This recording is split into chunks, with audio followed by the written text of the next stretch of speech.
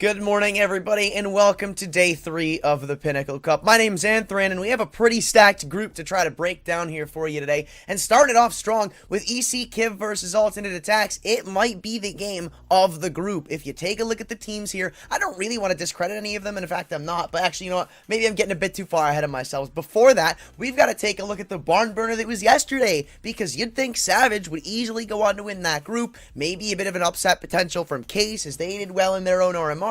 But no, Savage made quick work of them 16-11, then would go on to get upset by Eklot in Game 3, an overtime thriller, and somehow they're the ones taking that group. Same with Finest over Trick. That was a toss-up, honestly, between those two teams, and it just makes you think the past 2 days have been nothing but stacked. It's been crazy, and it's really unfortunate for some of these teams, but now we get a quick glance at what we've got breaking down for us here today, and Masonic and Havu on the other side of the bracket are no easy feat. Maybe the fourth group might be, a bit of a not belonging situation if you take a look at some of the powerhouses that are in these first three, but still, I mean, this is just a group of death in my mind, where Kyiv, they've been looking on fire recently, taking down teams like Copenhagen Flames, like Skade, like AGO, and it just doesn't really seem like anybody they play is able to get a good grasp on them. And I also want to throw in the fact that these are best of ones off the rip. I'm not that person who's going to discredit them, but what I will say is that Kyiv have a history of starting off their series super well, whether it's taking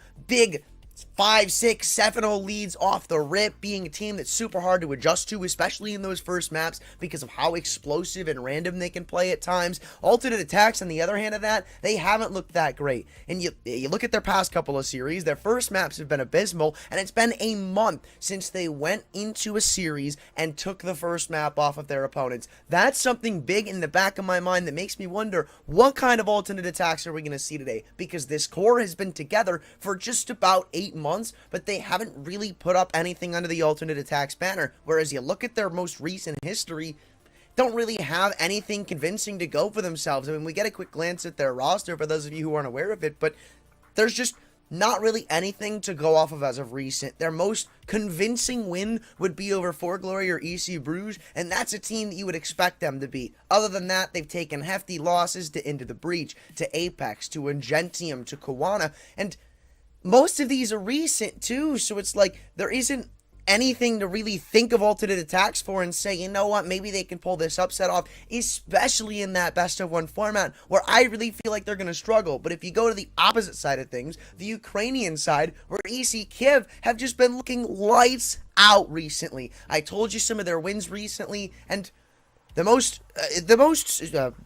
recent event they played was the ESEA Cash Cup, which they did pretty well. They placed second, some pretty good cash. But before that is what I'm looking at, where they made it through to the closed qualifier, taking down Skade and Copenhagen Flames in their way, where before that, they made the run back versus Skade and Nemiga, Pact, all teams that have not been able to put up a fight against these guys. And it just seems like they are ready to start breaking out from the mold. A team that previously looked a bit dicey. They'd come into series and kind of crap the bed. Like, they wouldn't really put up any sort of numbers, and I'm glad to see that they're finally starting to get something going for themselves, because they've been playing together for well over a year and a half as a roster. And I mean, their most recent addition is Klutz, and he's been here for 10 months, so it's like their soonest player has been here for longer than the entirety of the aTTaX roster has been together, and it seems like finally in 2022 something started clicking for them. Now, beyond that, I don't really know what we can put on for aTTaX, because we can't even give them this sort of like Cinderella tale of like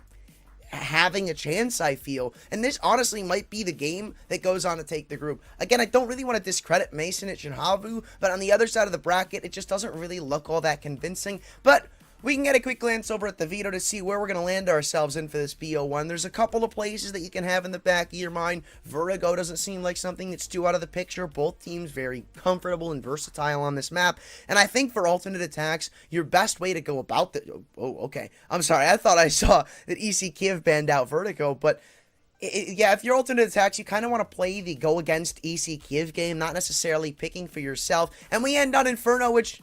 honestly, all things considered, not too bad for them. EC Kyiv don't have the most impressive of results on Inferno, but I guess I could say the exact same for aTTaX, who recently took losses to teams like Hawana, to teams like Entropiq.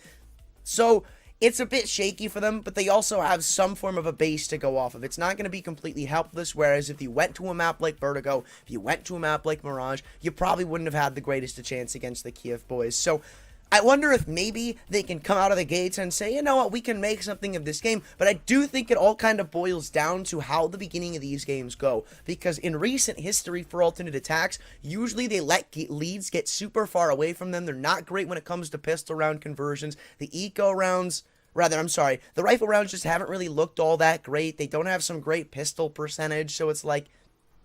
it's very unlikely that they come into this game and start with a massive lead like Kyiv are very well known to do. And I think it also boils down to what side they start on too, because for aTTaX, they really struggle on that defense. We've seen them on Ancient and Super CT-sided maps like that and Overpass, and they still seem to struggle by getting these early rounds, by getting these big starts that you would expect on these Super CT-heavy maps. So if Kyiv are able to shut them down on their CT side and really limit the success of their offense, then I don't think there's any world where aTTaX are able to get anything going for themselves, and it literally could just be a fireball going straight into the ground that aTTaX never really had a word to say in. But again, we'll go back to EC Kyiv and say what they're capable of, because on this map, it might not be the best for them, but it is still one of those maps that I was talking about earlier where they've taken it over teams like Skade, they've gone close with teams like AGO, so it's like, they are very battle-tested on this map, be it maybe they haven't played it the most. You could see from the times they have, there's something there. Like, there's definitely something to go off of.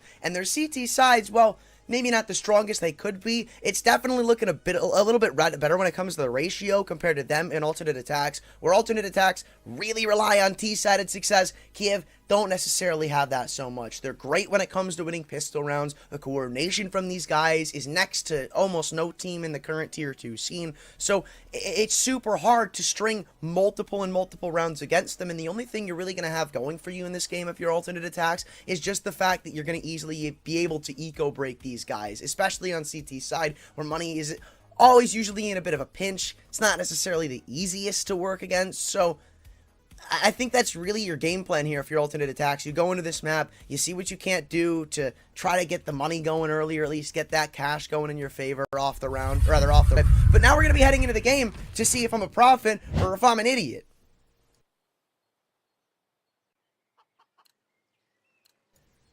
And we'll head into the knife round to see who gets to pick the starting side. I think this is everything for alternate aTTaX, because if they came to play today, then they're obviously going to want to start out on that defense. You want to try to get the ball rolling a bit earlier. And I'm one of those people who always thinks that it's going to be way better to start on that less favorable side, especially for yourselves. Like, I'd rather start on T side of Ancient than CT side, just so I can go into the defense and know, okay, this is all I really have to do. But it's good news for alternate aTTaX that they are able to take it home. It's close, but hey, getting that side choice is very underrated. But I wonder, I mean, Inferno is known to be one of these more balanced maps where it's kind of 50-50, where it can really lean either way. So I wonder which side they're going to start on. I guess it will be the CT side. Usually teams like to favor that one. But here we go into the pistol to see if alternate aTTaX can't try to break the odds, because Pinnacle certainly don't have them favored. It's 1-3 coming into this game. Well, a lot more utility than I would have initially anticipated from the CT side. A couple of nades, smoke, flash. Some basic stuff, but still spread out a lot of players means only 2 of them don't have armor. Or rather, 2 of them don't have armor. And that could be something to keep your eye on. Kyiv looking to maybe lean towards B in the early round as you've got Smash leading the charge. But kind of like this setup from alternate aTTaX. Staying into the top mid spot late in the round. Mav getting all of this information that nobody's peeked in just yet. But he might have gotten timing there. He might have gotten timing pretty hard. Still anticipating for it. aTTaX got the nade pulled out, pin ready to go. And as soon as he spots anything, he'll be dunking it over the half wall. A whole lot of damage being inflicted. Flash comes through as well. But it's not going to blind up Smash. An opening pick going their way may lead this onslaught into the B site, but you still got to go through freeze. And it looked like Clutch wanted to pop up through the smoke, which he will. But thankfully trades 2 for 2, though not too shabby. And now 2 of the 3 members on the retake with armor could be something to keep your eye on. Clutch, I'd say he's a bit low, but it shouldn't really matter all that much. And as the bomb goes down, we're into the honest to God 3-on-3. Everybody coming in through CT spawn, so Kyiv can soon keep their attention focused in on this one angle. And now you've got to worry about this USP from BYR at the back of the site. Klutz has flubbed the angle, so they're going to start to inch their way closer, and Mob's just made the task a bit easier, falling in accuracy, not enough to take care of him, and now it's all up to Klutz in from pit, looking for the 4K, and he clutches it out on the pistol, and this is why Kyiv can be so tough to go against, because they can just be electrifying in rounds like that. Almost as electrifying as some of the skins you can get on CS Money. Especially considering you can put in money and get a 40% top-up bonus. For those of you who don't know math, let's say you want to pour in $100 to some CS skins. Bam, there's an extra 40 bucks for free. Nothing more to it. It's pretty sick. Force comes back from alternate aTTaX. Only 1 SMG on the board. Minus that, it's just forced up pistols. And Kyiv are opting to play this slow con. Wait and see if alternate aTTaX give them anything to work with. But so far, it seems like it's just stock standard stuff from the attack squad, or at least from the defense, where they just kind of bounce in these smokes, keep top brackets control, send that 3-man B lean, and I kind of like this. You give your players time to rotate if things go haywire at top bracket. You've got this stack on B in case they try to go for a fast play, so it's all about baiting out the utility from Kyiv, and so far it's doing fairly well. You've already gotten a little bit out of the belts, including a smoke in towards CT spawn. But Kyiv, keep it slow and keep it steady. A minute remains, and it looks like Smash might want to take some ground up towards the B site. The Mag 10 in hand with less than a minute to go. They're going to have to start to make their gambit going soon. Even flashing himself in. It does look like he wants to start this one off in style. A smoke at the front of the site blocks any vision for freeze. And now in CT he goes, trying to farm him up on the SMG through the smoke. Doubles down, and aTTaX got the trade, but it's a bit too labored. Because now they're getting ready to house pop straight into the A site. 35 seconds, and Sky's going to drop in this smoke. Buy him a little bit of time to try to pull for rotations. But the SMGs, even though there's a smoke drop, there's really just nothing you can do against it. And it seems like it's going the way you would have anticipated. BYR, I mean, there's a dink delivered at the very end, but it seems just a bit too far-fetched for alternate aTTaX liking. And they quickly give up that force buy, meaning Kyiv may just look for that super hot start that I spoke of coming into this. And that's, like I said, another win condition for alternate aTTaX. Shutting down this early momentum and not letting Kyiv find their groove as easily as they normally do.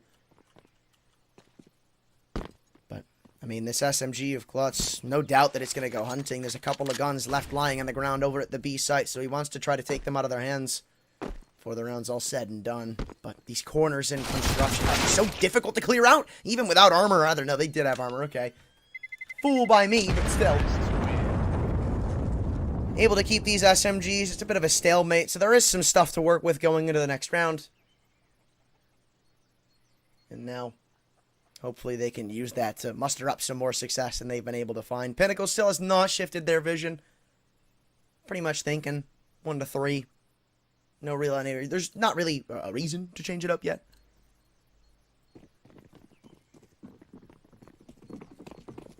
Well, AKs and rifles invested around the board. Kyiv are going to use this to try to build up some money for themselves.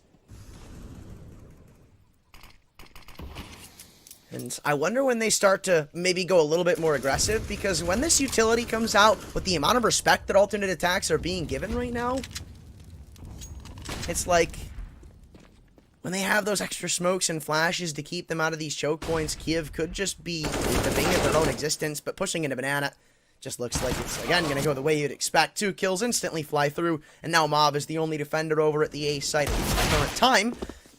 And Klutz even gave him a chance, walked into the angle and said, you know what, I'll take the fight.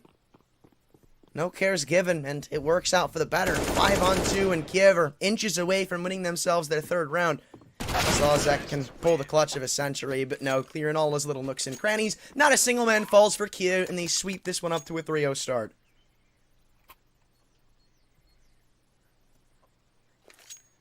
And as the rifles come through, again, we're going to have to see what alternate attacks can do to try to separate themselves from the bunch here. They got the op in play, and on a map like Inferno, it can be very, very game-defining. You can make, or you can individually win rounds with this weapon. So, depending on how aggressive or how he plays with it, alternate attacks could get the ball rolling fairly early on. And it looks like he's going to try to take some foreign ground into mid once again. We saw him do this on the pistol, and nobody even contested Smash. Not going to get flashed up. The shoulder spotted. But what a shot from him, dude. They're not even going to push the picture. No respect given, and for good reason. Doubling down, the A site left naked, and alternate attacks might call it a save from there.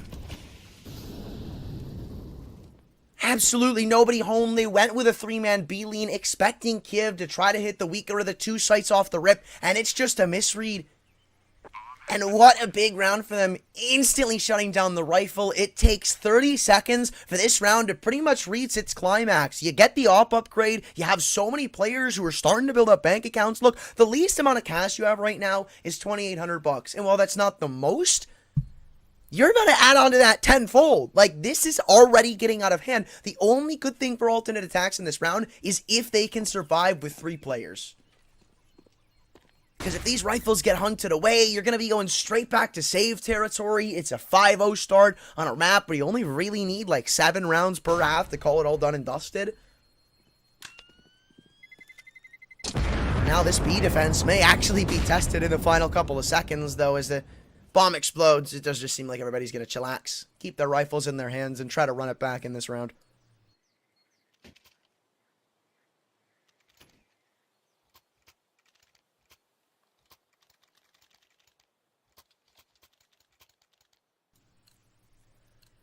And I mean, you're still on a very, very thin ground where you lose this one, you're right back to eco territory, and Kyiv continue this momentum that they've already started to bolster up. And finally, we see a transition over at that 3A stack, because it does seem like alternate attacks have gotten a bit too loose for my liking with 3B plays.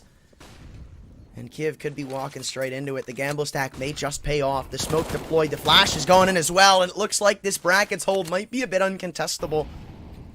And 8 even finishes the job of Amster, and another round that disappears in the blink of an eye, but this time for alternate attacks.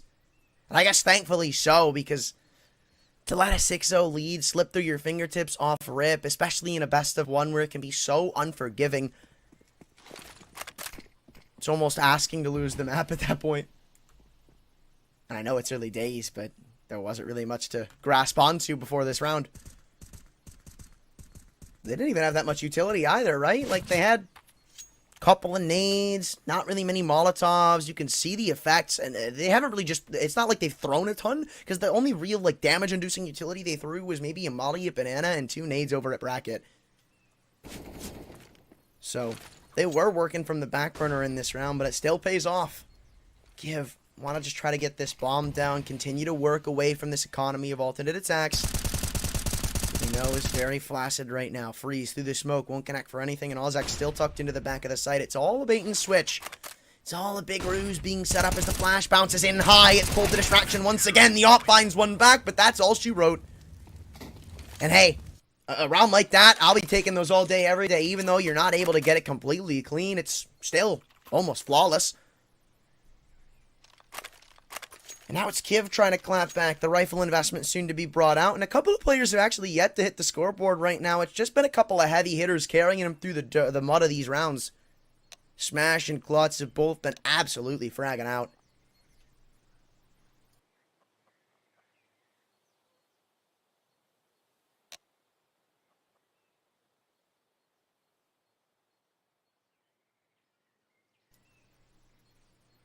Now, doesn't seem like that timeout gonna be lasted for too long.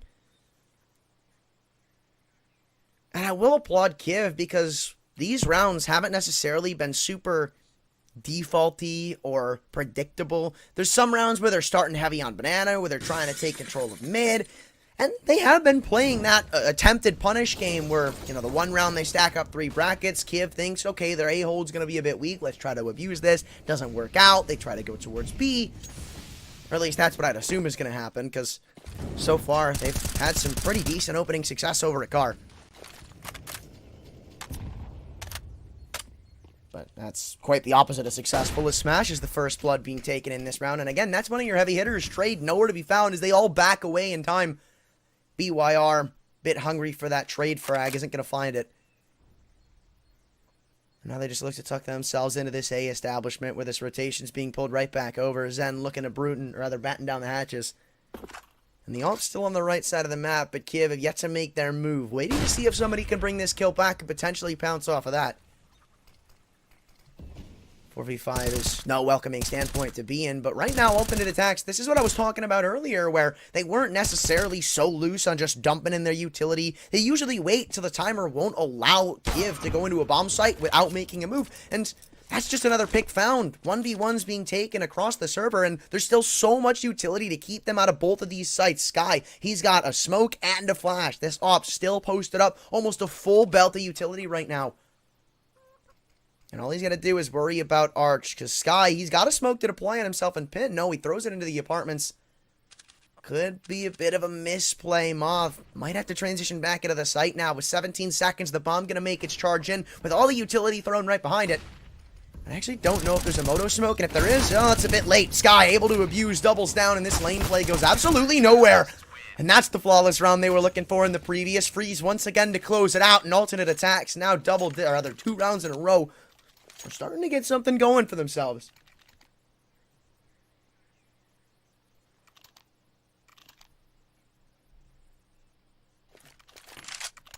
And this money, while it was early established, isn't going to last forever. Especially if you're not able to get these bomb plants. Especially if you're not able to find these kills. You get little to nothing next to that loss bonus. And eventually, that will be the antithesis of you. This might be your last full investment.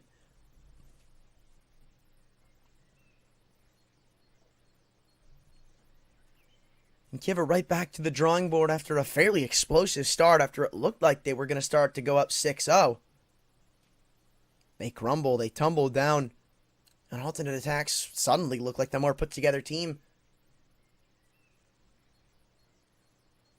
The chain reactions from them have been very good. You can see in the early round of the last one, they pick up the first frag at Banana, they rotate that extra man over to A, the op starts to work its magic.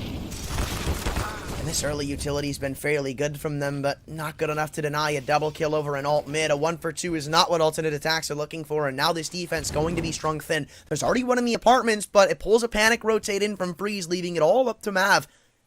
This AWP will have to sing over at Car if they want to defend for a successful 3rd round, but 3 players on the opposite side of the corner could be a bit too tough to go through.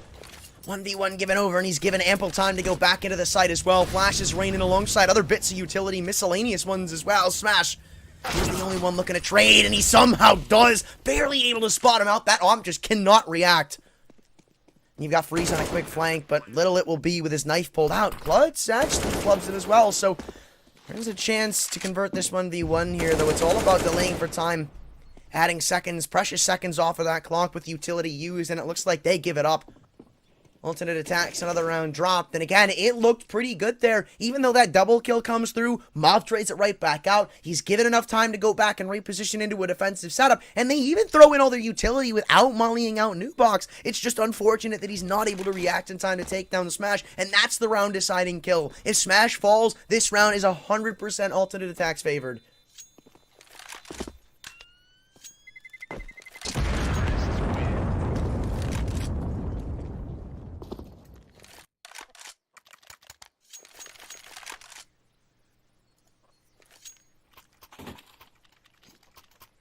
Well, once again starting to go out in front, EC Kyiv have, at least for now, broken the boundary of getting themselves back into forward ways, but the buy isn't going to be shying away from just yet. That op right back out invested, and I'd honestly like to see a little more from Mav, because there's a couple of these rounds where he is finding some impact with his frags, but not that aggressively. He's not taking those super aggro mid peaks. He's not peeking down banana, and I mean, that was the only time where we actually saw him hold the mid angle, and still not really able to get away with anything.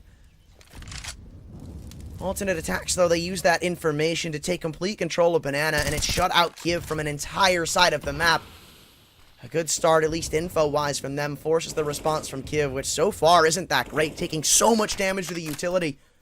Honestly, worthwhile for alternate attacks, but still, they haven't added that third man into the equation over at A, which is surprising because you have complete control of banana. But I love this angle from aTTaX, dude. This off angle is going to be so nasty, so gnarly to try and clear. And he just waits. Bites his tongue with Freeze sat atop the broken wall. There's no way S4 expects this. Maybe you expect a man to be on top of the wall, sure, but this off angle from aTTaX is just going to be so nasty to try to go through. And a flash goes both ways, but nobody seems to be blinded up in the interaction. 40 seconds to go as they finally make their move and sprawl into the banana angle. And the first pick, no, not found. aTTaX, he needed that frag. There's no utility left, barring some spare flashbangs from alternate attacks. So now, whenever Kyiv decide to make their move, the only thing standing in their way is the weapons and the weapons alone. Slowly transitioning into this B play 2 with 20 seconds left on the clock. The only to try and respond is Freeze. He's got to go massive. He just has to, and the molly's landed in the perfect spot. How much can he get done? 15 seconds left. It's all about buying time. Look at this clock. It's starting to run away from them. 10 seconds to go, and I don't think there's enough time. The bomb lies in the front of the steps on the site. The kill still not delivered. And it doesn't matter if you trade them back. You've just lost the round through the smoke. S4's magic is not enough, and alternate attacks come right back with a round of their own.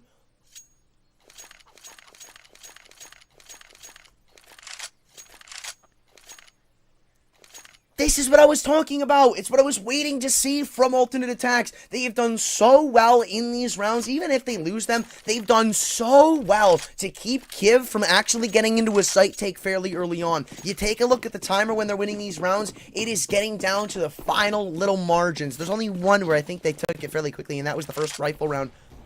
But past that, it's been so slow, and alternate attacks have read onto that. They've perfectly used their utility to stall them out.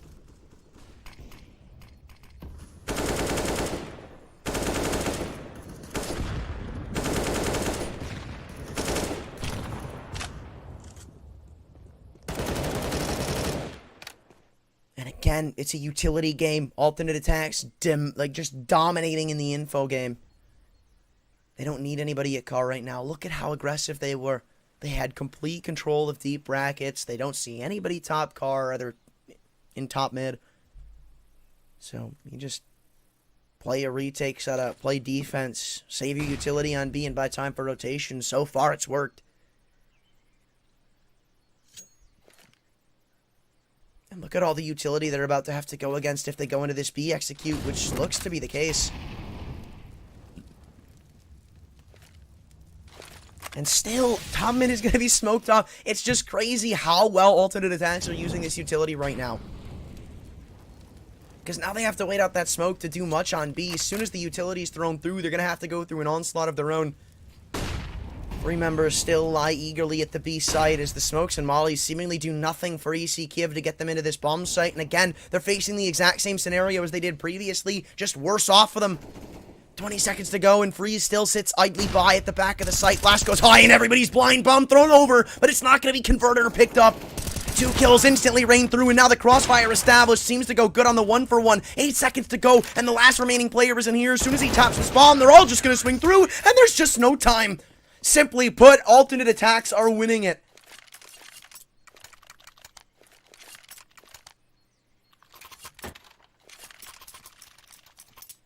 Kyiv, they have to change it up.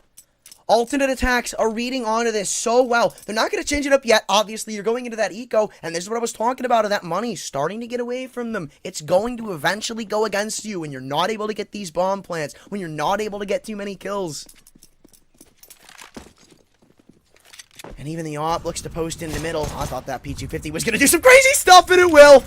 What an opening pick. A 5-on-4, and now Sky's got to be the man to respond. And Deagle is so deadly in these close range angles, but thankfully makes do with what he's been given. BYR, oh my god, just jumps out of ouch, not a care in the world. He's not going to get the kill, but still, I love the balls on him. Smoke deployed. P250 almost gets another dude. Smash is going crazy right now. It's just unfortunate that nothing's come behind it. It was a promising start, too.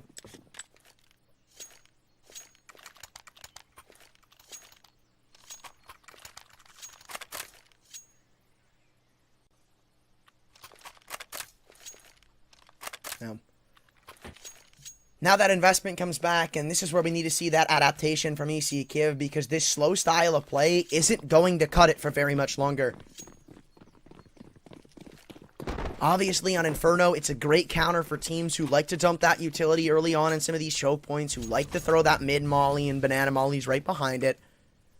But they're not doing that. Alternate attacks, they're just waiting for a response to be made by Kyiv before they really dump in the full force of their utility belts. And I keep putting so much emphasis on that because that's what's making this game for them right now. And again, full control of Banana without a single bit of damage taken. But Ozek's starting to give it away a little bit. Even throws in the flashbang for safe measure as the smoke fades. And look at Kyiv. We speak of the timer in these previous rounds. A minute's faded away from the clock, and 4 of them are still in T-steps. Because it's not just a game of getting out of T-steps. When you do this, you've got to take either bracket or car, and from there, actually get onto the site. And as the flashbangs get them into that first part, there's still smokes to probably keep them out of the rest. Perfectly placed from Freeze, and you either got to go through that or go for another one of these Hail Mary plays into the B site and hope that nothing goes wrong. Oh, S4, though. This is a dirty angle. Spots the barrel, and that's the opener they might need. The ball is in your court. Alternate attacks. Do you gamble rotate? Do you stack too many players over? I'm not sure. But Klutz, how does he find that kill? No way. And now Zen's even going to try to tuck into the smoke too. 20 seconds left. Klutz going to get caught pulling a flashbang. And now 18 left. Bomb. Can it be dropped? No, if it was. Again, there was a chance to be made for them in that round. But Kyiv, apparently the pace change wasn't needed. They just win the aim duels and take into his sight. As easy as that.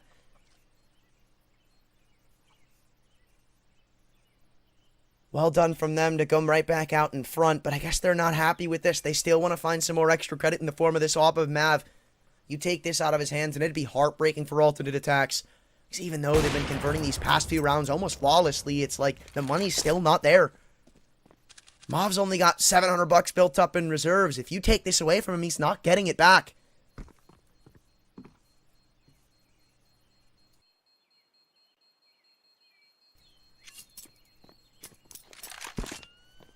Nonetheless, though, maybe that's something for Kyiv to look forward to. A crack in the armor that they really need to exploit. And remember, this is usually an alternate attacks team that's historically had fairly weak CT sides, so the fact that they're keeping up and going toe-to-toe with them right now is a bit worrying.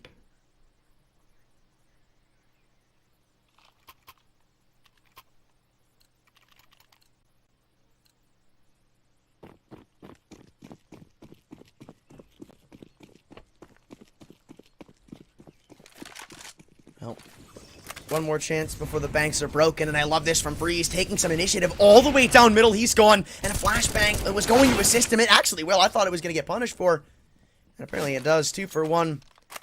Question is, do they take that quickly into the A site? No, they don't. And Sky's now able to trade this one right back out. Smoke deployed, and he's even able to get out of dodge. I feel like that might be a bit of a misplay. Back into a 3-on-3 now. Kyiv's advantage disappears from them. The only good note is that that op is now something they won't have to worry about.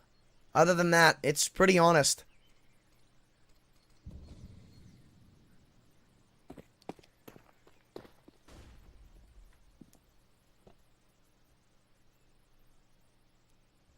Kyiv just resetting the timing. And once again, you're going to try to work up these opening picks. Now, usually the T side's good at doing it, but with this so deadly crossfire established, with the setup they have right now, it's probably the best of whatever world you can make of this. But Zen going to try to push the picture again. The exact same angle! And he almost even flubs the shot. S4 this time won't catch a glimpse of him. 36 seconds and Sky falls in the apartment. It's given up the gamut. They know exactly what's going on. The molly deployed, and he's all by himself to hold on to this A site. Both of them spotted, and he's just got to play the timer. 27 seconds. His teammate is so far away. He's in no man's land. The flash wasn't actually thrown in. Even spotted Amster going up in the graveyard, but can't find the headshot in time. It left all up to Ozek in the 1v2. No utility. A smoke right in his face, and with no kit, the time is going heavily against him. Even the extra one deployed in, and it seems like Ozek's chances of going for this clutch have instantly gone away from him. You can see the interest completely left the server as soon as that extra smoke was bounced in. He's probably just going to try to pick up this op in mid and bring it to the next. It's just unfortunate timing. Sky was trying to go so deep to clear out the entirety of the apartments, and I just feel like it was miscommunication too. I mean, it was so aggressive from the both of them. Maybe if they both try to clear into apps, it makes a bit more sense because you can have that first player worrying about T steps and then you've got that trade potential. But, I mean, you find that extra pick if you're Zen, right? You take down the mid player. Sky, I feel like you should just back away, reset the timing again, talk into the site with 20 seconds to go, and have them make a first move.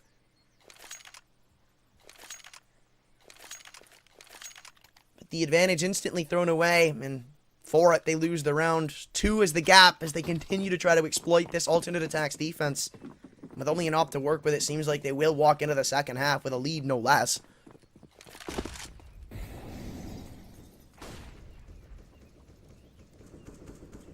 And I really liked the play in them, from them in last round too, right? They haven't done anything that aggressive. It's been fairly by the books when it comes to these holds. These setups have usually been leaning towards bracket or 3-men stacked over towards B. It hasn't been anything that aggressive. Only once did they really take a fight into alt mid.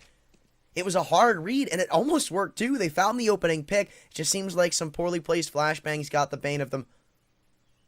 And now it's a full gamble stack over towards A as the ops fired off a shot. What they were trying to do was fire out the shot on A, make Kyiv think that that was going to transition in towards B, and then hope that they catch some quick, fast A play from Kyiv, but it's just not going to work. And even with the utility flying over at B, I don't think alternate attacks really have that much interest in giving them anything. If anything at all right now, you want to keep this op. So this round is another one of the, scenarios where it's not going to be too crazy. Only thing Freeze can really do is pepper shots in behind that smoke. I mean, I guess there is the factor that they haven't gotten the bomb down just yet, so if they were to find a kill here before that happens, maybe you give this retake a little bit of a look-see. But now as it's a 5-on-5 post plant, you really just want to keep this op alive. Maybe Zen goes for some exits, mob behind him. Who really knows? Moral of the story, it's 8-5, and alternate attacks seemingly are shattered from the previous couple of rounds, so Kyiv, if you walk away with a 10-5 score going into that second half, you pick up the pistol, this game might honestly be curtains. Remember, this is a best of one. It's not like you're going to have that extra 5-10 minutes in break time to gather yourselves and adjust to what Kyiv are doing. No, it is all laid out in front of you right here.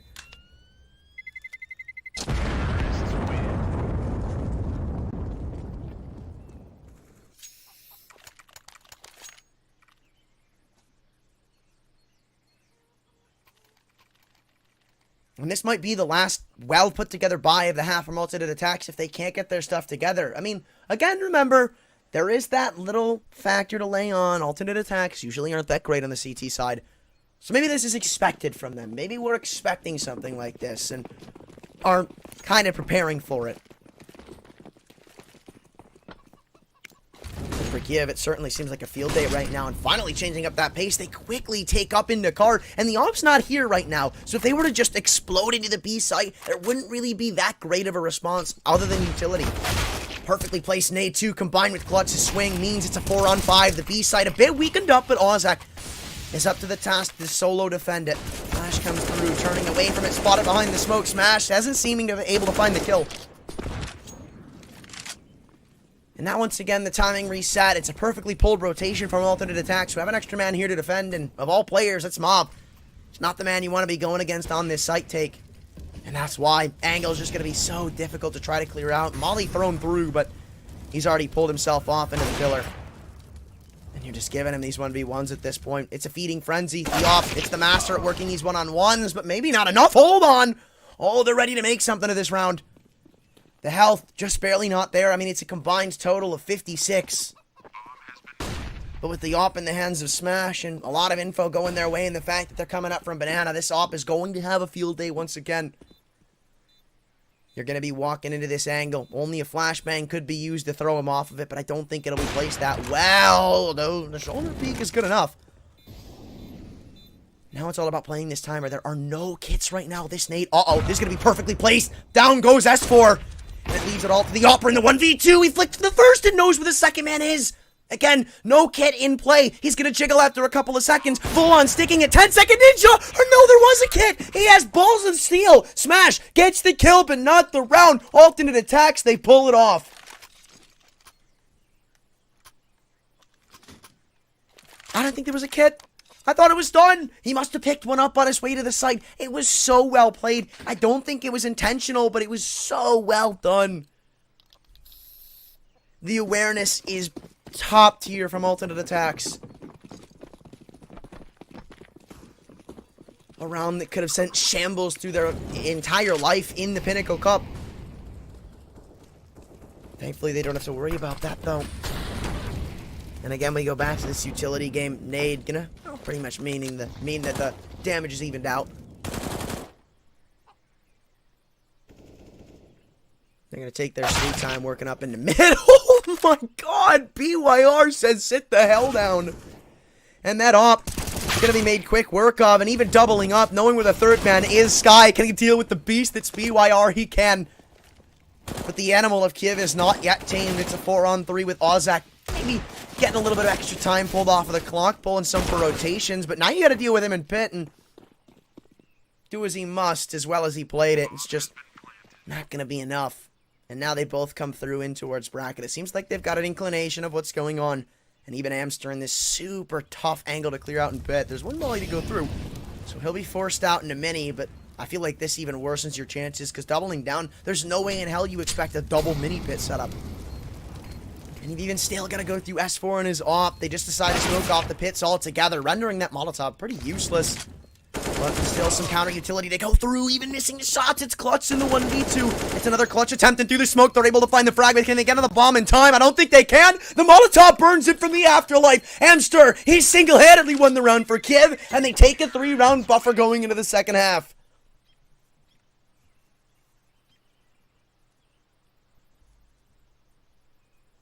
It's another one of these rounds that comes down to mere inches. If that molly is thrown half a second sooner, it's a completely different outcome. Freeze wouldn't fall in the afterlife. He'd get the defuse. It'd be 8-7. But if you get the pistol, if you're alternate attacks, you get the ball rolling early, this game is still probably in their favor. Like, they are a very T-sided team. And I'm not just talking about on this map. I mean as a team in general.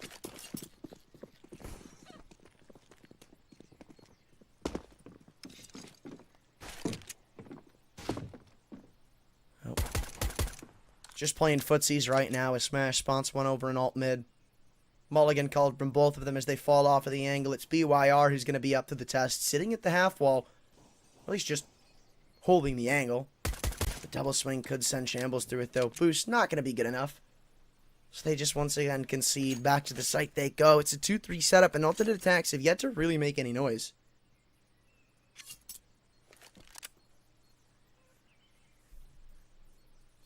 Rotation still yet to be pulled too. Like, there's plenty of smokes to get them into the site right now. If they threw in the CT coffin smoke, it'd pretty much just be BYR on an island of his own. And he'd probably be sitting in a Molotov too with all the utility they have built up. It does just seem like Kyiv, rather, alternate attacks are just going to go in for a full-on B-side attack. Molly smoke combo thrown through. That's what I was worried about, but surprisingly so, it seems like it's not going as poorly as I anticipated. BYR still alive, but not for long. The P250 headshot of Mob just seems to be a bit too difficult to climb over, and the bomb's still yet to be planted. It seems like Amster's got a bit of a lineup. No. Too low, my friend. He expected him to plant on top of the coffins, but even if he did, that wouldn't hit him. So, don't really know what he was going for there, but you're going to attempt the 4-on-5. No real shocker there. It's just not going well. Not anything to grab onto here if you're Kyiv. 1 kill brought back, but it's already too late. A 2-on-4. It's desperation here. You've got the kit, sure, but this timer continues to try to get away from you, and alternate attacks are giving them nothing, man. Even a perfectly timed peek from Freeze pretty much lays it to the end. Clutch, the only one left standing, and it's a team ace from aTTaX on the pistol.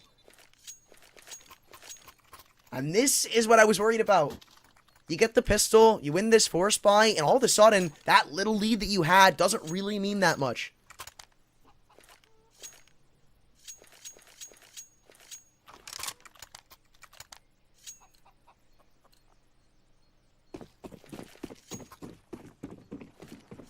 I do love the Mag 7 buy, though. That one's leveled in my heart for Mexner, but what'll BYR get done with it? I mean, no surprise to see him play over around this half wall, but on a round like this, I feel like you're extra cautious of an angle. Or at least this angle in particular, because even if it's not a Mag 7, if it's like an MP9, if you don't give it the respect that this angle deserves, you are going to get farmed.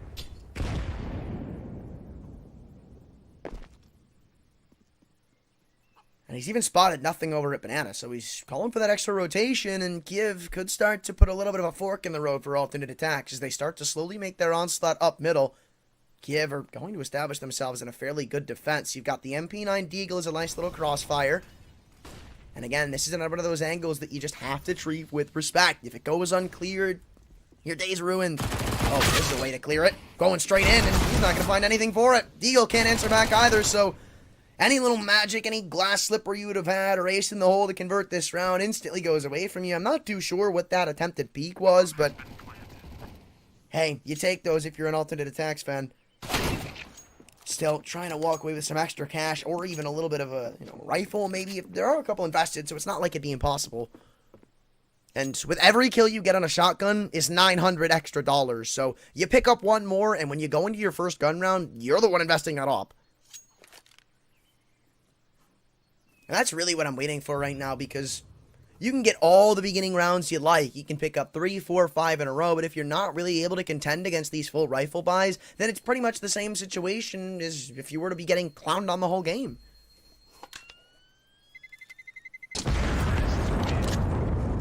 Pistol rounds aren't everything, and Kyiv, well, they probably know that.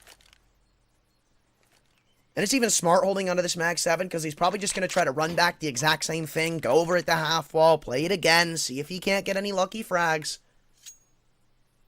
And work from the ground up there. Tech pause coming through. Apparently there's some issues going on. See if I can't get an update on that if it lasts long enough at least. But, yeah, I mean, I don't even know if I want to say that round was well played from alternate attacks, because if he just held the line, if Smash just sat there on the MP9, that round could have fallen into shambles. It didn't really seem like they were that weary of a man being on balcony. And I just think it's the overextensions of EC Kyiv that lose them that round. Oh, apparently there's some keyboard issues for the alternate attacks members. Surprising. Usually you'd think, like, you win a round and you're cheering. Like, not smashing your keyboard. It always reminds me of when I see tech pauses because somebody spilled water. It is way more common than you think and that it should be. Or, like, more common than it should be. Because, bro, why are you putting your water, number one, like, in a cup, but number two, why are you putting it in distance where you're going to hit it with your arm? It's like, this is an FPS, a computer game. You're going to swing your arms around.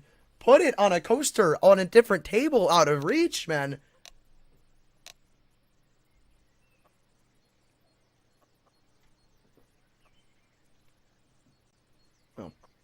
Apparently we're chilling. Not that big of a keyboard issue. If you could just maybe unplug and replug it and be fine.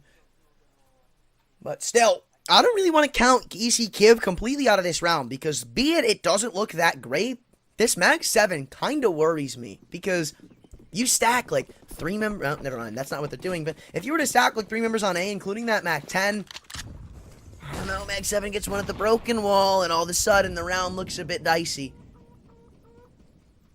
But still a 4-man B-lane that doesn't seem to be broken just yet, Kyiv. Maybe they're going to try to go for an info play over at Banana, bait a couple of players into the shotgun. Oh, wow, that's a great molly, and it's even going to bait out the smoke from BYR, giving away all this info. He spots out 2 members, but gets caught on the fadeaway.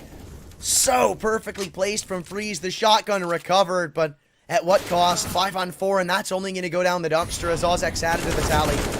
And he doesn't want to stop there. The long-range Mac 10 gets the better of him, or rather won't get the better of him, and it's all up to this P250 on Smash. So a little bit of excellence from it in the first half, but jumping around on the Miggity Mac 10.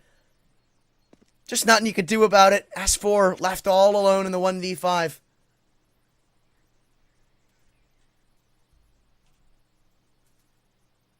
I'm surprised they haven't even gotten this bomb down yet, bro. They were showing a bit too much respect for a 1v5. I'm not going to lie.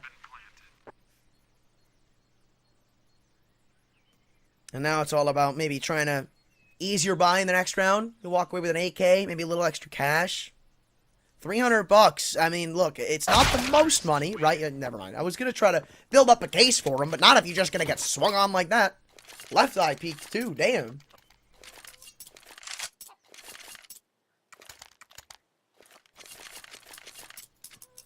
No respect given.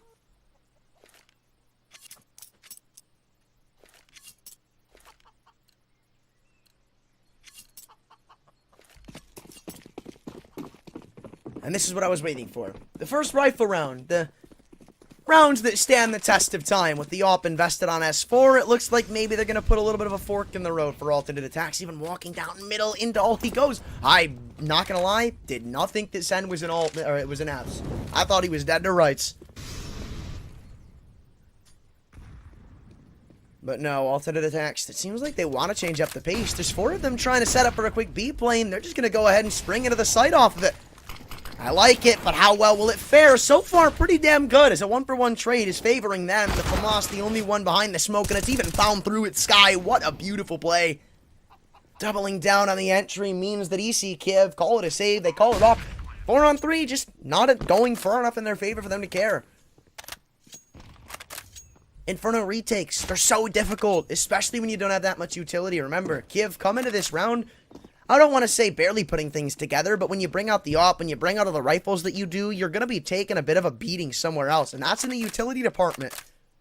So you can't really expect them to try to go for that. But I feel like S4's AWP is going to have to start to wake up, like, because aTTaX have just proven they are not going to respect you on these rifles. They're not going to care that just because you have an investment. So there's going to have to be a difference maker here soon, and nobody from Kyiv is yet to really step up on this CT side. And you also look at the fragging department, like, Smash and Clutch are the only ones putting up numbers. 16 kills, 14 kills, the next closest is 7. So somebody else needs to fill some shoes. It doesn't even have to be that big.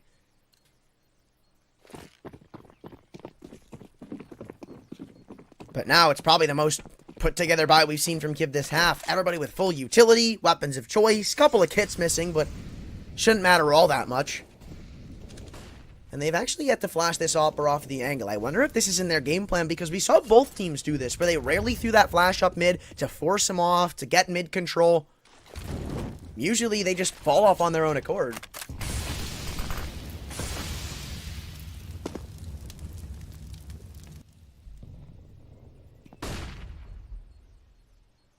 And aTTaX winning the ground game right now as they have full control of car, even flashing up deeper. Behind the sandbags lies the first defender in Amster, and he's going to win his test. Opts not to back away just yet, but for the worst of the options, because Freeze trades him out. Right back to a 4-on-4, and the B site yet to be stacked up. aTTaX start to make their move elsewhere. Rotations pulled, and the AWP is still a man to go through with brackets.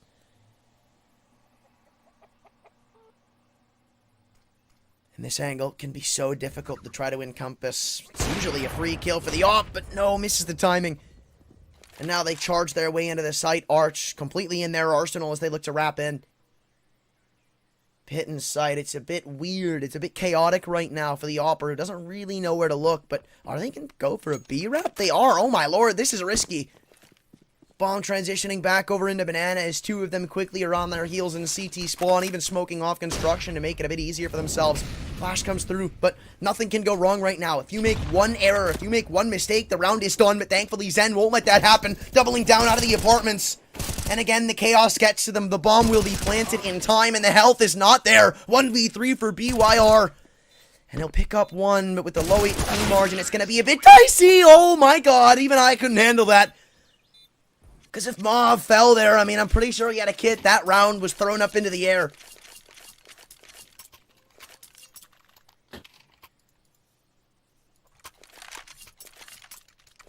Kyiv call a timeout because things just aren't going well. This is 5 in a row from alternate attacks. The most we've seen as a streak in this game. We've yet to see this much one-sided success. And this is what I thought we'd be seeing from Kyiv. A team who I said were really well put together on the CT side. Their offense is very well and methodically played. And even walking away with a 9-6 lead out of that first half, it's like there were a couple of slip-ups. There were a couple of errors where it probably could have been a little more one-sided, like 10-5, 11-4. But it's still not bad. It's just the CT side that's looked abysmal. And remember, in that last round, they found an opening pick. It was a 5-on-4. They baited out so much util within the first, like, 30, 40 seconds. You can't really ask for more to be given you off the rip. And now it seems like they're feeling pressured. Look at all the util they dump in. BYR, he walked into this round with a full belt. Now he's got nothing.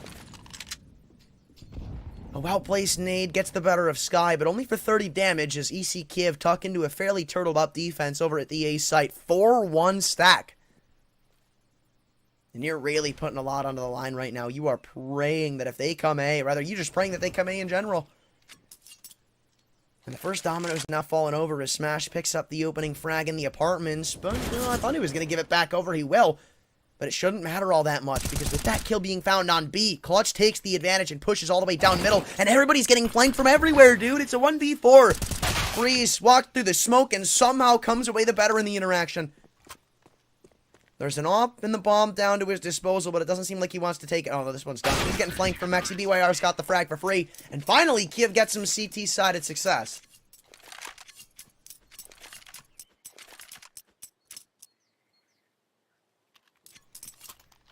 Well, it's a start, but we still need to see more. It's just good that they were able to win that round with 3 players so they can start to build up a bank for themselves in case they get the ball rolling.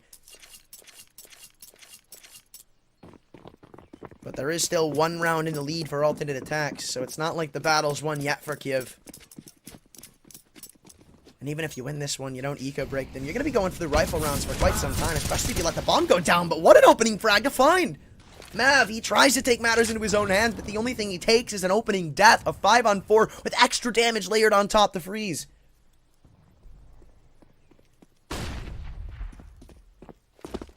And Kyiv, with the advantage, just tuck back, a 5-on-4. This time they won't stick around that aggressively. The last time we saw it, they still had Amster over at Sandbags, and it was an instant trade.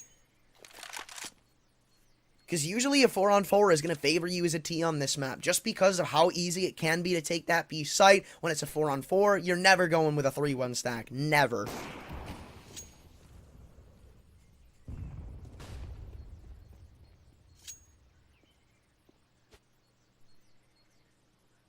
And alternate attacks just don't seem to know what to do to get back into this round. I mean, look how long they've just taken to sit around. They just spent 30, 40 seconds doing nothing, hoping that Kyiv would give them something back. But as it stands, it's just going to have to be up to the B execute. Hope that it goes well, and I love that smoke from them. I love that smoke from him in CT spawn. Amster is so smart.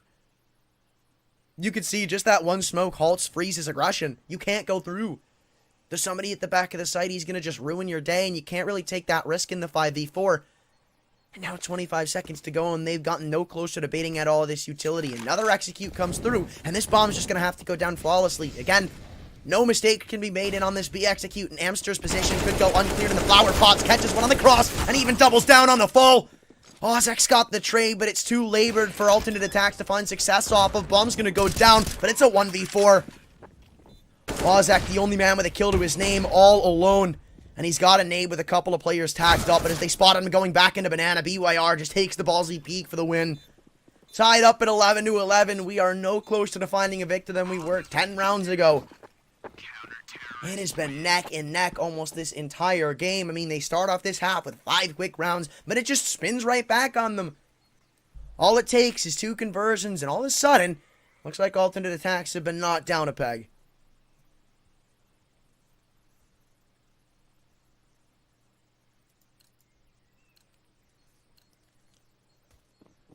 A full investment from both sides brought onto the server as well. It could be the last BC for a while, though, from alternate attacks. If you don't convert here, you're very well probably looking at 13-11 for Kyiv.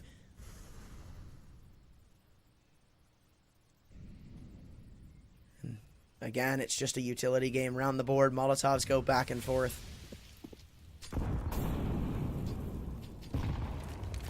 And both of these sides, rather, like, it's weird, right? Because it's a pretty much opposite of what we saw in the first half, where Kyiv and aTTaX were both so reserved with their utility usage. It's the opposite here, where they're not scared to dump in these early Molotovs. They're not scared to throw this flash off the start. So it's like both of these teams pretty much counteract each other, and I'm not surprised at all to see the scoreline now that I think about that.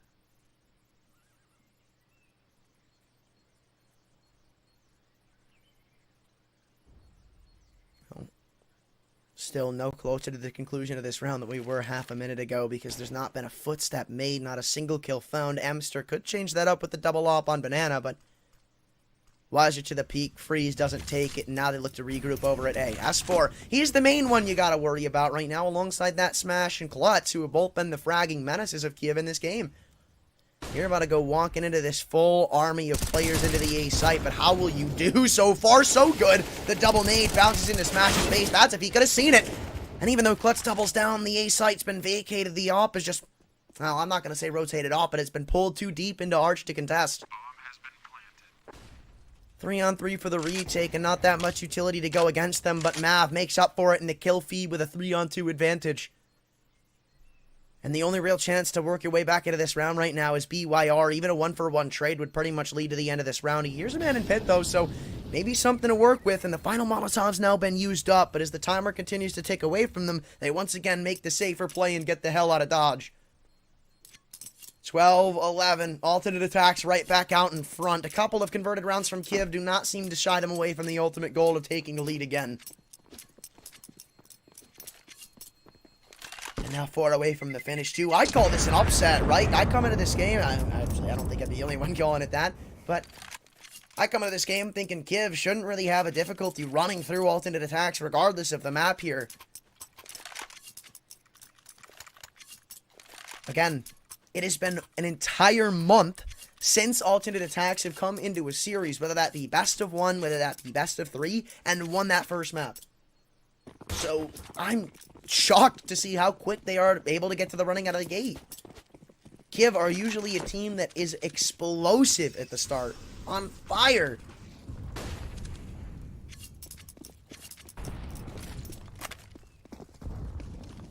With that being said, I mean, we are still no closer to a conclusion than before, because this could instantly be traded back out. Alternate attacks could be sent right back to eco territory. Everything's up in the air right now. And it kind of goes both ways. Whoever takes this round should be winning one right behind it as well.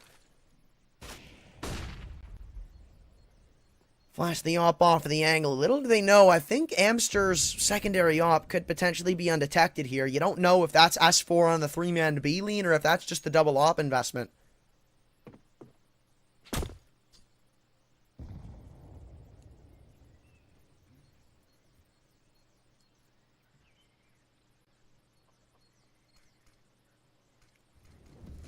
And S4, he's played this angle a couple of times now, but all the wiser to it. I think alternate attacks tried to molly it off, but it just missed the mark a little bit. Still, flash for extra assurance, and now as they lean back into the A-site defense, they're even transitioning a man off. I thought for a second there Klutz was just going to leave it to a 2-man setup. Still, though, the bomb doesn't really know where it's going. Only 2 players over at Banana, and that's where Freeze is right now with the rock. 27 seconds. Somebody's got to go with him.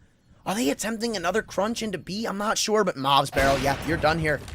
Freest kill of S4's life, and he even looks back over towards the apartments. His 2 op kills rain out into the server. The bomb still does not have an intended destination. S4 at the back of the site is fragging out like a madman, but misses the one he needed to hit. Freeze now an opportunity at the clutch. A 1v3 is already crept close. His Klotz taken down, fully blinded though, means it's all up to him in BYR. Hamster on that secondary AWP's already gotten one for himself as BYR goes up in the graveyard. The head spot, and it is taken with Kyiv. Freeze! No way you pull this off! Creeping back, Hamster's changed out to the rifle himself, trying to face the smoke. Freeze could get gamed upon. Does he know where he is? No! Oh, turn around, my friend! He's got behind you! Round the world goes Hamster, and he'll deny the clutch. And I wonder if that was a misclick. Why did he fire a shot? He gave away all the info. Hamster had no idea where he was. He was going to hard clear pit. He wasn't even going to be considering the push. But the fired off shot gave away any chance at Freeze to pull that one back, and we could take another glance. It is so unfortunate the way it pans out. As for, he's a hero to his team, picking up 3 on the A defense.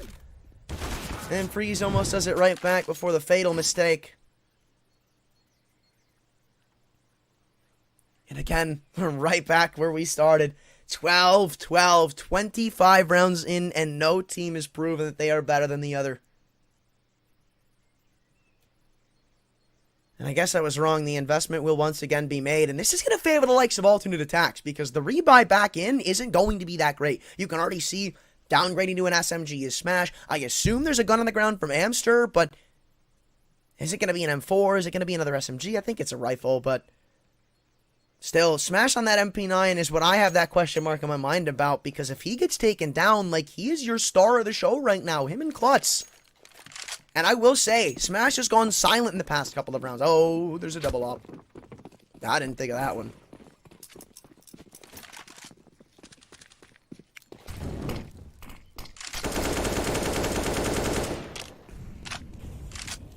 Well, this time it doesn't seem like Kyiv dumping that much utility over, but that is a waste of smoke. That Molotov was not going to hit him. Nope. Neck and neck in the util game, I guess, is both teams are very loose with throwing it in just now. As for, though, I like that. He holds onto the molly. A lot of players would just dump it off there after that smoke is thrown in on Instinction, but not hearing anything, it's so smart to keep that bit of util.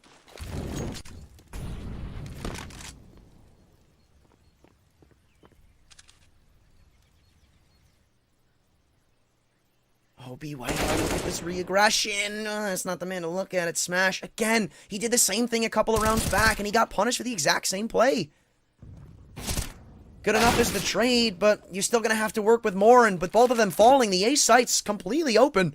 S4 is the only one to pick the balls back up. And he'll catch the bomb. The only important kill that he needed to find, even getting wrapped on from Arch. Oh, just barely out of the scope. Zen catches a lucky break.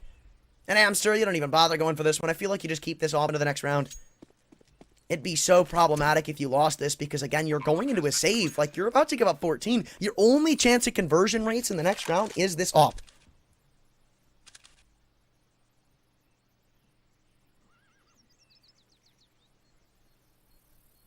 And this really could be where aTTaX start to set themselves aside from the pack. This is their chance to really start to drive in the nail of how eco-destroyed Kyiv are right now. Because, I mean, you've got a couple of players who can reinvest. You've got BYR who could probably throw another gun under the table. Amster could drop one if need be, but they're not going to. They don't have that loss bonus established. So Smash, Klutz, S4 rather, probably just Smash and S4, would both be left in the dust.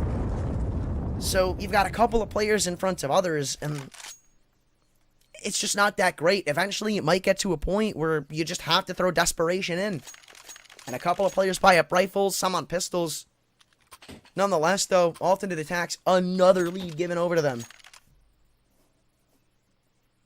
But will they finally be able to capitalize? That's my question.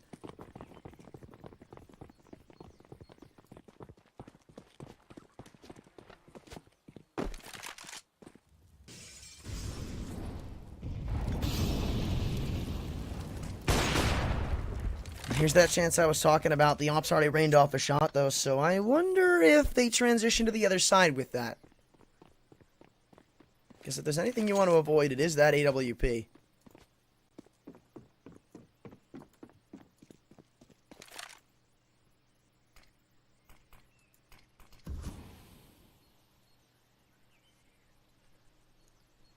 I like the slow pace, though, from aTTaX in this round. They probably know that they're going against a somewhat safe, not really invested, like, territory for them. So it's like, the only real way you lose a round like this is if you go charging into one of these sites and throw care to the wind.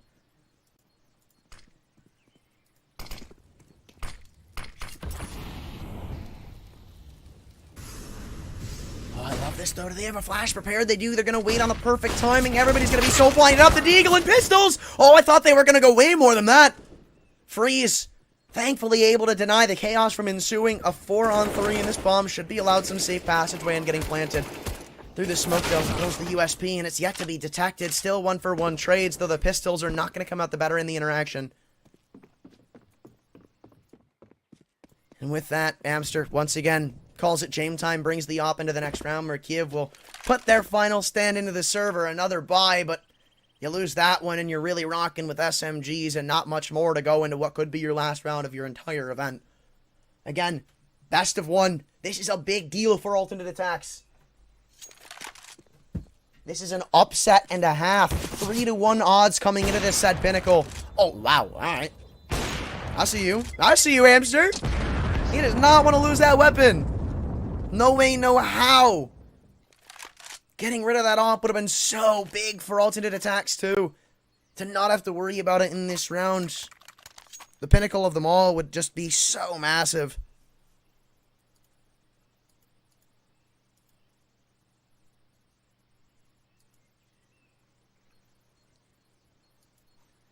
And Kyiv, I don't think this is their final timeout, but it's pretty damn close to it. Been a bit of a rocky road on this CT side. They've called a couple of them, wondering what they could do to fix this problem that they've been having. And, I mean, I couldn't even really pinpoint it for you. It's kind of been everywhere. Some flubs over on B, maybe misuse of utility, weird setups.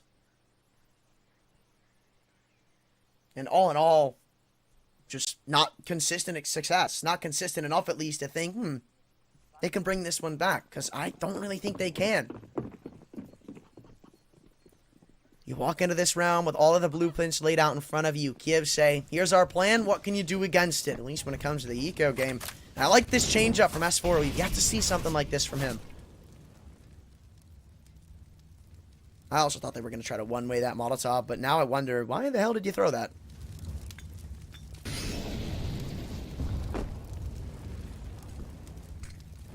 Even heard over at Banana. Retake utility about to be deployed, though that Molotov will get nothing done. The smoke thrown on top of it. And Ozak, oh, I thought he was going to try to push the envelope there. But now it is S4 opening up this round with the EWP.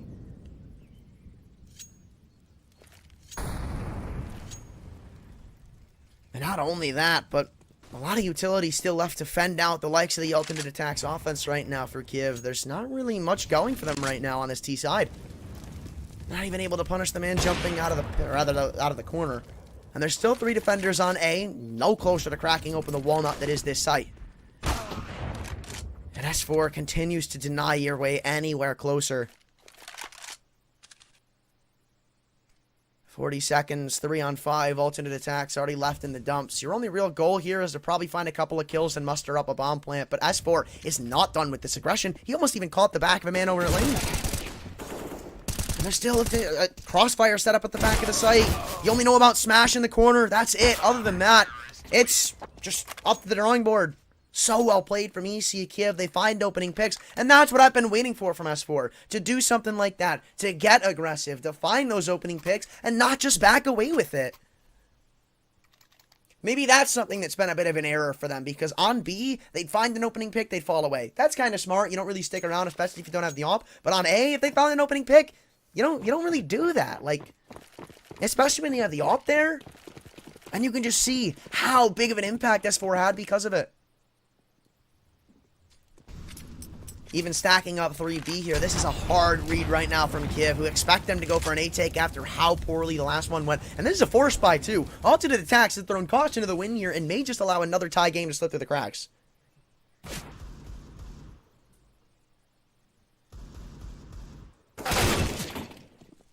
But a good opener is going to cause some troubles for this Kyiv defense. Full man on rotation, almost 2. aTTaX, though! Oh my god, don't care about caution. Just double entry, why don't you? Smoke's thrown through, and they even wait to pounce because aTTaX got another smoke to throw in deep. But, a bit over of an extension. And I wonder what that extra smoke was for. I mean, they ended up throwing one on CT anyway, so... who knows, but 2 weapons to fend off in this post plant, and you know about 2 players coming through from CT. Now, what can you do about it? In this Deagle, oh my god, this Deagle, it's going to end the round. Smash is, I got no clue what's happening. You can't expect that. It's a perfectly timed flank from Sky, and they even spotted the shoulder of the Opera, but if that didn't matter, he'll find 2. Wants the 3rd. He's feeling the adrenaline right now. But even if he doesn't find it, someone else will. It is 1v4. The money is shot. The match point is there, and aTTaX have 2 chances to close out this series. Fend him off, my friend, but it won't matter. Zen finds the trade. It's a 2-for-1 that they'll take to the bank. And look at the money. It's distraught. It's destroyed. You've got maybe 2-3 rifles into this round, but certainly no op. Certainly not that much utility. And on one of the worst investments we've seen from aTTaX this half, they make it look easy. A 1v4 at one point, and Sky is a hero for aTTaX.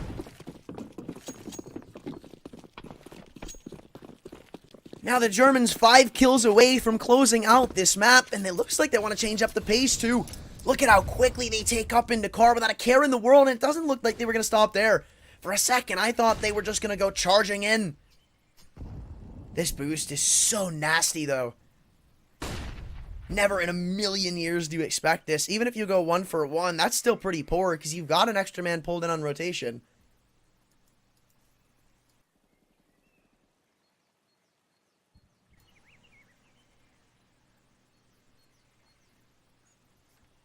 But aTTaX can't let themselves get in front of their, block their own way, rather. Because, again, this should be a round you're winning. You're going up against an SMG on Smash again, a FAMAS on S4, and awful utility. With no kits, albeit as well. So it's like, if you take one of these sites, it's probably curtains. Kyiv's only real chance to come back into this game is if they can go for an actual site defense. If they don't, the retake, probably not going to be all that much there. I don't think I like how long aTTaX are waiting, because Kyiv have really yet to bite onto the fact that this is a passive play. They have all of this util still stored up, and when a flash comes through, when a molly comes through, they're just going to start dumping in the belts. And this is what I was worried about. Look how long they take. It's just dismantled, it's disgruntled, it's chaotic. And that's so poor from aTTaX. That's probably one of the worst rounds I think we've seen from them all game.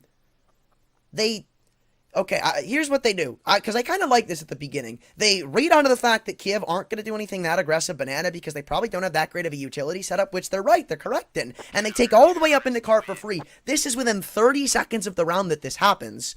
So, now you've got car, there's a minute 30 on the clock, and they do nothing for an entire minute. They don't move, they don't flinch, they don't throw utility, they don't bait out peaks, they do nothing.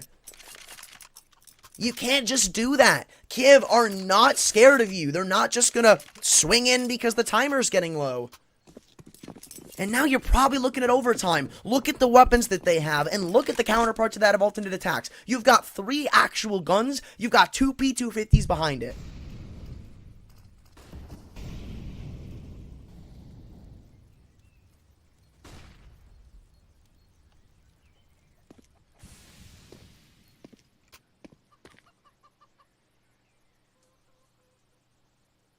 And it's probably the worst way you could have played that round, too. Against the weakened weapons, yeah, you want to take it cautiously, but you don't just want to throw away the round.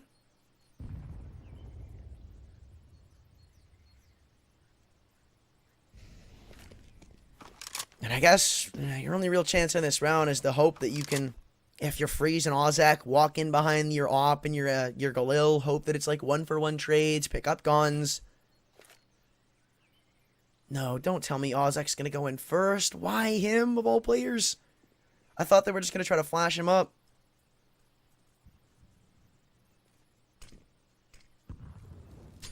And now they're even throwing in this retake util over to Banana. Well timed as well. Like, Amster's still got a smoke to burn.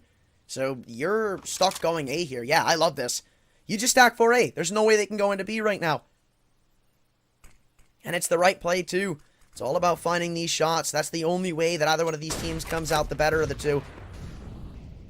P250 working its way up an arch. The footsteps yet to be heard or pounced upon. 20 seconds to go, and aTTaX got a timing. He's probably telling his boys to wait it out. You give him 10 extra seconds, and you might be absolutely thanking him. Thanking your lucky stars, your Lord and Savior. The P250 not able to capitalize on one in pit, but thankfully a 3-for-2 trades open up the A site. 8 seconds to go. The bomb, it's stuck in the middle of the site. Somebody's got to get it down. No way! You've just lost on timing! Or no, you didn't! I thought they didn't have time! 2-on-2. It's chaotic as all hell! But the op is there. aTTaX finds one. It's all up to Amster. And at the final second, at the final hurdle, 16-14, it couldn't be closer. Somehow, alternate attacks close it out. I didn't think they had time. I thought it was done. I thought that bomb being stuck in the corner had meant that was overtime guaranteed. It was a millisecond away from being an overtime thriller. But alternate attacks send heartbreak through EC Kyiv at the final hurdle, the bitter end. And now you look back, because they say 16-14 losses are the worst. You look back. What if we didn't choke this, what I think was it a 4v2, 4v3 over on our T side? What if we didn't let him get off to a 5-0 start on that half? It's a completely different result. But now as it stands, the result is alternate attacks to meet the winners of Masonic and Havu in the finals of the group, which we'll be coming back to very shortly.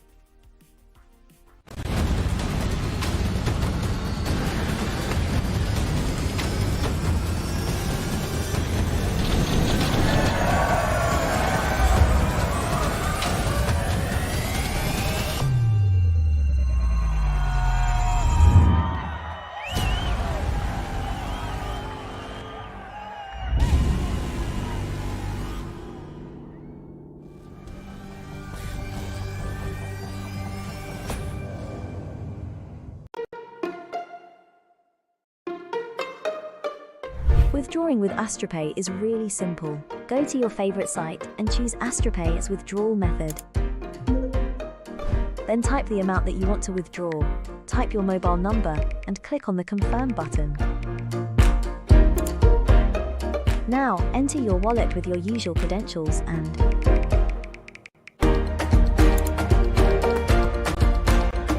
your money's available in your wallet now. Decide if you want to extract money or buy on your favorite sites. Get the app in your favorite store or visit us at www.aTTaX.com.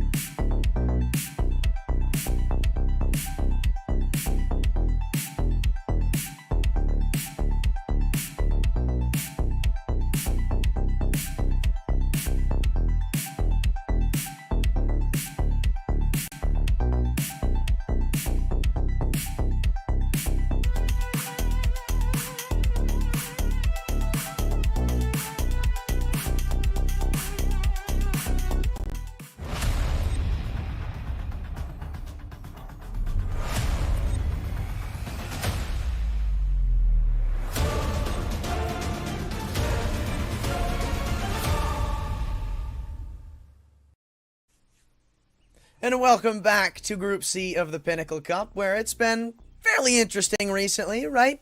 It was weird. Let's just put it that way. It was probably the closest I think I've ever seen a game on Inferno where there was never a point in time where one team looked like they were out in front of the other, right?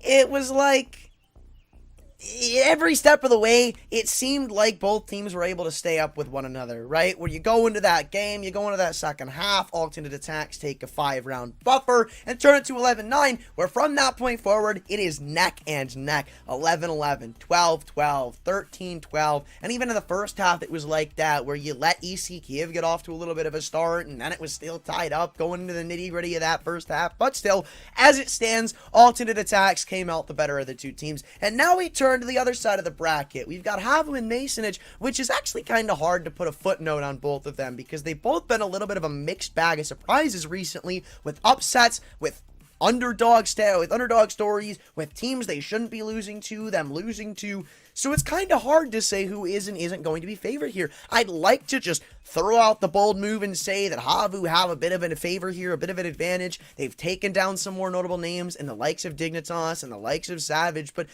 that's not to discredit Masonic, because in the past, and even in somewhat recent times, they've had some interesting results. Going 2-1 over Tricked, going 2-1 over Ecstatic, and obviously there's something there, right?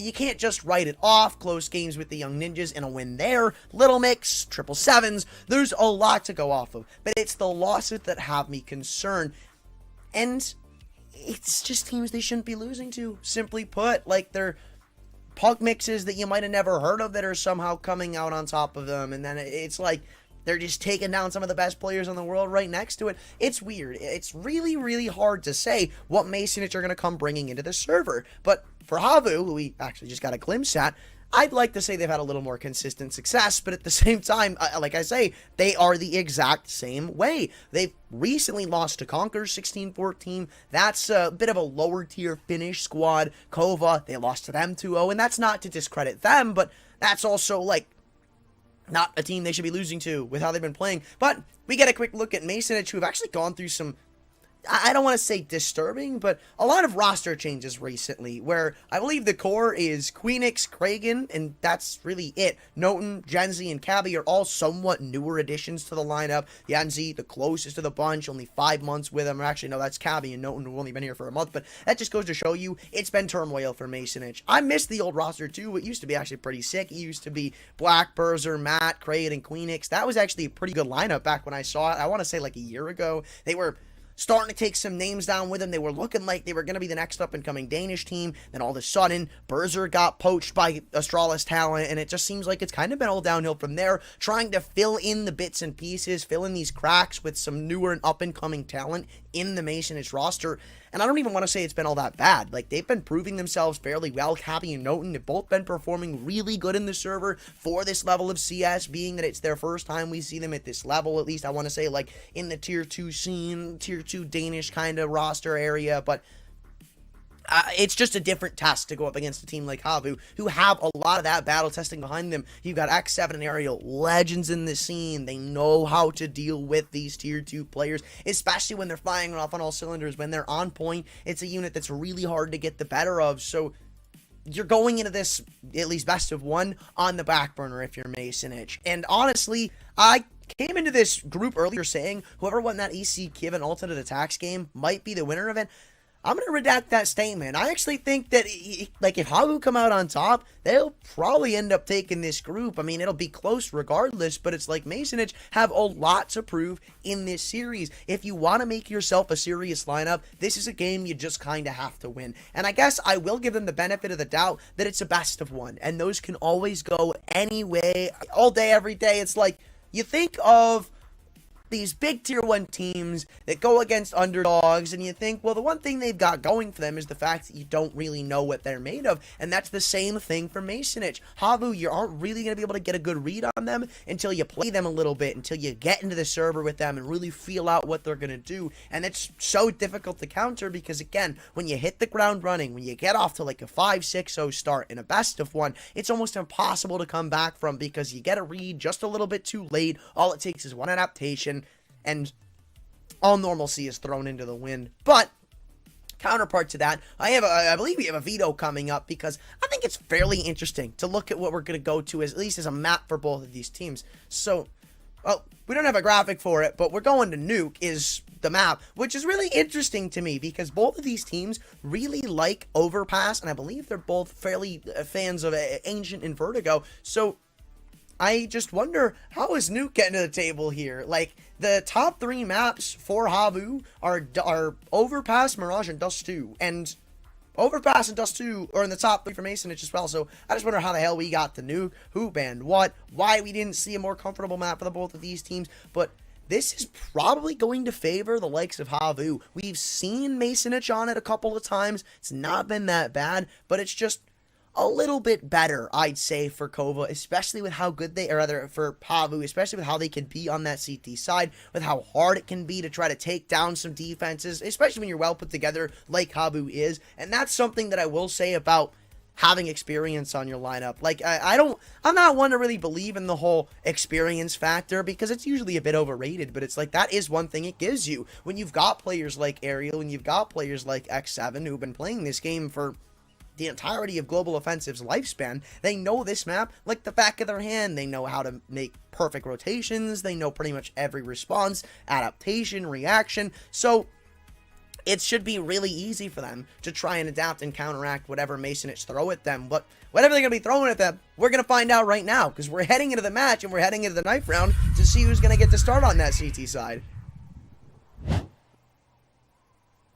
Both teams fairly one-sided on this map when it comes to the side favoritism, usually on that defense, and that's not really a surprise. But I will also say, I feel like the current meta in Counter-Strike almost, I'm not going to say favors, but is a lot closer. Like, we're seeing a lot more T-sided success on this map in recent history.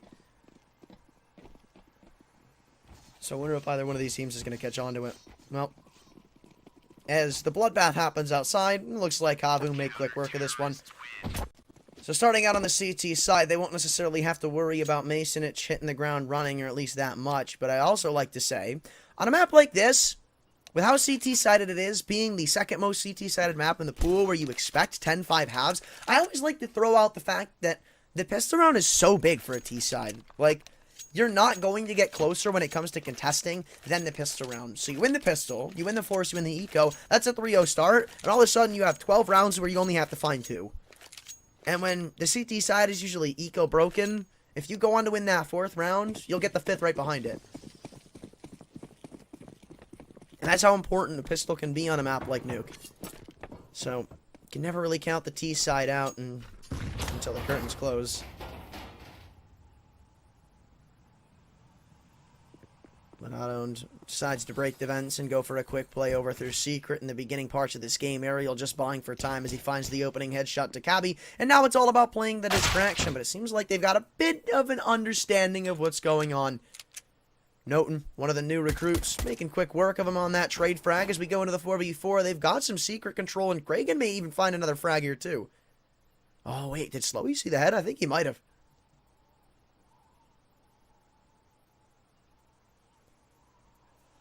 Minute to go, and Masonich, well, they've got a lot of map control, but that is also a falsehood of a map like Nuke, where map control isn't necessarily everything, especially when you only have Secret and Co, but outside is a completely different story, as Yenzi finds the pick. It's all of a sudden 4-on-2 with the dualies, the only man left to work the A-site defense, and now it's just X7. You've got a kit, but what you don't have is armor. A lot of time, a lot of utility, one smoke, sure, but these post plants are going to be so difficult to try to knock through. I mean, you can try to smoke and defuse, maybe. And maybe that's what he tries to do. But I assume he wants to try to work one of these picks back first. No. Okay, no, that door's not open. But, Yanzi, look at where he's looking. Oh, this could be a knife kill. No, he'll just take the free kill anyway. Now turning his attention over to the single door. It is going to be the smoke and defuse. Your only real chance here is that Ninja Phoenix running all the way up. Okay, well, there was a chance. I'll give it to him. There was a chance. He finds that headshot, knows where the last man is. Maybe you dive back onto that bomb and see what you can't get done. But I honestly would have just ninja defused it there, or at least tried it. Nonetheless, though, it is the pistol round being converted by the Danes.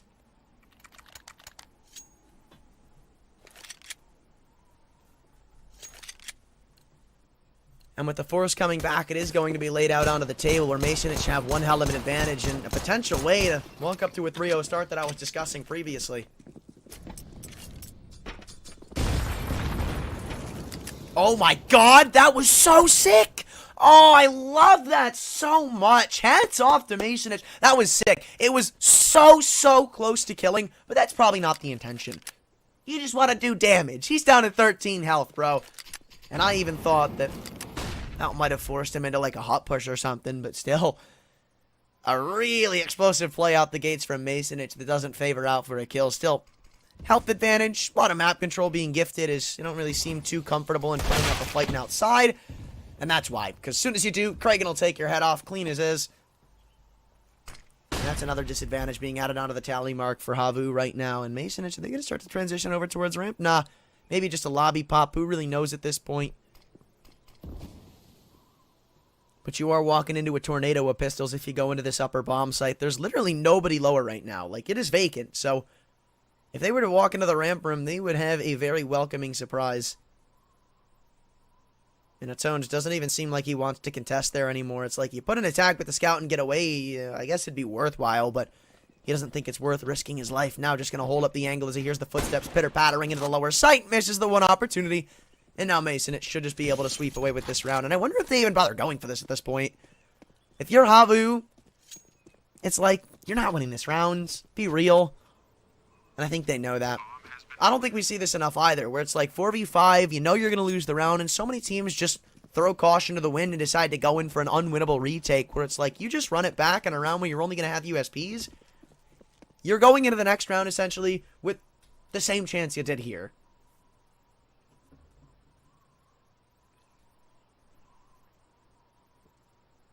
So yeah.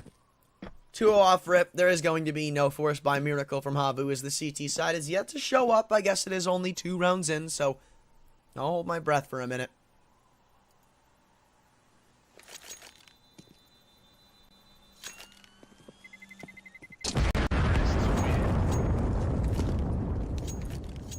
One more chance to try to make the pistols work, but you're going to have a rifle investment right behind it. And I wonder how long it'll take for them to get this AWP. I assume they'll bring it out in the next round, but it's iffy, right? Because if you buy the op, you're probably going without a kit, maybe even head armor. Especially if you have to go against these Galils, that might not be that optimal. And utility, like, no less. So, yeah, it's a 50-50, I'd say. I don't know if you're necessarily going to get it, but I wouldn't be surprised if you don't.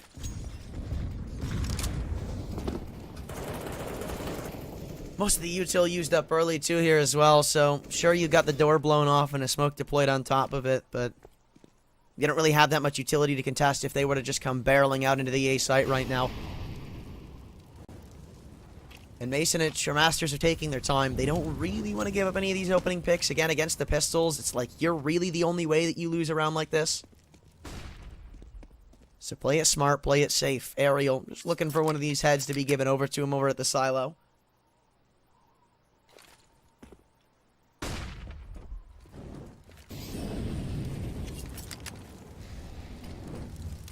Now as a minute's burned off of the clock, it seems like the goal for them is going to be a crunch into the A site. Very, I want to say creative, because I don't see this all that often, and it's working out pretty damn well with Noten doubling up in from Mini. Queenix behind him. There's so much damage dealt, but just not enough for a kill.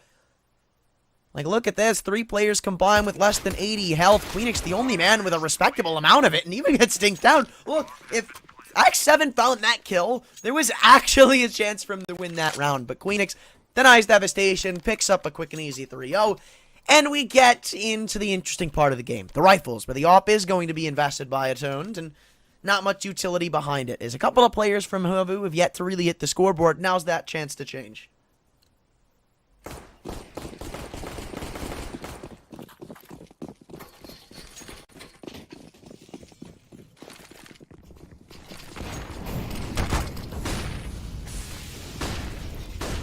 Utility still in the favor of Masonic, and we saw how well that actually panned out for them in the previous round. They took out side control, which so far Havu haven't really been doing anything with, or at least trying to contest against, and then go for a crunch into the A site and make it look easy. Honestly, I'd never seen an A take look that easy and one-sided. And another opening pick goes their way slowly. He's had a bit of an unfortunate start to this game. 0-0-3, and that's one of the rifles falling. Alongside that, you've got Ariel, who's been tag low in the early round. You've got a lackluster set of utility and no kits left. Just doesn't feel like it can really get any worse, can it?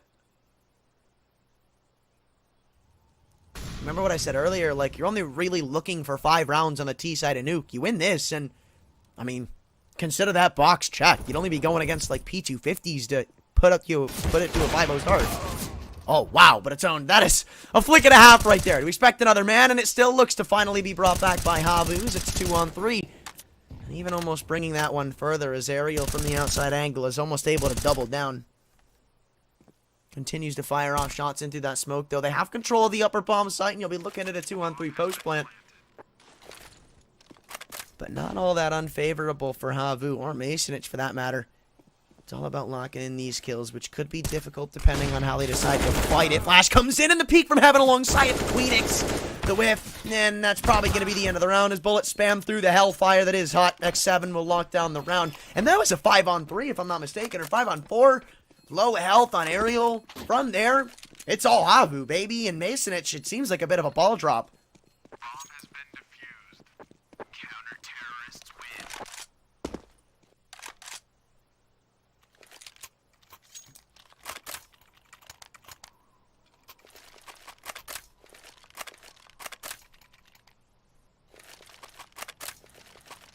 Still in the lead, though. You do have that driver's seat right behind you with an investment on the horizon as well. You get the bomb down. And that's something that a lot of teams don't really focus on enough, I feel. It's like, even when you're in those really desperate situations, getting the bomb down is so big in these early rounds. It's like, because even when you lose, you start to build up loss bonus. You get that bomb plant in. That's just extra money you're building up. And it is a money game right now, after all, especially in the current meta.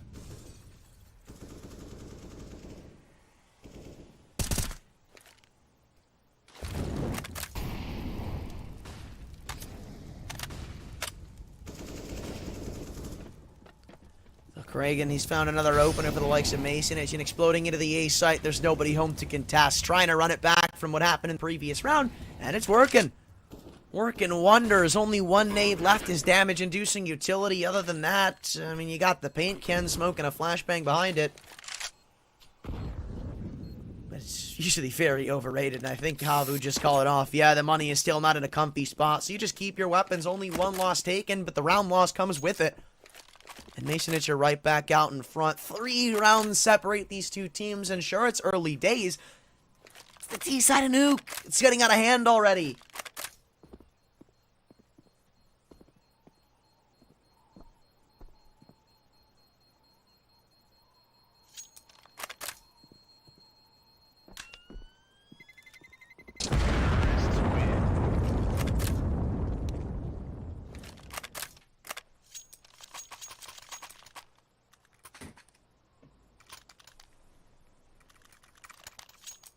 Investment still to be made, and I guess the good note for the likes of Havu, and if you're a Havu fan, is the fact that they are still going to have some extra cash built up in the bank.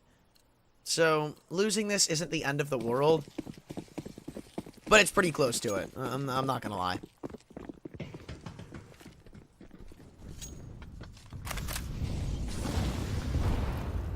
A lot of early utility again. They tried that little nade over the roof trick once again, but even worse than it did the previous time. Only 30 damage taken off. I guess not that meaningful, considering the AKs aren't really going to be able to work with that. But Masonic have actually yet to do much in ramp, so I'm surprised to see how, like, aggressive X7 is getting. Actually, no, I'm not. Because they're not even jiggling, they're not showing anything, and there's a couple of times where he's been able to walk all the way through and go for a quick lobby flank. It's just usually the start of the rounds that are screwing him over. And his flank doesn't really have time to get that activated. And is he doing it again? I think he is. I think he's walked all the way up into radio. Or no, I lied. He sat back at the ramp. Reagan's found another opener. This guy is going crazy right now with the opening pick. So huge. X7 is still here at the back of it. It almost doubles down, but he doesn't need to. He's got his team behind him, defended off from outside. A1S with the buff is working wonders. 2-on-4, and it looks like they're right back to winning ways. At least I'll say that for now. There is still a chance of them to bring this back. With Heavy so low, it seems like it's a falsehood. Hat trick from Ariel means 2 from Havu. Masonich still in front, but that lead will slowly start to get away from them.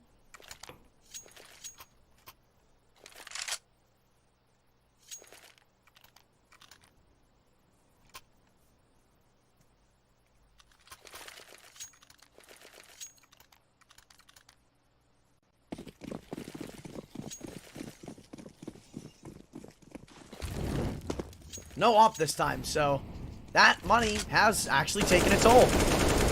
And that's a bit of a check mark at your Havu right now, but they decide to respond with a very fast play into the A site, and Smiley and Slowy just aren't ready. Havu, is this another round where you instantly call it off? It seems like it is, but with that nade bouncing in, some newly lighted fire inside of them says, let's give this one a shot, shall we? Especially with Airy almost getting another outside. You know there's only 3 on the site right now. Up in heaven, heard for, but with all this utility left on their belts, this is by no means over just yet. Ariel, he's another man to keep your eye on as utility keeps bouncing into the site right now. 3 on 3, and damage continues to go downhill for them sitting inside of the smoke. Queenix is he's dancing with fire right now.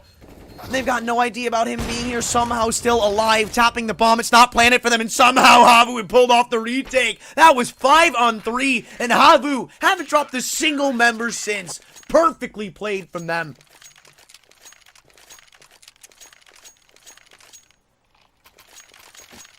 God, that was exciting. I love that. You never see retakes like that one. How do they pull that off?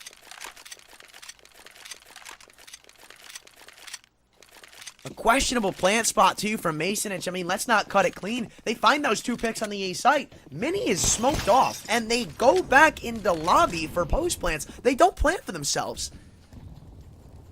So then everybody has to start swinging out one by one. Guys, we can't let them get on the bomb. We have to find these picks before they can do it. And that is another advantage of the experience that you've got. Just communication. It's a lot cleaner. And I can imagine the comms for Masonage right there were a bit hectic. Were a bit disgruntled. That could be another one of those reasons that they weren't able to convert. Well, he's done this a couple of times now with spotting some shoulders over in the squeaky door. He's lucky to get away alive, if that, and which he won't. Pistols find the opening pick, but it's not done yet. There's no smoke to block off for X7, or maybe there is. I thought they were out of utility. But he takes matters into his own hands, charging all the way down through the ramp, finding one, needs more, but Cabby, he'll lock down the kill, and they've even got Squeaky accounted for. With Queenix holding for a drop in through the vents, it's very unlikely that they're able to claw their way back into this round, or maybe they are. Kragan, I think that was a bit far-fetched, a bit overextensive, if I do say so myself. 1v2, and Queenix misses the P250 shot, so a lot of chances thrown away. And there's a couple of rounds now, a couple of times where you think, Masonich, how are you losing a round like that?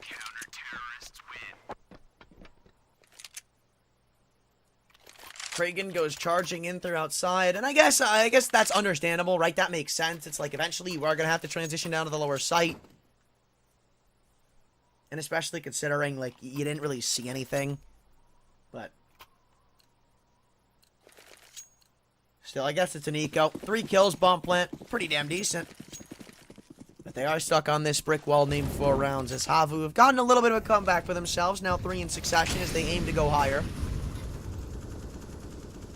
And Ariel wants to lead the charge. They've yet to do anything this aggressive outside, and it could work wonders. He's yet to be spotted, and Kraken decides to fall off. All of this info being gifted over to them, and I love this crossfire right now, by the way. This is so sick.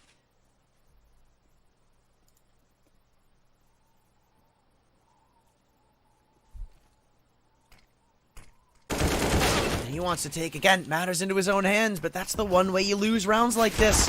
Giving up opening picks. Kragan has done it time and time again. Thankfully, aTTaX bails them out of a dicey situation. As he continues to add on the utility damage, slowly he'll get an angle above the smoke for at least one. With another man spotted outside, this round's quickly being dealt with. Havu have mounted a high horse. They've gotten a bit of a resurgence for themselves, and they are looking strong right now. Yeah, sure, Yenzi, you were able to cross down into secret, but at what cost?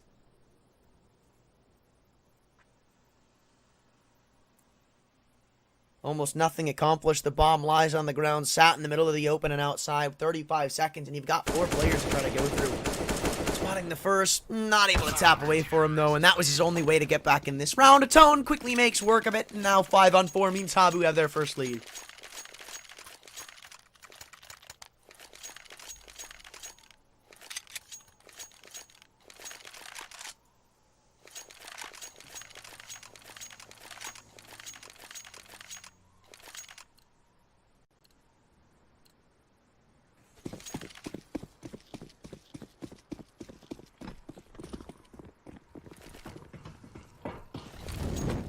Pistols again, just Masonich need to make some magic happen. They have fizzled out from their early success, and they fizzled out hard. Losing a 5-on-3, getting mowed down in that previous rifle round, and now again they look to make a fast play happen and work into the A side. A couple of shots whiffed, but it seems like nobody paid attention to Ariel. What is going on? The Opper sprints up through his smoke, same with Smiley, but it'll work better for him. Now all of a sudden, 1-on-3, Nade should take care of Queenix. No! By the skin of his teeth, he'll live it.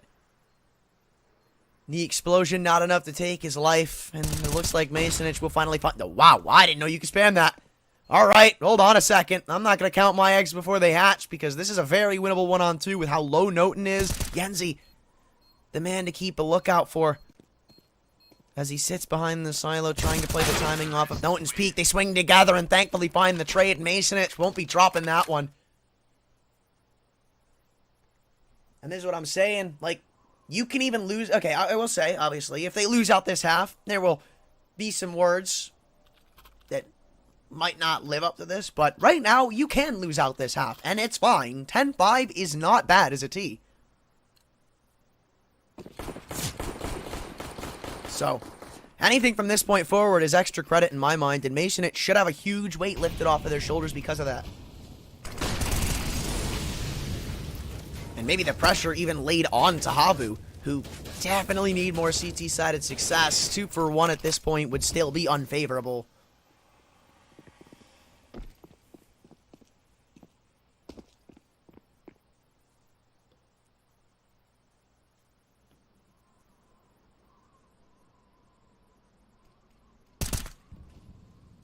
Next 7, he's on this time and time again now. I wonder when he'll decide to put it back into his mind that he might go for a lobby, or rather some ramp flanking.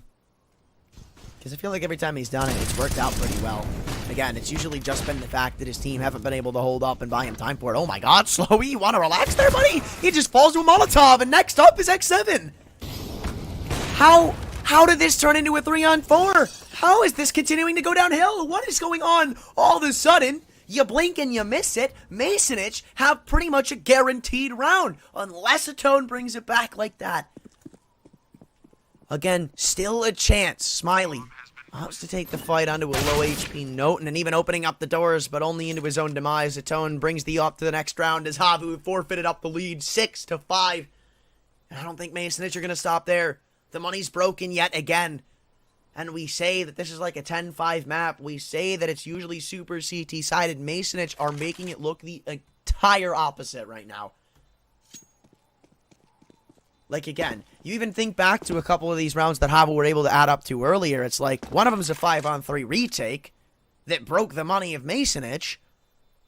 One of them's an eco win, where, again, Masonich choked away, I think, a 4-on-2 or 4-on-3. It's like most of these rounds aren't really being won by Havu more than they're being lost by Masonich, if that makes any sense. It's like Masonich make a mistake and Havu win because of it, rather than Havu making a really good play and Masonich getting punished.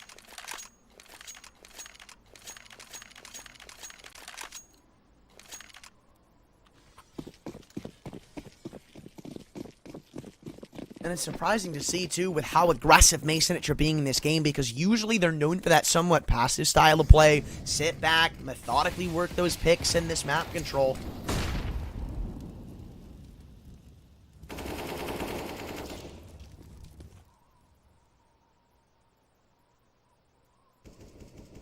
But again, this shouldn't be a round that Masonich have to dig too deep for. Again, you've only really got this op to worry about. Other than that, it's upgraded pistols at the most.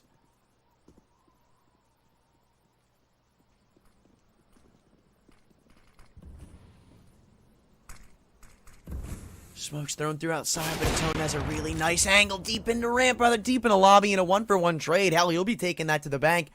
Even an AK that's able to be picked up right now, but nobody for Havu dares make the attempt. Look at all the players stuck up in ramp, though. Oh my god, X7 with the Zeus, even dinking a man up on the cross. Holy hell, this is close! And X7 chipped in with the Zeus! It's 2-on-2, all up DNC now as the bomb's on the ground, hunting him down into the lower side he goes, and even getting dinked up. He expects the rotation to have been made from aTTone, but does he expect it this quickly? He almost even took the fight right there. Bomb still needing to be recovered. Yenzi, no idea where this op currently lingers. aTTaX, all he's got to do is look up and this round is done. He expects him to have gone around through J-Hall though. Turn around. Oh my god, what is going on? Oh Jesus, aTTaX, he gets the shot off. That is the most chaotic 1v1 I've ever seen. But Havu, with an op and a dream, make it work.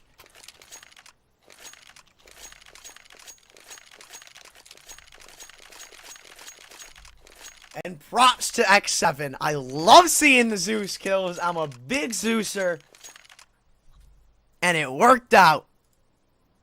You bought nothing more than P250s into that round when it comes to expenses. And it worked.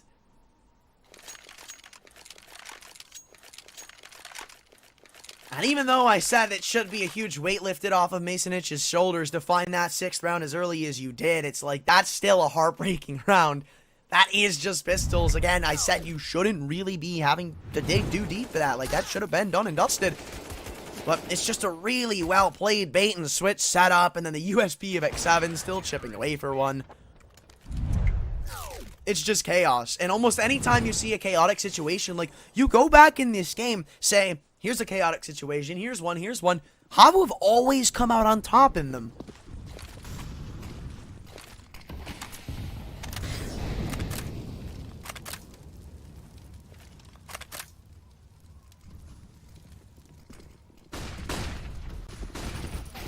Looks like maybe they try another fast play into the A site, but finally put to a screeching halt. Slowy says, hell no, we're done with the shenanigans. And it's a round that takes just about 30 seconds from start to finish when the kills come flying through. Havu right back out in front. Send him to an eco, and, well, they will at least walk away with a converted half, but you're going to want 9. You kind of need that right now if you're Havu.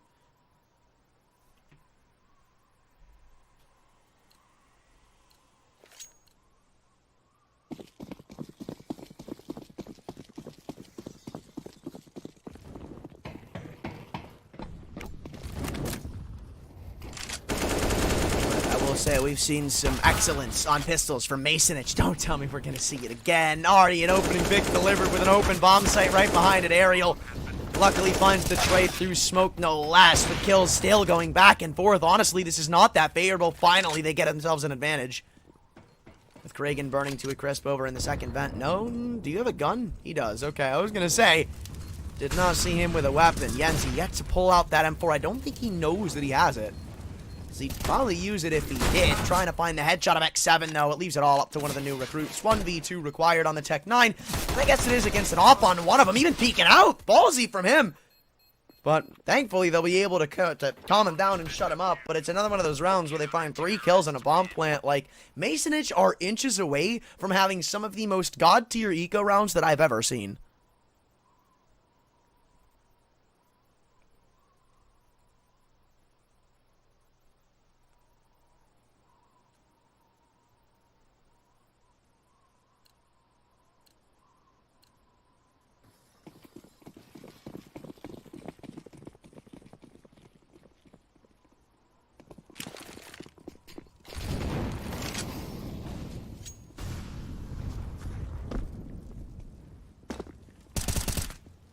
Oh, wow. I was waiting for this to happen, too. Finally, Havu decided to take that read they've had in their back pocket to the bank. They go all the way through ramp, and, well, with 1 kill being found, nobody else is in lobby. They vacated the premises. And sure, you've got a little bit of control towards outside, but what the hell does it matter? You're pincered in. There is no safe passage to go back. You can't go lobby. You can't go down lower. You got a man posted up for that. Smiley's just waiting for you. And forget about rapping through CT when you've got aTTaX, then I believe that's slow, or not the slowy, but aerial behind him to hold it. So, yeah, this round seems like it's just done. I mean, not only is it 3-on-5, but you've really got no safety. And aTTaX still hears all the footsteps going right beside him. This op can be a wonder weapon for him as Kragan walks up. It's a beautiful headshot from both sides. But we all know how much of a deadly beast the op can be, shown off in perfection by aTTaX. As the bomb lies on the ground, it's Yenzi 1v4. And he's not necessarily one of the old heads, but he's not one of the new heads either. It won't matter because his head's on the ground. Havu have 9 rounds. And I guess it's the best of the worst, right? Masonic could have gotten more. Probably shouldn't have at some of the angles, to be quite real with you. Havu, same goes for them. So, it's a stalemate from both of them. They both walk away shaking hands and saying, you know what, we'll take it. Pistol round means everything, though. I gotta say that right now. If Havu take this away, it's like... Yeah, this map is super CT-sided, but to get up to a 12-6 lead is just so difficult. But on the flip side of things, it's like when you get that pistol as Masonich and you tie it up to go into the first rifle round, it also could be curtains. Who really knows? Who really knows? It's truly a 50-50, truly a toss-up. And we're about to find out who comes out the victor in the coin flip. 30 seconds off the clock, and Havu just starting to slowly work up outside control.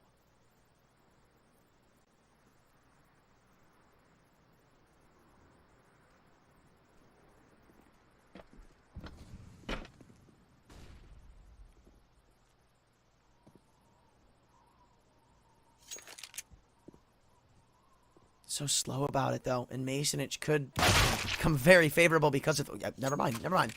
I'm just stupid, I guess. Upgraded to the dualies instantly, as Ari only needs one kill to completely open up the A site. Queenix, though, apparently still here dancing behind the silo. Even doubling down, he wants them all. He's hungry for 3. There's 4 on the menu, maybe or maybe not. Noten steals it away, but Masonich certainly walk away with smiles on their faces. That gap will start to decrease once again, and it's a flawless pistol from Queenix. And these were clean, too. First one, easy. No help needed. Continues to dance back and forth, and... Oh, I love it. I love it. Clips like that look so nice.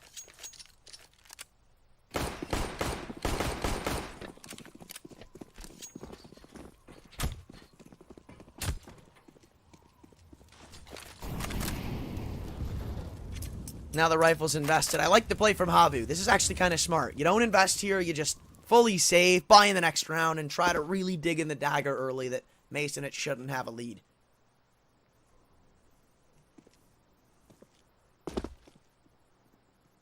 But it is still close. We've done some pretty close games today. Again, the previous series, it was 16-14 on Inferno. Very neck and neck until the bitter end. Where it was like, I don't know. It was a 4-man stack on A, and it just shouldn't have been 1, to be completely honest with you. It should have been overtime. Nonetheless, whoever wins this now will meet aTTaX in the final of the group to try to qualify for the main event.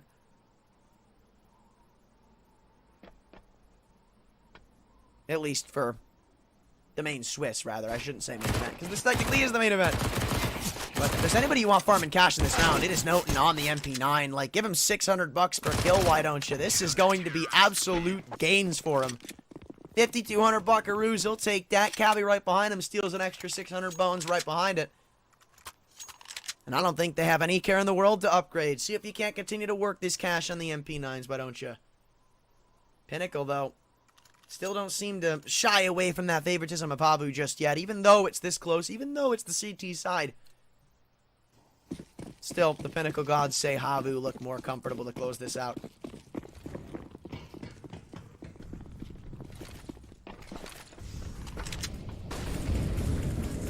And Noten goes right back to the same angle that worked before. Hey, if it ain't broke, why fix it? That's what he's saying right now.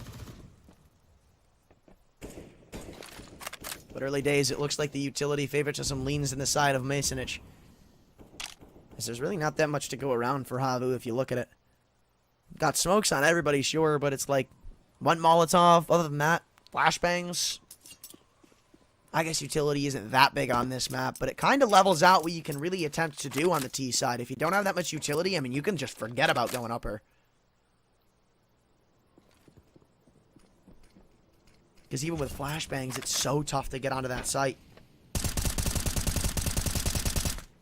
And even the first pick decides to go the way of Masonich, as the rifles seem to be a bit too powerful to overcome just yet. And this timer is starting to get away from them as well. Smokes continue to bloom on every side of the corner, rather every side of this map. How does that? Okay, look, if you're Masonich, you take that, but now as all these flashes have been used up over in the ramp room, again, you can forget about going upper at this rate. You've got one smoke, one flash. You're not doing anything with that. And I'm telling you, this is what's going to happen. You walk into Cabby in the close range angles on the MP9. His teammates got full control of Hut, and this round's just done. Havu even interested in calling it a save. That's actually quite shocking, but this is another one of these rounds where not only do Masonich farm up cash on the MP9s, but they keep everybody alive. They are building up this massive economy, this triumphant bank account that Havu may just not be able to crack at. Counter-terrorists win.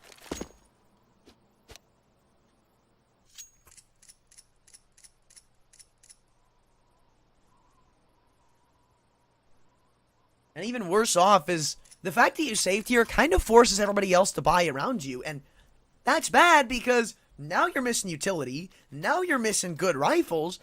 And this is like one of these rounds you needed to win. You're about to let Masonich go off to what could be a 5-0 start on this CT side. And that's before you get any of the rifles out. Not only that, but the MP9s have been granted free upgrades to rifles.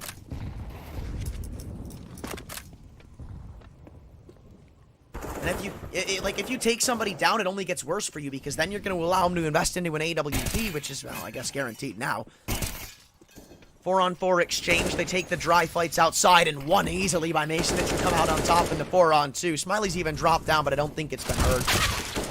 He'll try to be a ninja going up through mini, but spotted out by Yenzi means it's all up to Slowy. And that's a quick round that's dealt with fairly fast. 10-9, double digits for Masonich on this CT side. And it looks like the glass slipper's cracked now for Havu. The Gambit's given up. He has sold it. It's looking a bit unlikely, to say the very least, right now for Havu to make a resurgence here on Nuke.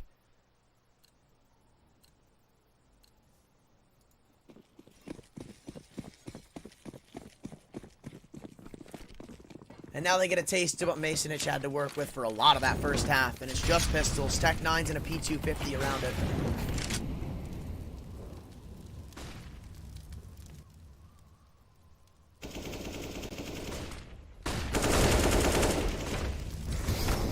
They're going to try to repeat the Masonich magic as they come charging out to the A site, but to no avail as their double entry to pawn. In fact, triple. Keep it going. Why don't you? Pistols finally find trades, but it's a bit too far too late for my liking. Smiley, I mean, he did some respectable stuff there. 3 kills. Well, that's pretty damn nice. Started with a Tech 9, you end with an AK.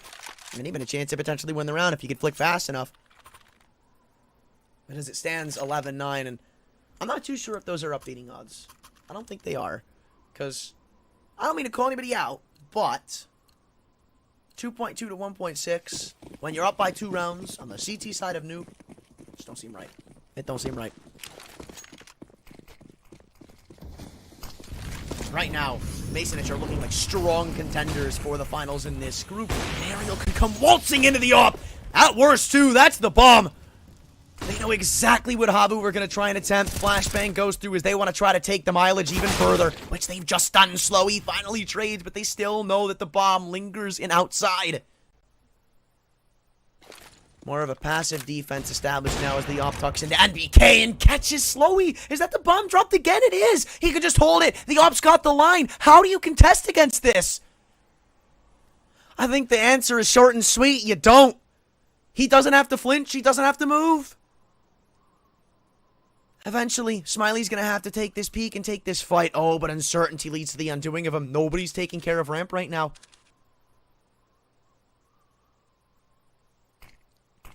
Smoke deployed as Smiley tries to find a loophole to getting into this bomb. Yenzi, does he contest? Does he bother? He does. And again, there's just a gap in the smoke to try and use.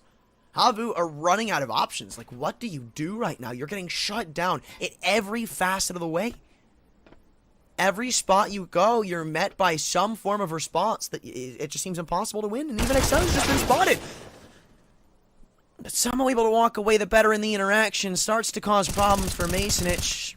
Maybe not so much. I guess I was just dead wrong as he's quickly dealt with the bomb still stuck in the corner and outside. Yet to recover it. They hear the footsteps and confirming that he's there. 16 seconds. I don't really think you have time to go in lower. And a perfectly placed flash ends off that round 12-9. And Masonich have yet to have one of these rounds where they lose more than 2 players. That's crazy. That's crazy. And do you bother going for a force here? You didn't get the bomb down? You won't have an op. You'll have lackluster utility. Like, do you buy here and try to contest for your double-digit round, or do you let them have 13? Do you let them have their 7th consecutive round? I don't know, but it was certainly a star performance from Yenzi in the previous round. I mean, you just couldn't have played that better. He gets the first kill. He drops the bomb. He repositions to a better angle and just keeps working at advantage. Oh, but hold on a second. They try another burst into the A site. This time it looks to start off a little more successfully, but ending off even worse as Smiley is once again left all by his lonesome. Flash comes above and even blinds himself up. Quick and easy as you like. Masonic up to 13-3 from the finish line as Havu may only have one very good investment left in them, barring they don't get a bomb plant.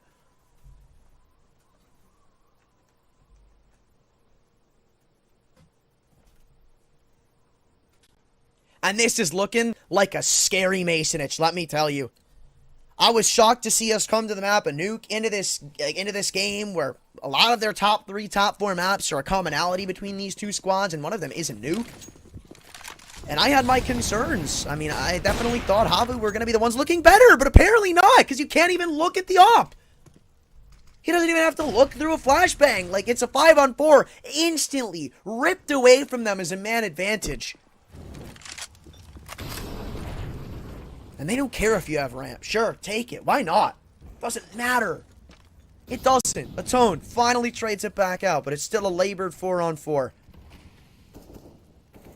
And Kragan decides to tuck into NBK as a man's now dropped over and outside. Smiley potentially, well, he's not undetected, but still behind enemy lines in a bit of a difficult way. One kill taken right back, though, as it seems like Mason still have somewhat of a control of the situation.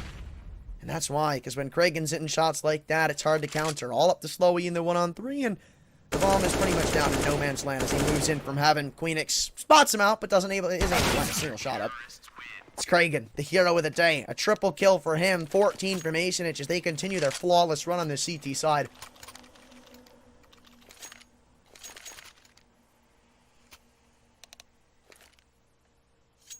And even they finally need to call a timeout and slow this down. Guys, what is going on? We are getting decimated right now. There has not been a glimmer of hope in any of these rounds. Not a single one. In fact, that was their closest round, and it shouldn't have even been that close. Like, that was their closest round this half. And it was still 2 men alive for Masonic. Not a close 2-on-1 either. So it's like you throw an investment out here, or at least a half buy, you're probably not going to win it. All of a sudden, it's 15-9. That's, what, 8 rounds in a row from them? No, it already is 8. It'd be 9 if you win this, 10 if you close it out. That'd be, if I'm not mistaken, the most dominant performance, or like the most dominant streak we'd have seen the entire event so far. Up in the right spot, but only layers on a leg shot as he concedes back into the lower bomb site, getting rushed down, drops in the smoke. He's playing this so perfectly, man. He's not giving them any opportunity to get this kill. And yeah, you found yourselves into the lower site, but you're nowhere closer to getting this bomb down as you still got an absolute horde of CTs to go through. Rotations have been made very quickly. Even down the vents comes everybody else. So, bomb dropped right where it lies, 3-on-5, and it seems like they're no closer to punching in the digits than they were previously, but finally able to at least assume up that extra cash, though you still got some more duties to do, and the 4-on-3 Smiley's made it a little bit easier. Stuck now behind the silo as there's not really many places to go in on this post plant, and I guess he committed to the fight for a little too long there, my friend. I like the idea, though. That goes the only rifle, and Havu's chances of success drastically drop from that point forward. 20 seconds left on that bomb timer. You know about one man in control, but do you know about them both? You do now. Masonic up to 15. 6 chances to send themselves to the final in this group and level out Havu on their CT side. 9 in a row, looking for 10. I guess you got the bomb plant. Thumbs up for you there.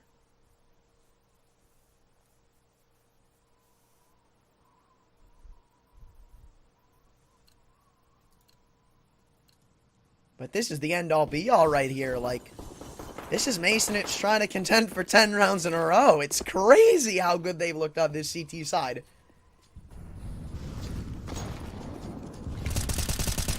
I mean, this is everything right now. This is a Masonic that could very well take this group. If they look this strong against alternate attacks, like, holy. They've certainly put a smirk on my face with how well they've been looking.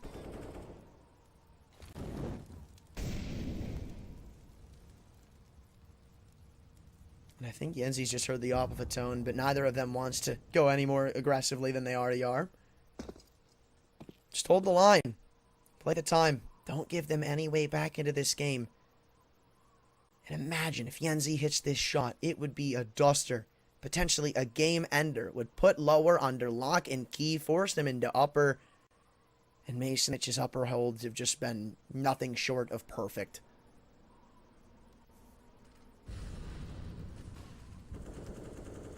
"50 seconds left. They soon will have to make a move. You get to flinch. Oh my god, no way! The timing, it couldn't be worse. And they double entry it up. Here's the round they've been waiting for, but it's not all sunshine and rainbows just yet. Noten still looking to contend. But now, all by his lonesome, as he'll need an ace to close this one out. Two players still put on a high alert. Combined total of 48 HP with Slowy and X7. Smiley's the man to worry about, but a dink from this A1S will level him down. And honestly, if you're Masonich, you might as well go for this. Why not? You pick up one, you still send shockwaves through this T side. Like, you still put him in a really bad spot. Is he going to take the long way around, though? I don't think he is. About to come up from secret. Could be another kill being found, and now they spotted him. So, this round's done. Everybody's holding this angle. There's no way he's getting out of there. So, Havu won't come completely unanswered on this T side, but still does seem a little bit far-fetched now, doesn't it? We'll need 6 in a row just for overtime, just to stay alive. And even that round, like, seemed a bit too close. Like, think of it. The only reason that Masonich lose that round is because of timing. If Yenzi holds that line for one more second, all of a sudden 5-on-4, right after that, dropping down the vents was, I believe, I want to say Cabby. I could be wrong, though. And he would have had a man with his back turned, so they'll need some more replicable-looking success if they want to convince me on this one, but there is still a chance here, I guess. Though not if you let openers fly through like that. Craig, and he's been pulling them off all game, and he continues to do it even in the later stages. T-side, CT side, no matter for this man, as he not only gets the kill, but here's another man going down towards secret. As they sprint around, Ariel tries to make something work. They just drop into the Molotov, because why not? Try to force the CTs off of the line. Now, as you've run out of utility, a 1-for-1 trade is not what you were hoping for. They wanted to go for a lower crunch, but you still got to go against this Opper Yenzi. Bit of a questionable overextension. Could have just held the line there, but now we fall back to a 3-on-3 that Havu have a slight favor in. Not if Noten has anything to say about it, though. You could see how aggressive he's getting over in ramp. He knows what's going on, and he was spotted crossing back over into Squeaky. It's a 1-for-1 trade again. But Noten won't be here in enough time. I assume Slowy eventually will catch on to the fact that somebody could be coming in through ramp. Oh, but he's heard him fall. This is huge. He knows both of them are on the site right now. Can he distract for enough time? Craig and Mike be caught reloading. They're both not looking at heaven. Look to your left, and that's a free kill. It's all up to him. 1v1 aTTone. The Opper forced away. He's going to have to run through the Molotov if he wants to fight it, but no, he hasn't made a noise. He hasn't made an audio cue, and he hits the close shot. Noten, I don't know how he didn't hear. I actually don't know how aTTone didn't get tagged. I thought for certain he was going to be tagged coming out through that Molotov. Noten finds the kill. The game's done right there. But now, I'm not going to say the money's broken, but if you're Masonich, I feel like you just call this one a save. They don't. They go for the buy. This is tough, right? Because you lose this, you're on 12. You save for 13. You buy on 14. And if you lose that, you have, like, pistols for the last. I'm trying to math my way into this one, but it's like, you're saving next round. Like, your money's not there. I think, honestly, if you just save this round, maybe only go with pistols here, you've got buys for the rest of the game. And now you're going to have to play hopscotch with your buys.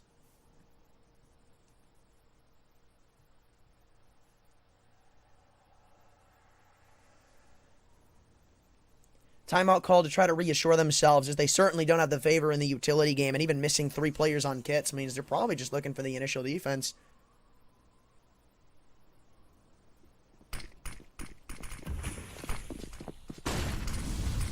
Are they going to try to do this outside gambit again? They are. Yenzi, it worked out last time, and here, he's not going to spot anybody.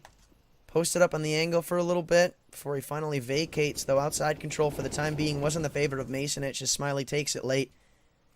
And now falls back to neutral territory. Dragon again has been delivering consistently on these openers, but now you need Queenix to do that, doubling down. The bomb's been dropped. It's an A play, and they know it. He might win this round and this game single-handedly. He's run out of bullets. He's got to take the risk and drop back in towards Hut. Both players deathly low. That Molotov would just be the ending of this game, be the undoing. Spotting the last player in many, or rather, no, just one of the two. It's all up to the IGL and X7, 36 HP. And this would be one for the ages if he was able to pull it off. 59 seconds, but you've got to go against two oppers, and then the rifle of note, and he'll have every bit of information if you're able to get to him. Not a lot of utility. That's the only thing to look forward to. But with Queenix on this close angle, it seems like this one's just done and dusted. No scope to close it out. And Masonic will go on to meet aTTaX in the group finals. And that's a best of 3 coming up for you. So it's not like it's going to be one of these little best of 1s where you might see an upset. But still, that was so well played from Masonic. And they even threw a couple rounds over in that first half. But they lose 5 on 3s. They lose 4 on 3s. A lot of man advantages just tossed away. Post plants not able to be converted. So it's like, if you're able to iron out those kinks in on that T side, what does that game look like? Is it even double digits? Is it even like 16-9? Is it worse? I'm really not too sure, but all I do know is that Masonic, I am so glad to see them in the finals. They looked phenomenal that game, and I hope to see it later for them against aTTaX, because we've got a bit of an extended break before we go into the finals, so stick around, it'll be a little bit.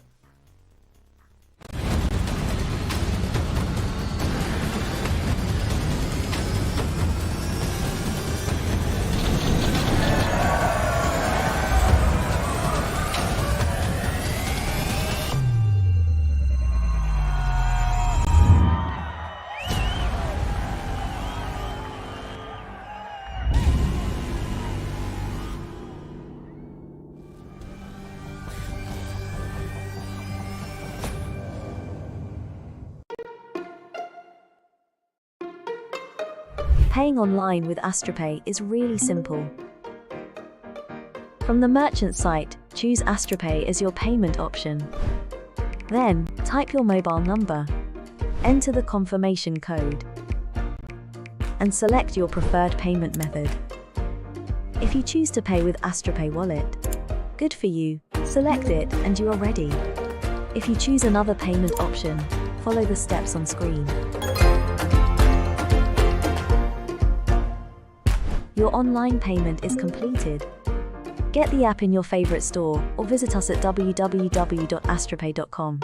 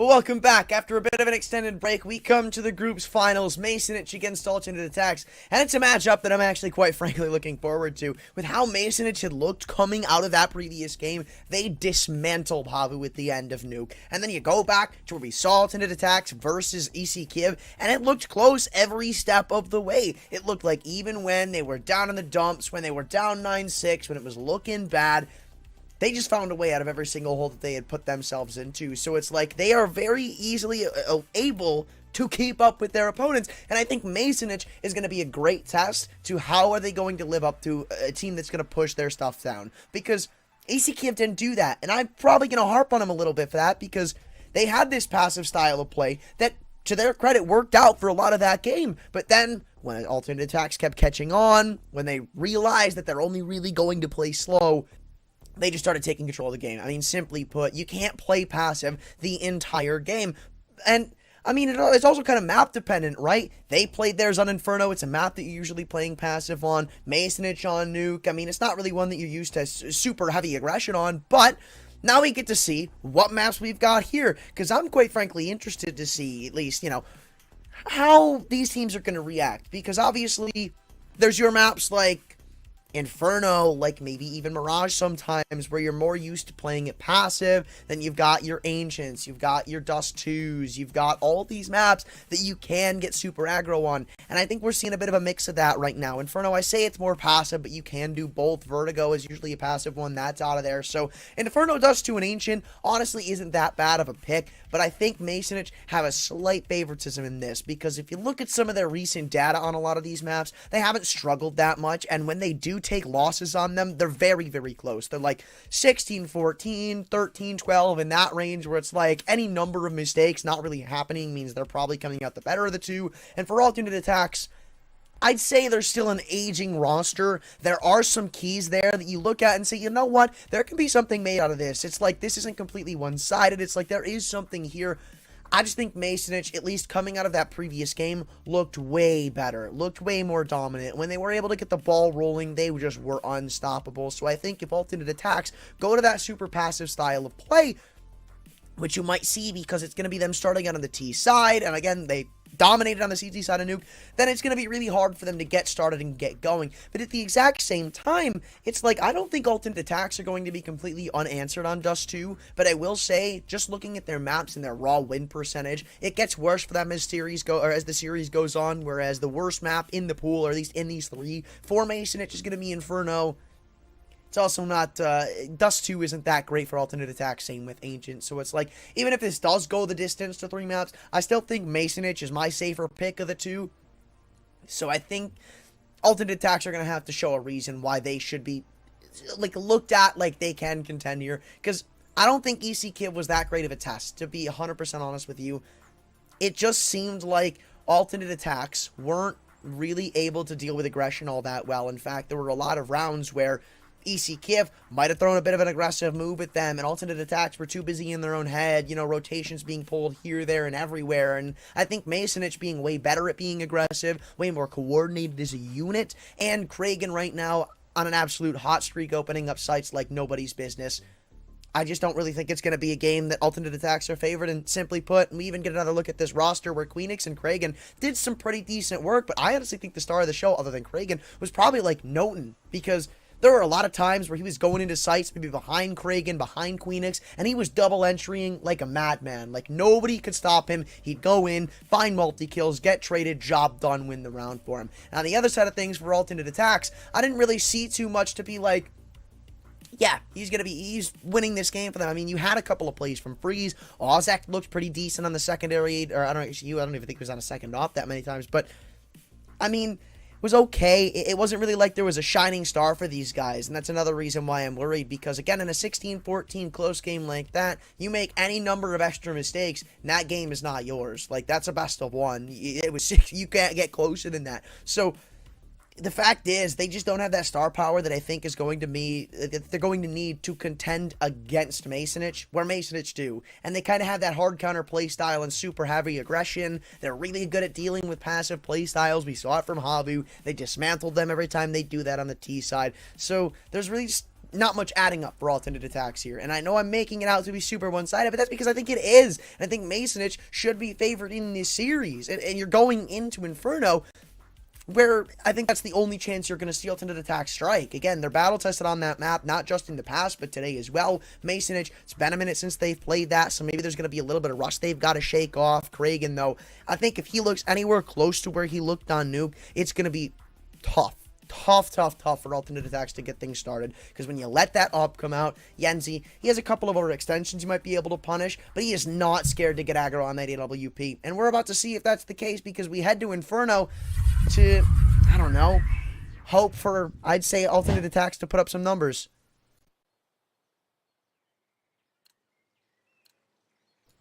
And yeah, Pinnacle are with me, favoring the likes of Masonic 1.5 to 2.9 going into this one, and I really can't blame them. It's a 3-2 setup on the pistol, and usually I don't see B-stacks off rip, but maybe they've got something up their sleeve with a little bit of utility they've been bringing out, and Queenix has just spotted the whole team. He's just jumped into Altman and spotted 4, rotation quickly being pulled, and alternate attacks have to put some haste into their step because they've been spotted.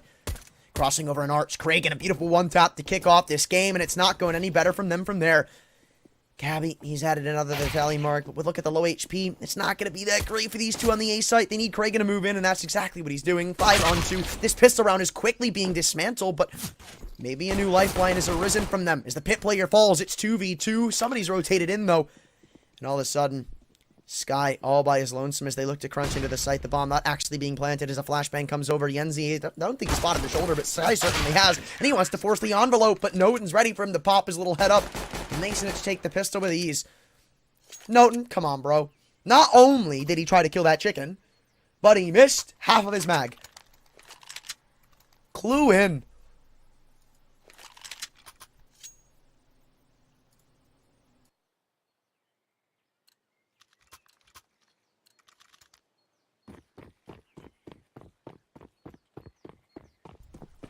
Force buy comes through. Maeve, the only one with a weapon, and he's throwing it over to Sky. Okay. Maybe a bit, getting a bit jiggy with it in spawn. But Masonic, I mean, they're already starting it off with these super aggressive holds. Look at this. Full control of brackets right now, and they have Banana. They know exactly what's going on. You have to at this point. You don't see anything in Banana. You see nothing in middle, and it's either they're sitting in T steps or they're in alt mid, so you can just kind of play around this and account for it. They've even got the super deadly crossfire over at Banana, where you've got another man playing anti-flash over in logs.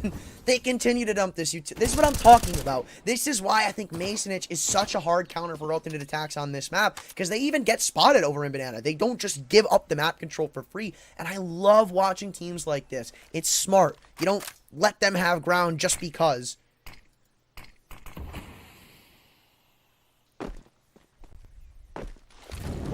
Making them work for every inch of this map they want to take, and you can see the effects it's having on this offense right now. Molotov finally to force Kragan out of position, but they've still got car control. They are still jump spotting at Banana, and they still have vision over in bracket. So there is no question mark for them right now, and I believe they've even spotted them moving up towards logs. So soon to discover that the B play could be on the cards or maybe not. Now falling away from this B site as the aTTaX is in full effect. Smoke gets delivered in, and Yenzi's pulled himself off on a rotation. Now, a lot could go wrong here. Queenix and Cabby, the only ones to defend, and if these pistols overwhelm properly, this is going to get a bit chaotic.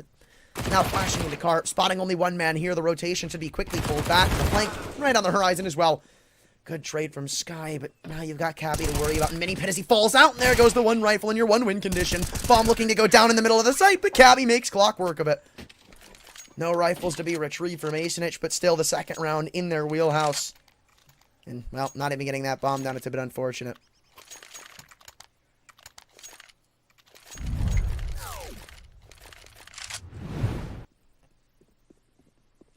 Surprisingly enough, I never see this angle played properly. Or, I don't want to say properly, I want to say well. Like, every time I see somebody in Mini Pit, I swear 90% of the time they get, like, falling shot by somebody coming out of the apartments.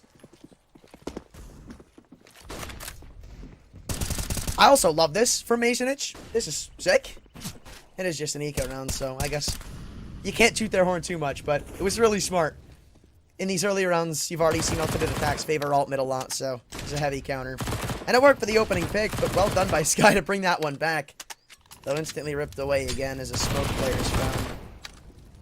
And it looks like Masonic want to continue this aggression. They already have banana control once again, but it almost feels like they want to keep going through in the middle. And now Mav is probably the only one to answer back. Coming out of the apartment, speed 250 is not the answer. And this one's just quickly dealt with. 3-0 start, easy as you like for Masonic, as Kragan gets himself 1,800 buckaroos on the MP9. We head to the first gun round to see if alternate attacks are actually going to contend or not.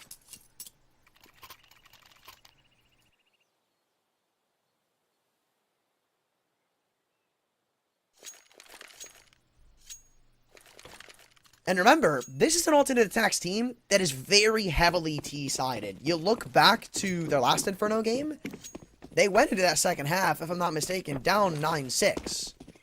Like, wasn't that great. But the T side is what saved them ultimately, so if they... Oh my Jesus, freeze! 11 HP. Holy man.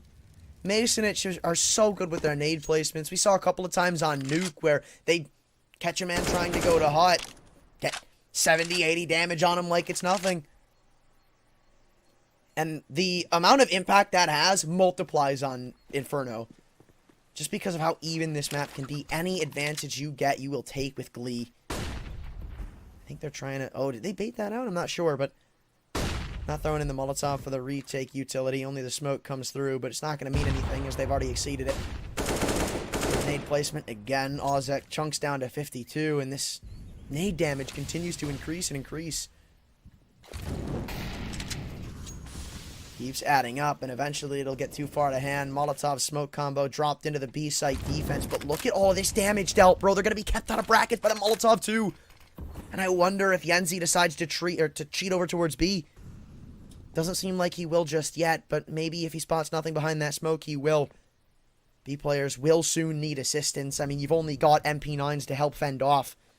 And a flashbang's all you've got alongside it. 20 seconds to go. Is he going to play any flash? No, he's just going to get ready and bank it off of the wall. In it comes alongside the T side. Doubling down. Kragan instantly finds two. It's a mowdown at the B site. You shall not pass. Yenzi comes in the perfect time to steal away a fourth.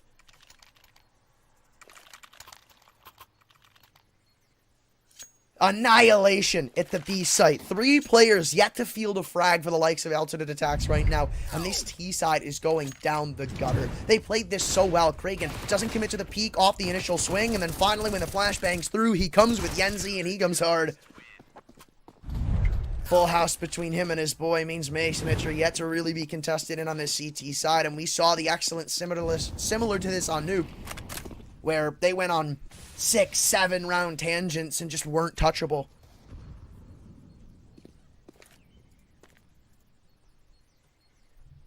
Now it's just the pistols for alternate attacks, trying to maybe field a bomb plan. I assume that's really the end game here.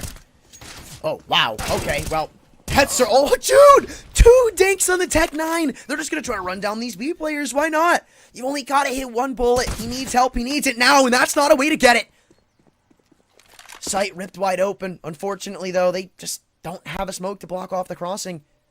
And look at Cabby. Can he deny any of this right now? Oh my god! The pistols are going crazy right now. And what is the game plan here? Do they continue this play? I'm not too sure, but Queenix has just found another. Flash comes through. That was the only bit of utility they had. If the op had posted up on the angle, I was certain he would have found that kill. But I think Masonic are just going to call it a day. Do you really bother going for this? Well, they might. I can already see Queenix cheating back in. You've got a util advantage, but I mean, you just don't have any kills to work with or go your way here. Molotov isn't going to come on Nuox in time, or I'm not too sure if it is or isn't, but they got to post up on it if that's the case. There is a man here, but this kill should be found, and it will be. Okay. Now both posted up over at the back of the site, coming around on the flank. Ozek's got the frag, and now it leaves it unwinnable for Yenzi. Even the USP headshot isn't there. Alternate attacks. Of course, look, when you're down in the dumps, when nothing's going your way, why not just win an eco round, bro? I swear it happens every time. It happens every time. No discredit to alternate attacks, so that was crazy, man. Crazy. I think it was Sky who just swings on the broken wall without a care in the world. Pulls out the Tech 9, dinks 2 players, takes one down. In fact, I actually think he got them both. From there, it was just impossible. Simply put. Actually, no. But, anywho. Back to the hard work as Cabby's already opened us up. But Kraken's the one getting opened upon this game. A couple of times now this has happened. And they just back away. 4-on-4. Respect given to alternate attacks in most parts of the map. Now full control of car fielded. But Masonich, I think they want to try to make up for it. You could see them getting a bit hungry over in the apartments. Or at least towards lane. And they just wait. Patiently sit by. It's not a bad setup, but 4v4s on this map heavily favor the T side. The B site can be so difficult to try to hold down, especially when you don't have that much utility. And right now, that looks to be the case. Do they even have a smoke left? I don't think they do. So, you're really just relying on a Molotov flash combo to stop them from getting in. Oh, and that's a sick bait smoke, too. Over an arch, Molotov responded upon, and now alternate attacks know that Masonich have bit onto this gambit. Only thing you can do is wait. Hope that this Molotov does enough to keep them out, or at least buy time, give you a kill or two. Flash gonna go through, Molly right behind it. First kill delivered in, and that's the bomb. The only one that you didn't want to fall was him. 15 seconds to go, and you just bought for so much time. You've delayed it so well. Are they going to plant for the coffins? It looks like they will. Maybe even trying to spam it down. Flash is perfectly placed, but not blinded up. Spotted, I think, was Zen. I'm pretty sure he was able to turn away from that in time, and now caught going back to the site. They should know where every player is. I think they spotted out the Opera on the top of the second, oranges. But the utility is the big question. And Zen now hears them going around into construction, so he'll decide to flank instead. Posted up upon it. How do you get back into this? It's impossible at this point. They've cleared out the entirety of the back of the site, hoping that a peek comes his way, walking around from construction. The off is spotted that he's gotten off of it, and Zen will take him down with a back turn. Alternate attacks, another round stolen away, and now it looks like they're starting to wake up.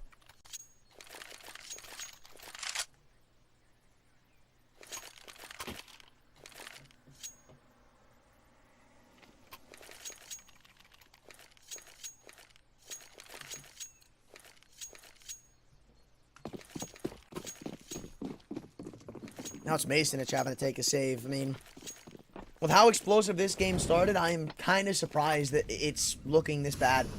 At least in the past couple of rounds.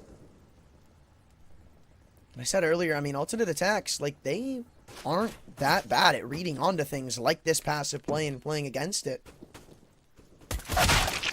We're just going to need to see a switch up in pace or something along the sorts of Masonich, because they're wasting a lot of utility in the early round, and you can see how heavily it affected them in the past couple. We could talk about this during the eco, because it's not going anywhere, but the 2 rounds alternate attacks won was over at the B site.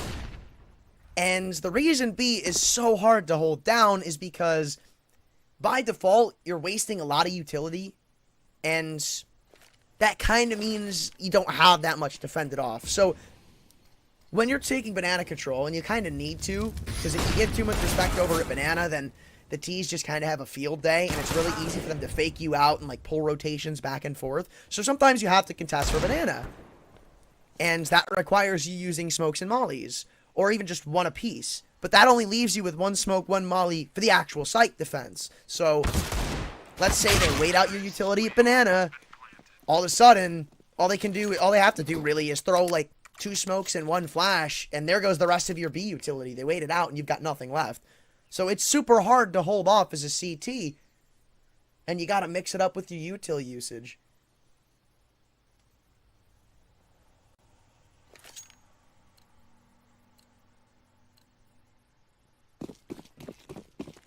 Because retaking sites on this map is hell on earth. See what I did there? I had to. I laid myself up. Oh. This time only exposing of a Molotov. They are going to mix it up with the utility, and for good measure, because alternate attacks just decided to dump in the half-wall smoke regardless, so you wouldn't have gotten anything off it if you threw it anyway. And now this slow pace could come back to haunt them, already eating 40 seconds off of the clock, and nothing responded upon in the util game by Masonic. Only flashed off of the angle, and Kyiv shows no respect going back up. Just decides to jiggle it without a care in the world. And again, it works. So much time chewed away from this clock, but they have brackets control now. In fact, they have both sides of the map. So Masonic have just done the deadly sin of giving up car and bracket control. Now this utility is going to start to come through. All of it still left on their belts. Nothing baited out for. And what's Queenix do? Does he just hold on to the smoke? I think he does. Oh, did you spot him? No, he didn't. Well, might as well throw in the smoke now. There's not really time for them to wait it out and then dump in a Molotov. So, well played by them so far. Still 4-on-3. It's not unwinnable, but it is a bit of an uphill battle going into the A site with 25 seconds left. Still got a bit of a crossfire you've got to break apart, and you've not done yourselves any favors when it comes to the timer department. Only 2 flashes, Molly nade left, so gonna have to be perfectly placed if you want a chance here. Molly finally comes flying through, and he decides to sit in it for a while, because it works. Doubles down, that's what he's talking about. And the bomb dropped in no man's land. Mabe, no way, he's trapped in pit. Oh my god, if they flush him out right now, this is so huge. Do they know he's here, though? I think they do. They're trying to push him down. The no-scope connected, and just barely able to stay alive. That would have been detrimental for the money, because yes, he can rebuy, even if he lost that off. But he's only got $6 grand. You buy into this round, and he's got $0 left. Nail biter of a round from alternate attacks, at least just on the save. Masonic need to deliver on more before they can comfortably say their economy's in a good spot. Because you've even still got 1 man on note and down to the SMG. And util could be a bit better, completely honest with you. Alternate attacks. They've still got Masonic sitting in the corner, backs against the wall. He's going to stop him from fighting back. Couple bits of utility, only nades and such go in towards car. Trying to tack on a little bit of chip damage, because why not? Oh, but are they going to throw in the retake util? They know there's players here. They have to. Oh, the flash is missed, though. And they're going to go up for a quick B play. CT player could get caught completely naked. Last bullet connects for a kill from Noten, though. And again, nades continue to fly through. Yenzi almost catches a pick on an over-aggressive CT player, but not done yet as Mav has traded it back out. The off above the smoke's good enough for 1. Now we're once again into a post plant, which every single man looks to come in through from CT. A little more utility than previous attempts, so this one's not impossible. That smoke's going to be used up a banana, though, and that's a big pick from Krogan. Reagan. Oh, dropped at the back of the site, and Ozek's even been spotted. Everybody's isolated right now. 1-for-1s cross the board if they want to take them. These smokes need to fade if they want any chance, though. 2v3, and it's not impossible, but it's certainly unlikely you Zen's hitting shots like that. And with Ozek spotted, a big task is required that he won't deliver on. Queenix, plenty of time to defuse the bomb means Masonic should pull it off.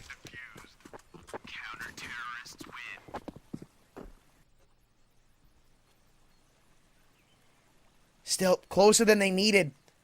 None of these rounds allow them to actually build up a bank account for themselves. It is still so razor thin with the margins.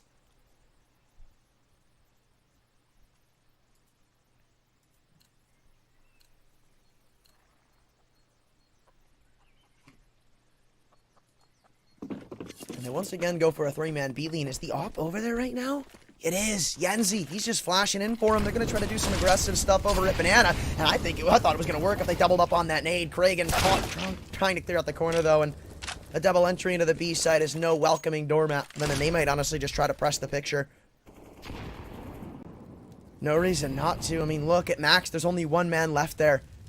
That one man left is the op and Yenzi. Oh, I don't like this angle. It's so aggressive. It's so ballsy. And he hears all these footsteps. He'll need a collapse, but he misses on all of them. It's nothing but targets, man. I don't know. That was a misplay in my book. Even if you get one there, what are you hoping for? Clearing out the site. Well done by Sky. A lot of players wouldn't have done that, at least as heavily as he did. He finds 3 kills. Why would there be another man at B? At least that deep. I still feel like that round could have been converted, though.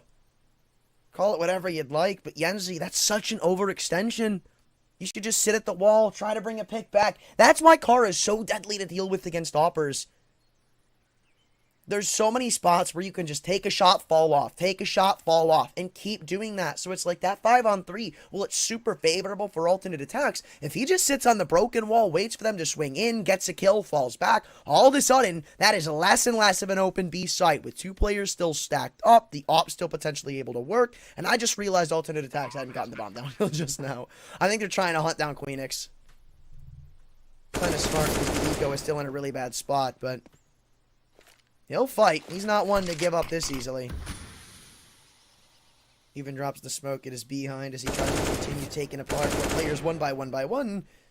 Looking laser sharp right now. Yet to be tagged. Does he turn around? It looks like he really got the off angle, and I thought that was good for a third, but no.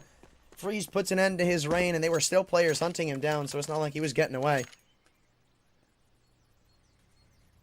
And now it's right back to eco territory where you're going to see nothing but upgraded pistols. Kragan, the only one who would have a tough time buying on the rifle, so I don't know, he'll probably just be full saving.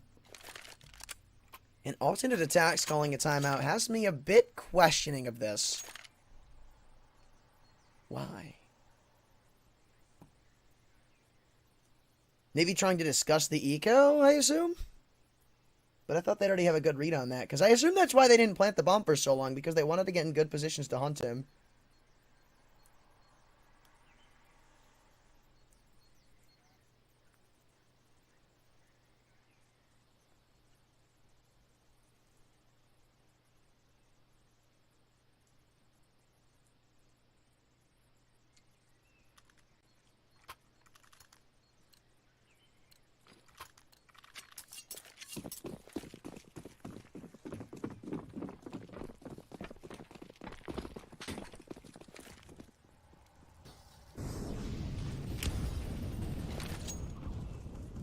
Well, oh well.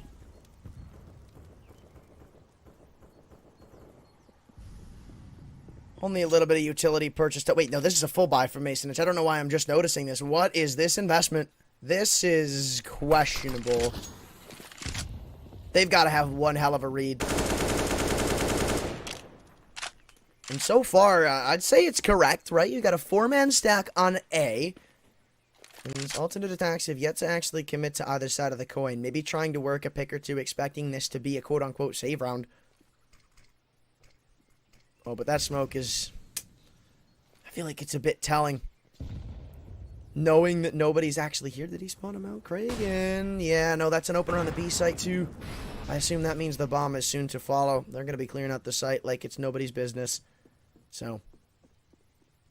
yeah, they got to bring this kill back or rotate out. Or I wonder if they actually just call it a save, right? It wouldn't surprise me that much. But, yeah, no. A lot of these positions are really revealing for Masonic. That smoke kind of tells that it's a fake. Just because of how deep it comes through. Comes all the way from coffins, and they're already pushed past it. You see nothing over at Bananas, so you get a little bit investigative. You spot nothing in CT, and all of a sudden you assume it's a stack. And they'd be right. Leveling out every player that decides to go their way. Not a single bit of... well, I'm not going to say that, but barely any damage comes through. And yeah, this is a really questionable buy from Masonic. I mean, I got to say, they'd be able to invest in the next round pretty decently. Again, the only one who would have had trouble buying was Kragan. And I'm sure he would have been okay going with like an MP9 or something of the sorts. So, I mean, I wonder, why force there? About 2,500 bucks a player. Questionable. That's the best way I can put it. And now it's going to let that lead slip right back into the favor, or at least a tie game slip to alternate attacks on this T side that, again, has proven to be so deadly in the past.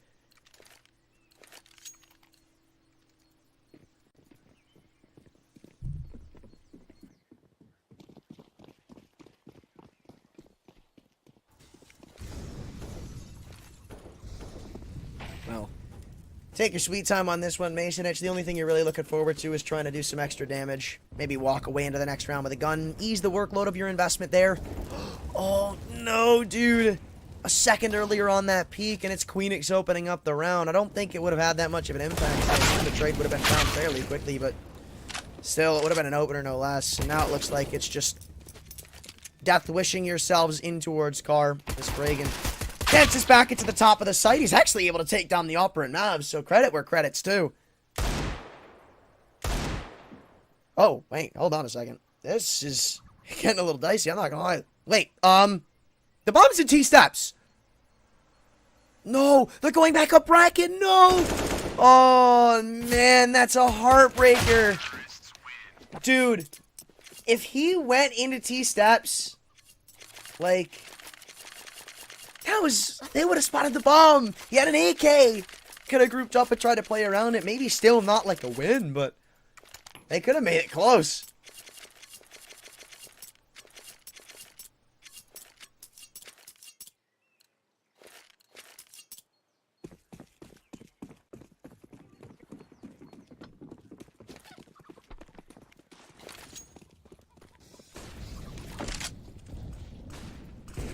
Well,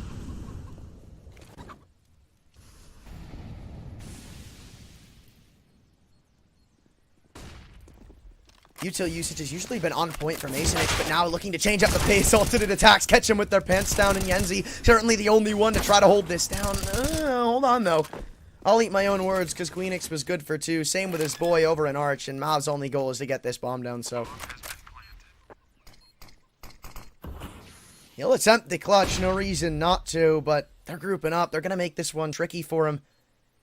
Yenzi's my only question is he's a bit ahead of the pack. Look at this angle. This angle's actually so sick, and Mom's going to use it for at least one.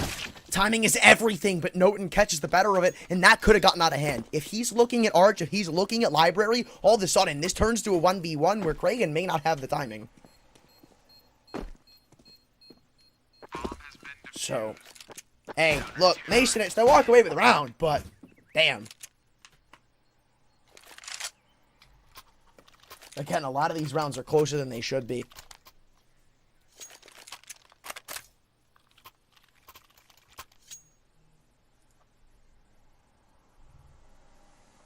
It is still an economic checkmate in the favor of alternate attacks. It's very, very close. But Mason, if you win this round, you don't have to worry about it, I guess.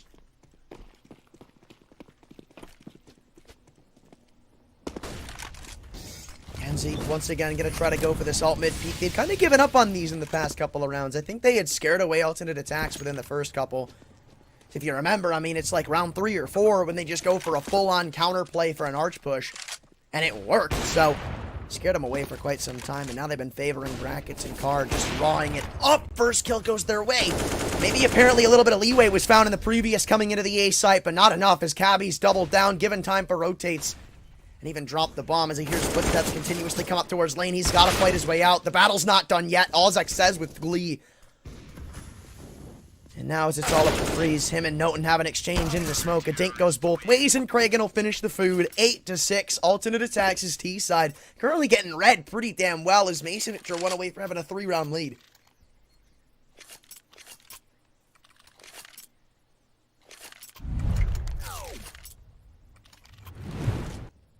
And I'm surprised this round goes as well as it does. You can see Sky finds the opening pick over towards lane. I just think they put a bit too much focus on Arch. They didn't really smoke off the Opera, and even when they heard the shot fire off, they continued to try to contest. Gave him way too much time to reposition, let Cabby work instead of just staying with the unit.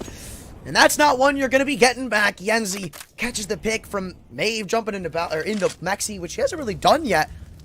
He hasn't been swinging that aggressively in the middle, so it catches him by storm.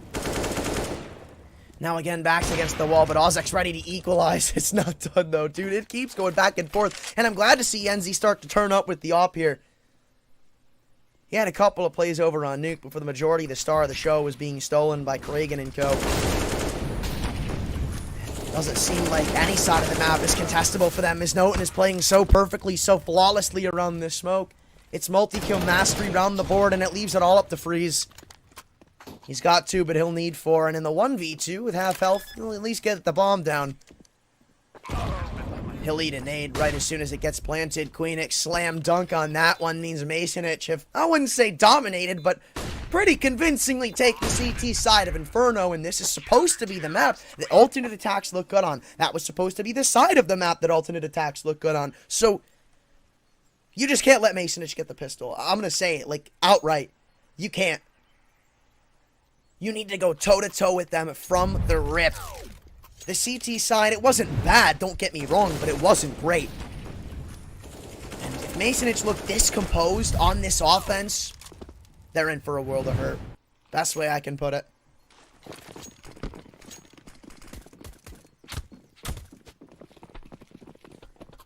So this is a big chance for Masonic to start to spring heavily in front.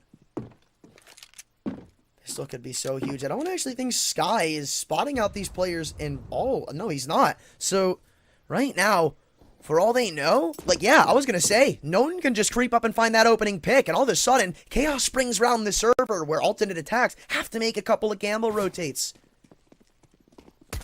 Freeze, able to get away. That's a big let go for Masonic. They find that kill, and it'd be problematic for alternate attacks. He was the only B defender, but now you see aTTaX trying to chip in for a bit of a flank. Footsteps heard coming through, and in CT, he won't fall, but he'll be close. Rotations are pulled. They know about a man on the flank. Noten spotted it out, and his only objective is to stay alive. Be a nuisance for them as they try to flash up through the smoke unsuccessfully. So Kragan doubles up, and the trade means absolutely nothing. Because right now, the only one who can fight is aTTaX. Still being distracted upon is, well, it was Zen, who was kept busy by Noten. Though no kits, all they've got to do is play this timer. Yenzi, you don't have to peek at all. Because if you kill about 10 more seconds, you've won the round. Very idle on making these moves. They know where both remaining CTs are, even running out of bullets in the magazines. A 1-for-1 trade. This one's done. Planted in the open for CT. They just confidently swing out. Masonic first to double digits. And they keep this lead going.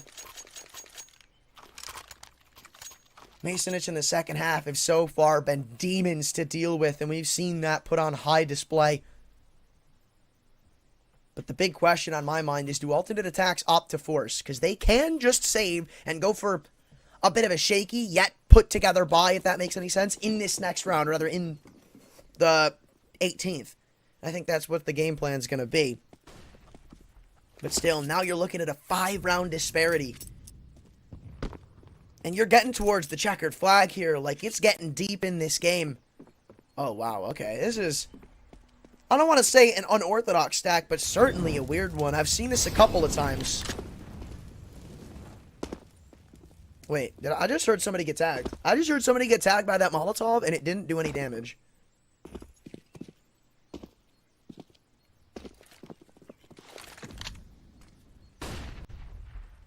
Well, seems like these MAC-10s want to press their luck up into the beast. What is this crossfire, dude?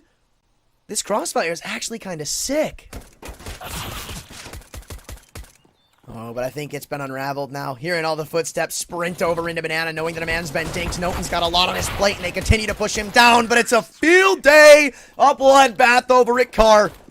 Usually you don't see him go that cleanly, but Masonic, it's no new coming for them. They were ready for it. That's why they sent the MAC-10 in and the Death Wish into the B site. Get that info, back off, bring them into us. We'll have a fun time with them. Again, clockwork of a round as they go into the first rifle investment from the defense, and a lot's left on the line here. Even if you can test if you're alternate attacks, it needs to be dominant. It can't be close, because this is a bonus from Masonic, right? If you let it be close, you're going into the next round with a way worse off investment, SMGs, and a better buy from Masonic. But, oh, that Molotov didn't spread. I think they wanted it to spread further. And how is he still alive? He walked back into the Molotov. I don't know, man. Works out, though. You'll take that if you're alternate attacks, but it's caused a regrouping over towards brackets. Masonich just waiting out a smoke. All four of them looking to regroup into top bracket, and what's the response from alternate attacks? They continue to dump in the utility, but maybe a bit lackluster as after the smoke, it's all a bit missed. This is a very difficult setup to try to crack through, though. Flashbang should be heard, or no, that's a smoke. Turning away at the worst time. Kill, still not traded out. It's a crossfire, and it seems to be doing the proper work. All of a sudden, 2-on-4. A couple players with their heads turned the wrong way, and troubles once again start to occur. Bomb, not unretrievable, but not also very forgiving in its positioning. Now you're going to have to upgrade to a rifle. Flashbang bounces in, 1v1, and Queenix won't be able to clutch it, looking the wrong way. Mob's got the trade. But still, that's what I was worried about, because it's close. Like, your investment is way worse now. I wonder if Masonich ought to throw the rifles onto the table. It will tenfold be better. Okay, and they will. It was a 50-50, honestly, because you could save there, let them farm you up for a round, and then have more investments to go into the future, make it a bit safer. But if you shut them down now, it's still, like, close to curtains. So, not a bad play at all. But unlikely from what we saw in them against EC Kyiv. Alternate attacks are so loose with their utility right now. Like, they just used up so much of it. In fact, there's not a single Molotov left across the server. Actually, that's a lie. I didn't know. They probably dropped it in towards CT spawn, but just take a gander. Zen has nothing. Mostly flashbangs separate these two squads.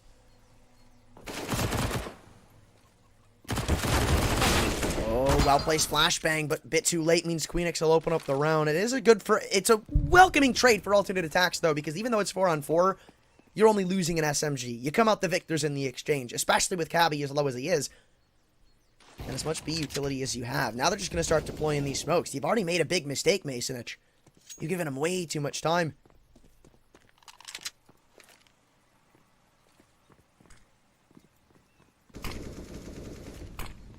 Smokes come flying through, and now all the utility is about to be expunged from the cards. Sky, oh, this could be a big extension.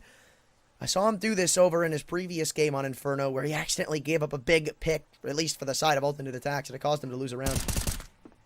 But won't do that this time. Not the kind of person to make the same mistake 2 times in a row as he looks to vacate back into the site. Oh, he'll get caught by Krigan, that's big. Welcoming bomb site as nobody's home, and Cabby continues to keep players on the opposite side of the map.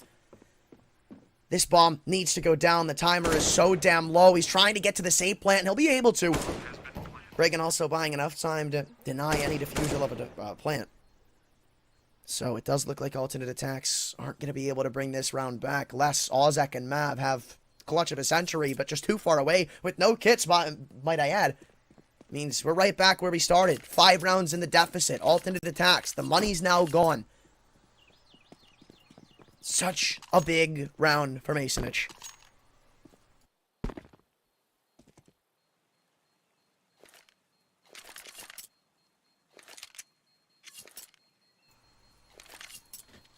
And what do you do to get back into this? Because I don't think you force. You probably don't force. Because you've got a little bit of loss bonus attributed up to where if you lose this next round, you're buying, you know, into further ones, right? But like, this is going to be 13-7. This is so bad right now. The CT side just can't really get anything going. And as soon as they had something to get started for, Masonich just rip it away from them.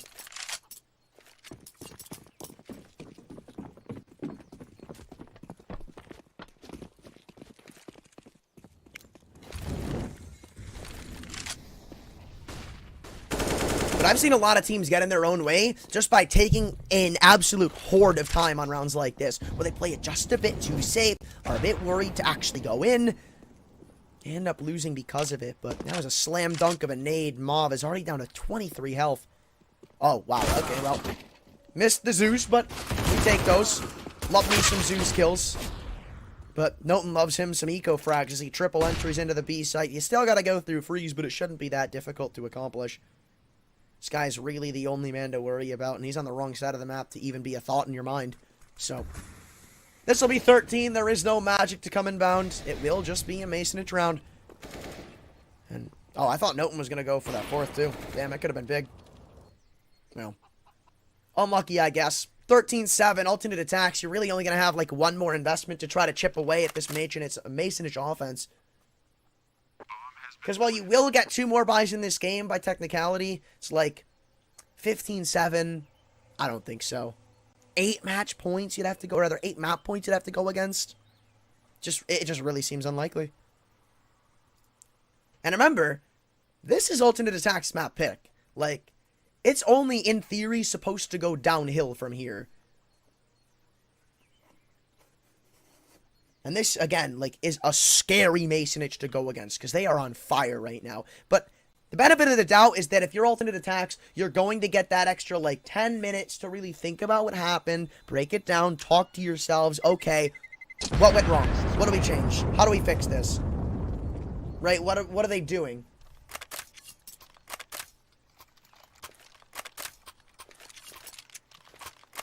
If you're unable to start recovering this game right here, right now, I don't think you will at all on Inferno, especially without the AWP. You're really losing out on some chances here.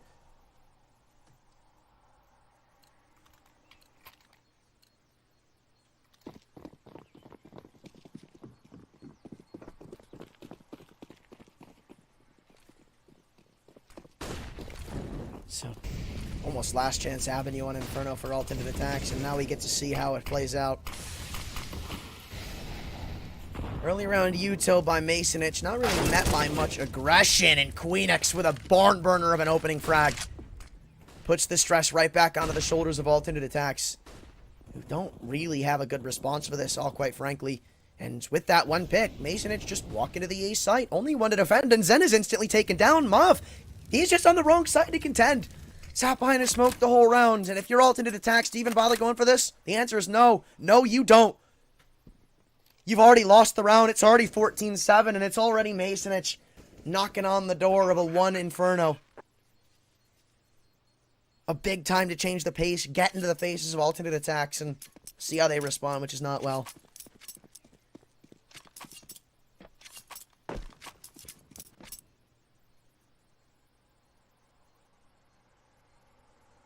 Well, holding onto these guns is a must for alternate attacks.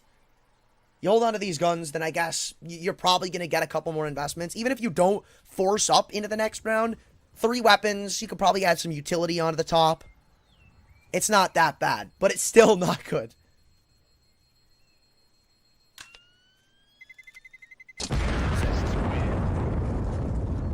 Masonich, currently the dominant force by a long shot, doubling the score of the alternate attacks defense, and not far away from sending us to Dust 2 with them the victors.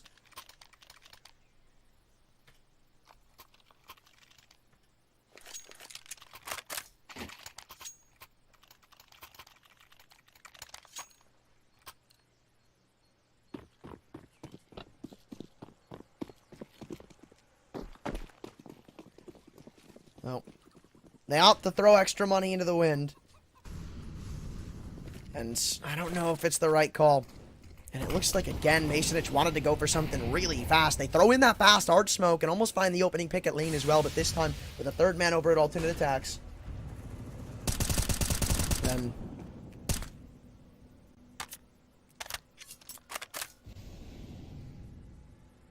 still very passive, safe from alternate attacks. They haven't really switched anything up, but that's a problem because what they've been doing isn't working.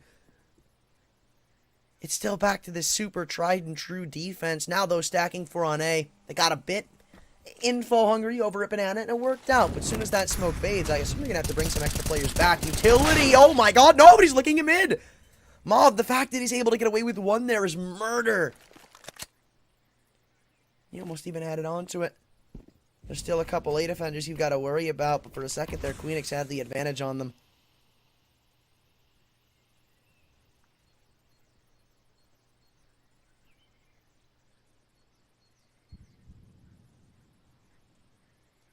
Still trying to go for the A attempt. Footsteps are going to be heard, but Kragan, first blood on the AWP. It's so much damage dealt on both sides. There is 25 HP on Noten, and somehow players are getting dinked back and forth and back and forth.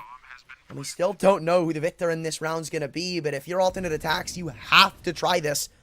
You're not going to get closer to a 1 round.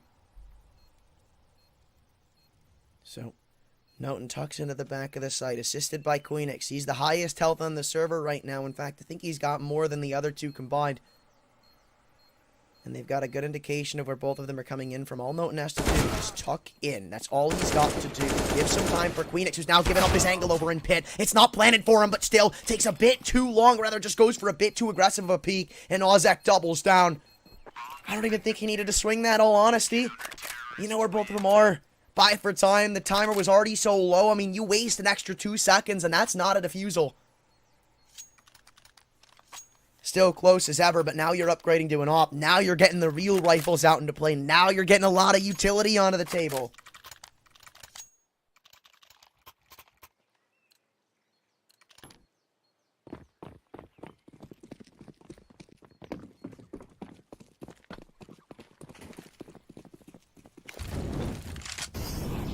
This is the most put together buy we've seen from them on this CT side, and honestly, it could start to add up to something.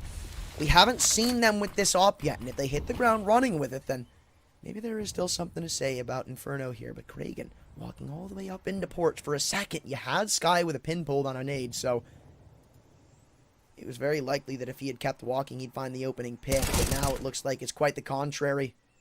A double dink to layer him down means Masonich are now down in the 3-on-5.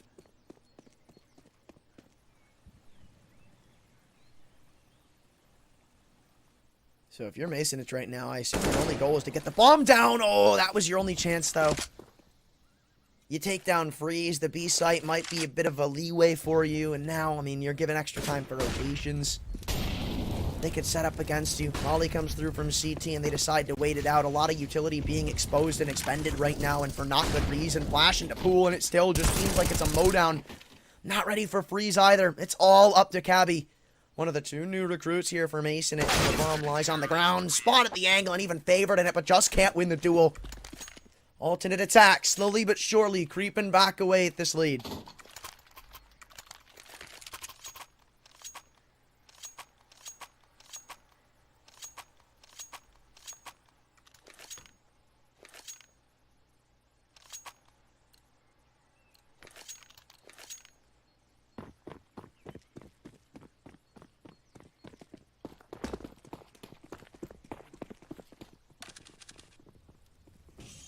Op still in play, and it's a force back from Masonich. They've tried fast plays over at A, but now it's the flip side of things. They're going to give the old Collins tries. They know 2 are over at Banana. It's a 1-for-2 trade, and the site's ripped wide open. A big read from Masonich pans out perfectly.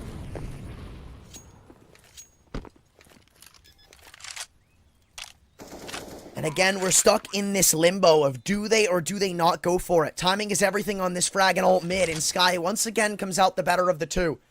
With how low he is, it looks like they're already calling this one for gone. 6 rounds again chipped away for Masonich, and 6 chances to close this game out. Send themselves to Dust 2, their home turf. With a map advantage, God, it doesn't get worse than that, I feel. A Masonich that's looking this scary, this explosive. You set him to a map like Dust 2, where it's a lot more puggy, and it's a lot more allowing of plays like this. And favorable, even. What do you do? I just don't think alternate attacks are going to have what it takes to contend on that map. You need to make a resurgence here and now.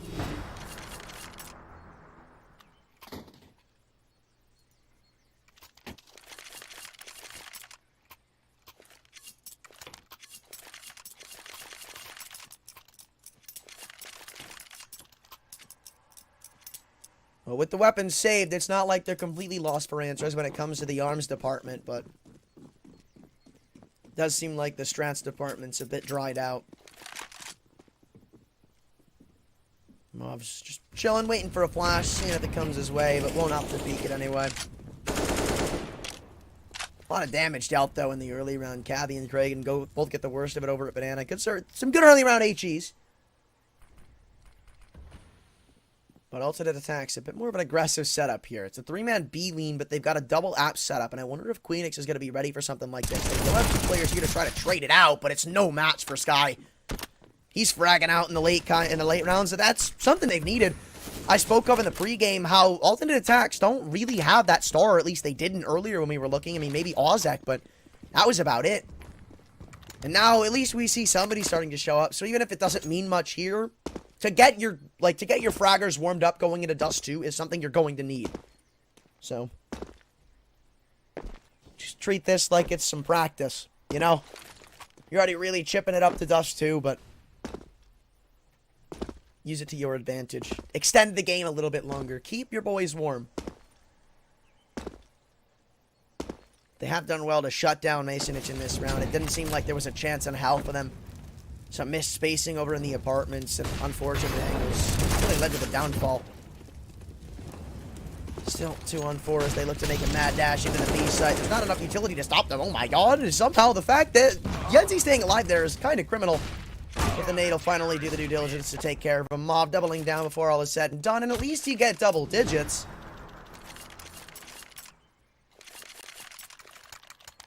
So hats off for that.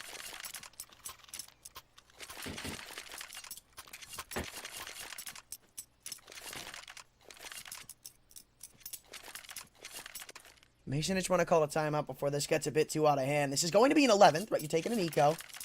So, all in all, it's going to get a little bit closer. The closest, or some of the closest we've seen this half. There's still a very long path on the road to redemption, and it's not very paved. You have to work through it yourselves.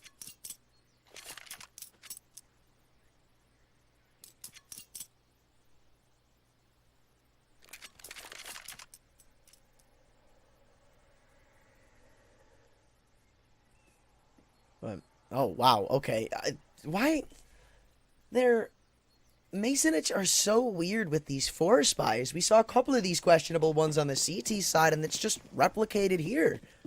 I mean, look, you've got 3 AKs. It's not like it's the worst we've seen, but there's just not really a point. You know? It's just let them have the rounds. Work with it from the next. Like, even if you take down 3 or 4 players here, it's really not worth. Like, they have enough cash built up to where money isn't a problem. I mean, I guess maybe if you get like 2 rounds in a row where you take down 4 players, sure, it'll be a bit easier in the long run, but I still think it's just more worth to build up your own bank accounts than worry about theirs at this stage of the game.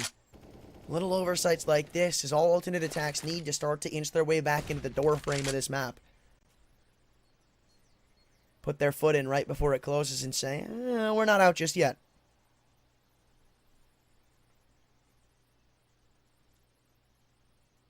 There is one thing going for them right now, and that's the fact that there's 4 players stacked up on A, but I assume after a while, alternate attacks are going to get a bit info hungry on what's going on. Freeze, timing is everything, but very easily and very well find this first pick. No, just a bit too labored, and now Queenix, I think, is going to try to push the envelope up at the A site to keep a couple extra players here. Does he clear out the right angle and brackets? No, he doesn't. But he's at least done the due diligence to keep 2 players here. That's what he wanted to do, as they make their mad dash into the B site again. This time they've got a little more utility. Still, you have to clear the back of it. In fact, Yenzi's the only one with a Molotov, and it's going to go in the wrong spot. You still haven't cleared out Emo, and even a team kill comes through. No way! They need more frags to go their way, and they finally find them. Rotations have been made accordingly. The bomb's going to go down. It's a 2-on-2 with Reagan. No weapons as he swings on the Tech 9. What's he doing? He easily could have fallen away in pool. Now it leaves it to Noten. An unwinnable 1-on-2. And he even has to reload the AK. What was Kragan doing there? Because at least if Kragan jumps into pool, he can swing out in CT alongside him and they can fight together, but he just swings into construction. Or even, like, go towards back sight, pick up one of the rifles.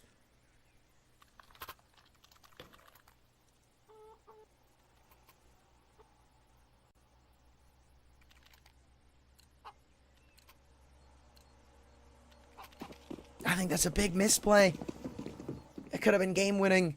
And it's these tiny, tiny mistakes that Masonic just keep giving up. And we actually did see a lot of this from them on Nuke, where they had a lot of rounds like that, where they were super favored, where it was heavily in their side, and they just make these little mistakes that would lose themselves the round. saw it on Nuke where it just didn't seem like they were really, like, Havu weren't necessarily winning the rounds, more so as Masonich were losing them.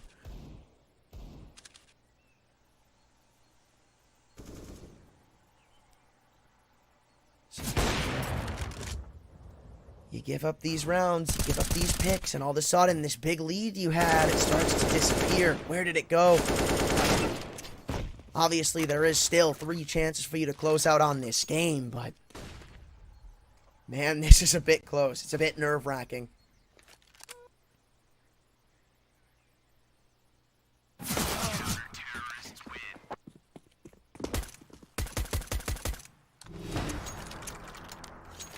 And alternate attacks are certainly looking a lot more warm. So, even if they lose here, I think there's a bit more to alternate attacks coming into Dust 2 than initially spotted. They're warming up. People are starting to connect their shots. Mav has gotten a couple of bangers. Same with Zen. Sky has certainly stepped up to the plate. And Ozek's been there the entire game. Freeze, he's been quietly farming as well. So, everybody started to heat up.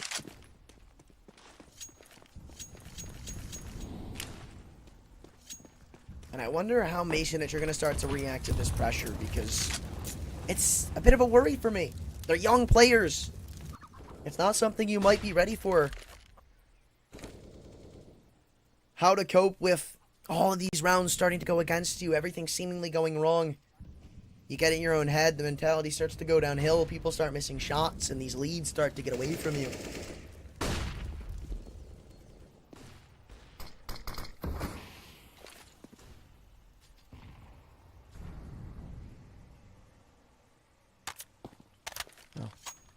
So far, alternate attacks doing their own thing, and that's going to matter. It's a stack on A, or rather on B right now. Now we know what Masonich can do when you haven't stacked the right site. Maybe it won't matter. The pit player goes big, doubling down, and he's still staying alive, buying extra time for rotations. Noten trying to creep around the smoke, and he should be spotted first. He will. A 1v4 for Cabby. And again, this seems impossible. They'll come swinging in from Arch, even jiggling through. Mav's got the shot, and it's annihilation for alternate attacks. 15-13, Masonich. Uh-oh. It's starting to get worrying.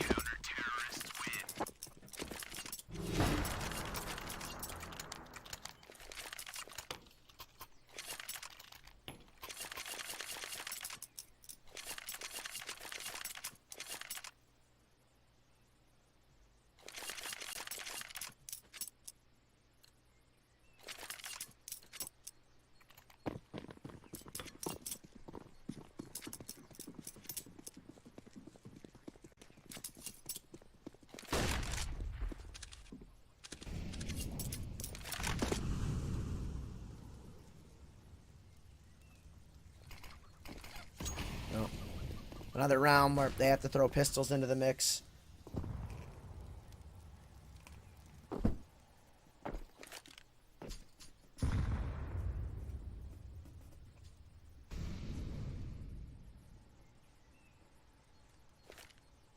I don't want to count them out, though. Masonich on these pistols have looked so deadly in the past that it's like they're an inch away from stealing so many of these rounds. They're perfect at controlling the chaos in these situations, or maybe not enough. The crossfires on the A side are a bit difficult to deal. Okay, alright, never mind. Cool, awesome. They literally found the opening 2 kills. Okay, sure. 1v3 for Freeze, all of a sudden you blink and it turns to utter chaos and utter madness. And Freeze wonders where the hell his team went to. Bomb's gone down, and he's got a little bit of utility to work with, but as soon as this Moto smoke fades, I think it's done.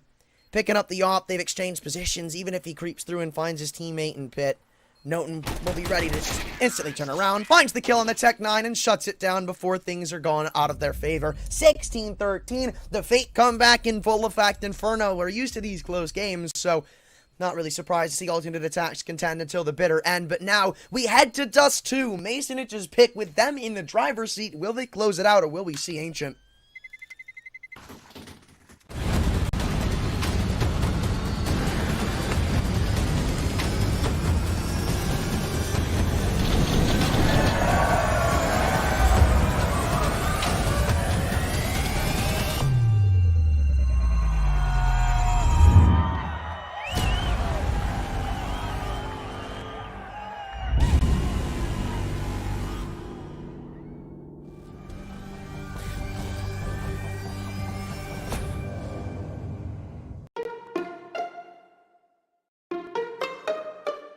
Withdrawing with AstroPay is really simple. Go to your favorite site and choose AstroPay as withdrawal method. Then type the amount that you want to withdraw, type your mobile number, and click on the Confirm button. Now, enter your wallet with your usual credentials and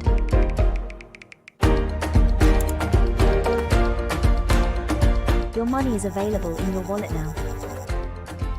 Decide if you want to extract money or buy on your favorite sites.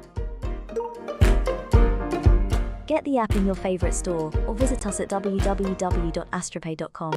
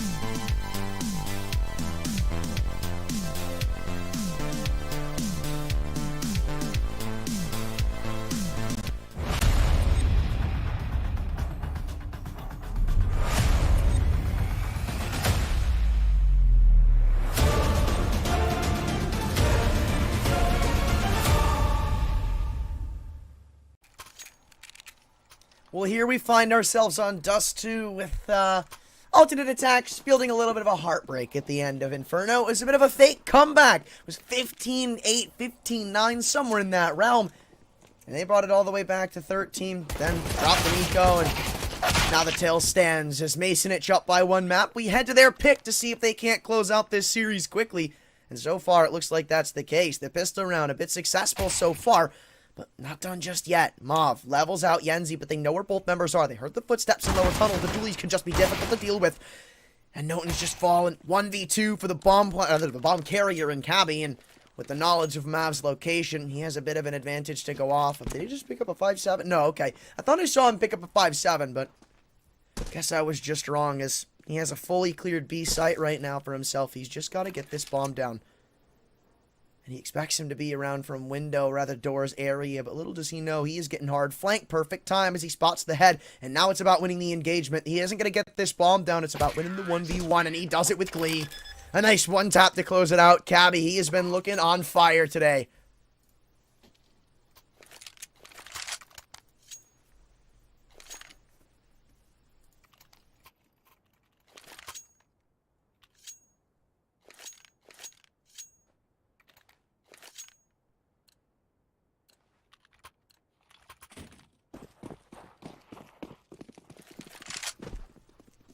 Rifles brought out early from both sides of the coin. In fact, 2 scouts coming through. I'd say a bit unorthodox, but I'm all for it. I love to see what they've got in store for us. Flash is good, and a trade is actually found. 1 for 1, I'd say that favors alternate attacks right now. Didn't expect it to go that well, especially with how they'd played. I thought for sure Noten was going to find that frag. Played perfectly around the flash too. Mauve seems like he can't hit the targets in front of him. Now they go in for a B-sided crunch, and the only man to try to respond is Zen. So, gotta find something in from window. Tags, well, he'll get, but I guess some of the work done for the rotations in the CT side, and Sky's just made the job a little bit easier.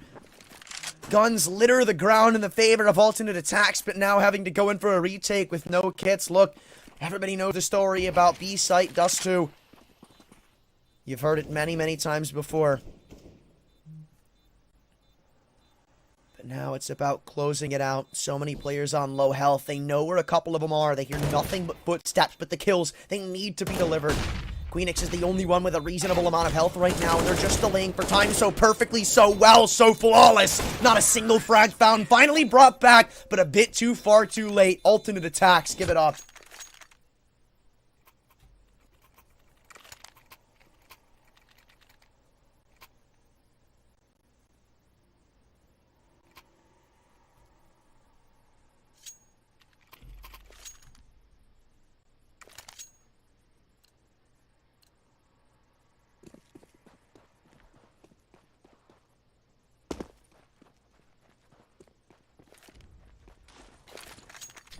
Only USPs to defend against in this round as Masonic once again looks to take a 3-0 charge to rip this game wide open. Went for a bit of a lower crunch too. Hard read from alternate attacks, didn't work out too well. But all in all, as it stands, it looks like Masonic are about to field themselves a pretty comfy start to this game. No surprise, it is their map pick. I expected some good showings from them.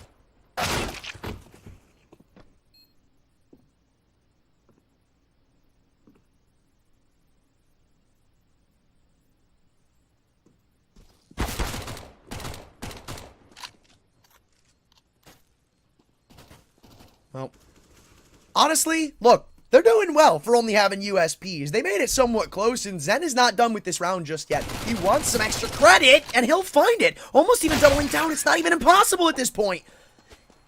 I would have been surprised if he didn't find that, which I guess he didn't, but damn, respectable from alternate attacks. Only come into that round with USPs.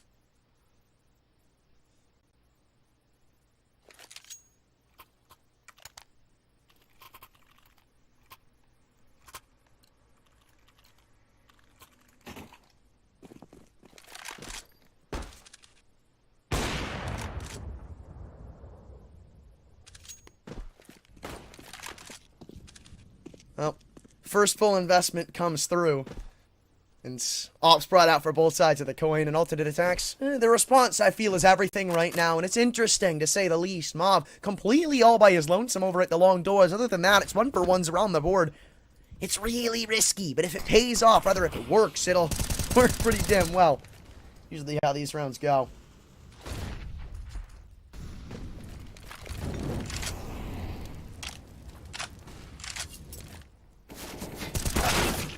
Cat they go, but to no avail for the alternate attacks defense as the first kill's found with quick succession. Sky now the only one to defend. He was lights out on Inferno, and he continues to light up the server here. Still, a little more work will need to be done, but they've set themselves up for decent success, even attempting this catwalk flank, but somehow through the smoke, they've managed to take an advantage. Bomb should be allowed to go down at this rate, and alternate attacks attempting the cat flank early on, but I wonder, do they still want to go for this? Both players know whereabouts entirely known, and have absolutely no utility to get back into the site. It seems like that interest is starting to fade away from them, as you can see. Ozak vacating cat, Zen backing up to B, and Masonich, they've stolen another rifle away. It's a 4-0 start, and they're starting to already push this one out ahead.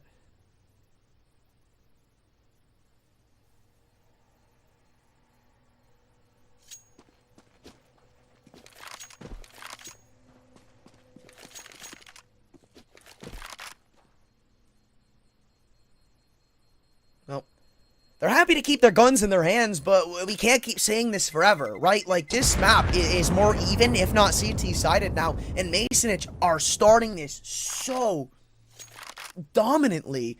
They can do no wrong, it seems. Even there, they find opening picks. Even after it goes into a 3-on-3, just through smokes, through whatever the hell, they just find the kills back like it's nothing. We even get a nice little replay on what happened here. Look. After Sky delivered on this double, I thought it was done. I thought Masonich had been leveled out on this aTTaX single-handedly. Apparently, I was dead wrong. I'd like to call this a half-buy, but it really isn't. Only a couple of pistols invested here from the men who didn't save their weaponry. I guess you got a scout thrown out of the table by Mob, but that's about it. There's an engagement's taken up catwalk. They both call it a stalemate and back away to their respective sides. Ozek doesn't say the same, though, as Queenix's first blood. And up long they'll scale. How well will it go? Well, we're about to find out. So far, not very. As a lot of damage is tacked on early. We saw the same damn thing on Inferno. Is it rinse and repeat? No. 3 kills in the blink of an eye come in. And it's a magic thing we've seen from Masonich do a couple of times now. And this time it seems like Mob is a bit more interested in attempting this one. There is a player that's scoutable, and that's Cabby, the only one taking the fight right now. But past that, it's all for none. Ozek looking to save his rifle into the next, and Masonich a dominant 5-0 start.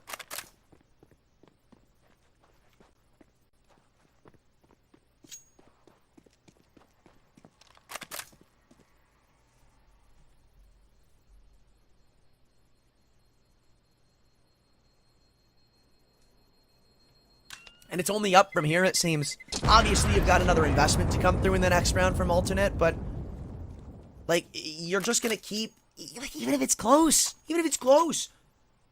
you're still money screwed over. It's 15-1 odds right now. Pinnacle have definitely picked their favorites.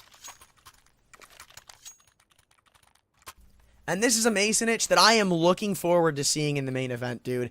Like, they just look so deadly right now.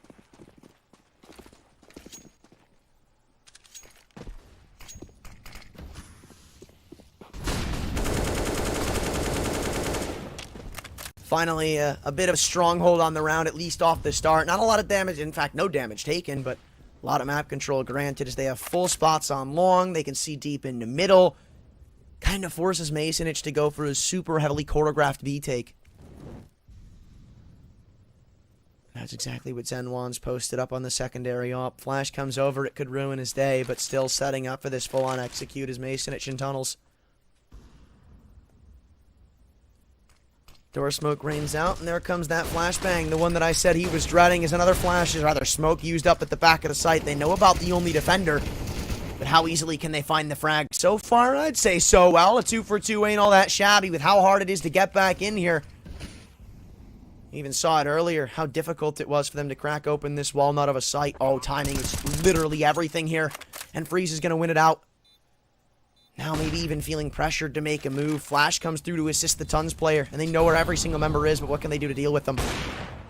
Freeze, that's a way to do it. Doors and window, the remaining 2 players. As Cabby sits close to the doors, there's not a single piece of utility left.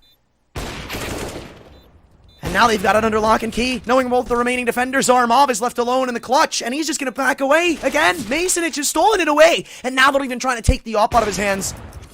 Baiting out the shot as they look to catch his fall off and his fade away. He tries to run up catwalk, but Cabby just barely shouldn't be able to catch it. I think this one's done and dusted. Yeah, maybe even sticking around for a bit too long there. But he's granted with the lease on the AWP, though the stance is still 6-0. Alternate attacks, not even close to striking the scoreboard, it seems.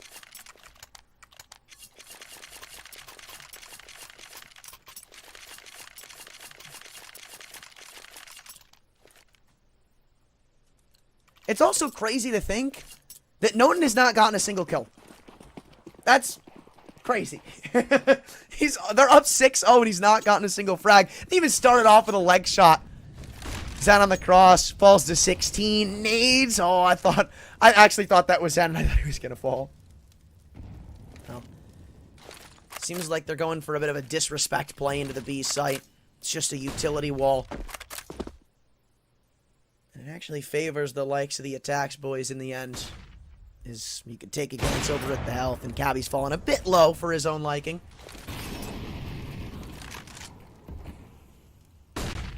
But Masonic have done so well to bait out all this utility. Look at what's left. 2 mollies, 2 flashes, and a smoke. And even that 1 flash has now been used up. So now you're going for a B crunch with all 5 of your members. This is so favorable right now. Remember how low Ken is? That flash is going to completely blind it up. No, well, it won't matter. Freeze. Going into the tunnels. Should be caught here shortly. Queenix as he awaits the push through the smoke. He'll be found. 4 on 3. And again, alternate attacks. What do you do? Eventually, they have to stop going for these saves, right? But, like, you can't win this round. 7-0 start. 7-0. And it doesn't even look like they're an inch closer to cracking apart this question mark that is the Masonic offense.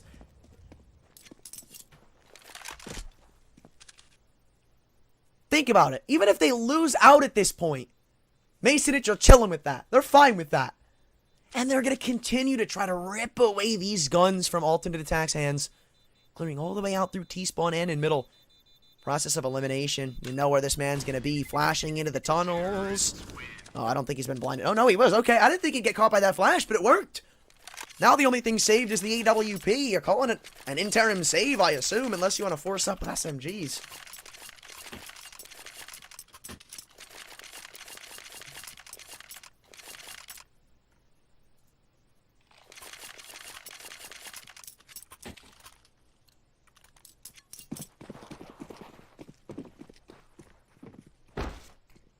Oh, yeah. It's somewhat of a half buy. Couple of pistols, SMGs thrown into the mix. But for the most part, it is just a round that Masonic are favored in. Though they are going to go for a quick B play, and the SMG at the elevated angle could be a bit difficult to go through. And this is why getting 2 trades are still in their favor. 4 on 3, and a flank spin spotted, so this advantage can be brought right back. The call is still a bit late and labored.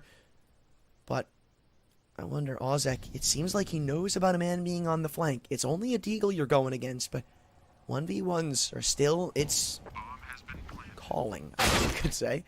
Smoke deployed in, and there goes his head. All of a sudden, 2v4, and they still need to try to work back at this one. Only 2 of them coming in from the door side, still a little bit unfavorable, but not anymore. That op has done wonders in this round. I think he spotted out the both of them, but it's going to be so difficult to creep and crawl your way back into this one. They're all playing it so smart, so safe, so passive, and Freeze finally has had enough. On the board goes alternate attacks, and the drought ends. Bomb has been defused. Counter-terrorists win.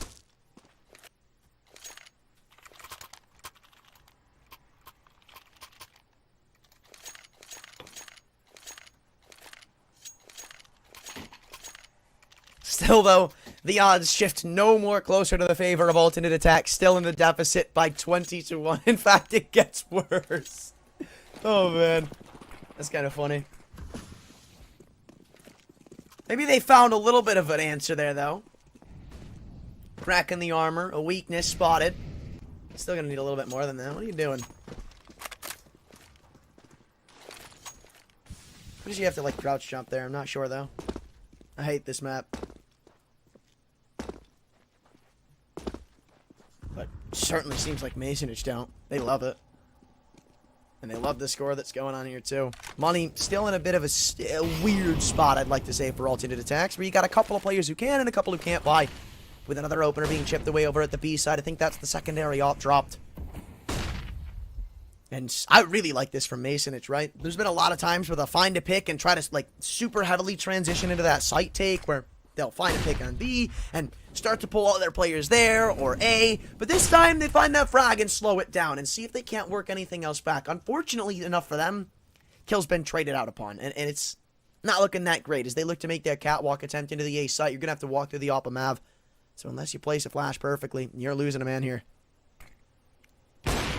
Oh, yup, that's what I was worried about. Especially an angle like that, it's so difficult to try to encounter, but Kragan at least deals the damage in the trade department. So, once again, post-plant acquired, but we haven't really seen alternate attacks do all that well in these. Though up through the smoke goes Freeze, and timing is going to be literally everything as the smoke fades. He's spotted and instantly dealt with. So it looks like that success of alternate attacks is very, very short-lived. And the op is even still posted up on the corner, crouching down. Noten gets dinks to high health. Yeah, he's dead. There's no way he's living that one, but still they'll take it. They'll use that to bait the others in and take him down. A 7-round lead still acquired in their department. Look, you won the half regardless of the outcome now. It's all up from here. I've been saying that since round 4. It is all up from here. And this is the last buy you're throwing out onto the table if you're alternate attacks. Imagine that. This could be 10-1. 10-1. By the way, I didn't want to say it, but it was also 7-1 in the previous round. Just throw that out there. Anywho, into lower goes Queenix, but Ozek the better in the interaction, as it doesn't seem like he was ready for him to be that far pushed up. Timing is everything on that. Spawn dependent, but when you abuse it, it works out really well. There are 2 ops on mid right now. There are 2 ops on mid. Don't seem to mind, though, as this bomb's going to be taking its toll all the way up catwalk. Nade just barely doesn't connect for the frag. They're still looking to even out the numbers, but just barely away from them. Kragan's brought it back. Trying to get this bomb down as the vacate's made it long. There's so much damage dealt onto some of these members. Oh, but I got this from Noten. He wants more. He wants it. He just gets too aggressive. Oh, Lord. 1 on 3, and even the jumping no-scope to close it out. They're having a good time with it. Alternate attacks finally get a second. Bomb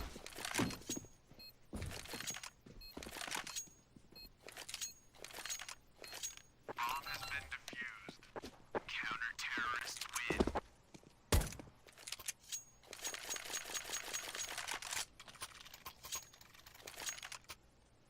That's a really good round for them to pick up. Not only just in the round count category, but because you stay alive with 3 members. So now that whole money game starts to become less and less of an issue, more so that you just need to start winning rounds. They can still salvage this game. You gotta give them the benefit of the doubt. You walk away from this half like 10-5, that's ultimately a W. But anything worse, and you're still probably calling it the curtains.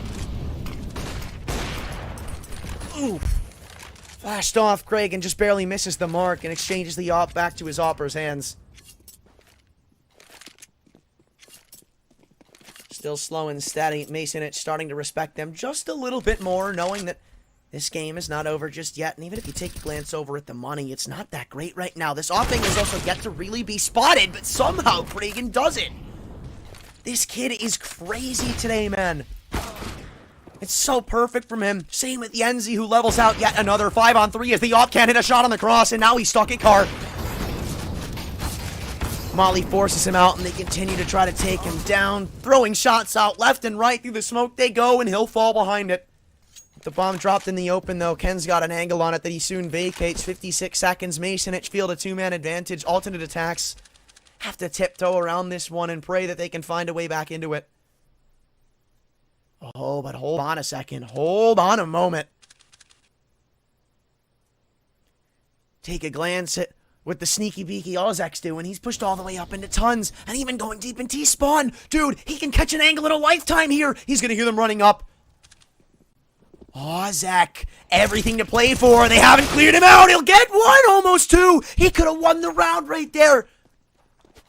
But Kragan's game sense actually wins it for them. Up.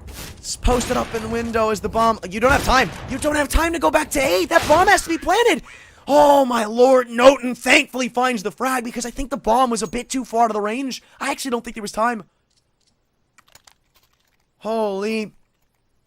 But yeah, I mean, if Kraken doesn't look behind him, then you probably don't see Ozek as pressured as he was. He finds 1, 2, maybe even all 3.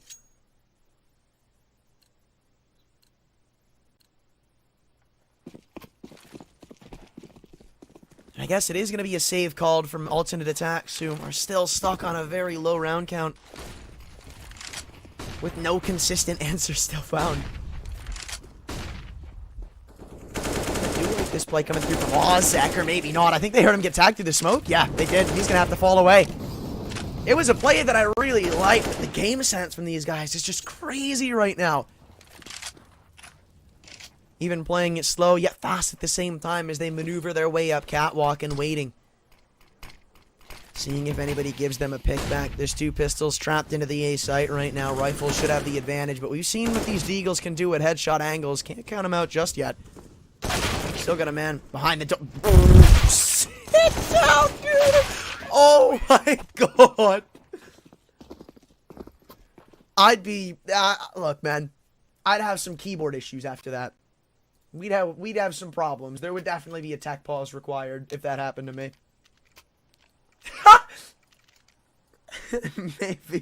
Maybe there is a pause required.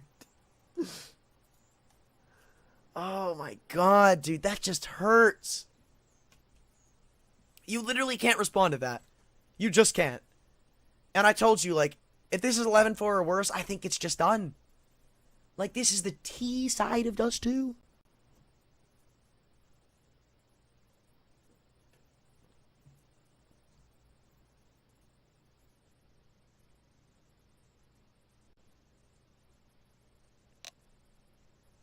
Nope. 2 timeouts called in a row. Maybe there is some technical issues happening. You wouldn't just call 2 timeouts in a row for nothing, would you? Or am I crazy? I might be crazy. Who knows?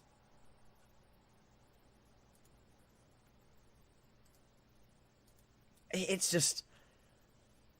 It boggles my mind how much they're just getting destroyed right now. This is so bad.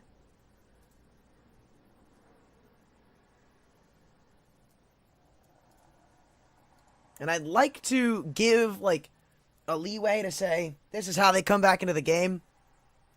There just isn't one. Like, I usually throw out that statement, maybe a bit more loose than I should, but they literally can do no wrong. Like, they actually just can't do anything wrong. Like, they've literally run into B through smokes and mollies, gotten 2 kills off rip taken from them, and they have still won that round. They've walked up to A in disadvantages without smokes and still won these rounds.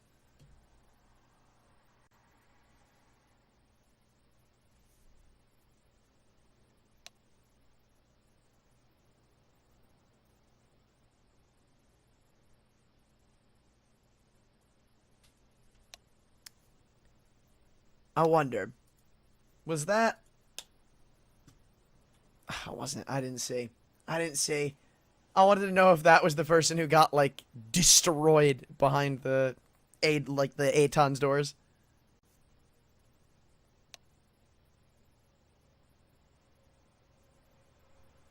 I'm not too sure what's going on, to be completely honest with you. Okay, apparently there's some ping issues. So... happens, but I don't know. Even without the ping issues, this just looks lost, but he's back in the server now, so I hope it's fixed. I assume it's fixed. But you just gotta think if you're alternate attacks. Like, what do you bring back into this game? Again, we've talked before, they're a very T-sided team. That's not a question in my mind. It's just how far out of hand this has gotten. Remember, on Inferno, they go into their, not against Masonic, but earlier against EC Kyiv, they go into their T side down 9-6, and they end up winning the game 16-14. Anything worse than that 9-6 score, and that game's a loss. It's completely different. I just don't see that happening here. I don't see anything close happening here. Masonich, 2 more rounds. Like, I'll even give them the benefit of the doubt and say 11-4 isn't impossible at this point.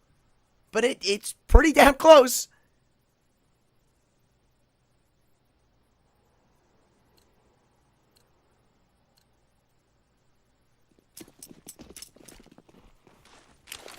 I don't know. I don't know. And certainly alternate attacks don't know either, as they've blown all their timeouts. They do not have a lead or anything close to it. They can't get anywhere near an advantage. Well, we go back into it with long control, somewhat dominated by alternate attacks. Still no respect being given, though, as Yenzi walks through his smoke and finds a pick. Still a player in pit lies free as he doesn't want to swing. He's so scared, but he's so tempted at the same time. Now a smoke dropped over on long, but I think there's a gap in that one. And even Free is going to be stuck by a Molotov, dude. How do they do this? We're back to a 3-on-3, but health somewhat favors the likes of alternate attacks. Utility, not so much. With only a nade left in their arsenal, it's going to really rely on what they can get done with these rifles. And there's a potential gap to be exploited here in the mid-crunch, but Kragan, dude, like he had the angle and everything, man. Op even posted on the corner, misses the shot on the jiggle, and now it's all up to him at the A site. Yeah, they're going to test him or Zen, and it seems like Masonich have other ideas in testing that mid player. Zen could get caught on the rotation in through middle, and he will.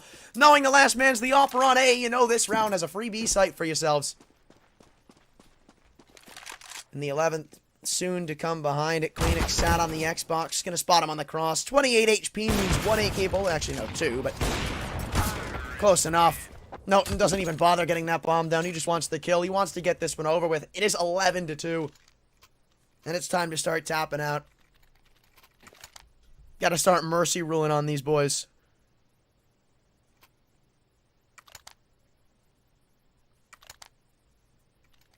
Whatever happened to Wii Sports, where if you were up like 10-0 on your opponent, it just like stopped the game because of mercy rule. Yeah, we need that here, boys.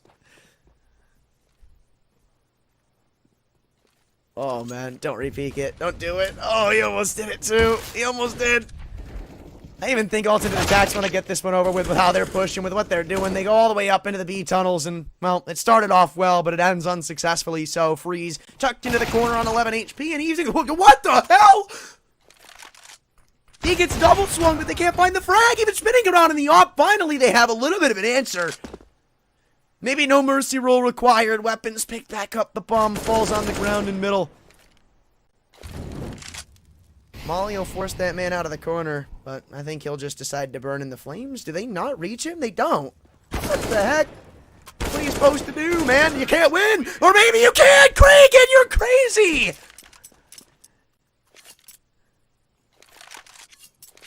This is what I mean by you can do no wrong. Tell me what they were supposed to do there.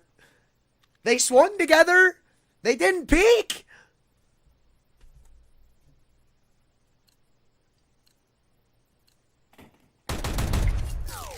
I just don't get it. What was that round? First is this, right? Like, I thought he was dead. I was literally talking like he was dead. They double swung him and everything. Then just annihilate someone to buy 7. Because why not? And now it's back to annihilation. It's Kragan and Kyiv. Oh my god, dude. What do you do? What do you do? Through a smoke, through a flash, through a molly. He doesn't care. He sits them down and he says, this game is just about over. Another triple for Kragan. It's 1v5. He keeps taking these fights because he is not scared. Get him out of here. Masonich, a 13-2 half on the T side of Dust.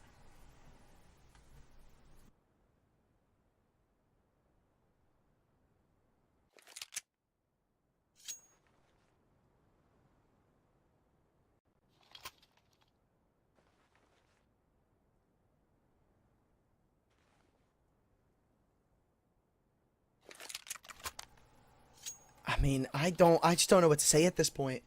It's that bad. It is that bad for them. Like, after the game against EC Kyiv, I thought, you know, there's something to salvage from the Rex here. Like, it looked good. Like, it looked like there was something there, but apparently I was just dead wrong. Finding an open B site. You know what? Nah, this is not an open B site. I forgot. You still got players to go against. So, no, it is not open even if they are across the server. 2-on-3 with Ozek on a low margin means it's pretty much going to fall onto the shoulders of Zen as they both swing into tunnels. Well, it's going to be spotted and quickly dealt with. Yenzi, again, clockwork of a round. Masonich up 14-2. Glass slippers starting to crack, boys. Counter-terrorists win.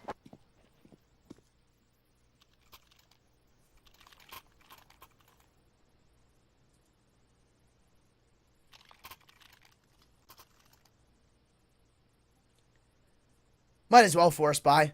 Why not? Are you gonna like try to come back for 52? I don't think so.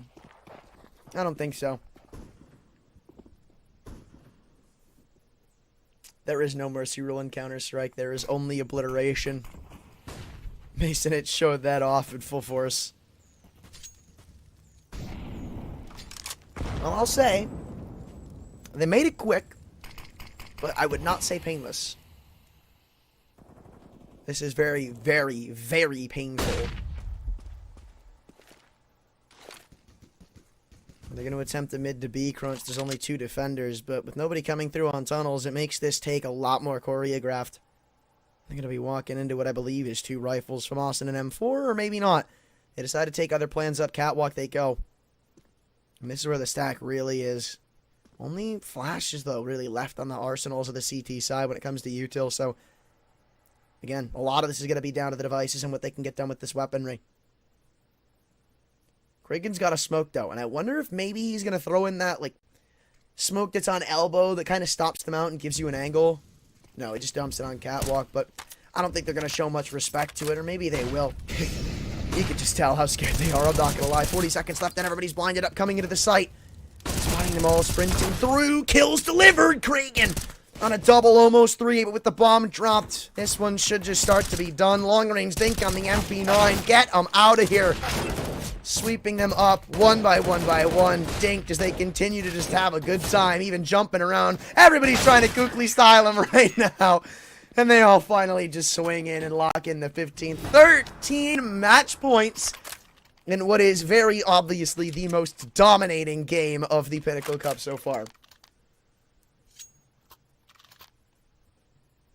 And I don't think anybody was expecting this. Even after a bit of an underwhelming performance in a lot of Inferno from aTTaX, I wasn't expecting this.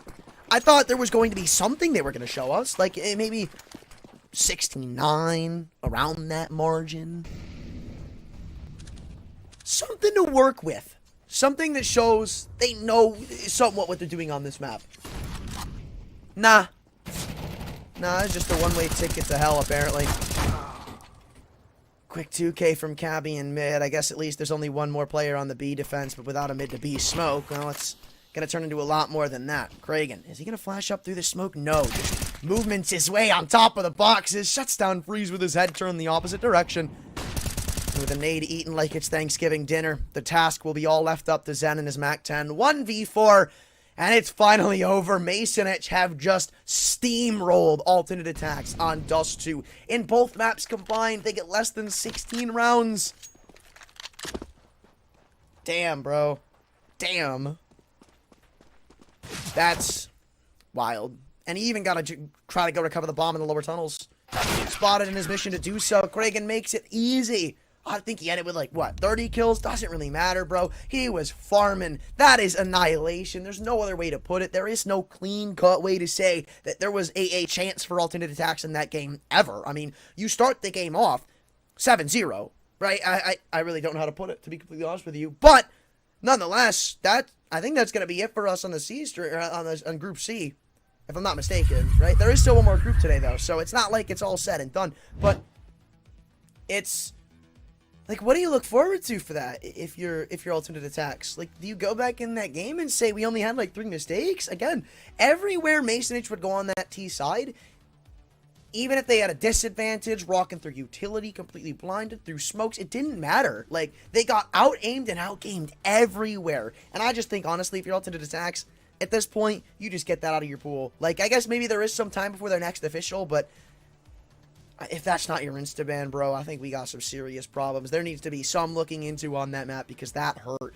Like, I don't know, man, but for Masonic, that is a killer of a game. And I said this one was honestly a toss-up because, look, alternate aTTaX in the past, they used to look really good. Same with Kyiv, who actually went against in the first round. They took down Copenhagen Flames, Skade, AGO, a lot of tier 2 and almost tier 1 teams. Kyiv had dealt with like they were nothing, so I thought alternate aTTaX coming out on top in that interaction between the two of them would mean something along the sorts of a resurgence from them, but apparently not. Like, that's just the best way I can put it. And this all comes in from the fire that Masonic had lit for themselves on the CT side of Nuke, where they almost find 10 rounds in a row to close out Havu, only allowing ended up like 2 to slip through the cracks. But as it stands, the result is Masonic saying, get the hell out of here to alternate aTTaX and closing out Group C in style. But we do still have one more group today. One more group, that's Group D, who I'd say KOVA are the favorites in, but that's not my place to talk about. We'll be throwing it over to a couple of my buddies soon here, so stick around because it'll be a minute again.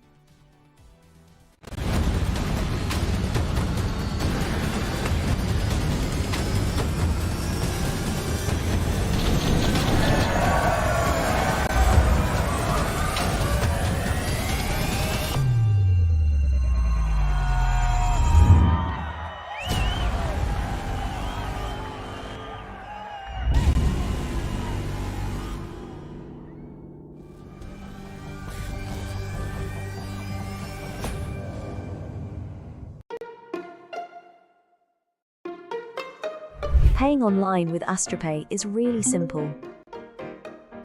From the merchant site, choose AstroPay as your payment option.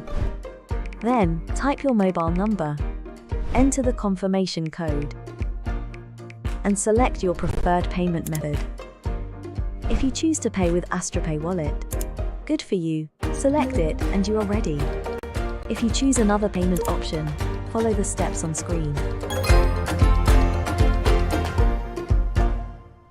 Your online payment is completed. Get the app in your favorite store or visit us at www.astropay.com.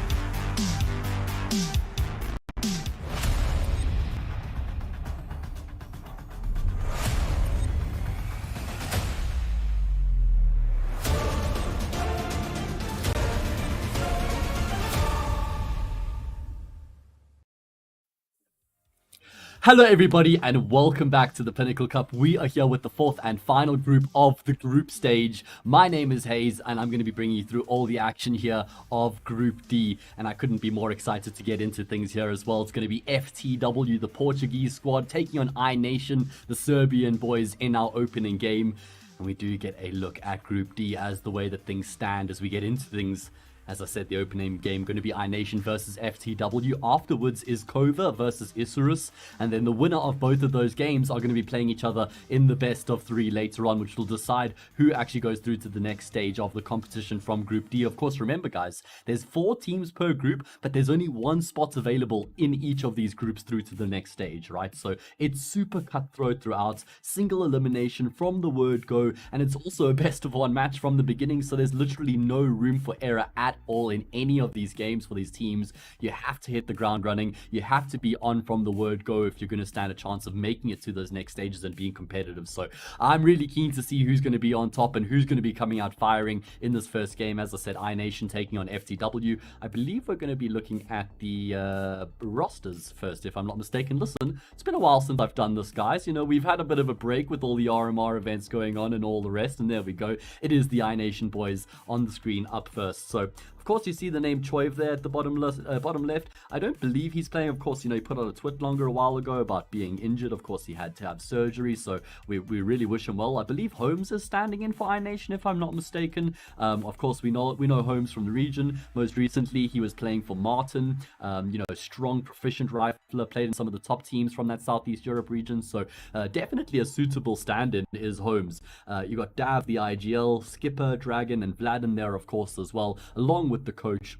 I mean, this iNation team, they're going to be playing in ESCA Advanced. It just feels like we haven't really got too much to go off for the iNation squad, right? I've chatted to a few Serbian friends and we know that these guys are talented, but I think they've got their work cut out for them up against their opponents. Let's bring them up. It's FTW, the squad from Portugal, who are looking really good at the moment. They've been in some strong form, I must say, guys. They recently beat Saw just 3 days ago. I mean, everybody will remember Saw at the RMR event where they fell to outsiders in that last round on Inferno. You know, Stodo's unfortunate missed pixel shot. Either way, the point is FTW were able to overcome Saw, who looked so good at the RMR. So that says a lot about FTW, guys. You've got Story, the Yorpa, previously a part of Saw, actually.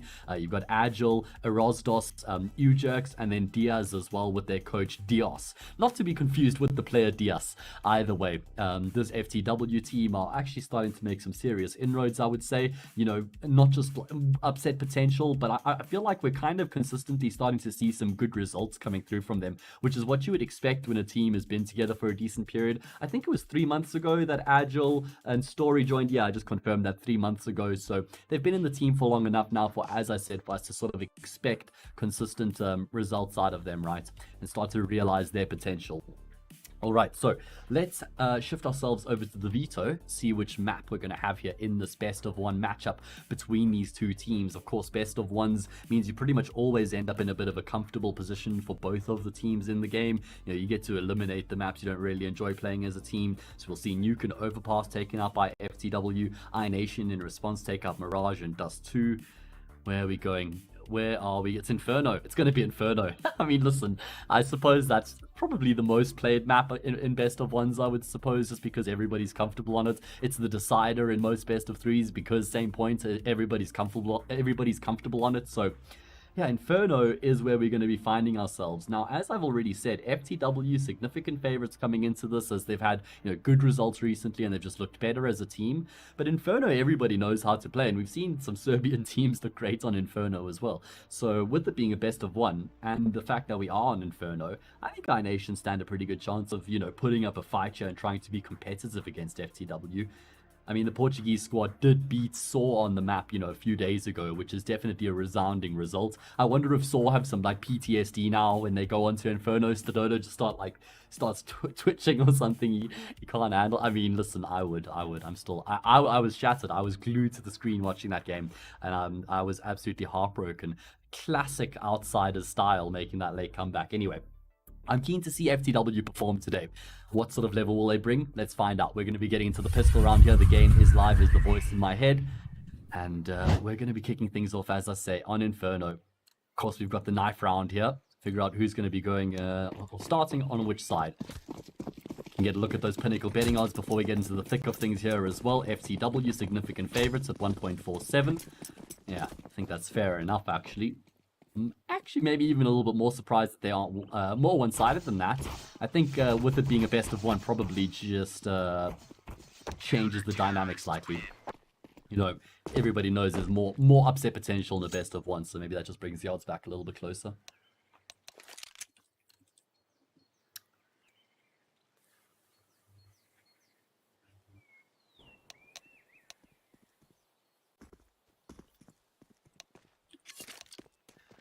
Alright, so just need to change the command in Twitch chat.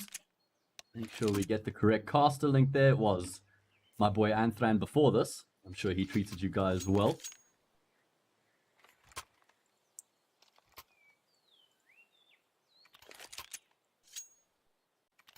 Alright, pistol round is going to get underway here. We have iNation starting on the CT side. Kit, smoke grenade on Holmes, the stand-in, and then over on FTW. We got a couple smokes and a couple of flashes for them to try and make something here on the T side. Make something happen, that is. Let's see what the approach is going to be. Looks like it's numbers up banana aggressively coming through here as well. It's only Skipper on the side of the map. Got the other silent USB. Don't be deceived. It certainly isn't a P2000. Is able to find himself a kill, but FTW, they've just marched straight into that B bomb site. Barely any resistance at all. Story is going to be the players to try and keep them at bay towards banana. Takes a bit of initial contact, and now he falls back, actually looking for his teammates to come through to support him. This post-plant situation lives and dies with how the fight goes towards the top of banana, and oh my god, you jokes, that is disgusting. He gets all 3 frags there. Actually, it was a 4th for him in the round as well. He was the player to even open it up there onto Skipper when he traded out Diaz, and that makes it look easy for FTW. I actually really like the way that they go about their business in that pistol round as well. Story gets so much information when he peeks down banana and he sees that there's a number of those iNation players retaking from banana together, and he knows that he's taking the bait towards the sandbags as well. So he just calls for his teammates to come through. They've even got a flashbang left over, and they're actually all just able to barrel their numbers towards the top of banana. iNation don't actually realize that they're pretty much running into a stack, essentially. And in the end, it's an easy conversion after the post plant. It is going to be a force back in response here from iNation.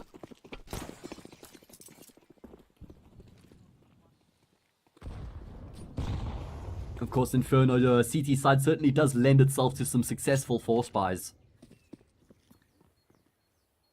Have invested into some utility as well. Still a few smoke grenades to play with to try and delay the round, perhaps. You know, try and take it as deep as they possibly can. Always think that's a good option on the CT side of Inferno when you've gone for the force buy. Trying to face some Chaos right now. Chaos comes in towards apartments. The flashbang's really good coming through from Dragon. Doesn't let Vlad in the first kill. Dragon with his Desert Eagle now gets a frag of his own, but unfortunately, they're the only 2 players in the A bomb site. So even though they're able to trade 1 for 1, FTW will still get control of the A bomb site.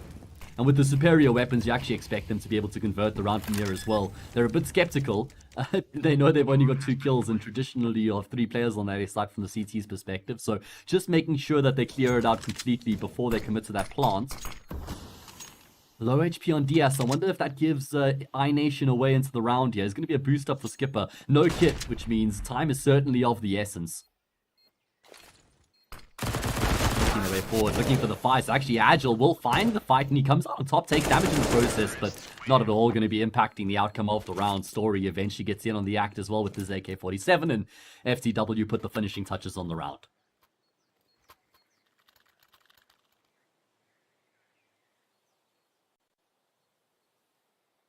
Alright, welcome everybody.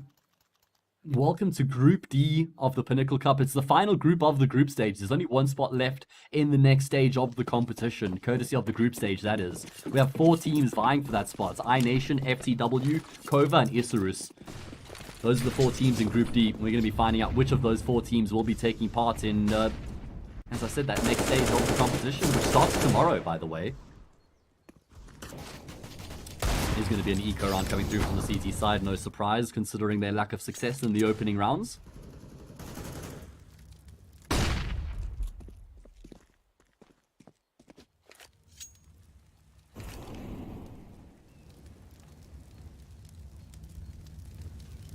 Yeah, iNation just looking to try and inflict a bit of economic damage here, perhaps, but not even looking like that's really going to be much of a prospect. The Deagles have been dropped out of the round, just USPs left remaining. So far, iNation's aim has looked a little bit rough here. Early days, of course, but the thing is, I shot that. As I say, their aims looked a little bit rough. Vlad says, are you sure? Just F1 race car peeks straight through the smoke, then gets a clean tap. But I must say, FTW, they do look like they've pitched up to this from an individual and a mechanical point of view from round one, right? Everybody's looking red hot.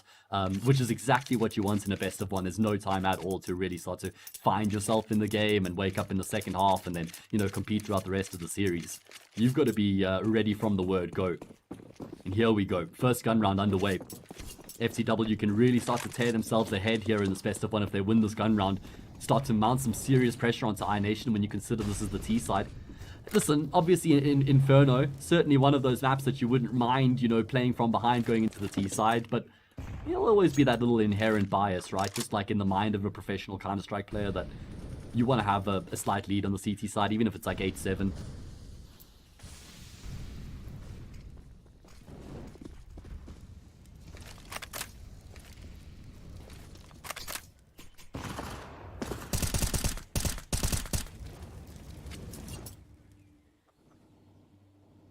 Yeah, iNation trying to get a bit of information. As you can see towards the top of Banana throwing util, they've got the deep smoke there as well, and they will actually be able to make their way down and find some control. And with that information, but it's a bit of a false sense of security right now, FTW have actually allowed them to take that control, and they've got 4 players of their own just on the opposite side of the smoke. They're waiting to pounce. Flashes over the top. Now they start to get themselves in the mix. Skipper will swing out for a kill, but he's traded out afterwards. They know there's still a player in the site though, because Skipper got that flash assist from Holmes. He has to be somewhere, and they find him immediately. They completely overrun him as well. Erasdos doesn't give a damn. Second kill straight through the smoke into Dragon, and the round is done and dusted. There's no chance. The only thing iNation can think about from here is going for the save. Yes, Dav's able to get a kill, but Vladden's in apartments. He's calling it a day. So that is indeed going to be the first gun round going the way of FTW.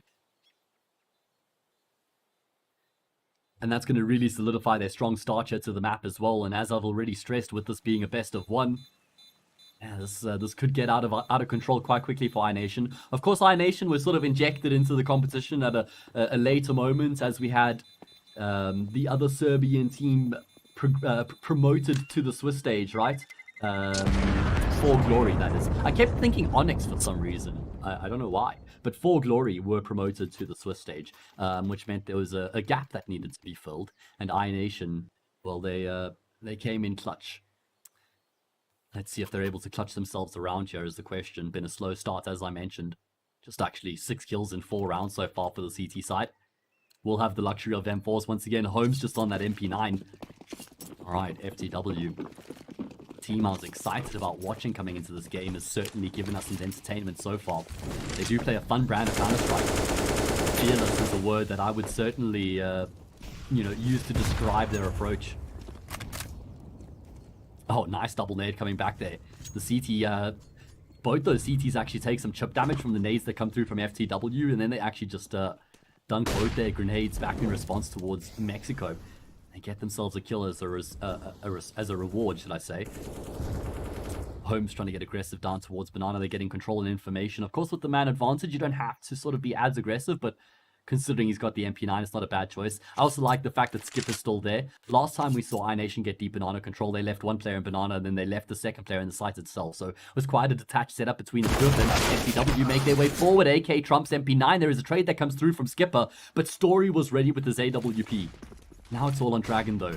FTW, will they anticipate this extra player towards the B-bomb site right now? Dragon is the key. Oh, he's not even being checked remotely. Easy kill on the first. Story not even going to be able to complete the bomb plants. It's only a Rosdos left remaining. A complete oversight coming through from FTW is going to lead to their demise here, surely. The Rosdos completely blinded will be finished off by Dav, and there we go. That was so easy for Dragon. That's a fantastic positioning. And unfortunately for FTW, it's probably a little bit careless, the fact that they don't even remotely check for a third. You can understand the assumption that they get those 2 kills in Banana, and they definitely think that B is clear. But I think that it's probably still just a good idea to have your AK out, right? Don't necessarily need to clear the entire site deep and everything after finding those 2 kills. But I think with 2 players there, you probably want the one guy with the AK out. Anyway, small mistake there for FTW. Does cost them their first round. Let's see if that's going to set things in motion now for iNation to actually start to make a bit of a fight. Mount a bit of a platform. There we go. Some innovation. Vladden gets boosted above the smoke. He'll be able to get himself a kill as a result. And with that, iNation going to be trying to keep up a bit of aggression in towards Banana. Diaz was burning out to the molly there. Looked like there was a smoke he was standing in, so I don't know how he's taking damage to the fire. Either way, probably was always going to die there. So the fact that he's able to get himself a kill is a good result before he does lose his life. uJerks levels it back into a 3 versus 3 as well.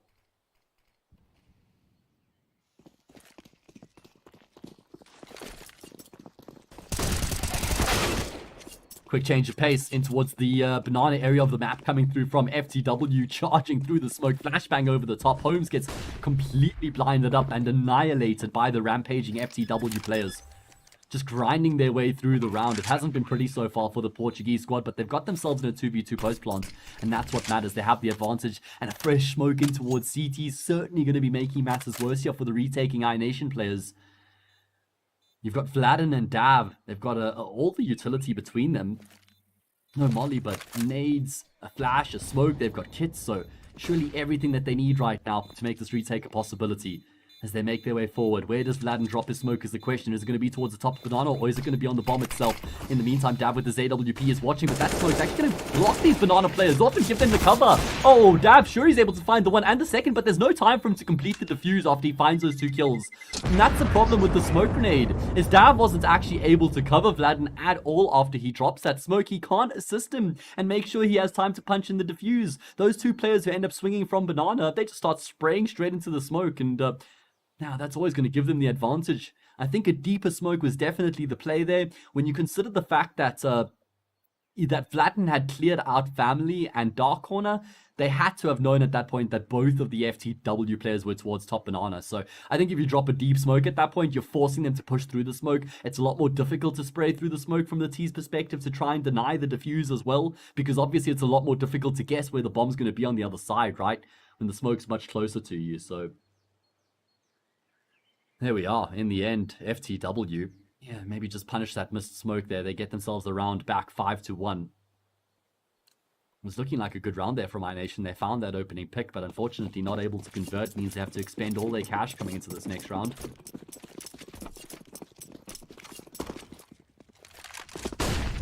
Lose this round for iNation, and things really start to get ugly. 6-1 turns 7-1 in a best of 1. That's not the one you want to be on. Dav with the missed shot there. Agile was flirting with death, and Diaz has been spotted out. Oh, Vladden able to get his rifle out just in time. And as he threw the molly, he saw Diaz cross the angle in front of him. So he knew he was coming, but almost got caught in transition.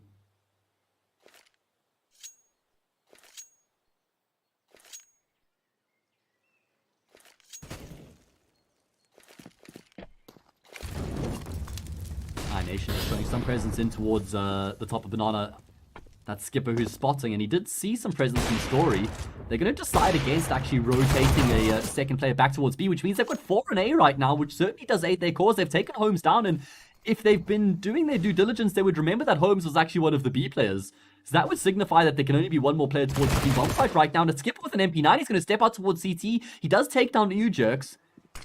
Now he has to shift his focus back in towards Banana. Comes around the corner with the MP9, and he's going to get another kill. That's a great job coming through from Skipper. I mean, if he doesn't find 2 kills there, leaving his team in a 3 versus 3 post plant, odds are probably stacked against him, even though the numbers are even. Oh man, a roll. Using the smoke to his advantage, walks through.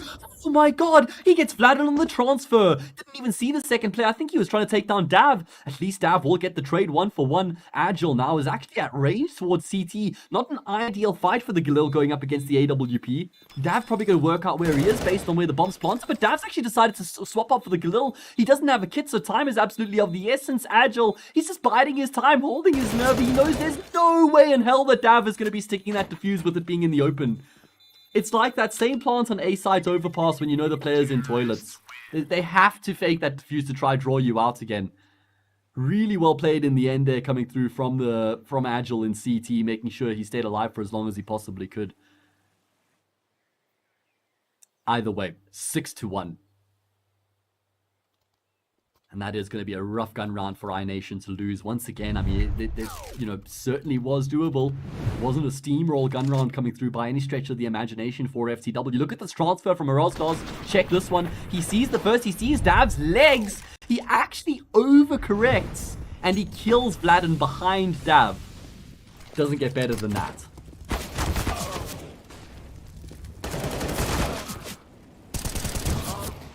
Okay, there's going to be a fight coming in towards Banana. Damage done both ways right now. You consider the fact that this is, a very interesting buy coming through from iNation of Force. But Dragon's got the P90. Couple upgraded pistols. You got Vladin, who's kind of saved. So, a bit disjointed from the pack there. Maybe he wants his AWP when the gun round comes through. I mean, I suppose that would be fair enough. P90 though, really? Is there ever a situation where the P90 is bought and it's not a meme? Like, I can't actually imagine a scenario where I'm like, hey guys, can someone drop me a P90? I've got a plan. This is like, I would rather have any other SMG that costs less and gives you a better kill reward. Right now, well, Home steps out with the MP9, does some damage, but he's the only player on the site itself. Teammates circumvented by the smoke. Vladin and Dragon. You're just trying to put a bit of damage. There we go. There's the P90 at range. Listen, if he had a UMP, he probably gets both those kills. I'll just say that. Anyway, let's see what Vladin can accomplish here with the 5-7. Rosdos is fairly low right now. So maybe a chance for some shenanigans to transpire. No. Very easy. Clean shot coming through from a Rosdos. Maybe a Rosdosh? Would it be a Rosdosh? I feel like it is. Where are my Portuguese brothers?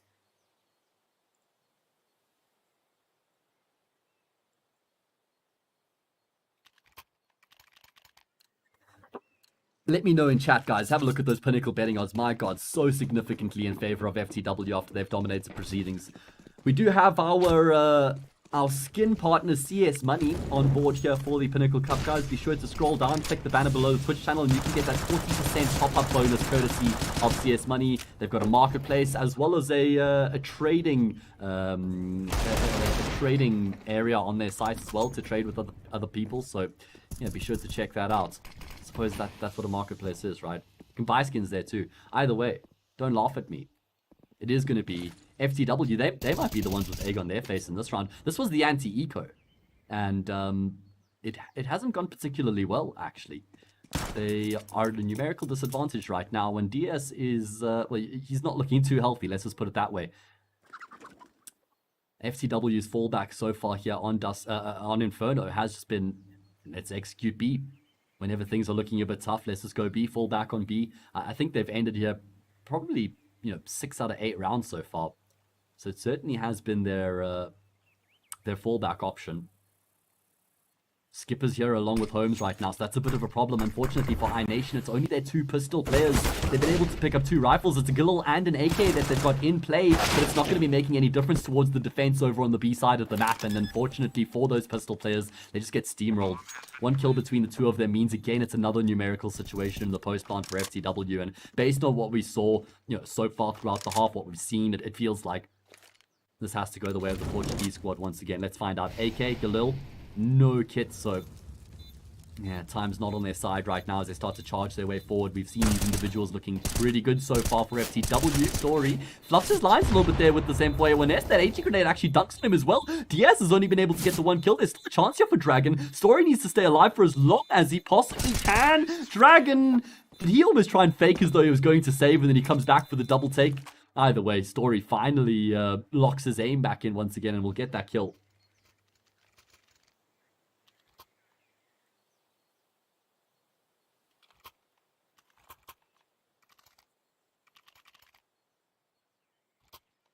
The good news, guys, is that I'm coming off some... I had COVID recently, and my throat was just stripped. So I was a little bit concerned coming into the cast. Actually, I've barely spoken over the past 2 days to preserve my voice and also, rest my throat. And it's doing really well right now, as is FTW. U-Jerks, my God, he just pushes straight in towards middle. He's looking for the fight, and that's exactly what he gets as well. 2 great kills coming through from U-Jerks to open up this all-important gun round. And iNation, I mean, they're just dead in the water at this point. This was the gun round to try and turn around, the complexion of the situation.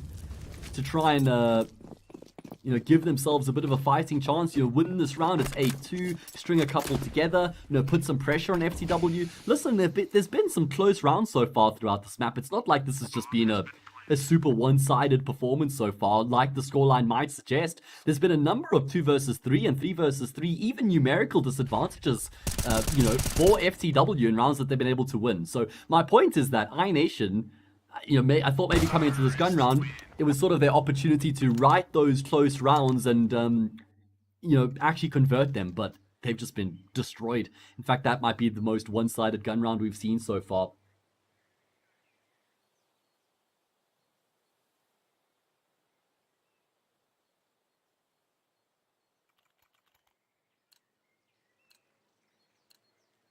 Shout out to AstroPay, our online payment service partner. You can pay and withdraw fast and easily. Check the banner below the Twitch channel to find out more about AstroPay. We are going to be getting ourselves into another anti-eco, and in fact, these are the rounds where iNation have looked the most dangerous. Whether that's because they've sort of felt like they could, play a bit more carefree, or it's coincidence, either way, I'm not sure, but let's see if the pattern will continue. I mean, they've done some good utility damage early on here to both Agile and Diaz. Erasdos means sweet rice. Okay, that's really cool. Renato, am I pronouncing it correctly though, is the question.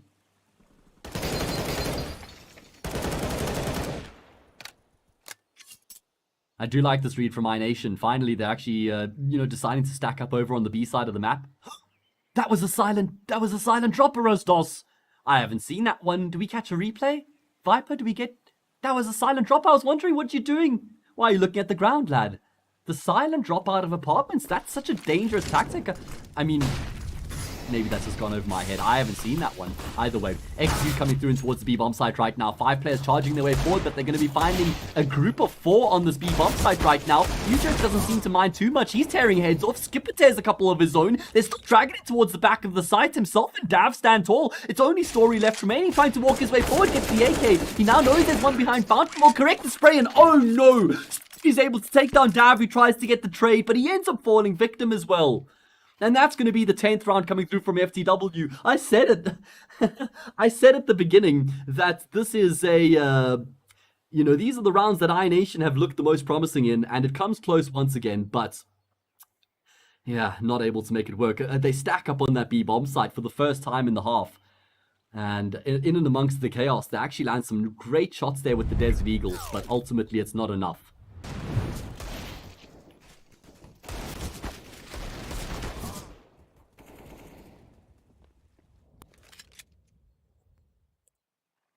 Look at this from Story. This was awkward because as he goes for the AK, he spots the player behind the fountain. Lucky enough to connect on the spray, and then he gets the transfer on Dav as well. Story had about, I think, like 70 health there, so he wasn't full health. But, yeah, in the end, he barely takes any damage. I don't even think he took any damage in that 1 versus 2 there to close out the round. Devastating stuff for iNation, who've just not been able to do themselves justice by any stretch of the imagination, unfortunately, here on Inferno.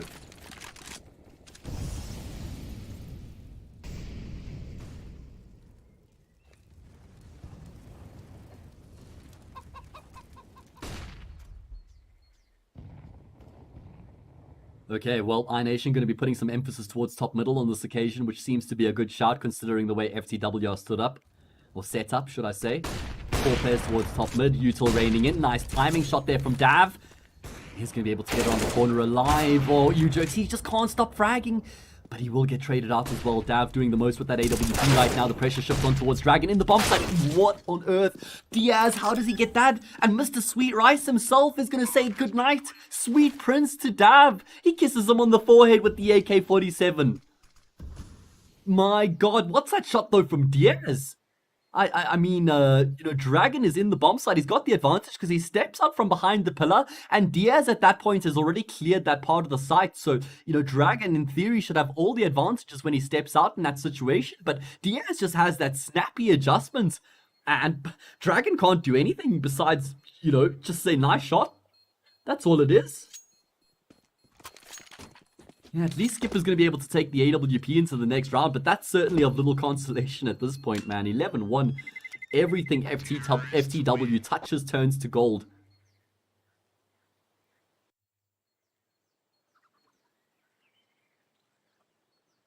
So is sweet rice like a rice pudding? Like there's this thing like rice pudding. I think you mix like cream and milk and a bit of sugar, and then I don't know, probably some other like weird stuff as well. It's probably more weird than just like milk and sugar and cream. But I think it's nice. It's like a 6 out of 10 dessert. If you've had rice pudding, is that what sweet rice is, or is it different? I don't know. Surely, I don't know. I mean, rice is versatile. I feel like it's underrated when you consider, you know, its capabilities. Either way, right now, iNation looks like 1 grain of rice at the top of their score. It's just one sitting there. We need more, especially if they're going to stand any chance of fighting back in the second half.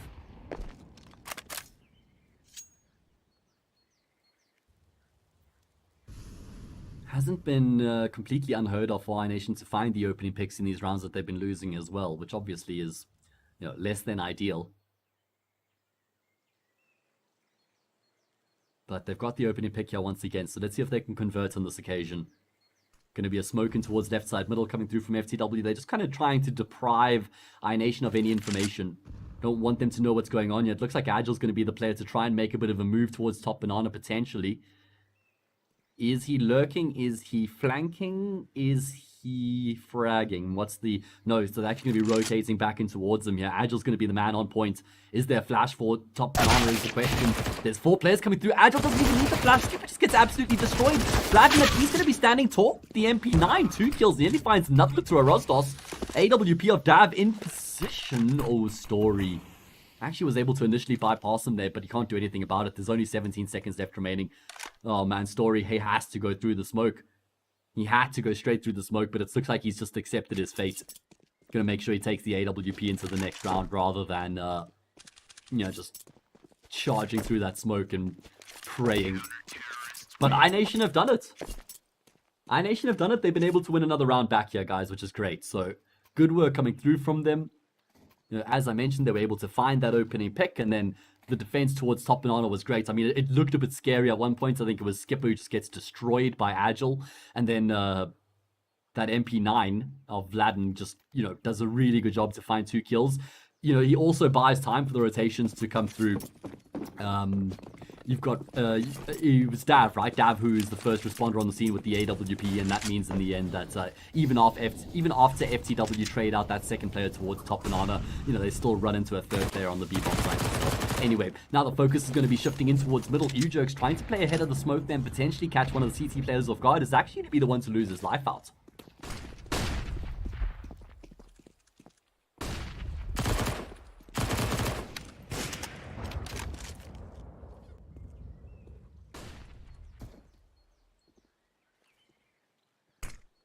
There's going to be 2 more kills coming through here from iNation. Fantastic start to the round. They're going to be trying to maintain some control towards banana, and that means Rostos has to make this move. I think he heard a player dropping into pit. He's seen the head, but he can't win the gunfight on Vlad. Oh, Rostos, he needed that so damn badly.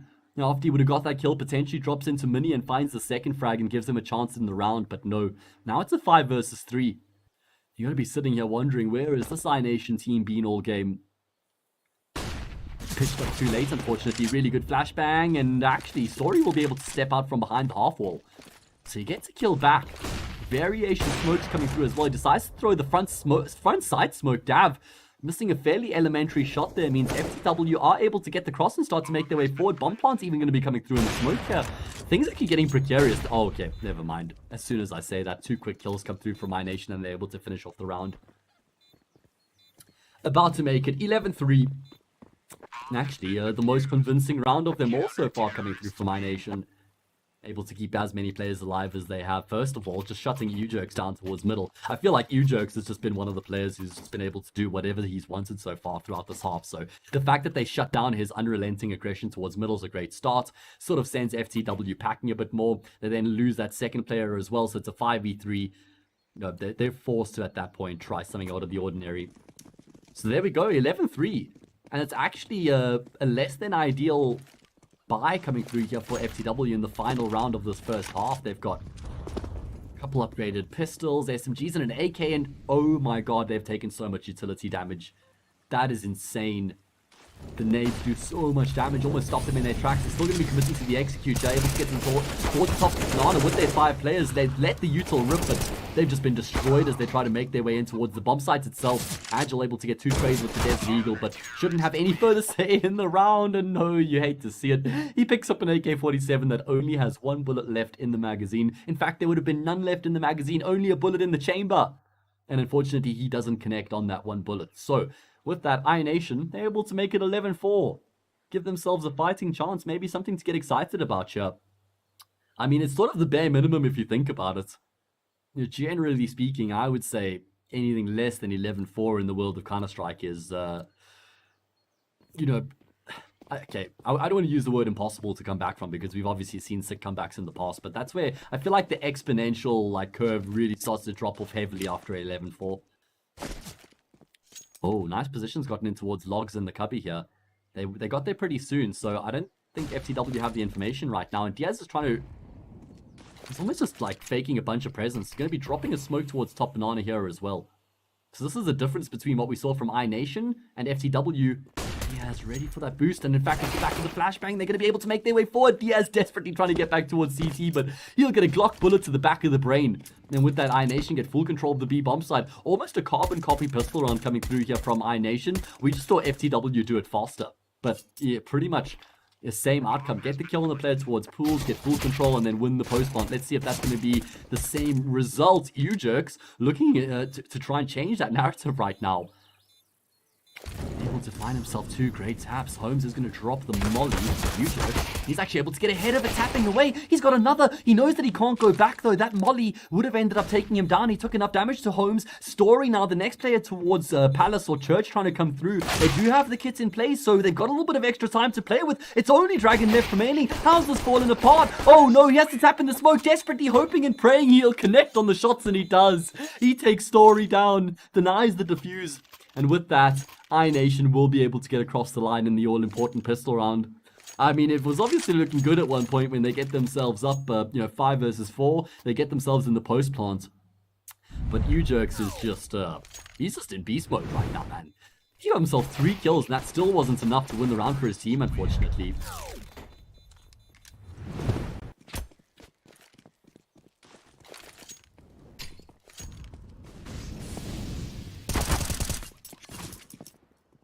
Alright, so it is going to be Story with the forced up A1S to open up the round, just getting very aggressive in towards the top of banana. Exactly what FTW needed when you consider the situation in terms of their weaponry here as well.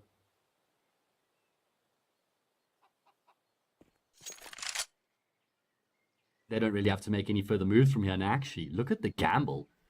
Look at the gamble from FTW, guys. After Story gets that kill with the M4A1S towards banana, he's hoping that iNation just immediately go towards A because they know the rifles towards B. So they've actually just left Diaz there with the Desert Eagle. Now they start to push their way down middle. Diaz is going to be forced back, so they play for the retake. But look at Vladden in towards underpass right now. He's going to be able to come back. He sees them both with their backs turned. He's able to get the first kill. Can he kill Story as well? Yes, he can. Massive frag coming through from Vladden, but the scouts arrived on the scene.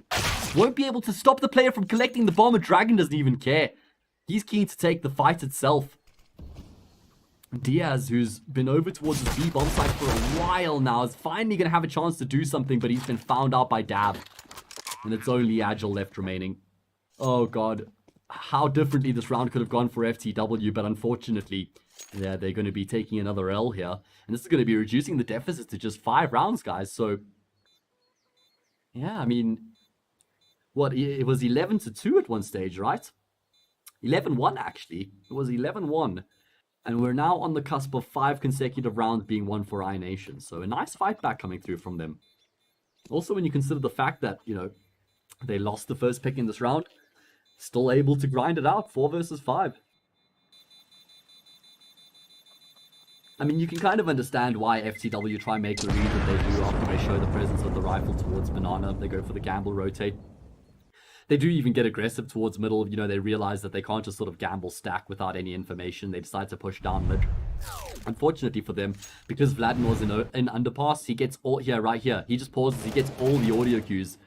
He gets the 3 frag on U-Jerks, does damage to Story.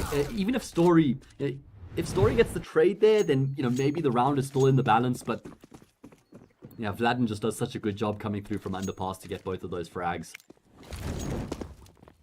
Now it will be a full eco coming through from FTW. Of course, Agile's got that M4A1S that he saved from the previous round, but never mind. He doesn't. He certainly does not. U-Jerks is going to be looking to try and pick up that M4, and he ends up suffering the same fate as well. Another player, perhaps, Diaz, he's going to be making his way through, and finally he does recover that rifle, but whether that changes the outcome of the round or not, I'm not entirely certain.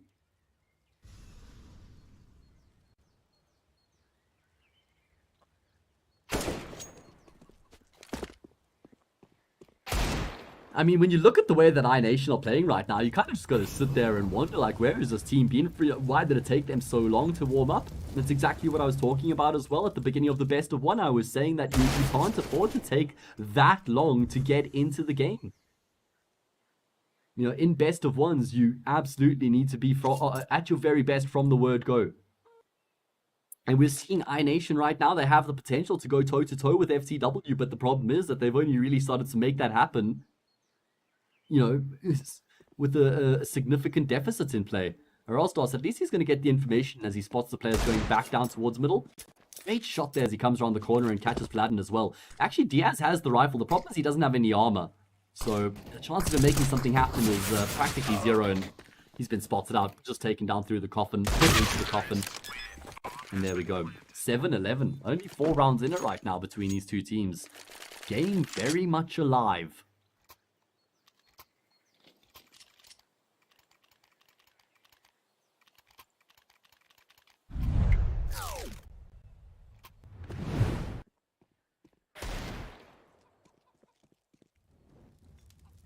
Nice shot there. A couple deagle shots coming through in the round for Rosdos. Just inflicting some economic damage. First full gun round of the second half, right? If I'm not mistaken. I mean, we've just had a number of forces and ecos coming through. So this is the first full gun round, I'm certain. And it is going to be Diaz with his HE grenade to open up on the round. So I don't think FTW would be sweating too much with the fact that iNation have been able to win 6 consecutive rounds. But if they lose this gun round here, that's probably when they start to get a little bit nervous. So, you know, win this round, and I'd say they maintain themselves, you know, in the driver's seat of this game right now.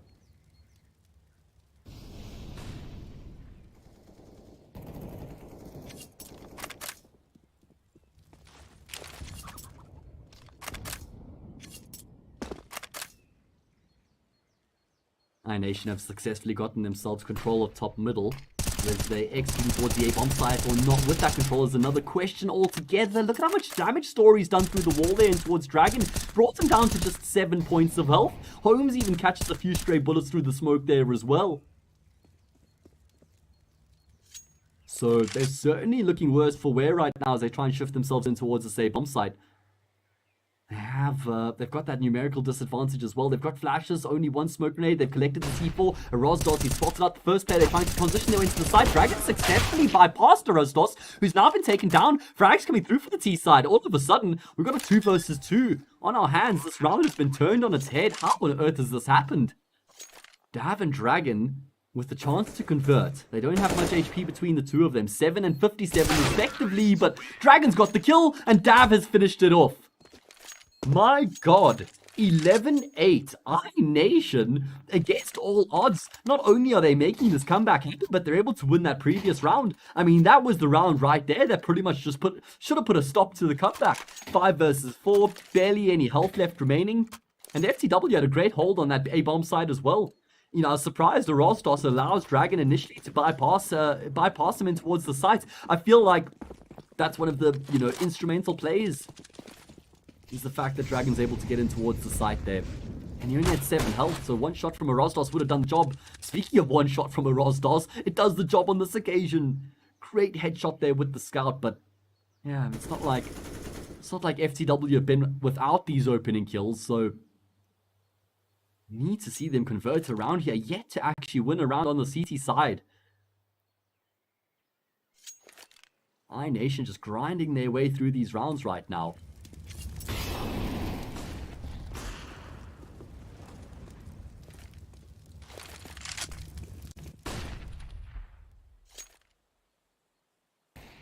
There's a bit of a lean over towards the B site of the B site right now for FTW. Obviously trying to go for a bit of a gamble, considering the fact that they've only got the upgraded pistols and the scout to play with right now. But it seems as though that smoke they've just deployed is actually going to be enough to send iNation towards the opposite side of the map. And that's just going to be giving iNation everything they need for an easy conversion. You can understand why FTW have gone for the gamble that they have, with only the pistols.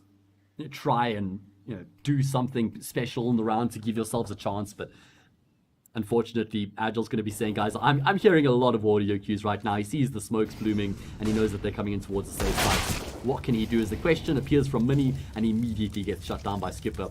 This is going to be an 11-9 game unless FTW have some ridiculous retake up their sleeves, which I don't see happening.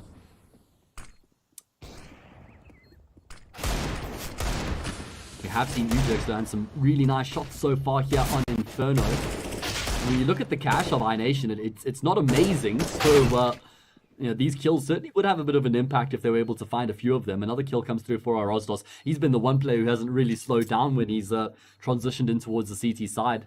uJerks, pretty much everybody else has tapered off somewhat. Look at the individual level coming through, Dragon with some great aim there. We saw some really nice shots coming through from Skipper. Those Jiggle Peak one taps coming through in the end as well. Holmes, he's the one who's struggling the most, the stand-in. He's 5 and 17. Everybody else on the side of iNation right now is actually putting up some great numbers.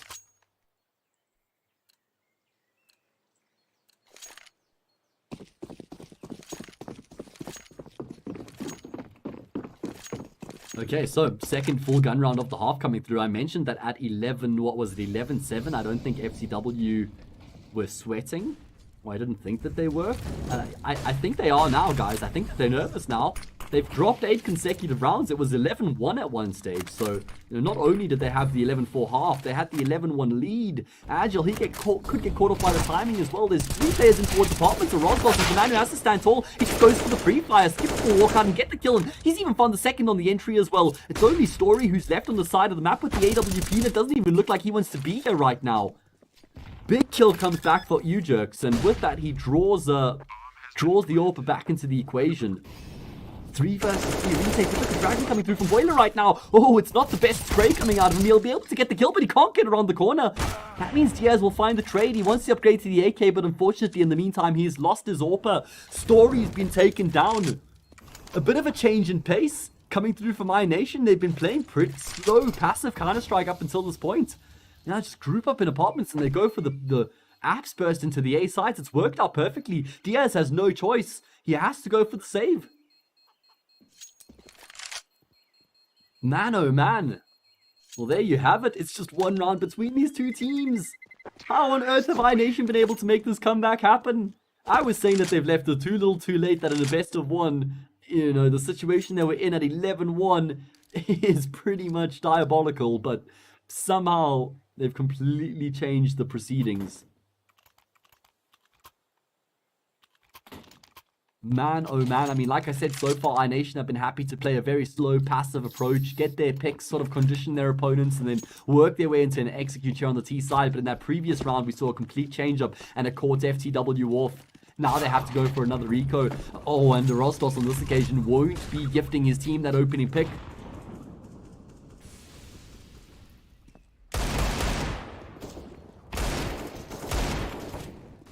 iNation with numbers towards top middle, looking to try and take a bit of a skirmish. They need to be careful, make sure that they don't get ahead of themselves here and start disrespecting their opponents in terms of, the weaponry they've got to work with. We saw the damage iNation did with their pistols. Few kills coming through for FTW right now, 3 versus 3. Holmes has to hold down the line. He's got support coming through from apartments, and oh my god, okay. Everybody on the side of iNation breathes a sigh of relief as they hear that voice in the background, terrorists have won.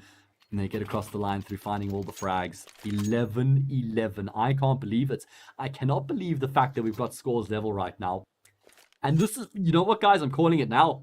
No commentators curse, nothing. This is FTW win the round here. It's science, right? When a team is making a comeback, as iNation have the whole way through, and they finally level up with their opponents, that's when the mental block kicks in. So let's see.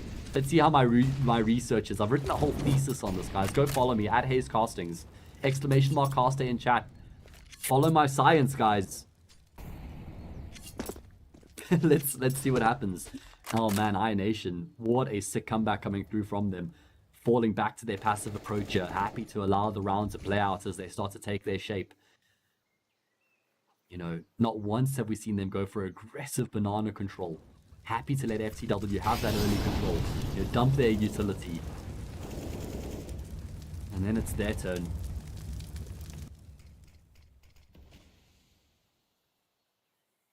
Here's it looking like Story wants to try and get some information towards the top of middle, needs to be careful. Dav is happy to patiently just wait and hold this angle. He's been mega in the second half. He's up to 20 kills. A 2-kill death ratio nonetheless.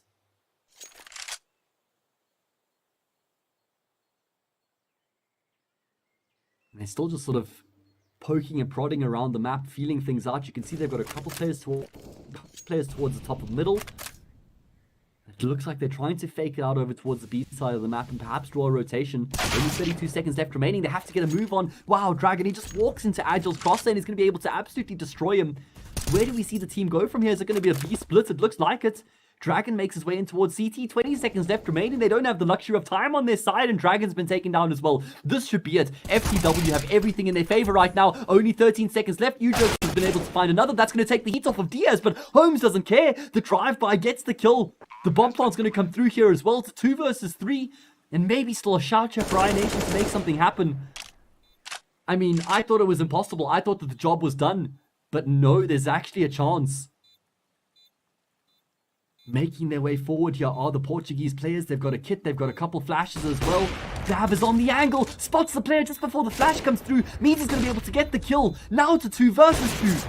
Team flash comes through. Rosnos has been legged. It's falling apart for FTW. This was the round that had everything going for them. This is where they're supposed to get themselves on the board. And it's Holmes, the player who struggled in terms of fragging so far here on Inferno, who's going to be able to finish it off for his team. And iNation have got themselves the lead. It's 12-11. How on earth have we ended up in this situation? Alright, well, my science. What science? I mean, listen, I was onto something at one point there. You know, iNation, I thought they sort of overplayed the situation when Dragon decides to go through archers in towards CT and try and split the B bomb site. But, you know, because he goes down there and there's barely any time. They're still like shift walking into the site. Diaz, he just gets driven by. Holmes destroys him. You know, should he have tried to play time maybe? Should he have tried to tuck himself into the corner? He probably feels like, if, you know, being on that off angle, they're never going to expect him there, especially considering the fact that iNation were fighting with the player towards CT. That was Ujerks. He was baiting. He was taking the attention, guys. So Diaz thinks, right, perfect. I'm just going to stand here in front of Fountain and, you know, frag these guys as they come through.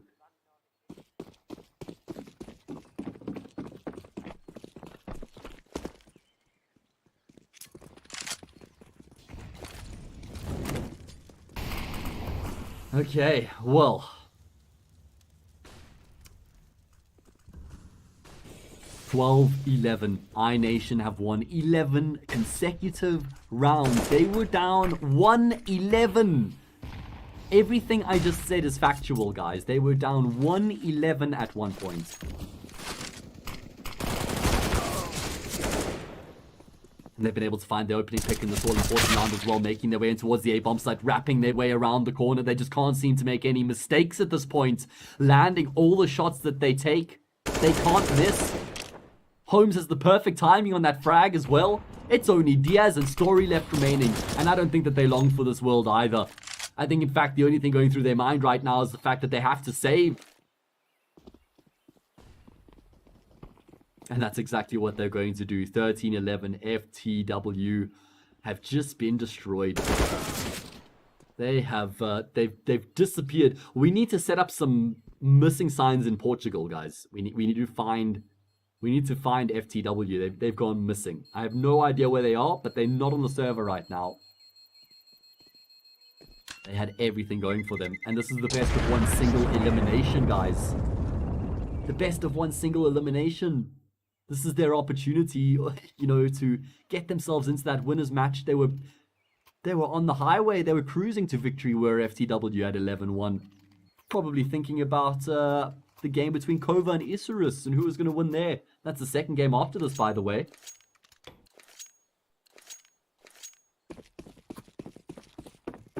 Because they were able to save 2 guns from the previous round, they've decided to invest here. Means that they don't have an AWP, there's an MP9, a FAMAS as well. No money in the bank, so if iNation, or rather if FTW loses this round, 14-11, no money in the bank, anti-eco 15, oh my god. I don't even want to let my brain go there. That's a scary reality right now. But it's playing out. That reality is transpiring right before our very eyes. They've gone back for the Abs burst. Rostos is in towards pit, but no. They decide against committing. I think there was a fresh smoke that was dropped in towards apartments. So they decide to rather just settle for bleeding the CT's utility.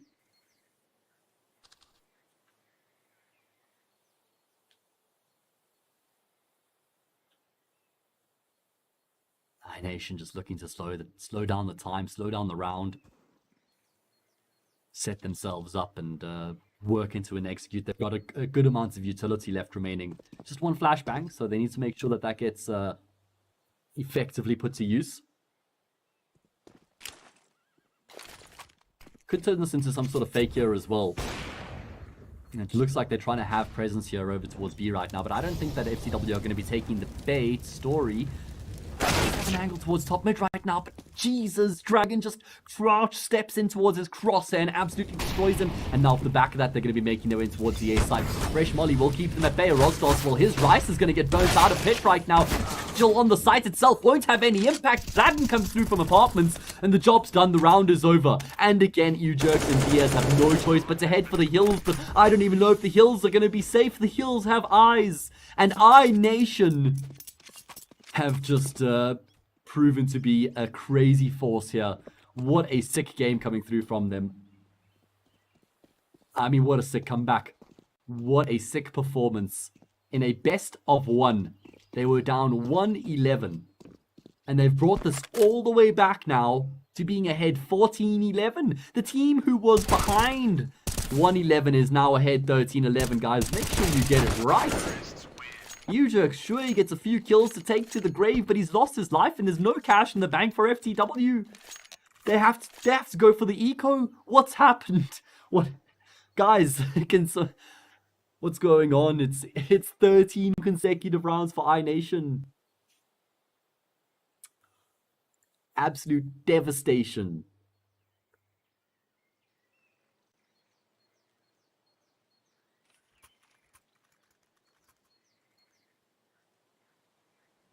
Alright, listen, surely there's no way FTW don't win a single round on the CT side, right? Like, surely. We're coming up to a point now where they've actually decided to just go for the force buy because, you know, when they've had full buys, it hasn't made a difference anyway. When they've had full util, they've had orbs, they've had rifles across the board, it hasn't changed the outcome of the round. So they say, we need to just continue to just try and throw pots and pans and everything that we can gather at our opponents and hope that something sticks. Couple rifles, an SMG, but it is looking ugly to say the least for the Portuguese squad. My god, iNation absolutely justifying their late addition to the tournament here. Of course, For Glory were promoted to the Swiss stage, which left a vacancy in Group D. iNation were slotted in. And they've done a great job to justify that choice as well. That addition. Their addition to the tournament, should I say. As it is going to be iNation. They just grouped up with 4 players in Lana. Are they going straight through? They're going straight through. The flash is good, but the flash actually blinded up Holmes as well, I believe. So he wasn't actually able to get the first player, but it doesn't matter. Because Skipper coming through afterwards is able to find both of the trade kills and bring it back into a 3 versus 3. Now FTW have to make the retake happen. Again, they don't have any money in the bank. Going for the save would it would be forfeiting the 15th round. And it doesn't look like they're going to be going for that option either, even though they don't have a kit. They've got a FAMAS and an M4, Agile and a Roscoe. Two of the best players so far for FTW left remaining. And it's only Sweet Rice himself to try and make something happen, but he will fall. 15-11. iNation have now won 14 consecutive rounds from being down 1-11 to getting themselves ahead 15-11, and they're now just one round away from closing out this match. This has got to be one of the sickest and craziest comebacks I've ever seen in my casting career. Don't choke now, iNation. Don't pull the saw. Sorry, Portuguese fans, my brothers, I know that maybe it's too soon. My heart broke as well for what it's worth. Holmes, towards the bottom of Banana, had a perfect kill to find the opening pick in the round. Super aggressive from Jerks, just fooning his way around the corner. MP9 in hand, gets himself the kill, but he's been traded in turn. So it's a 4 versus 4.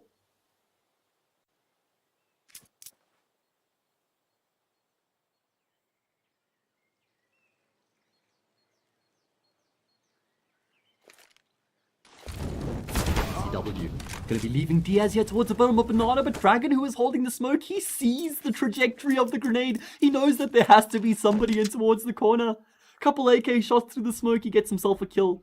And that's the man advantage that's now in play for iNation. My goodness gracious me. It's just completely fallen apart. I was sort of here watching saying, yeah, cool comeback, but it's surely a fake one, right? When you're seeing teams winning rounds from being down 11-1, you never expect them to carry on the whole way. You expect it to end somewhere. But they just have not stopped for anyone or anything. 15-11. 4 versus 3. Story gets aggressive. MP9 in hand. He's going to be able to get a kill. And it's a massive frag. He's going to be sending iNation packing towards the opposite side of the map. Vladden edges his way forward in towards the A site right now. A Rosdos. Bit of trigger discipline employed from him means he'll be able to get that kill with these. Dragon, yeah, he's going to be bypassing him once again. Looking for the plancher in the site. They're happy to leave a Rosdos alive in the site himself. Agile, going to be come charging through, and he'll find both of the players jumping up on the box. Meant the Orpa wasn't able to do anything about it. Ring the church bells, everybody. Call your grandmother. Tell them finally FTW has been able to win a round. On the CT side, it was 15-11. Oh, it was, 1-11 at one point. It was 11-4 on the half. We then had iNation win the first 11 rounds of the second half. And now they've got themselves a round, finally have FTW. I mean, and what fashion for them to find it as well. Down 4 versus 3, weapons looking rough, but they've been able to win a round. If this goes to overtime, I wouldn't even know what to do at that point.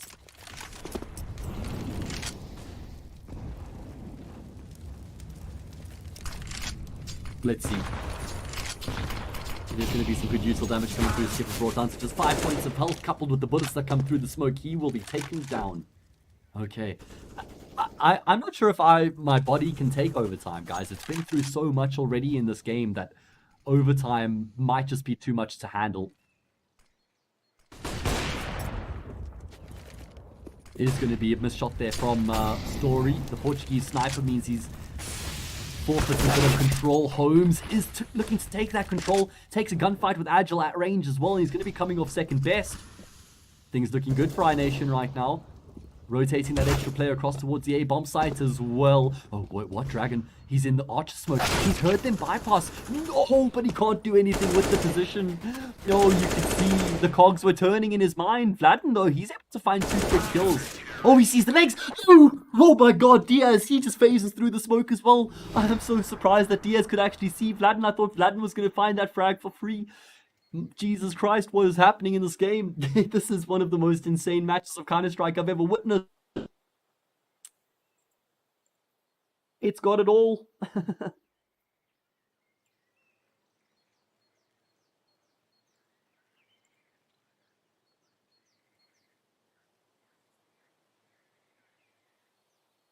Now there's a big question for iNation. Do they go for the buy? I mean, surely, right? It's only Holmes who can't afford it. Everybody else has got enough cash for AKs and armor. We're just 2 rounds away from going to overtime. Pretty much one if you think about it, when you see the state of the economy for iNation coming into this game, or this round should I say. If they lose this, it's 15-14 with no cash left in the bank. And then they have to force up to try and deny overtime and win the game in regulation. Counter-Strike at its very best, ladies and gentlemen. Unpredictable and effervescent as ever.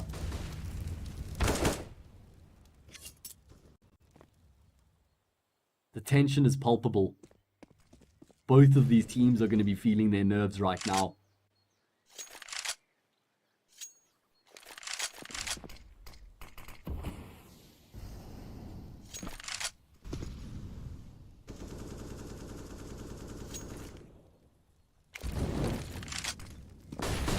iNation have probably had majority of their success towards the A side of the map, I would say, been doing a really good job in terms of getting that control story, though, with the AWP will destroy Dragon. He comes up for a second kill, and he finds Holmes as well. He goes for more, though, bites off more than he can chew, and Dav will get that trade, and with that, they're actually going to be iNation making their way back towards the opposite side of the map here right now. FTW, they're feeling the heat over on A. Agile decides to go for some information. He peeks on middle. They've peeked behind the curtain. They've realized that iNation have no further presence on the A side of the map, and in fact, they're going to be going in towards B. Smoke and CT. Skipper needs to get ahead of this. iUJerks tries to charge forward with the M4A1S. He even finds a second kill on the spray through the smoke. Himself and Diaz will be able to lock it down on the B bomb side. FTW have brought this into the 30th round, and this game could go either way.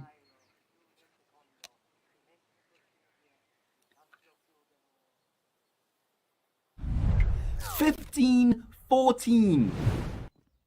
We're seeing all 30 rounds of Counter-Strike played out here on Inferno in this best of one. Look at Story standing tall, being written into the history books.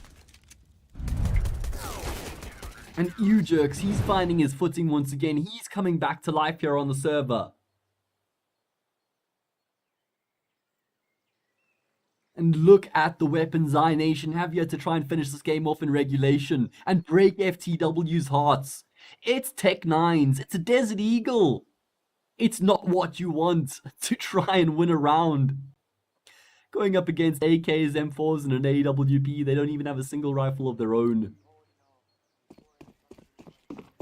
This has to go to overtime now, surely. Am I just cursing the crap out of this game at every corner? I mean, my god. Let's see. Surely this goes to OT when we see the weaponry coming into this round right now. Skipper's taking big util damage in Banana as well. There has to be some sort of a plan here for iNation. There has to be some sort of a just straight up bold execute coming through with the util they've got. They can't afford to play like defaults, feeling out the round, poking and prodding, looking for picks, and then executing, right? That's just not going to work. This is going to come down to sheer brute force. Smoke left side mid, flash over the top, and it looks like they're just going to be trying to charge their way in towards the A-bomb side. This is all about the utility. Double nade doesn't kill Orozos. That's a really big factor. Now iUJerks in the side can make his mark known, and they're going to be able to lock down this A-bomb side. We're going to overtime. FTW have been able to make a comeback against the comeback to deny the comeback. And we've only got overtime now to separate these two teams. The first 30 rounds mean nothing. Heartbreak and jubilation experienced by both of these teams throughout regulation, but now they need to neutralize their emotions, bring themselves back to earth, and kick off their campaign in overtime.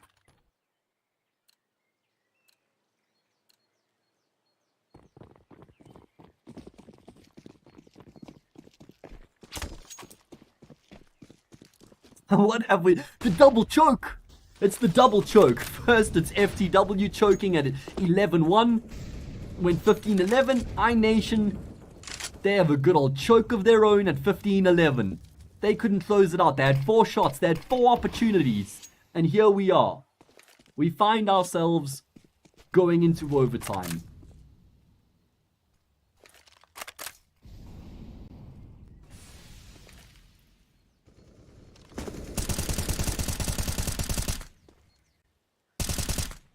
FTW successfully securing themselves banana control there in OT. Round number 1. iNation don't look too perturbed.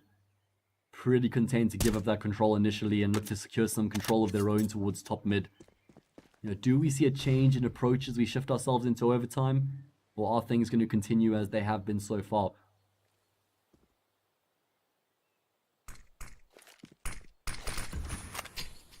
Diaz's nade going to do a huge chunk of damage. Actually, not as much as I anticipated. I think that only did like 18 points of damage to the Dragon. Flashbang is good. While Diaz won't even be able to get around the corner alive. He's been chased down. Dragon finds the kill. That means the pressure is going to be starting to mount here. The question is, where does the pressure fall? because it looked like it was going to be towards A, but a quick change up here from, no, they're still going B, they're still going A rather. They were going to try go through CT towards B, but Dav with that AWP will take down Agile. It's only a Rosdos left remaining, and he's going to get completely overwhelmed there towards lane. Kind of got drawn out of position on the A bomb side because they thought they were going to have to rotate towards B, and that actually heavily played into iNation's favor. You know, with that AWP from Dav, able to just peer towards lane and get that kill for a Rosdos, instead of having to contest him while he's in pit, made things a lot more doable for iNation. And Dav's going to add a third to his tally in this round with the AWP, probably even finish it off as well, and he does. 16-15, iNation able to pick up the first round of overtime, and that's just, I mean, they're going to be kicking themselves saying, why on earth could we not have done that in regulation? We had 4 chances. They squandered them all.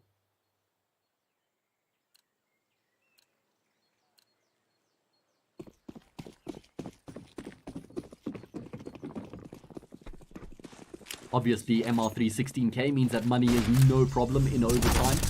So FTW going to be able to comfortably continue geez, I just had my words taken out from underneath me there as I was watching U-Jokes just charge right down middle with the M4A1S without a care in the world and win that gunfight. That was a bold play coming through from him.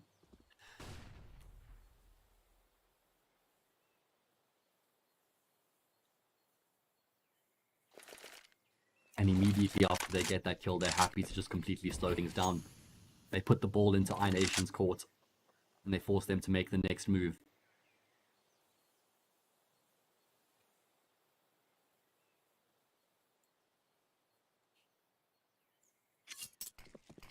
It does look like iNation are going to be trying to shift themselves in towards the B side. A minute left on the clock as they start to take a bit of shape. Got a decent amount of utility left remaining, so certainly can conjure something up here.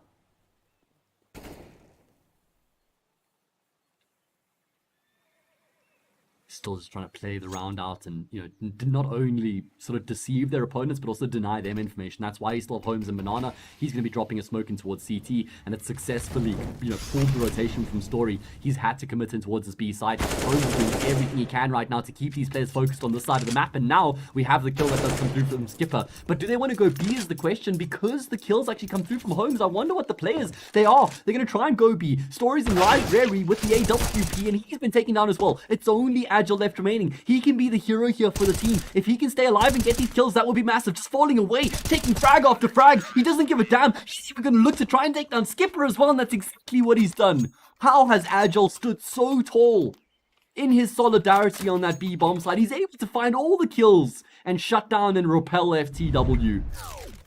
Oh, FTW, iNation. I can't even think straight anymore, just with how crazy this game's been, guys. Forgive me. Look at these kills coming through from Agile. He just continues to swing wider and wider. If you're iNation, you're expecting him to play the timer to try and hide, but Agile doesn't give a damn. And he's able to level up the scoreline once again, get a round back for FTW, and keep things in the balance here at Inferno. These two teams just look so incredibly evenly contested, which you wouldn't have said, you know, based on the fact that we've just seen very, very dominant T sides from both of these squads.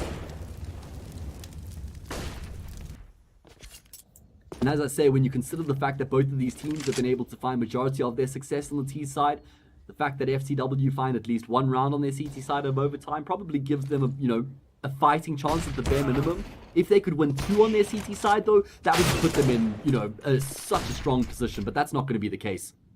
They've been dealt with in kind towards the top of Banana. Good trade game initially coming through, good spacing, good utility usage. And FTW never really stood much of a chance there, even though they had the numbers. So there's going to be a Rostos left remaining. You can try and pad the stats a little bit, but unfortunately not even going to be afforded that luxury. 17-16, iNation get themselves the lead as we switch into the second half of overtime. But now they move into the CT side, which was not a great half for them at all in regulation. Let's see if that's going to be different on this occasion.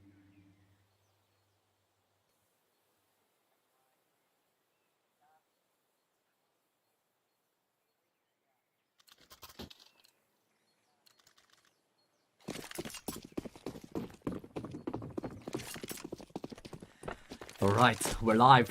Second half underway. AWP in play for both Dav and Story, of course. Let's see how iNation go about business here on the CT side. You know, like I said, there were a lot of close rounds that iNation were losing on their CT side. Lots of like 3v3s and 3v2s. Oh, Erosdos, he just steps out around the corner, single-handedly destroys the setup in towards apartments and wins rounds for his team. It's done. It's over. There's nothing they can do. And Skip is just making sure that they put on the finishing touches. Oh man, never mind. Yeah, I was going to say, I thought maybe Skipper's given them a chance here, but he will still fall. Never going to be expecting another player in towards logs. So, at this point, it's consolation frags, right? Right? I mean, Dragon's going to be rotating through. He should get taken... Yeah, there we go. I'm just, like, watching this, waiting for the kills to come through for FTW to, like, you know, pretty much seal the deal in the round. And after you have a Rosdos's just crazy double kill coming around the corner, that should have been enough to seal the deal. Did look a little bit interesting for a second, but just for a brief moment. And man, oh man, I mean, a Rosdost coming around the corner, that's what the setup is in place to deal with. 2 players, the crossfire of death, and he has the perfect spray transfer. No doubt we'll get a look at a replay of that one once this round concludes. Ujerks with a nice shot of his own, 17-17. FTW have leveled up the scoreline. Remember, it was their T side where they looked so damn dominant in regulation, so who's to say that they can't continue that form here in overtime as well?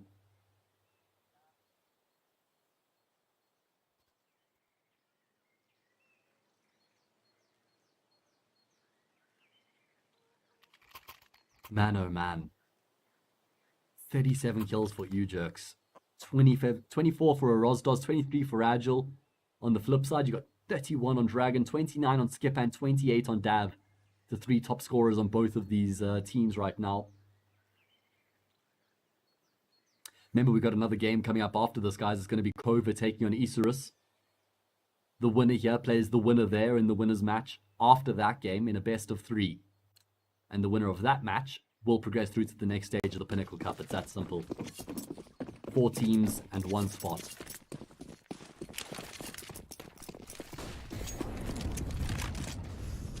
And this is for match points as well. Whoever wins this round will get themselves to match points. Obviously, FTW haven't had the luxury of a match point yet. iNation had 4 of them in regulation.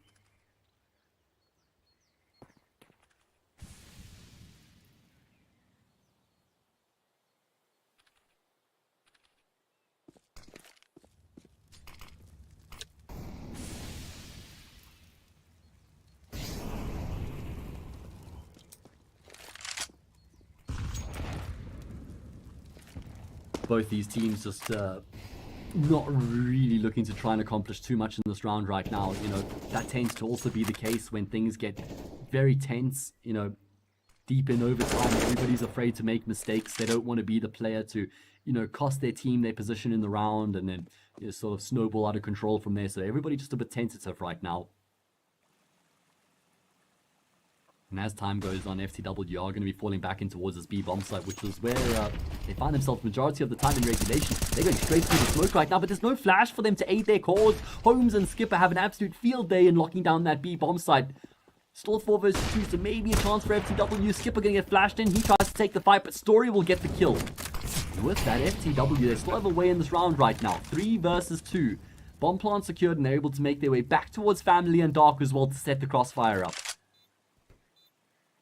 As for iNation, they've got themselves a smoke, they've got the kits as well, so time is on their side right now in the retake as they start to make their way forward.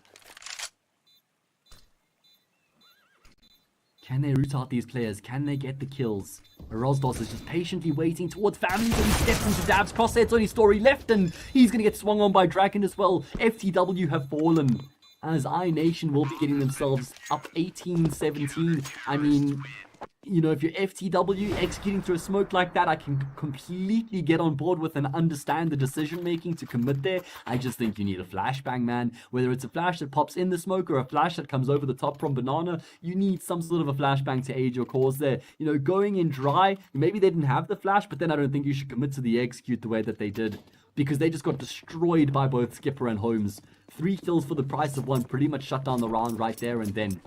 18-17. Another chance for iNation to win this match. They weren't able to do it in regulation. Can they do it this time?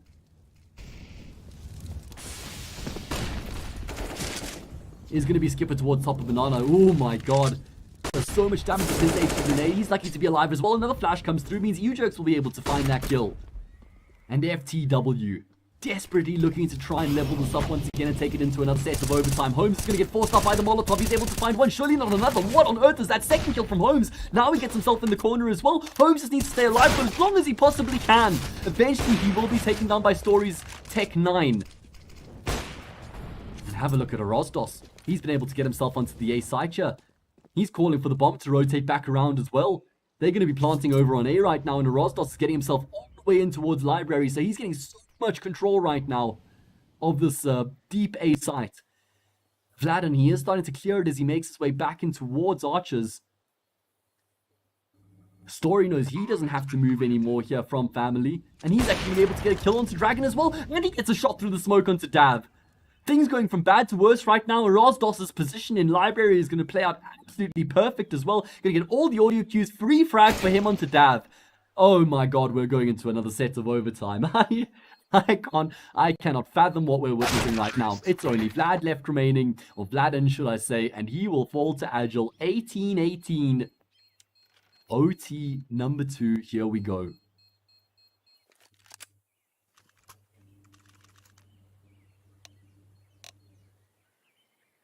OT number 2, here we go. So let me just remind everybody the journey that we've been on so far in case you're just joining us. This game started what feels like an eternity ago. And of course, FTW, they started on the T side in regulation. They went up 11-1, guys. They were absolutely steamrolling iNation.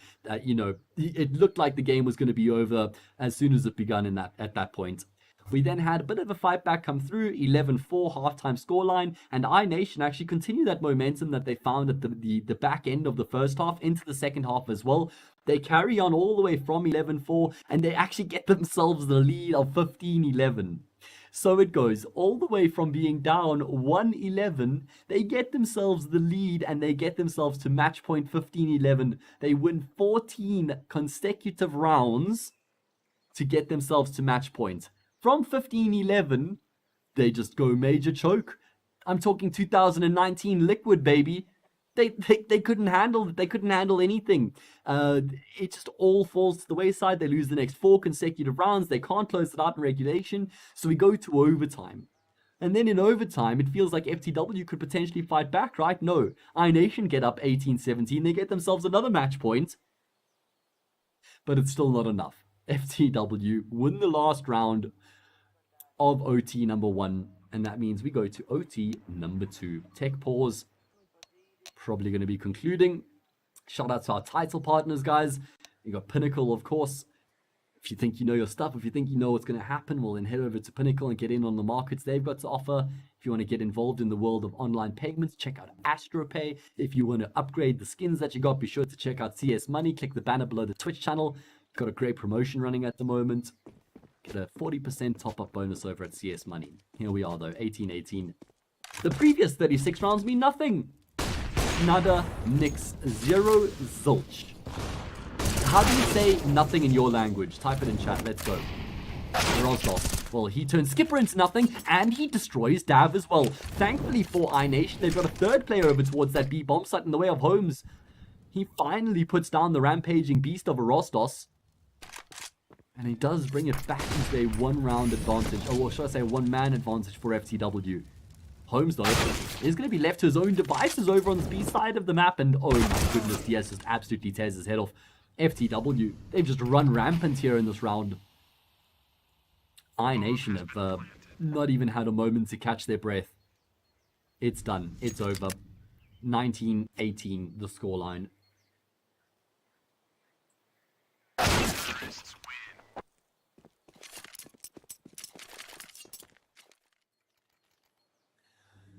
Okay. FTW going to be picking up round number 1, as I said.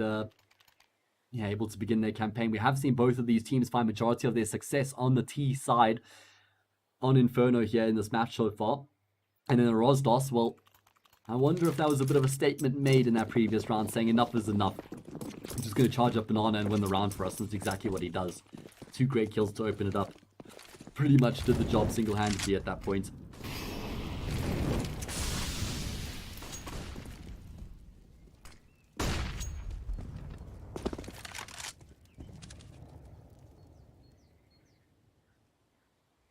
FTW, after showing sort of the same presence that they have been in Banana and most of their default so far, going to be going in towards the top middle. This time it looks like with pace, they're going to transition from that top mid control in towards this A execute. 1-4 trade is the name of the game so far, but the players on the site are feeling the pressure. Vlad is the only man left and not for much longer. Isurus just finds both of those kills and blows the door wide open. FTW are playing an enterprising brand of Counter-Strike right now. They've certainly turned up the pace and the heat here in this set of overtime, as they're looking to dictate the game, playing on their terms. Skipper and Holmes, could they be in with a shout? I mean, low HP on 2 players means it's somewhat doable. Oh god, that HE grenade is just absolutely perfect.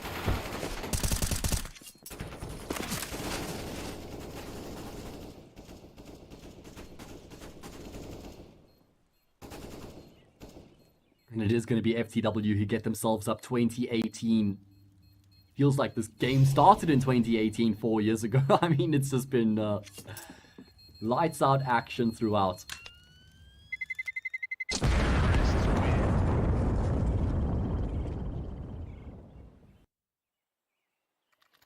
Alright, well, we have seen both of these teams so far win 2 rounds in their T half of regulation, right? So what FTW have done so far, it's not, you know, I'm not going to get ahead of myself and say, all right, this is different, or it's sort of something that hasn't been done before. I'll put it that way.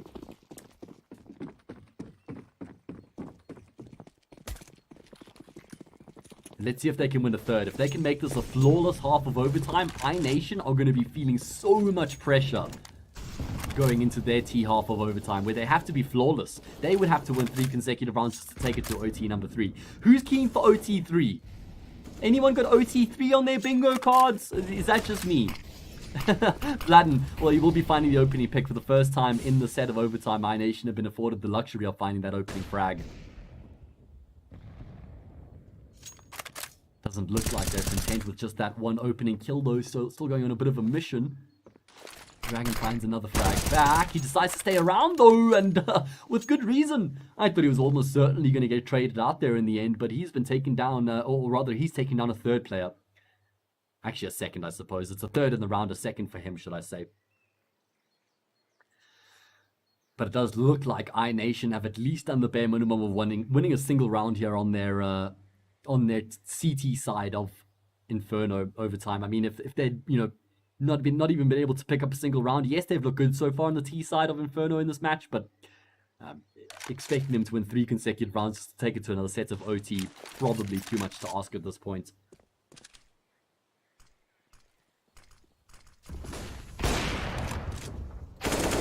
Dav, looking to stand tall and finish off the round, does get a kill, and obviously with the information as to where Diaz is located, should be pretty much a done kill. Tries to pop flash himself through the smoke. We'll be able to get the first looks for the preemptive transfer in towards Pits, and I tell you what, he actually wasn't far away there from getting that kill on towards Vladden and giving himself a chance in the 1v2, but no, that is not the world that transpires. Choking on my own saliva, but we're all good. Get a sip of water. Important to stay hydrated in these situations. My god, what a game it's been so far. Absolute scenes here on Inferno. Single elimination, best of 1, always provides the entertainment. What do iNation bring to the table in their first round of the second half of OT2? Losing this round would see FTW having 2 match points, guys. They haven't had the luxury of a single match point yet in this entire map. It's actually just been... iNation have had 5, right? They've had 5 match points so far.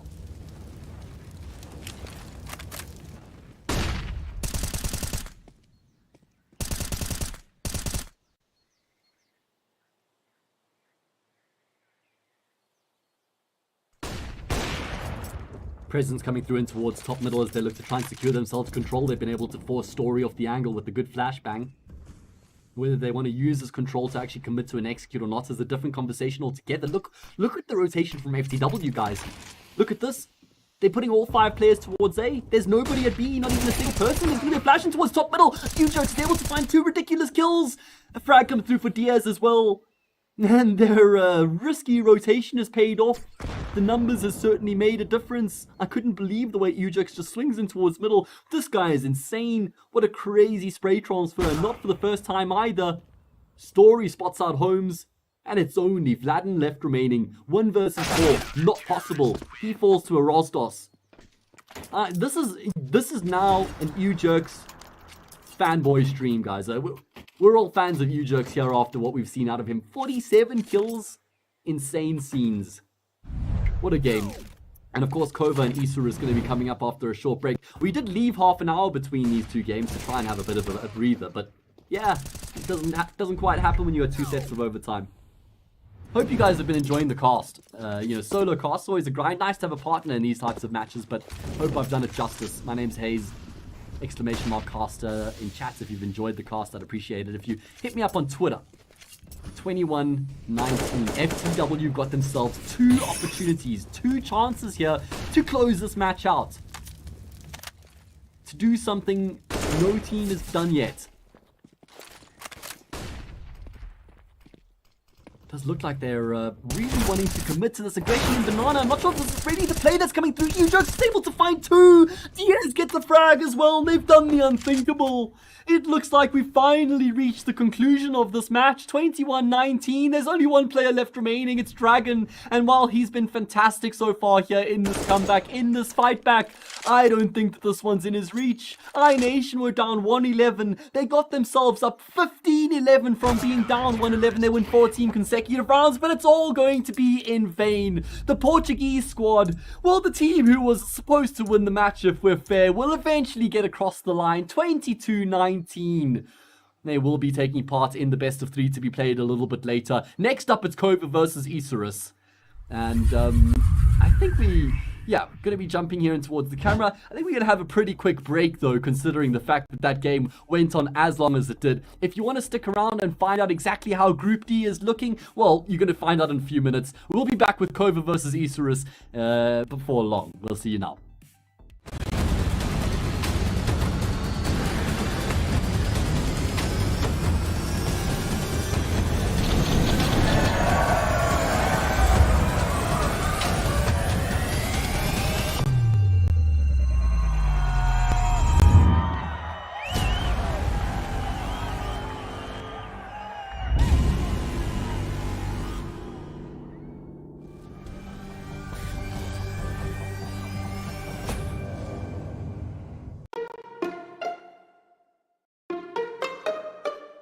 Withdrawing with AstroPay is really simple. Go to your favorite site and choose AstroPay withdrawal method. Then type the amount that you want to withdraw, type your mobile number, and click Confirm button. Now, enter your wallet with your usual credentials and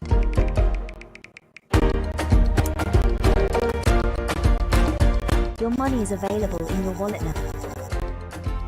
Decide if you want to extract money or buy on your favorite sites.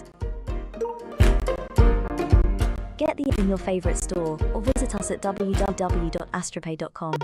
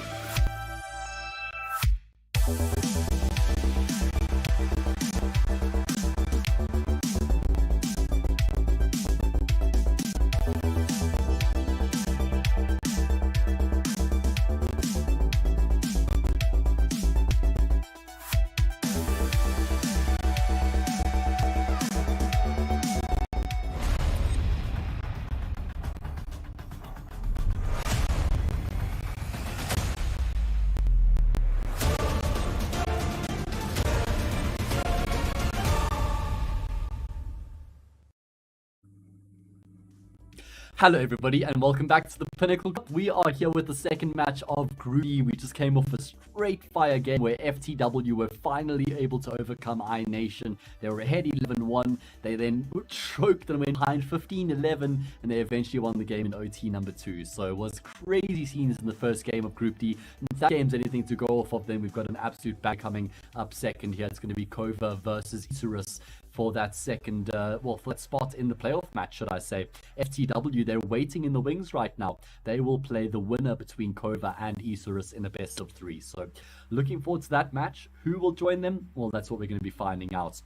Of course, we could pull the rosters up after we get a look at the bracket. We see iNation have been eliminated from the single elimination best of 1 opening matches. So that's a rough one for them. Of course, they did come in at the last minute to try and fill that hole that For Glory create after they were promoted to the main Swiss stage. They put up a good fight as well. At least they did them justice.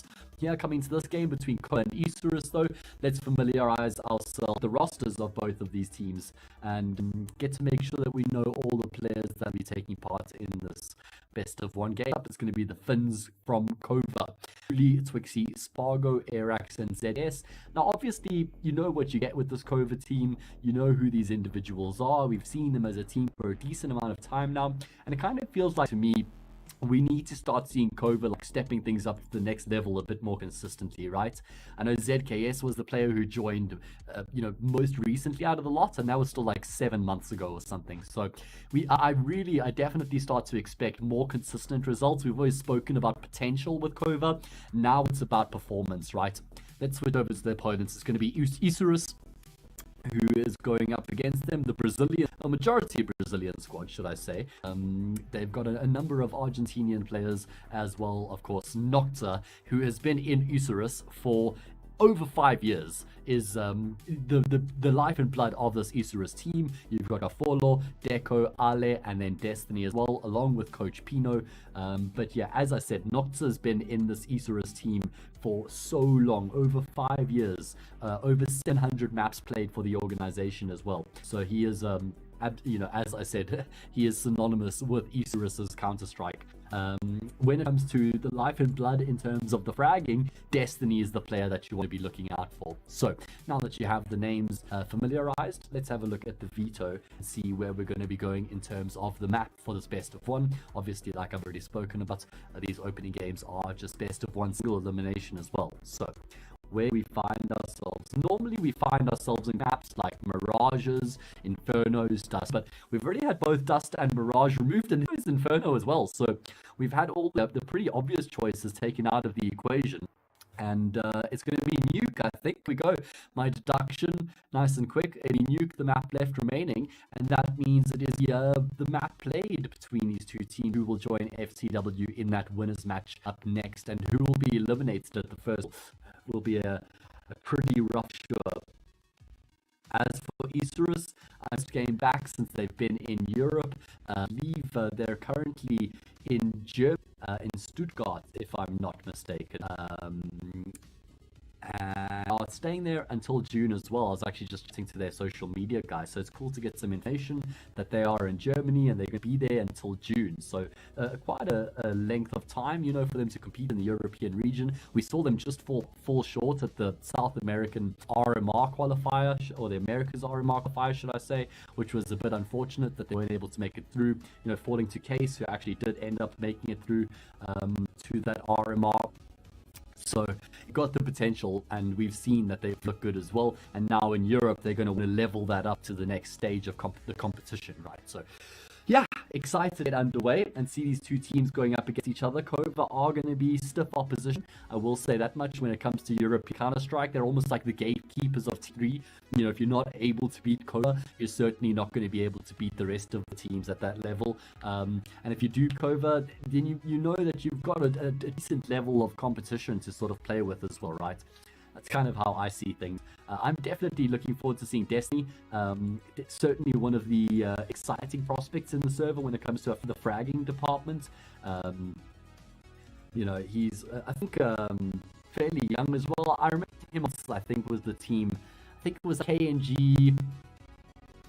Man, there was maybe like Cello even or something like that. Like KNG was the poster boy of the show. That was the first time I saw Destiny around the Brazilian team for a decent amount of time. Actually, you know, he's a player that a lot of the people from that region are familiar with, and they've, you know, spoken about his potential a lot as well.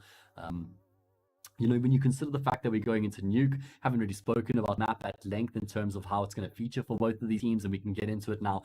But the game is, well, we'll have the knife round played out here into the pistol. So Nuke is KOVA's best map, guys. Nuke is KOVA's favorite map through and through. It's a map that they play as frequently as they can, pretty much in their best threes. They pick it all the time. It's their fallback. It's their bread and butter. So the fact that it somehow made its way through here in the best of one map was quite interesting. It says a lot. You know, Isurus have had more than enough time to do their homework coming into this game, so they would certainly know that KOVA, you know, are incredibly strong and a force to be reckoned with on Nuke. So I'm quite surprised it's made it through. Like I said, it means that Isurus would back themselves on this map as well. KOVA have won the knife round though, which is a scary prospect, starting on the CT side of their favorite map. Everything's working out in their favor right now.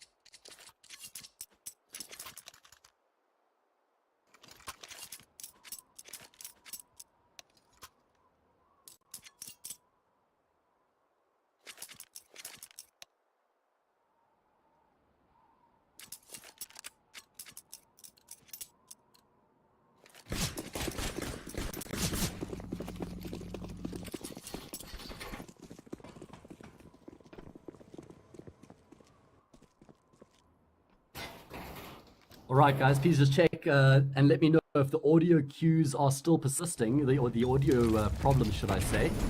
Try to just adjust a few things on my side. As we do see the pistol round getting underway, we get ourselves back into the thick of things just in time to see the aggression unfold in towards a bomb site. Frags being traded back and forth is the name of the game. It doesn't look like Isurus have found success.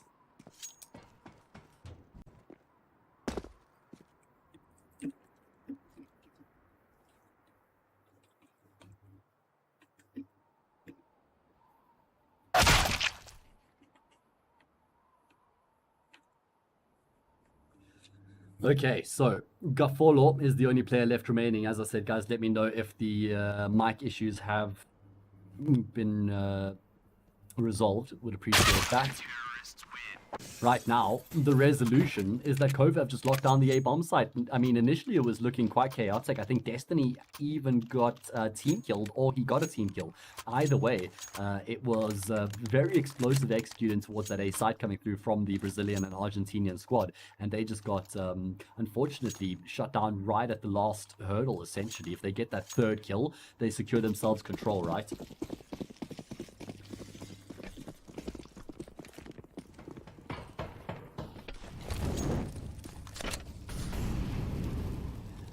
Isurus are going to be forcing back in response after losing that pistol round, which is quite an interesting call. Normally, we see teams wait for the force buy, or go for the force buy, should I say, if they get the bomb plant in the pistol round that they lost. But yeah, Isurus not afforded the luxury of the bomb plant, hasn't stopped them from going from this force buy. With the force buy, they've got themselves Tech 9s aplenty, utility to work with as well, and just grouped up in lobby right now.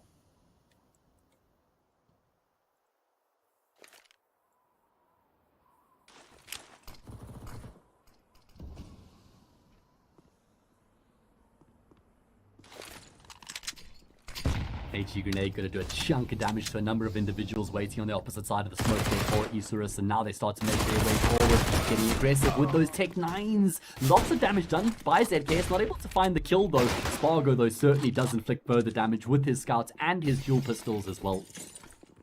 Does seem like Isurus are still going to be able to find a bomb plant here because that smoke grenade towards the single door. aTTaX can't do much about it. Uli's going to be tested here towards double door though, and the bomb plant's been denied as well. So unfortunately for Isurus, not actually able to accomplish all that much in this round, even though it did look like there was potentially a banana peel or two in the round for KOVA to slip up on. You think about the way that they burst in towards ramp room. Took ZKS a while to get much damage down. Eventually he got killed without finding a frag, but he stayed alive, and Spargo rotating through made sure he maintained that control.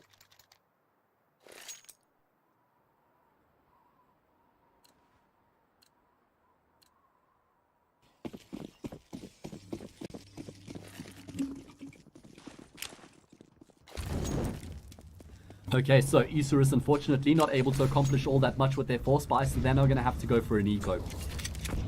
As I said, guys, remember this is their first game on European soil in a while. They obviously went back to South America to take part in the RMR qualifier, where they fell short, unfortunately, the case. They now find themselves back in Germany boot camping, looking to further themselves as a roster. Going to be tough here in the best of one, though. Especially considering they're playing up against KOVA on their best map. I'm still surprised that they've decided to go against KOVA on Nuke. This is the one map that sort of KOVA are, competent against, even proficient against even tier 2 teams. They've beaten the likes of Skade, they beat Hellslayers on the map, and obviously we all know Hellslayers have been looking pretty good lately. They beat Anonymo, we know the Polish team are good at this map. They've even beaten Havu on this map as well, twice. So the point is that KOVA have taken some pretty big scalps on Nuke, and the Isurus have been brave to, fight them here on this battleground. Let's see. First gun round underway. Aggression coming through from Noxa towards outside. Has taken a bit of chip damage, but he's successfully gotten himself in towards Secret.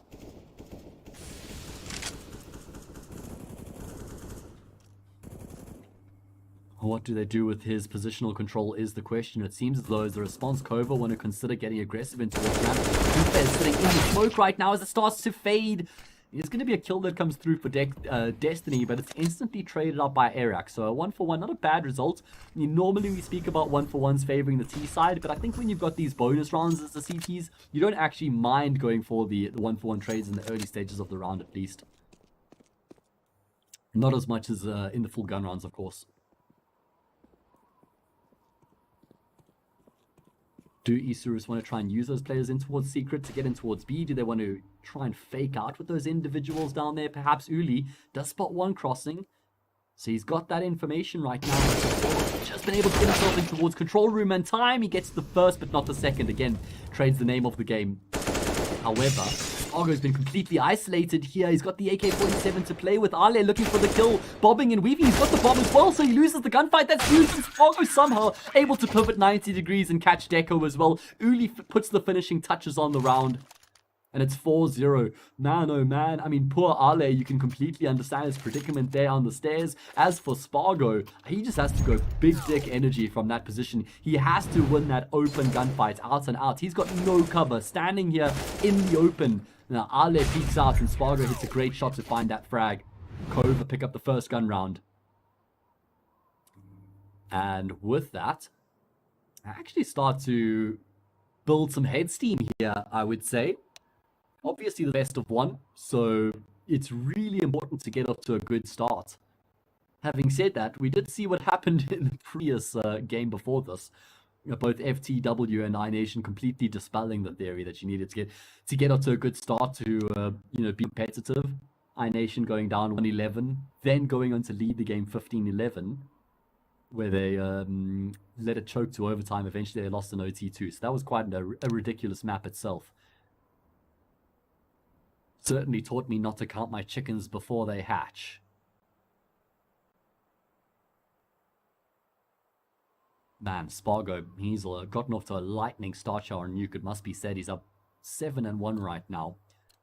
So fantastic numbers coming through from the Finnish player.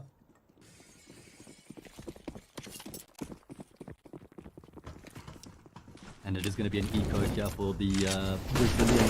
It looks like they're going to try and make their way down in towards the vents, but they've taken so much neutral damage. Has the bomb gotten down? It has, but unfortunately there's nobody there with the bomb, so the C4 lies in vents right now, but nobody to traverse it in towards the site itself and punch in the digits, unfortunately.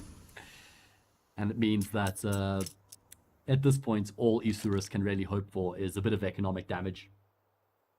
Can they get themselves a couple kills here and try and chip away at KOVA's economy, which is actually looking pretty good right now, it must be said. Early stages, CT side Nuke, when you've got this amount of cash in the bank, you're feeling really good about yourselves.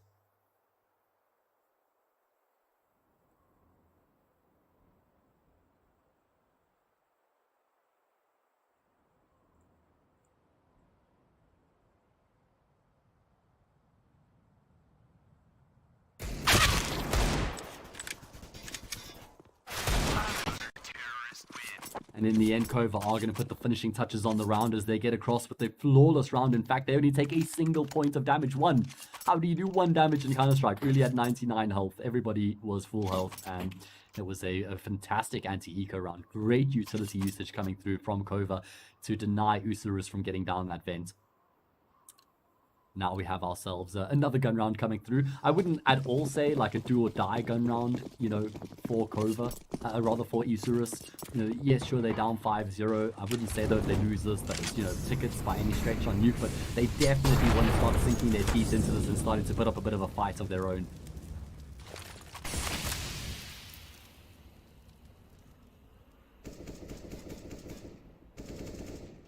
Let's see if they can start to mount their platform here on this T side. I haven't really seen them put too much focus towards outside. I mean, for the most part, obviously, we only had 1 gun round, so it's tough to make any inferences about Isurus's, play style on the T side of Nuke. But so far, it's been fairly static. Just getting either somebody out towards secret or outside, and then just pretty much holding position. Right now, Spargo, he's the one holding position towards outside. Audacious position with that AWP. Misses that shot, he's almost certainly dead. And now Isurus' hand is going to be forced, I believe, in towards the safe bomb site. They don't have any other options available. Having lost that player towards outside, aTTaX completely blinded up, actually able to keep himself alive. Twixie behind the site. He's going to be the hero to knock it down. Fantastic spray transfer there to find the third player as well. aTTaX will get in on the act. And with that, KOVA put themselves a sweet 6th round on the board. Not only that, but incredibly dominant fashion as well. Spargo towards outside, getting into the faces of Isurus, showing that they're not going to be giving them any control for free. Certainly going to be keeping them guessing. And this A bomb site's actually been shut down really nicely in these past few rounds coming through from KOVA as well. So Isurus are going to be scratching their heads a little bit here as to how they're going to crack this nut. More focus towards outside surely has to be the response. This time though, it's AKs. Oh my god, they've gone for the buy. It's a pretty decent buy in terms of the weaponry, but there's no util at all. ZKS has done some chip damage with the molly. Bit of damage with the shots as well. doesn't seem like, obviously, KOVA wouldn't know, right, that there's AKs in play. So Isurus, they don't want to give that information away, but yeah, there we go. Penny drops. Shots through the smoke. Mean that KOVA will know exactly what's going on here. Not only in terms of the weaponry, but they've got a good idea as to where Isurus are going as well. Spargo making sure that Hell is locked down, so that allows them to rotate a second player in towards B, but those AKs doing a good job, able to find that opening pick. ZKS is now left to his own devices on the C bomb side. Desperately needs support to come through here. Gafolo tapping away will find that frag. Noxo has been taken down on the lurk, but it is the 3 versus 3 here, so certainly a chance for Isurus, one of the better looking rounds that they've had so far. Lack of util hasn't really cost them at all in this round. They've done a really good job in terms of just making it work with the guns themselves. Deco, able to avoid the first, but not the second. Flashbang completely blinded up. We've got the support there from Ale. Such an important support, player coming through there from Ale. Peeking at the perfect time, making sure that he's not affected by the same flashbangs that are coming through.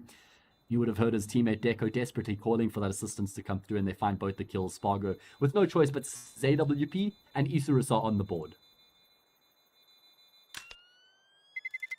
Terrorists win.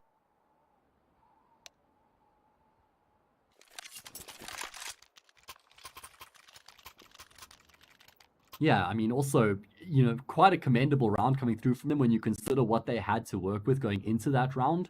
I mean, no utility to speak of, just the rifles alone, and they actually get themselves successfully in towards ramp. That was a great effort, to force the player back, and then they had to really keep things simple if you think about it because of that lack of util. So they didn't have many options besides just, keep walking their way in towards that B bomb site. And they make it work. Nice little interplay there in the post plant as well to get themselves across the line. So Isurus probably breathing a bit of a sigh of relief, shaking off the nerves a bit, and they get themselves around on the board. Oh no, Uli, he needed that kill. That was his frag every single day of the week.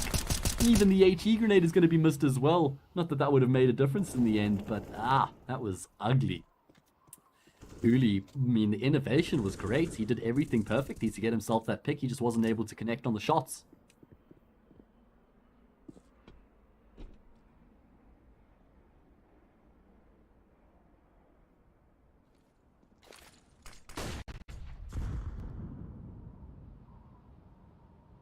Isurus looking to try and mount a bit of a platform here on this T side by, stringing some rounds together, shifting the pressure.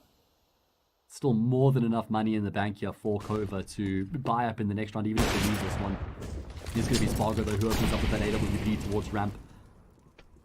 Kill does come back, though, for the T side. So with 45 seconds left on the clock, what they decide to do with the way that the round is taking shape. Oh, Noct, a beautiful lurk coming through from outside. Has caught airAX completely off guard. Twixie, he's in a very awkward position right now as well.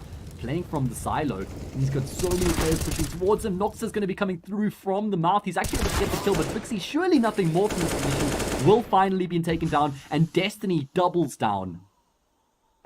As he does a great job to make sure that his team maintain that control after initially making their way through from heaven.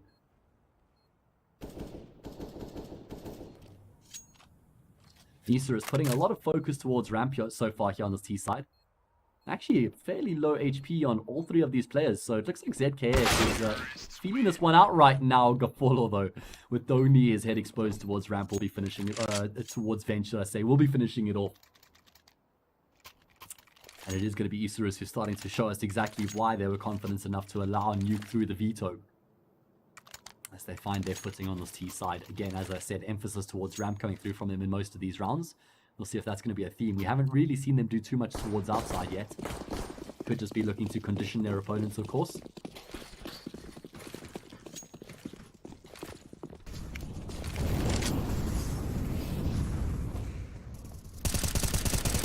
Speaking of money, well, KOVA have invested pretty much all their residual cash. I mean, Spargo had he was the anomaly, had so much extra money right now. The aggression towards the A side coming through once again. Isurus haven't been able to make one of these rounds work so far, and I'm actually surprised that there's still 4 players left alive for both of these teams. Uli will get another before he goes down. Rotations coming through thick and fast from KOVA, but it's Isurus who have actually been able to retrieve or secure this initial control, so strong work coming through from them.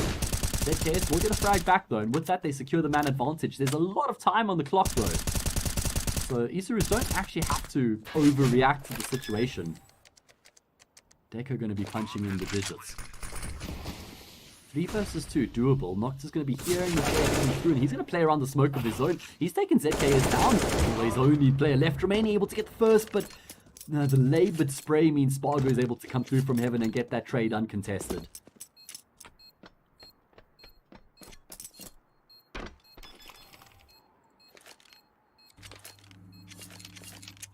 Bomb has been defused. Counter-terrorists win. Okay, KOVA back to winning ways, putting a stop to that short little streak coming through from Isurus, where they're able to string 2 consecutive rounds together.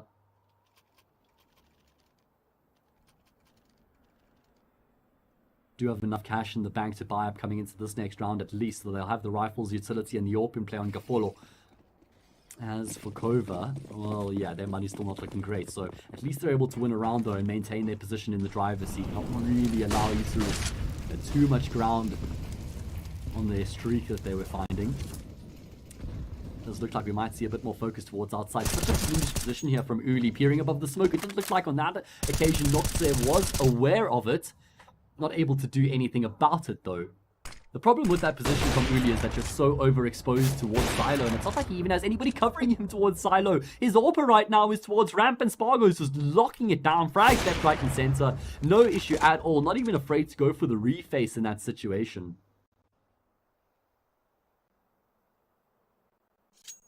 Ogafolo left remaining. 1v5 turn 1v4. I mean, I don't even know if he wants to go for this, or maybe he'd rather just save his AWP. Oh, well, God, as a CC player towards the fence. Certainly wasn't expecting to find someone there. Knows he's got the leg shot, evident from the blood behind the CC player on the wall, and he will be able to finish him off with the molly. Should be no way that Gafolo stays alive here, unless KOVA are just happy to let him save his AWP. Which you suspect they would be when you consider the Finnish squad's money, right? They don't have much cash in the bank, so I think letting him save is a good choice. It's not like they actually will be able to buy in the next round either, right? Even if he saves this AWP. And there's actually like an old theory that you should allow, as the CTs, you want Gafolo to save in this position, because maybe they might actually be convinced to go for the force buy around the AWP because they saved it. And the theory there is that, well, now you've got an easier round to play against because they've decided to force around the AWP. I think it's something that Threat innovated for NIP a long time ago. Instead of hunting down players, rather let them save on the T side so they go for that force. And you have a somewhat easier round. Either way, 8-2. We do see a timeout being called here by Isurus, completely understandable as well, considering the fact that KOVA are starting to tear ahead and put some serious pressure onto the Brazilian team.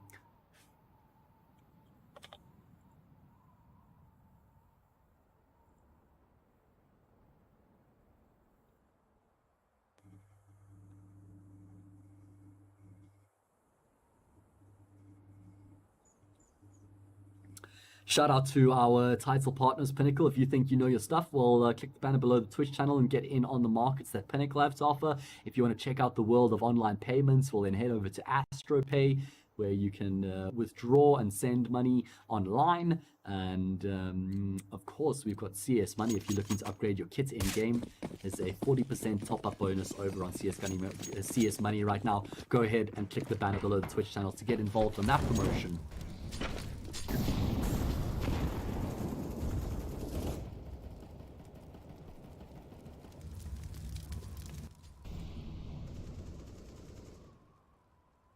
Isurus deciding to invest coming into this next round, and it's exactly what I was talking about in terms of the theory of letting the T side save so that they might have a, sort of an inclination to go for the force buy.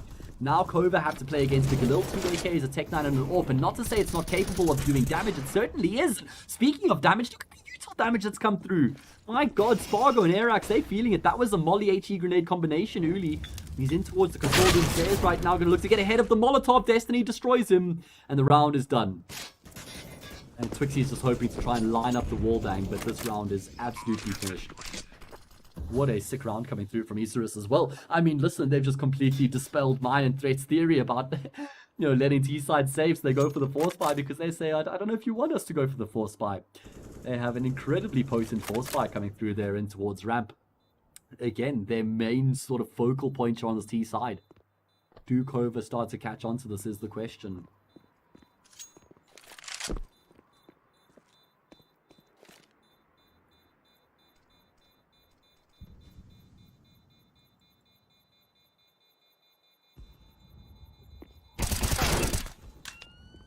At least Arax and Twixie are able to win a couple gunfights here to keep their guns in play. Oh no, until Noxa does catch Twixie.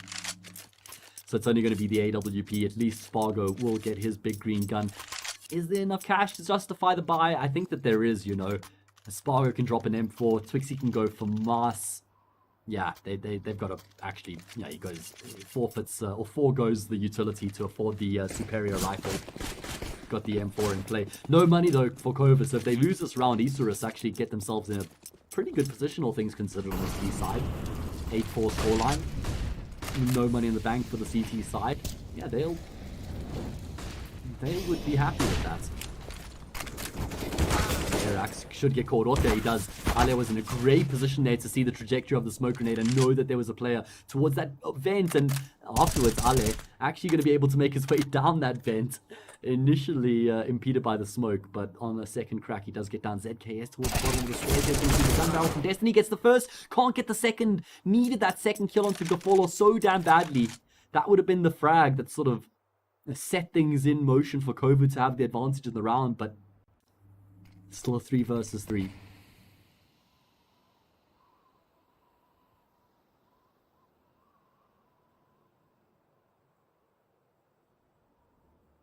Does appear as though Isurus are going to try and finish this over towards the B side of the map.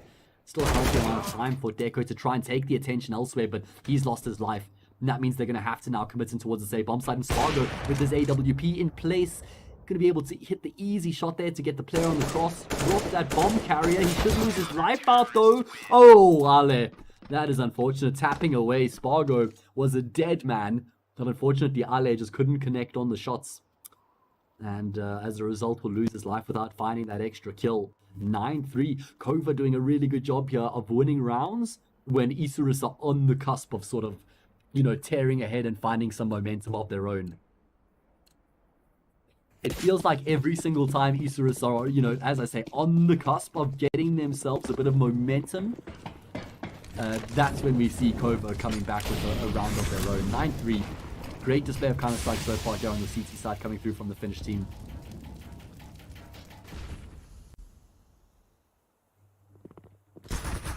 It's going to be more focused towards Ram coming through the hero. AK4 Deco has to be the player to get something done. Lets his teammate bait him so he can try and continue to have the impact. Great shots at range there to take down Spargo's AWP rather. Noxa still playing around outside with the Desert Eagle. This round is looking precarious, and it's actually looking downright awkward right now for the side of KOVA.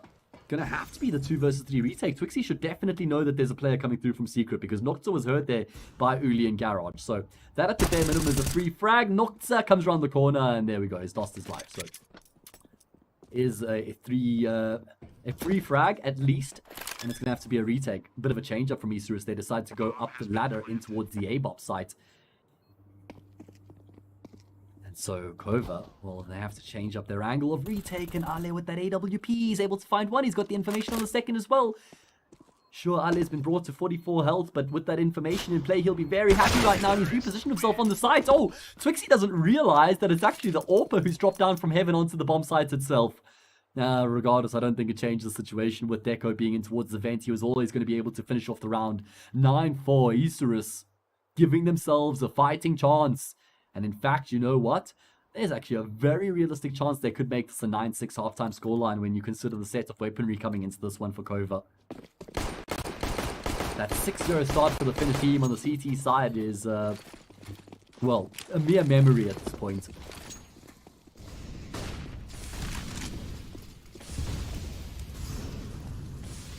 Finally, we see a large amount of focus towards outside here for Isurus, but it's actually not where they find. Actually, it is the opening kill. Gafolo with his AWP takes on Spargo towards Garage.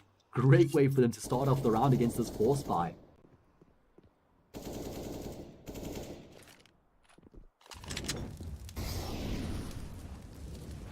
Where do they want to finish off is the question. such a massive advantage in terms of weaponry, firepower, their utility as well. Numerically too, they've got everything that they need right now. Just need to make sure that they don't cost this round themselves.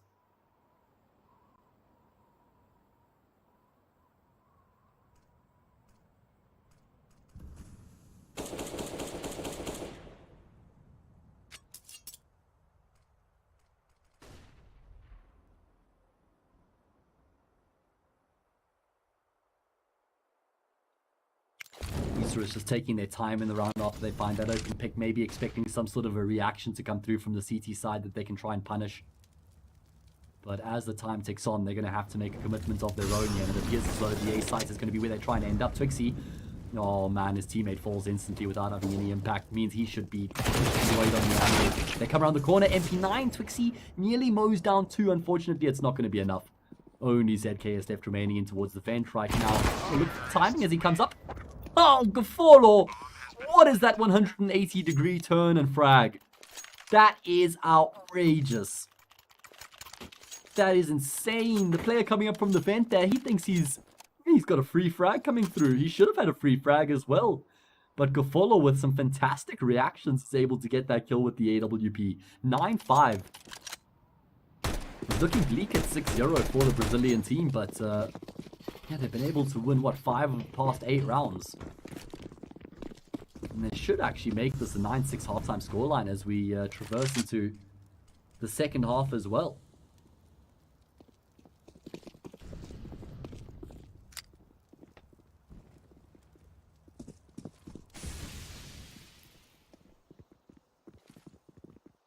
Is going to be in towards Secret with numbers here for the T side right now as they make their way forward. Uli with the 5-7 takes the first bait. Air action to come through. Oh my god, Deco is ready for it. These guys are just hyper aware right now. You can see that Isurus have actually found their footing. You know that you could see that they've got their own identity and their own brand of Counter-Strike, and it's certainly commendable that they stuck to their guns. Not like they started to question, their playstyle or their approach when things weren't working out. Still carried on playing their own game, and it's meant that they've been able to fight back all the way to make this a 9-6 halftime scoreline. So yeah, great performance from Isurus here, giving themselves a great chance as we see our partners AstroPay. If you want to pay and withdraw online, well, check out AstroPay. Click the banner below the Twitch channel.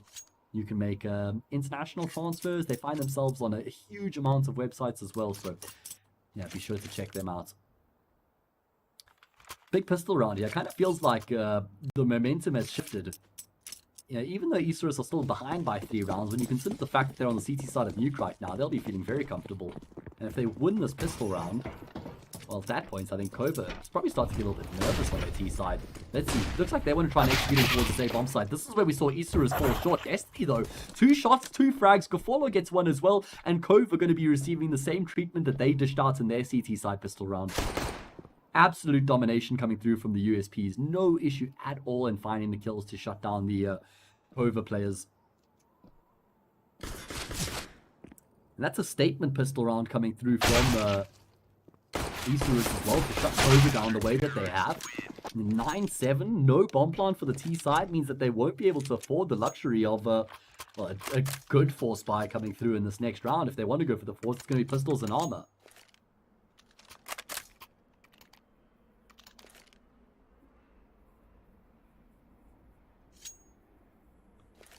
It looks like they're going to be opting against the force buy instead. Eco save up their cash, buy in the next round. Contrasting school of thought from what we saw out of Isurus in the first half, but as I said, pressure's shifted.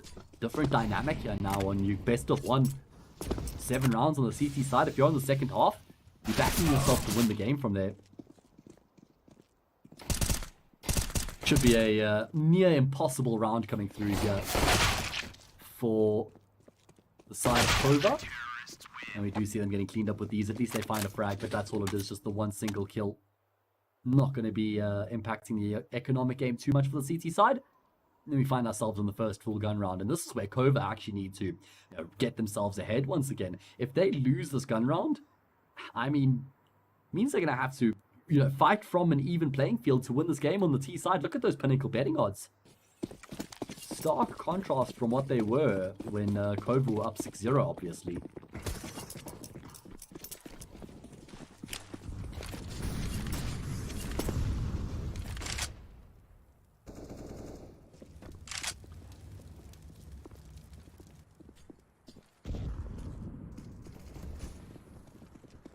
There's going to be a 1-for-1 trade at the start of the round. Kafolo goes one step further by finding a kill of his own, but the frags continue to roll through in the round as KOVA looks to try and roll their way forward. Looks like they're going to have to reevaluate their options, though. Not like they really have any options here in the round, and Deco's going to get timed looking in towards the smoke there. ZKS decides to actually make a bit of a move. Walks his way through the hut, and he catches that lone A player completely off guard.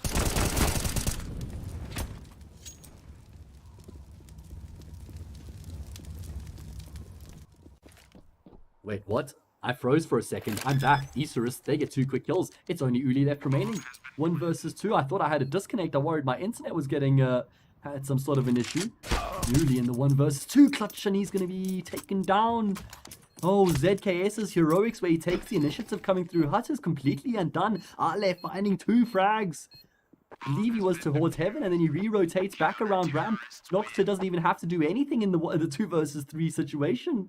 Man, oh man. Apologies about the disconnect there, guys. I'm glad that it's not something that ended up lasting, and I'm glad I got to caught the end of that round there as well. What a massive round that is for Isurus to win, and what a tough pill that's going to be for KOVA to swallow.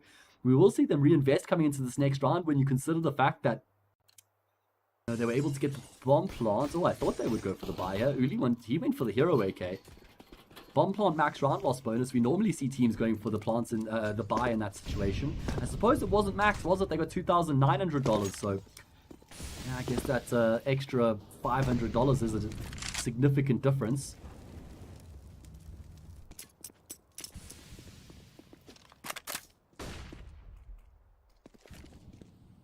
KOVA do still have a few pieces to work with in this round, and it looks like they're going to be shifting their focus in towards ramp, which is where we saw Isurus do most of their damage on the T side. Yeah, and it makes sense as well when you see the second that they have at their disposal. Going to try and take some close-range gunfights, but they're just being mowed down towards ramp. Nice frag comes through from Spargo, but Kafolo's AWP is already on the angle. And he's in position to ensure that nobody else is able to make their way towards ramp, so might not be getting the kills, but at least he's got the information that there's no further presence coming through from KOVA on that part of the map. Try and make their way in towards the A site. Unfortunately, though, they've been shut down. Only ZKS left remaining.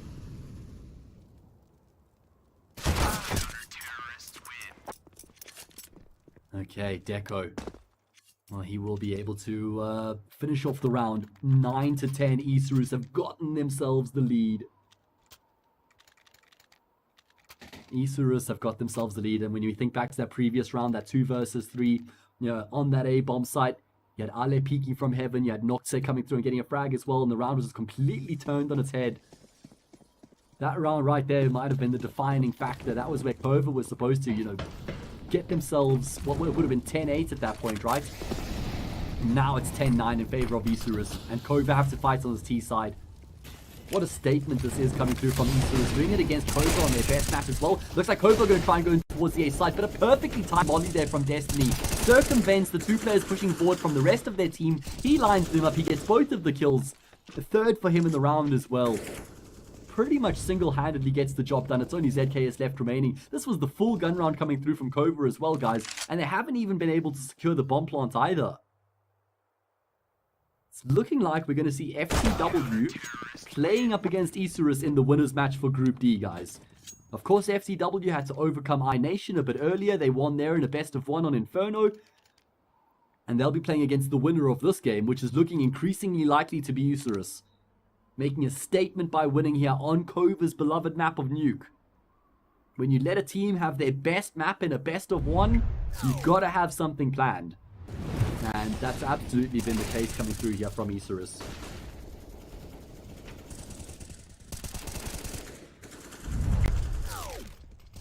TT side looking fantastic now for the majority Brazilian team. KOVA calling a timeout to discuss the situation.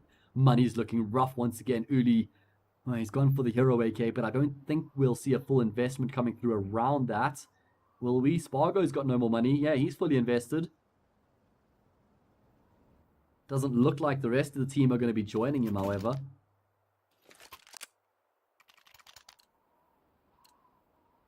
$11-9. Not a single round picked up yet by KOVA on the second half. Love to get it done through the way of pistols and an AK-47. Last time with this type of a buy, we saw them make their way towards ramp. We've seen them try the aggressive A hit. That got shut down emphatically as well. Actually, very similar T-sides coming through from both of these teams right now in the way that they've gone about their business. You know, barely any focus towards outside. Happy to play things nice and slowly with numbers towards lobby. Sort of edge towards ramp and burst there with numbers if you don't really have anything going for you in the round.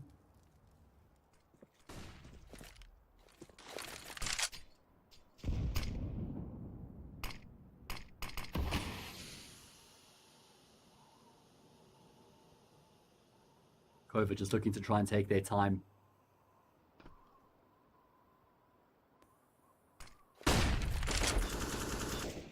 Hoping that maybe there's a bit of a misstep or an overstep. Might be coming through from the side of Isurus, but no, Isurus know that they don't have to offer anything up here.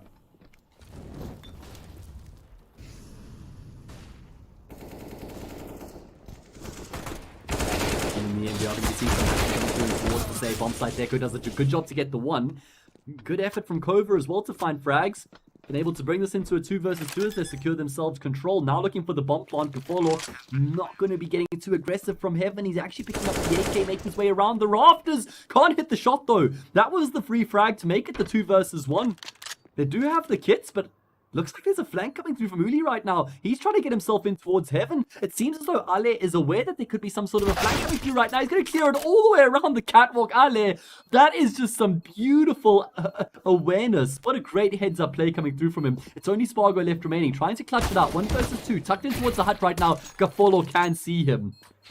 And that is a fantastic retake from Isurus. I just want to highlight their patience there, guys. They knew they had so much time to play with, so they weren't just frantically forcing the issue, trying to get onto the site and stick the defuse while there was still 20 seconds left remaining. They knew they had that time. Ale was just so cool, calm, and collected there, making sure he's clearing out the flank. Even goes back to check the catwalk outside of heaven. Catches Uli with his knife out. Uli's probably saying, what on earth is he doing there?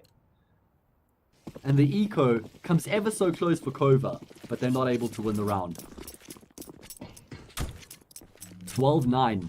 Domination continues for Isurus as they get themselves within touching distance of closing this map out. And with that, the match, remember, best of 1 single elimination is the name of the game. Nocta will be burnt out by aTTaX. So at least that gets the man advantage for KOVA. A luxury they haven't been afforded throughout this half.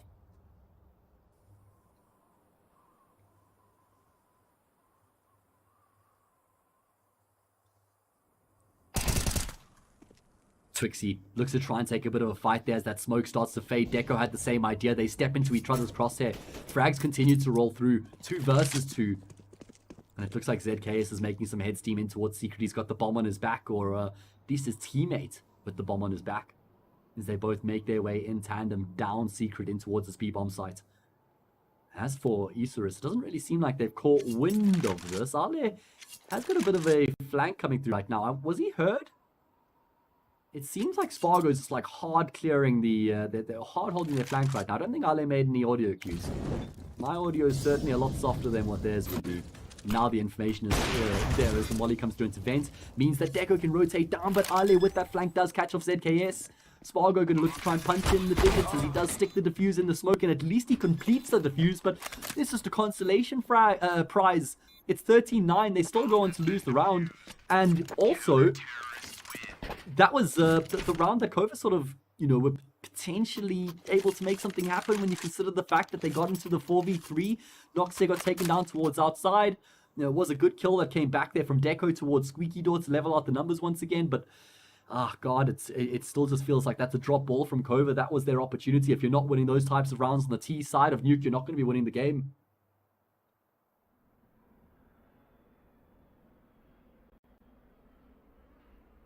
(13-9). A sea of blue in the round summary or the half summary at the top of your screen. Isurus have just dominated proceedings. Remember, they were down 6-0 at one stage, guys. They were down 6-0, and they've won, 13 of the next 16 rounds from then? So, been a really strong performance coming through from them outside of that start.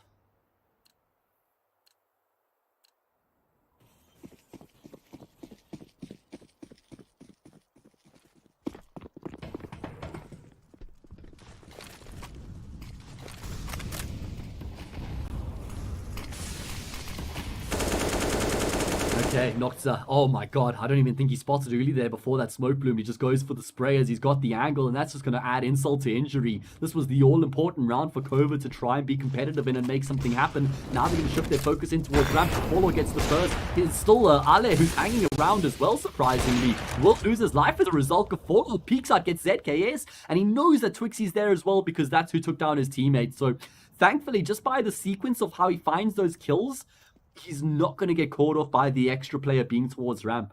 And that just comes down to good systematic clearing of angles as the AWPer, right? Not just immediately wide swinging for the player that he knows is close left. He still clears out deep towards that ramp room area as well, or the ramp entrance. So good attention to detail there from Gafolo. Nets him the kill. And with that, it's just aTTaX and Twixie left remaining.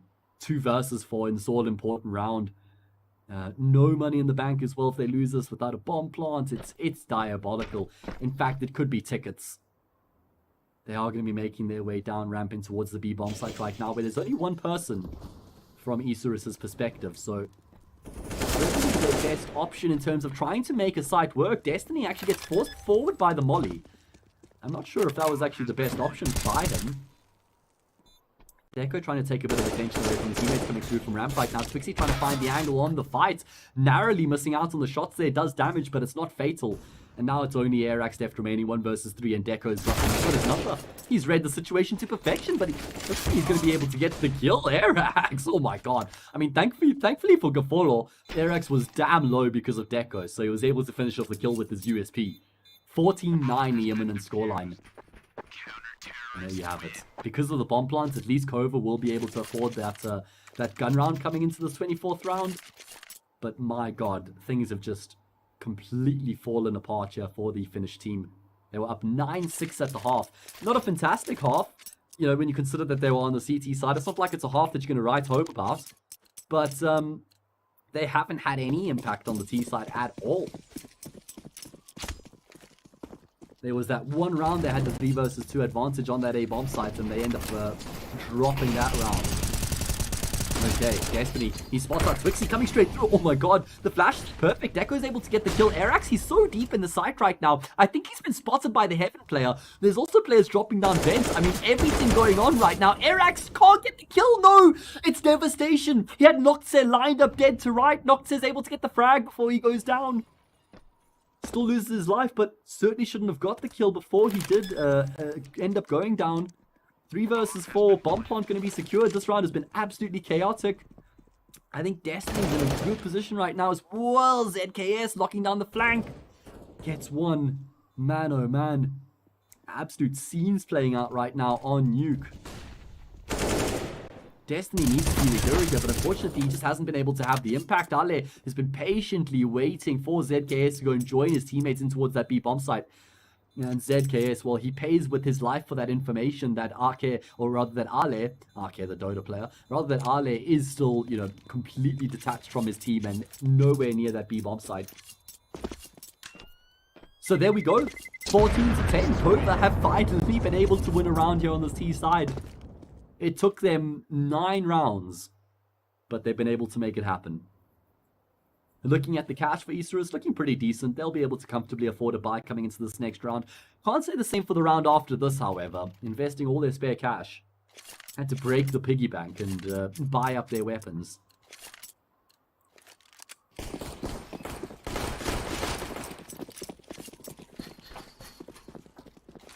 $14-10. Is there still a chance for KOVA? If you saw the previous match, you would certainly not be writing off the Finnish team. That was just ridiculous what we saw playing out between FTW and iNation. And it looks like KOVA just going to go for a heavy burst in towards ramp room right now. Ale does spot out a number of individuals, so he's got the information. Wisely decides against hanging around and taking further fights. He's going to get pursued here by these players. Oh, you know, lots of the shots there makes for an easy kill for Twixie.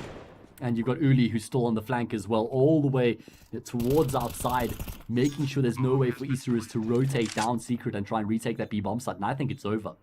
I think Isurus are just going to have to commit to the savior. Yeah, that's exactly what they're doing. They're calling it a day. And this is a good call as well, because Ale will be able to afford a buy in the next round. So assuming these 3 players who are still alive are able to take their guns into the next round, they'll have almost a full buy in the next round. Destiny should die, though. Yeah, there we go. Uli on his lurks doing a good job. absolute thorn in the side of Isurus.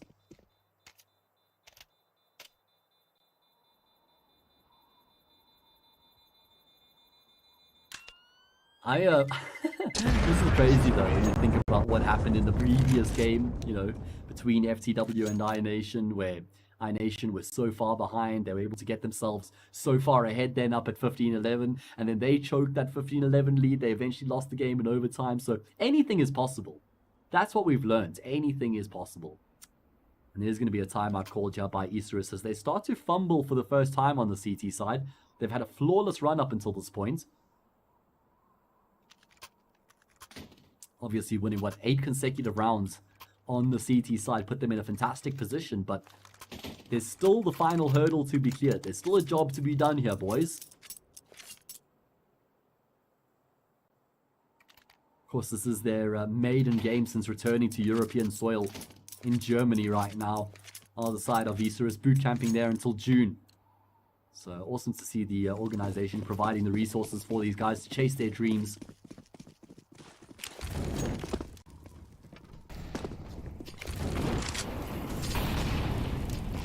KOVA, well, we've seen a bit of a change of pace from him in these past few rounds. You think about these 2 rounds they've won. The first one was where they got aggressive in towards A. Sure, that's not where they won the round. Then we saw them getting aggressive in towards ramp after that. So I wonder if they're going to be keeping up with that approach. Does seem like it, you know, grouped up in towards lobby right now. I think that there's an imminent A execute coming through here from the T side. Waiting for their moment, waiting for the marker, their opportunity. Fresh smoke towards Squeaky. Probably buys a bit more time for Isurus over on the A-bomb site.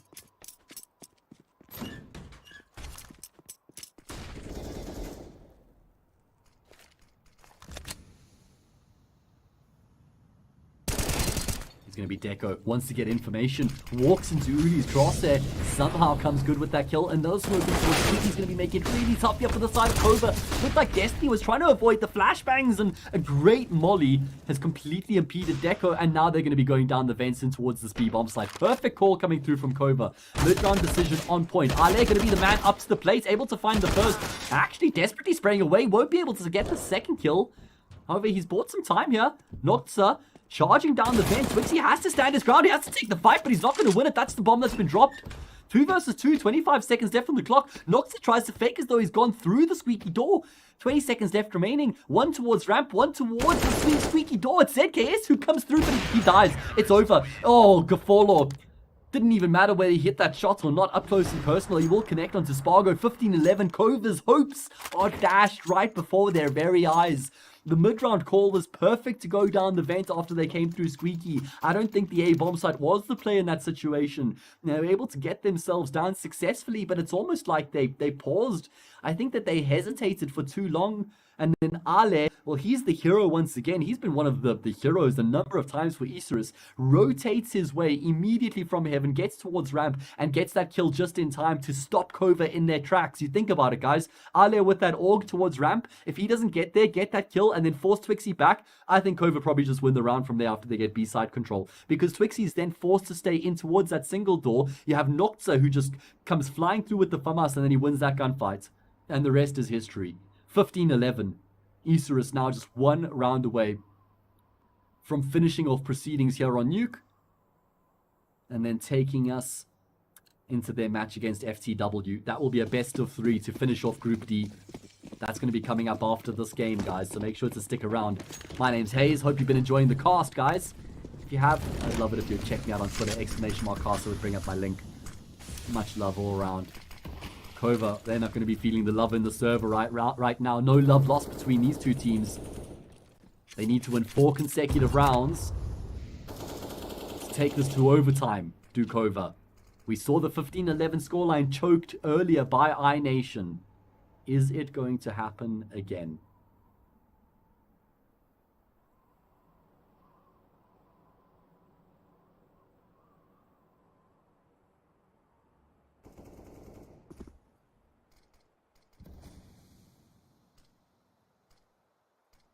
KOVA taking their time, don't want to make any missteps or any mistakes. Realize that this game is absolutely in the, well, about to be concluded. Oh, not so. Wait, what? That is 4x3 if I've ever seen that in my whole entire life. And Noxa is so damn lucky Spargo was scoped in. I thought I had something wrong there because they were both staring at each other and not getting the kill. Oh my god, black bars. Perfect example why you don't want them. Either way, it's 15-11 with 30 seconds left on the clock. KOVA have to get the job done in towards the A bomb site. No other option available for them. They could potentially try and go down the vent, but that's entering unknown territory. They're going to stick to what they've got control of, stick to where their numbers are, but there's no more numbers left remaining. They've been emphatically shut down. 16-11, Isurus get the job done. Wasn't a fantastic start to the map for the majority Brazilian team, but they're still able to get themselves across the line. Very impressive performance. Their maiden game since returning to Euro soil, and they have done a great job against the gatekeepers of Tier 3 KOVA, who have been eliminated from the group through the way of losing that best of one, which is rough. Such is the way of life. Now we get a look at Group D after we've concluded our two opening games. iNation narrowly missing out to FTW after dropping 5 match points, 4 in regulation and 1 in overtime. And then KOVA, well, don't be deceived at scoreline 16-11, certainly in favor of Isurus. And Isurus will be the team that goes through to the next stage of the competition. So there we go. Isurus versus FTW is going to be the matchup that comes up at, 7 CET. So in 20... we will be coming up with Group D final. It's going to be a banger. Both FTW and Isurus were showing some fantastic form in both of the games that they were playing leading up to this match. So I can't wait to feast my eyes on that action. I'm sure you guys can't either. So make sure you join me in 20 minutes.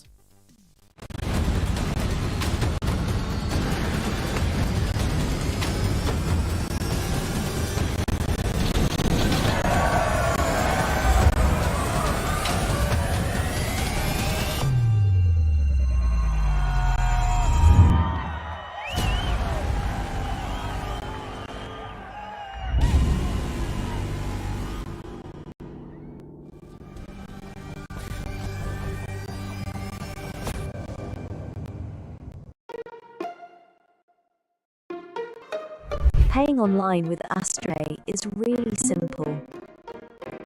From the merchant site, choose Astray option. Then, enter mobile number. Enter the confirmation code.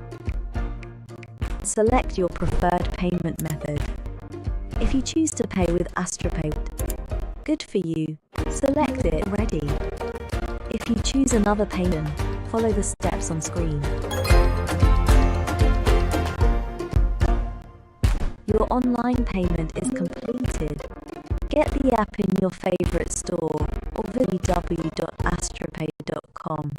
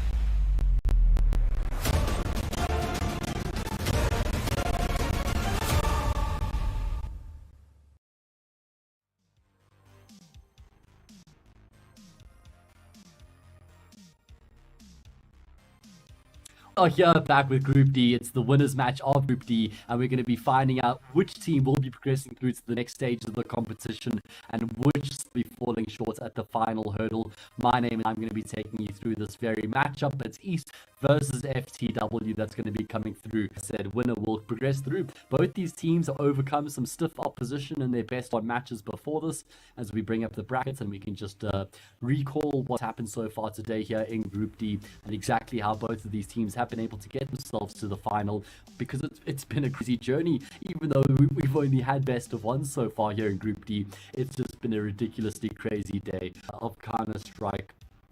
Very tough going to happen.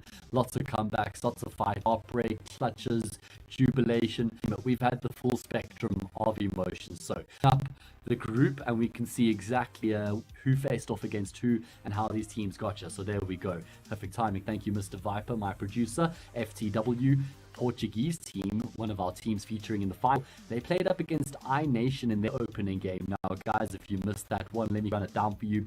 FTW were leading 11-1 at one point. You say, Hayes, what, 11-1? But they won 22-19. How did they win in the second set of overtime if they were leading 11-1? That's a good question, Mr. Viewer. They actually ended up choking very badly. They went from 11-1. They went down to 15-11. They lost 14 consecutive rounds to the FTW.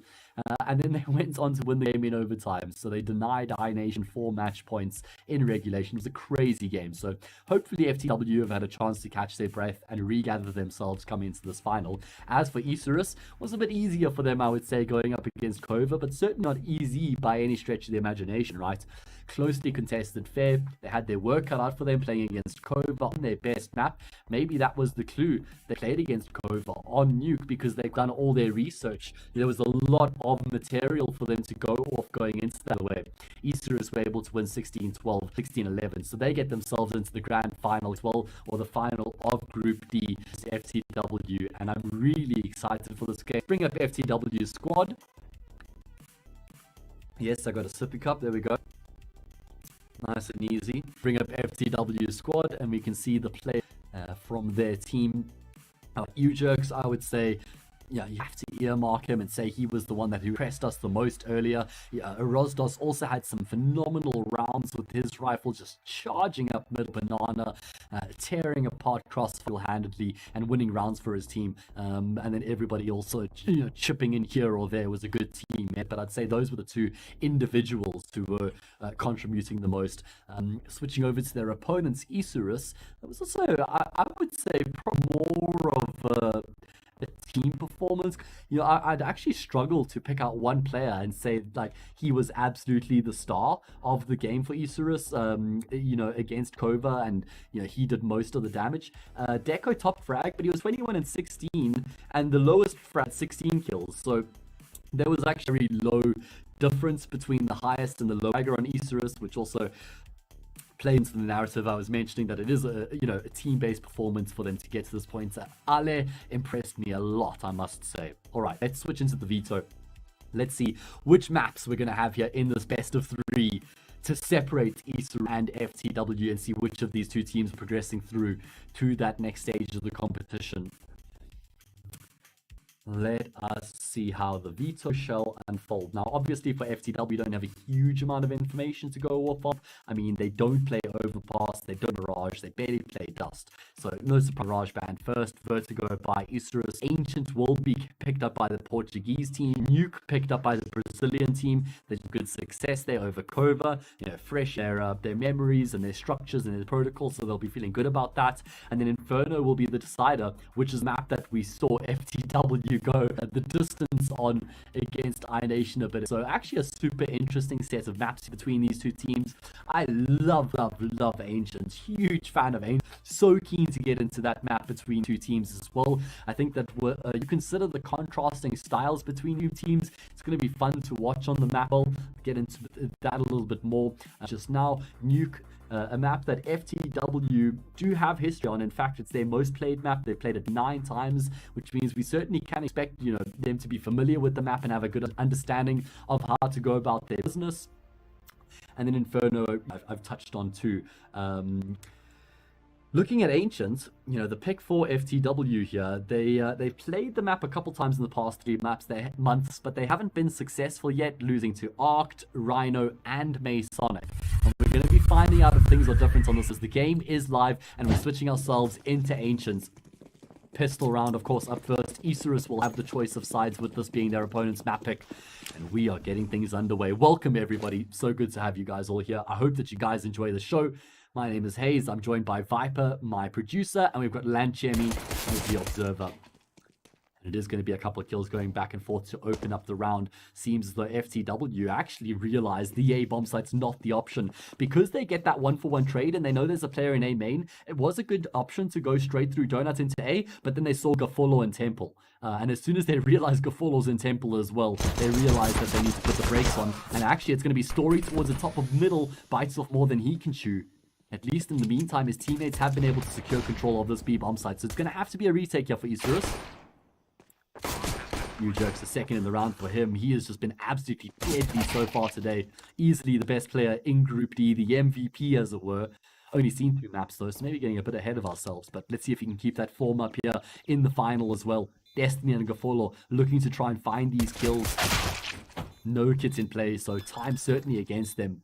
And the round looking like it's against them here as well. Never mind. Oh, Gafolo, he taps the bomb, doesn't immediately swing out, which means Rosdos and his teammates are both a little bit concerned there that he might be sticking in the defuse, so they decide to both swing out. Gafolo essentially has 2 shots there to get the round. You know, if he misses one of those 2 shots, he gets taken down, I think. So he lands both of those shots with absolute precision.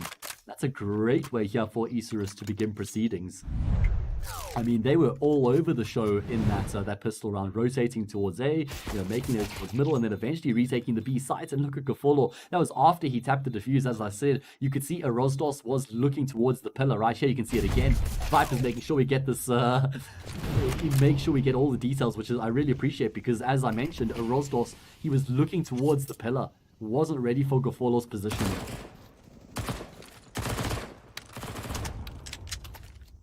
As I was mentioning in the pregame, we haven't seen great form out of FTW on Ancient to this point. As for Isurus, they've played this map twice. Deco locking it down towards the A site almost single-handedly. In fact, completely single-handedly. Able to find 3 kills. He's done damage to Story and he wants more. He's going to be able to, well, actually share the spoils, I suppose, if Gafolo gets in on the act as well. Oh my god, that was the force buy from FTW, guys, but they just got absolutely decimated. As I was saying, Isurus, they've played this map twice in the past 3 months. They beat Meta BR once and lost to Meta BR once. That was over a month ago. So really no recent history to speak of on the map coming through for Isurus.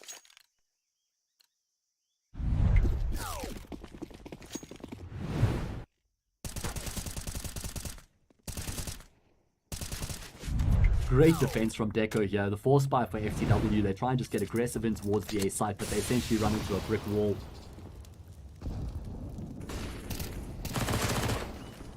Now they're going to be trying to shift their focus towards A here in the eco, seeing if they can somehow maybe bypass the defense, the A site, rather the B site, hoping that with their pistols they could maybe find a kill and a plant as well. But yeah, I mean, finding a couple of frags probably regarded as a success for FTW when we consider what they had coming into this round.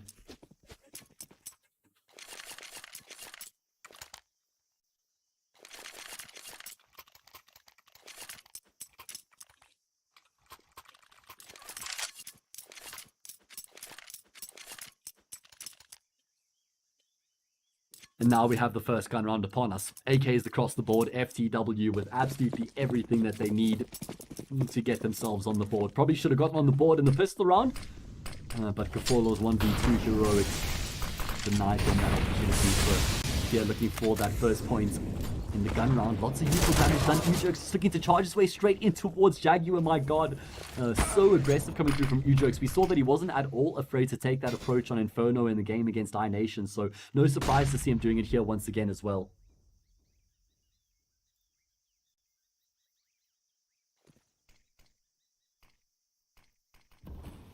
4 versus 4 though, as the trade does come through from the AWP. Ale, oh my god, okay, he's going to hear the audio cue. I was going to say, I can't believe how the timing has worked out such that Diaz has been able to just get around the corner, but he throws the grenade, which gives his position away. Deco on the site, will still be traded up by Agile, but at least he finds a frag before he goes down. Agile gets the information that there's a player in towards Donut. There is some time left on the clock, and that's a fantastic shot coming through from Agile. Beautiful crosshair placement. Gafolo with his AWP is looking to try and follow up that impact coming through from Agile. And in fact, Agile, he's going to be able to find another on Tale. It's only Gafolo left remaining. And he should be spotted out from Story, who comes through from Temple. Did Story see him? He absolutely did. Oh, and Agile's going to be the guy to get the job done as well as he puts the finishing touches on the round. 4 kills coming through from Agile. That is so goddamn sick. What a beautiful lockdown. I mean, lockdown of that A-bomb site once the rotations come through, that is, because when you consider the fact he's at least able to get that initial trade, sure, that was good. You know, when he gets that trade on Deco, but that was, expected of him. That shot that he gets when he finds the kill on the Donut player is really impressive. Great work coming through from Agile, and it will be seeing FTW find their first round here on A. And Story actually holding the angle as well. Spots knocks it just before the smoke blooms. Things looking good here for the T side, at least initially. Ale goes on a bit of an excursion of his own towards the bottom of ramp, gets a kill and does damage, and in fact that's going to be prompting Destiny to try and get in on the act as well. Ujerks only has 31 points of health, so he's not looking incredibly healthy. You know, you think about the approach that came through from FTW and Inferno, felt like it was largely an individually based approach. You know, lots of rounds where Rosdos was the player to charge forward and get himself, 2 or 3 kills and win the round for his team. We saw a lot of that came from Ujerks as well. I think he finished the map with like 47 frags or something, guys. As for Isurus, their success was born a lot more off of the teamwork. The AWPers exchanged leg shots.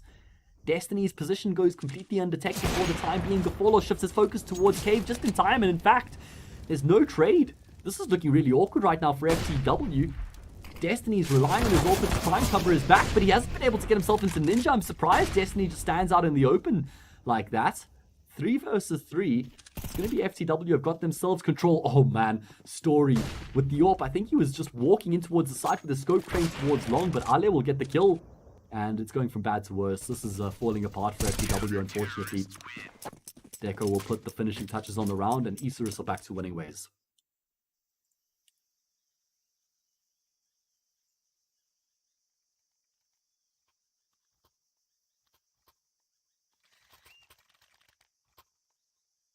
Yeah, apologies, guys. We seem to be having some sound issues at the moment with our pre-game and post-game. It's not on our end. It's coming through from vMix, the software that we use. So trying to find some workarounds. Apologies, bear with us for the time being. Just noticing the complaints in chat, as I just had to gaze across there, make sure everything's alright. It is going to be an eco round here for FTW. Unfortunately, just getting mowed down here. Isurus not afraid to, take the fights against these pistol players. Normally not advisable, but they've had an easy time of it. Good kills coming through. Isurus's cash looks bleak, right?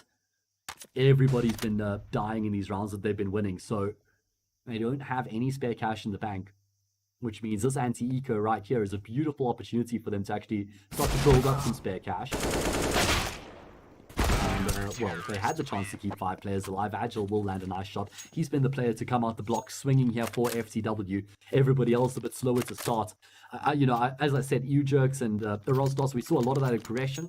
Hold that point, as you can see on your screens right now. We've got CS Money, our partners, who are offering a 40% top-up bonus if you head over to their site coming through from Pinnacle. Click the panel below the Twitch channel, and that will get you in on that promotion.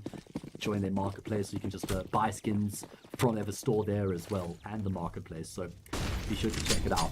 As I'm saying, Rosdos, this is what he did on Inferno. Single-handed, he wouldn't be afraid to just get very aggressive and charge his way, looking for gunfights. Notza, though, he's going to be the one to find 2 quick kills of his own and swing the round back into his team's advantage. Ale is able to jump his way back around the corner, even though he's completely blinded. And this round is just chaotic scenes across the board. As I was saying, Rosdos, he did that on Inferno a lot against iNation, where he had that single-handed approach and he was able to get multi-kills. This time it was just the one frag that was the difference. Wasn't able to catch Nocta, and this round is unfortunately after that opening kill did come through for Arostos, they haven't really been able to accomplish anything since then. One-way traffic, to say the least, in favor of Isurus. And this was the big gun round as well, guys. And this is FTW's map pick, it must be said. So, yeah, fairly bleak scenes right now for the Portuguese squad. Remember, FTW were able to beat Saw just a few days ago, guys. Of course, Saw, probably still heartbroken from the result at the RMR, where they very narrowly missed out on a spot at the major. Beaten by outsiders on Inferno. If you watch that, Dodo's clutch still haunts me in my memory. I can't imagine what it does for him or the fans. But the point in case is FTW were able to beat that sortie.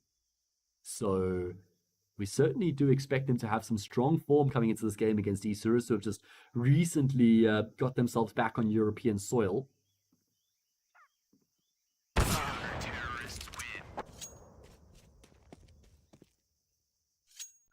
I believe that they're going to be staying in Germany until June, actually, Isurus, that is. So, yeah, pretty cool that the Augur's given them the resources, the support that they need, to pursue their career. For these players to chase their dreams. It's awesome. Okay. Back into the game we go. 6-1, an eco round coming through from FTW. What is the approach going to be? They've got a lot of utility, obviously, with that maximum round loss bonus behind them. As I said in the past few rounds, so Isurus showing a bit of a tendency to, still look to try and take the fight with these pistol players. Ale has to go down here. Competing in the open, Destiny has to fall as well, and he will. Nox at least able to get a frag elsewhere on the map to make sure that the numbers remain even. He could go down here. They could push through the smoke. Yeah, they've gone straight through the smoke. Deco is the man to try and maintain that control. Do they know that Nox is there as well? Oh my word, he will find a second frag. It's only Diaz left remaining. Today's Counter-Strike has just been so damn crazy. So difficult to predict. Everything going the opposite of how it should. FTW, they were looking good at one point. They were able to find themselves the initial frags through Ujerks. They got themselves in towards that B site.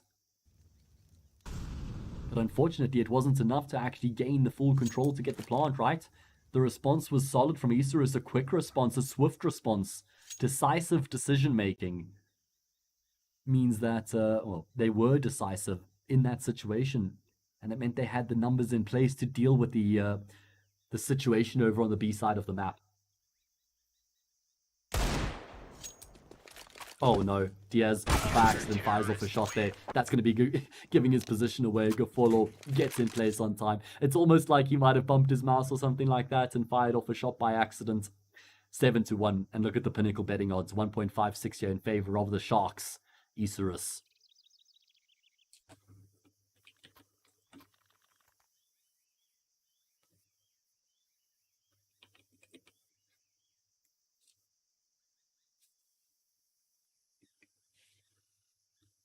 Okay, it's going to be a timeout for the win, who haven't done very much of winning so far. Here on Ancient, their map pick, of course, it is the T side, and we know that Ancient is a lot more proficient for the CT side. But, at this level, and when you pick the map, you definitely expect to have some sort of an impact on the T side. They're going to be looking for sort of 5 or 6 rounds here. Certainly still doable. Good starts haven't meant anything so far here today from what we've seen in the previous games. Both the teams that have gotten off to good starts have almost gone on to lose the map. So, yeah, FTW should still be keeping their heads in this.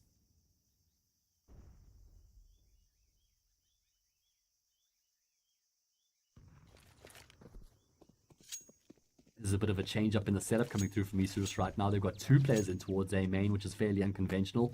I think they were happy to maintain that because Noxa had control of middle, so they didn't have to worry about Donut. But now that he's been forced back by the smoke, they need to readjust their setup. And in fact, Deco's going to start to get aggressive here towards A main, pushing his way through. It doesn't look like Arostos is considering this at all.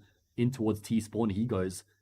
Just watching this unfold on the minimap, everybody for the T side starting to gravitate in towards this B bomb side, and Isurus is getting all the information. They've now recleared middle as well, so Nox is rotating across, and they're going to have a very good understanding of what's going to be coming through. The longer FTW takes to commit, the worse this is going to be for them. Ale's have the smoke grenades. They're going to have to go straight through this. Does damage, but at least FTW are able to find the kill. Can they find the frags afterwards to at least contest the site itself?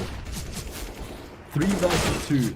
Diaz and Story. Oh, minus Diaz, only Story left. AWP in hand. A bit of time to play with right now. Oh, but unfortunately, he will be bested by Gafolo, who's picked up 12 kills. Ever since he won that 1 versus 2 clutch in the pistol round, he has been unstoppable.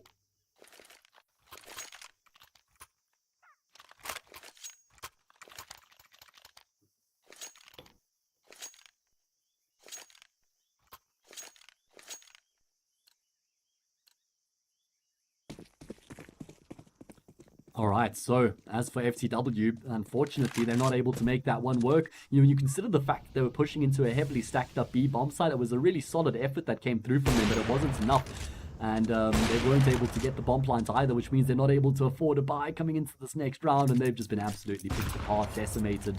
Just a carcass left remaining. Story and Diaz can try and do damage, but the book has been written, I'm afraid, and the chapter's closed.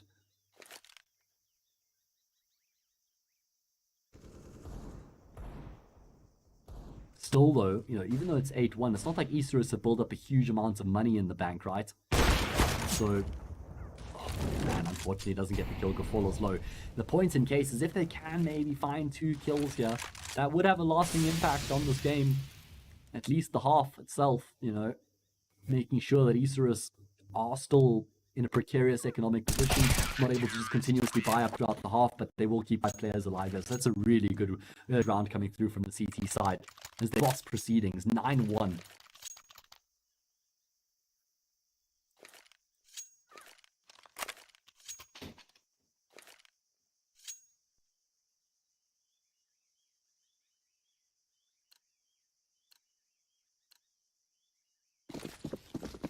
Massive gun round. FTW kind of feels like their chances live and die with this gun round. Loses 10-1, no money, 11-1. It's going to be a Rosgos who goes towards middle. He is their playmaker. He is the one who's very often the guy who takes the responsibility on his shoulders to open up the round, or to get them across the line in a round when things aren't working out. But the problem is their individual approach isn't working out. The team-based play for Isurus is just reigning supreme. Fantastic little flash play there for Ale to peek off of. He gets a kill. They've got a 2-man advantage in the round already. Blink and you would have missed it. And this was the all-important gun round for FTW as well, guys. Oh man, Destiny still just locking it down. He gets a 3rd in the round for his team. Diaz and Agile, the 2 players left remaining. They barely have anything to show for the fact that they've lost their comrades. No map control, no obvious options. Audio cues are plenty for Destiny here in towards Jaguar as well. Diaz is going to be stepping forward. Doesn't even matter. Destiny doesn't even get a chance to have the dance and have that fight. Agile at least gets a kill back, but it's a absolutely unwinnable situation that he finds himself in right now. Or is it? I mean, 34 seconds left in the clock to get across here. My god. I mean, it does a lot of damage to Destiny. He's just unlucky the fact that Destiny's 2 teammates are right next to him as well. So he was always going to get traded out regardless. And again, they lose another round without getting a bomb plant. This is becoming diabolical, guys. 10-1. Isurus lead on their opponent's map pick. We do go to Nuke next, and it's not like that's a whitewash by any stretch of the imagination for FTW. It's a map that they've played a lot, you know, in the past 3 months, so they will certainly feel familiar with the map and feel like they've got a chance. But Isurus' teamwork has just been sublime so far, but there we go. Agile and Ujokes with numbers, with force, they just charge their way in towards middle. Destiny will get ticked by the molly, so Ujokes hears him, but he won't be able to get the kill. Destiny takes the attention. Gaforo gets another frag. It's a 3 versus 3. At least Diaz does get a kill back, which brings the numbers back into his team's favor. Ale is pretty much the key in the round right now if you think about it for Isurus. He's the player who's going to be coming up through from A main. Gafolo's got the P250. What's the timing like?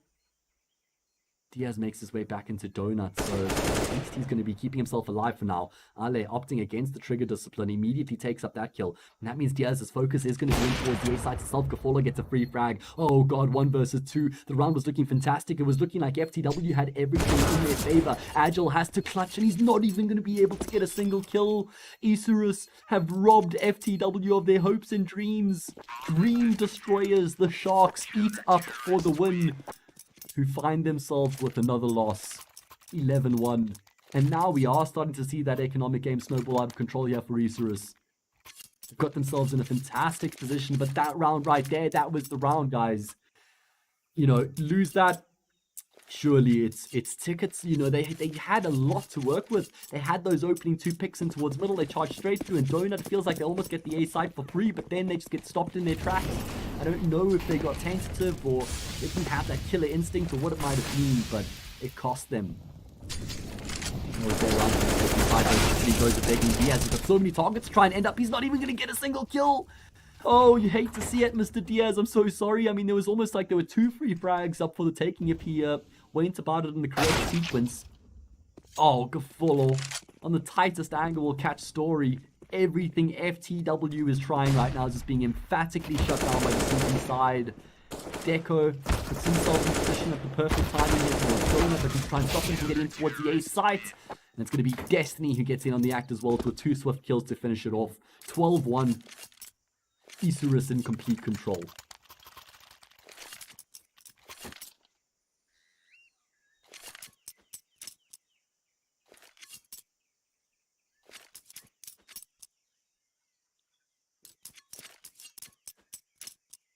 Man, oh man.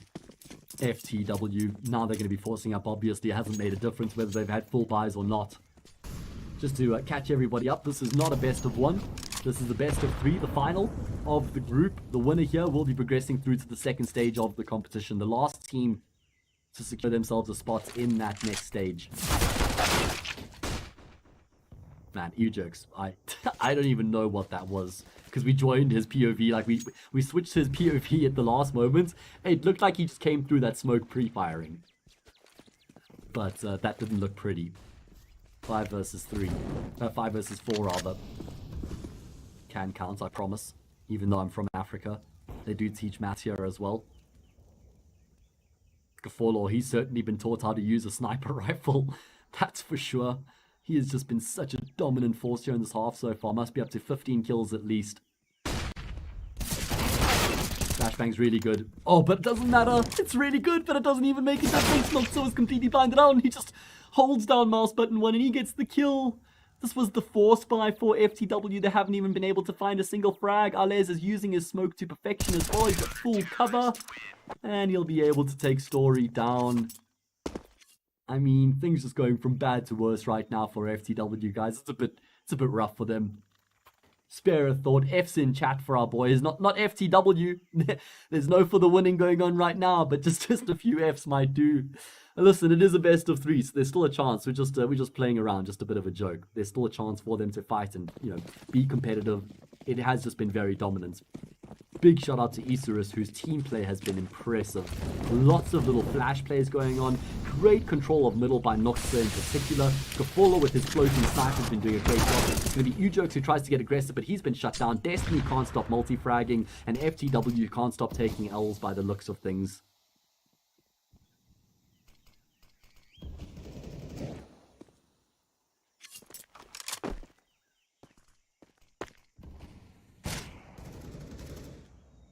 Counter-Strike's such an interesting and weird game, isn't it? You think about FTW beat Saw 2-0. You know, the same team who's down 13-1 against Isurus right now.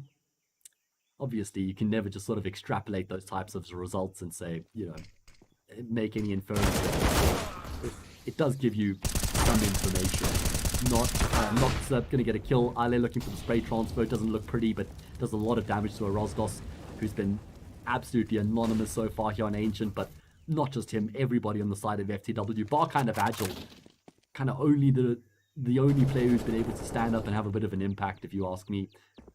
14-1, the imminent scoreline, outright domination. And you think back to the pistol round, guys. You think back to the pistol round where Gafolo 1 versus 2 clutches them on that B bomb site. if they win that pistol round, it's not 14-1. You know, it could still be a complete domination because all the gun rounds were won by Isurus, but it just, I wonder, you know, what's happening in that parallel universe where FTW did win the pistol round. Is, of course, a good opportunity to shout out our partners, AstroPay. Scroll down, click the banner below the Twitch channel, get involved with the online world of payments. You can send and withdraw money online, you know, do some retail shopping as well, finding themselves on over 1,000 websites. So be sure to check out AstroPay. 14-1, Isurus looking to check out of Ancients and check into Nuke in some pretty quick fashion.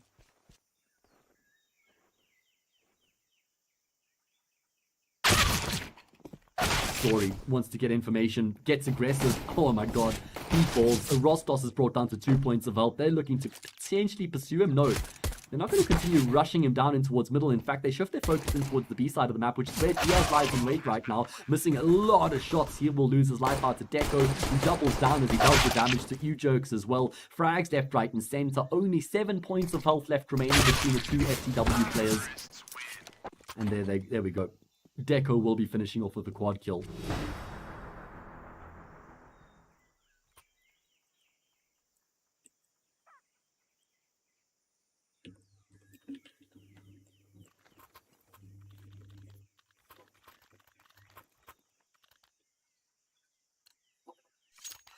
Unfortunately for FTW, not even going to have the luxury of a single full buy in the second half. After they lose the pistol, they have to immediately go for the force buy just to try and keep themselves in the hunt. Pistols and the FAMAS is the name of the game right now, but it has not been pretty. I mean, I was excited to see these two styles go up against each other, you know, stylistically, when you see FTW with their individual strengths and you see Isurus with their team strengths, how that was going to match up. Right now, it is the individuals who have done a fantastic job with the Des Eagles. Able to find two great taps. Destiny looks to get ahead of the smoke. Only going to be a single kill that comes through from him. It's Noxty who's left and he's down as well.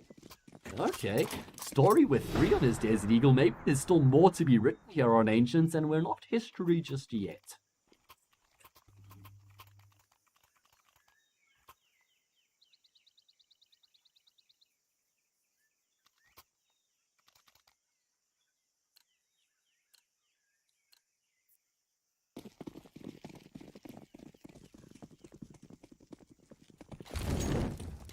There's going to be a force back in response. No surprise there from Isurus, who have got so much breathing room. There's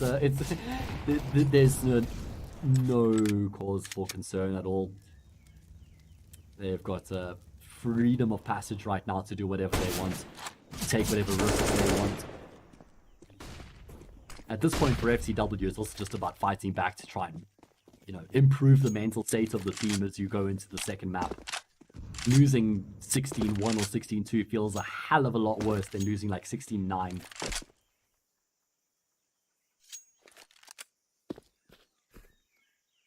So let's see if they can at least make a bit of a mark here on the CT side of their map pick. Winning that force buy means that they are able to buy themselves up a decent set of weaponry, right? Working in towards that full buy, getting closer and closer to being able to afford a full set of guns.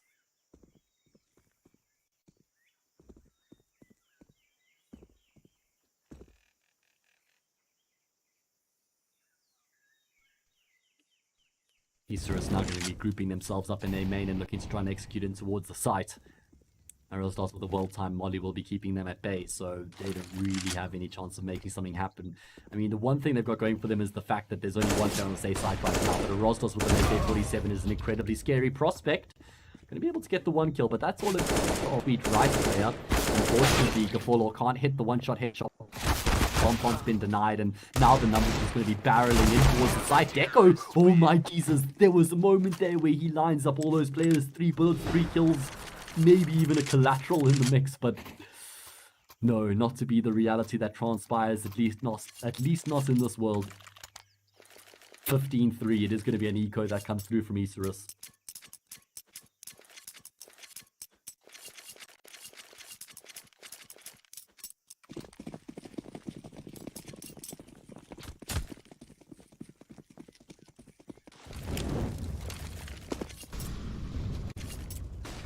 this point, yeah, they're just going to be looking to try and do some damage, see if they can find some kills, but winning the round certainly not much of a prospect, I guess.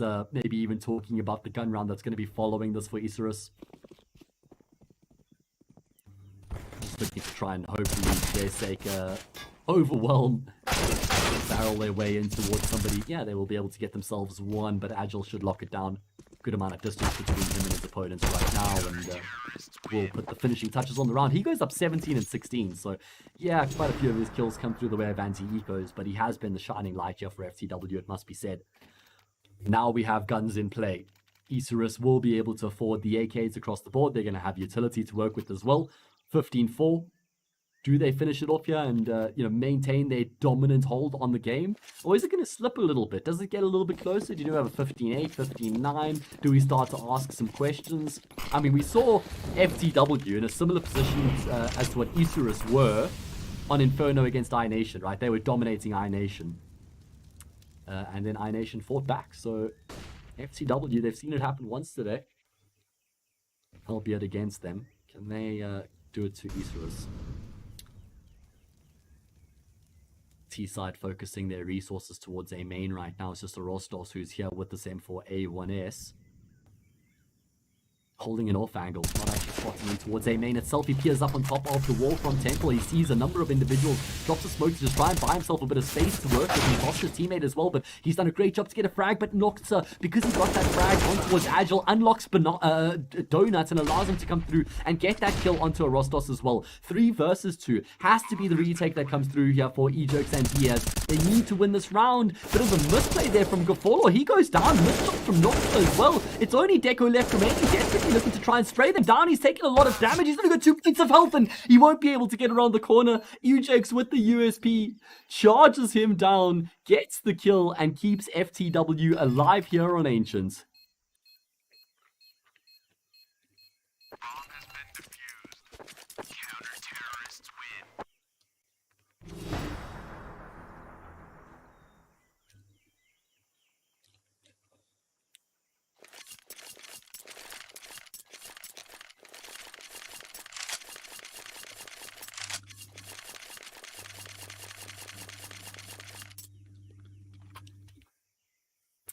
All right, so I mean they didn't have max round loss bonus coming into that one, so I think we will see Isurus take another eco here, which means FTW can continue to claw their way, winning a 2 versus 3 retake there against the odds. Now they're starting to show some form of their own, starting to show some fight of their own, not just winning the easy anti-eco rounds, the rounds that they've got advantages, but able to grind their way through some rounds as well. And that was the first gun round of the second half as well, guys. So a bit of a statement made there by FTW. Going to get back into the swing of things here.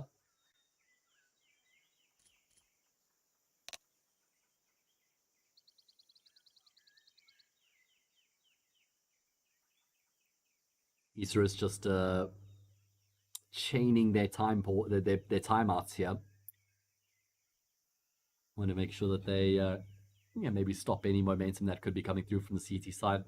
Maybe someone's gone for the bathroom break and they want to use a attack timeout instead of it. Who knows? Maybe they've got a plan. I mean, listen, with their max round loss bonus, they definitely have a chance to invest, dig a bit deeper into their pockets coming into this round. Afford some upgraded pistols, some Kevlar, some utility as well. It's exactly what they've done. You'd expect there to be some sort of a plan in this round as well. You know, I'm sure FTW are expecting a big B burst to come through here when you consider the weaponry that Isurus have to work with. That's what I would be calling stack that B bomb site. And Isurus, well, it does look like that's exactly where they're heading right now with numbers. And FTW going for a similar approach as to what I was suggesting. They've stacked players here, and in fact, they want to try and take control. They're not just going to be stacking up, in towards Jaguar and Church itself. I say Church, I meant the cave area. Just get my words muddled as we see the aggression come through from Isurus as they try and get themselves in towards this B bomb site. They will successfully find a plant. So, I mean, a kill on the bomb plant, you'd say that's probably mission successful for Isurus. Would love to try and find a few more frags here. Not that that really changed the complexion of the game. When you consider the fact that if FTW lose one more round, the map is over. So it's not like the economic game is going to be having any lasting impact. 15-6. FTW continue to fight back. They continue to fight back. 5 consecutive rounds. It was 15-1.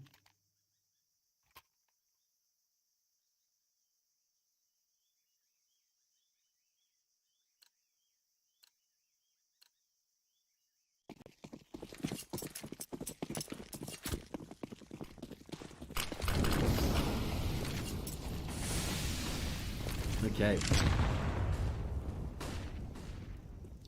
Another gun run coming through. Isurus. Certainly not going to be sweating or nervous. Realize they're completely in control, but they want to finish this off sooner rather than later. Going to take the team and momentum into nuke. Chance there for Noxe to find the opening kill. Maybe a chance for him to have been taken down there as well. It's going to be Destiny, who does end up falling to Agile. So that opening pick does come through in the end for FTW. If only they got to the CT side. That's what they're going to be thinking. Looks like Isurus is just going to be trying to walk their way in towards the A-bomb site here now. Rostos is here towards the default site box. Got this deep angle towards CT. He's got support in Donuts as well. Maybe a bit of a boost going to be coming through as they line up their utility. Let's see. How does the defense come through here? Rostov's going to be using his smoke to try and extinguish the molly, or perhaps try and fake that he might be playing around it. Flashes are really good as well. Ale was completely blinded up. He stood no chance. It will be Noxe. He's trying to come through from Donut, but he will end up falling to Agile as well. Almost caught Agile with his back turn, and there's no chance to the round here for Isurus. At least Echo will get a frag back, but he's been traded out as well. And FTW put the finishing touches on the round. 15-7. We are not done here on Ancient. We will continue to play this map out as we see the fight back come through from FTW. Definitely going to be a buy coming out of the T side, considering they have that max round loss bonus behind them, and they got the plants as well.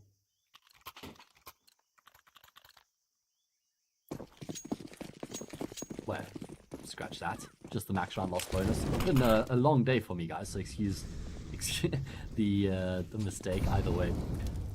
Let's see. It does look like Isurus with their weaponry are going to be grouping up towards this B-bomb site here once again. We haven't seen them just go for a full-on B execute up ramp just yet. Agile looking for the information. He's got the perfect timing on the peak. He switches them all with their backs turned. Yes, the flashes are good, but can they find the frags to actually get into the site itself? Destiny is the one who's charging forward right now. Does get the trade on Ujo, and he wants to go through the smoke here towards CT. He needs to be the hero. He is the playmaker, the one who's taking the initiative. What a sick round coming through there from Destiny. 3 kills, but his job's not done just yet either. It's Agile and Rostos who are left remaining. We've seen them already make 1-2 versus 3 retake happen over on the A side of the map. Can they do it over on B is the question. Agile brought down to half. Good positions being taken up by Isurus as they keep FTW at bay. The Portuguese team desperately trying to find a way to get themselves into the site right now, but no kills being offered up. Rostos edges his way forward. His teammate makes their way forward, and now Rostos will get the kill, but he's been traded out immediately afterwards. Destiny puts a bullet into his brain. 16-7 is the scoreline. Isurus finally finished off the job. Probably could have been done sooner considering they were up 15-1 at one stage, but eventually they get across the line, and that's what matters. We're going to be taking a short break, and then when we get back, we will have Nuke.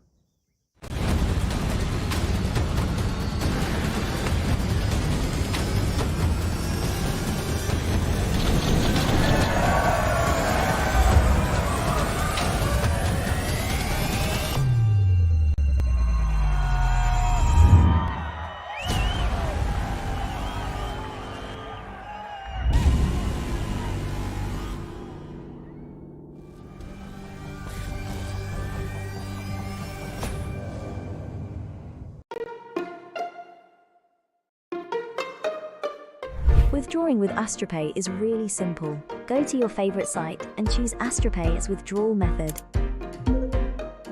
Then type the amount that you want to withdraw, type your mobile number, and click on the confirm button.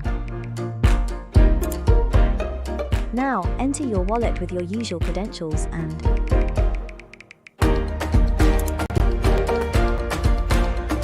your money is available in your wallet now. Decide if you want to extract money or buy on your favorite sites. Get the app in your favorite store or visit us at www.astropay.com.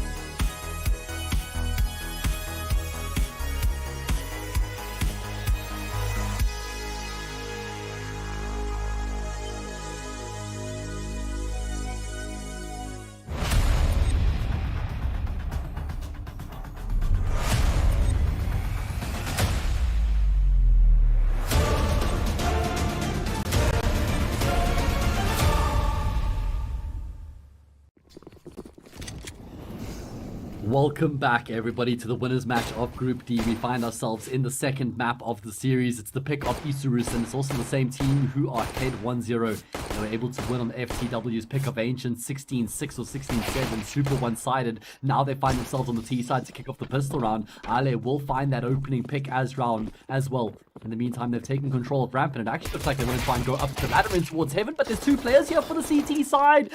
Oh my god, it's a disaster. The bombs even landed on top of the ladder as well. Isurus have completely outthought themselves.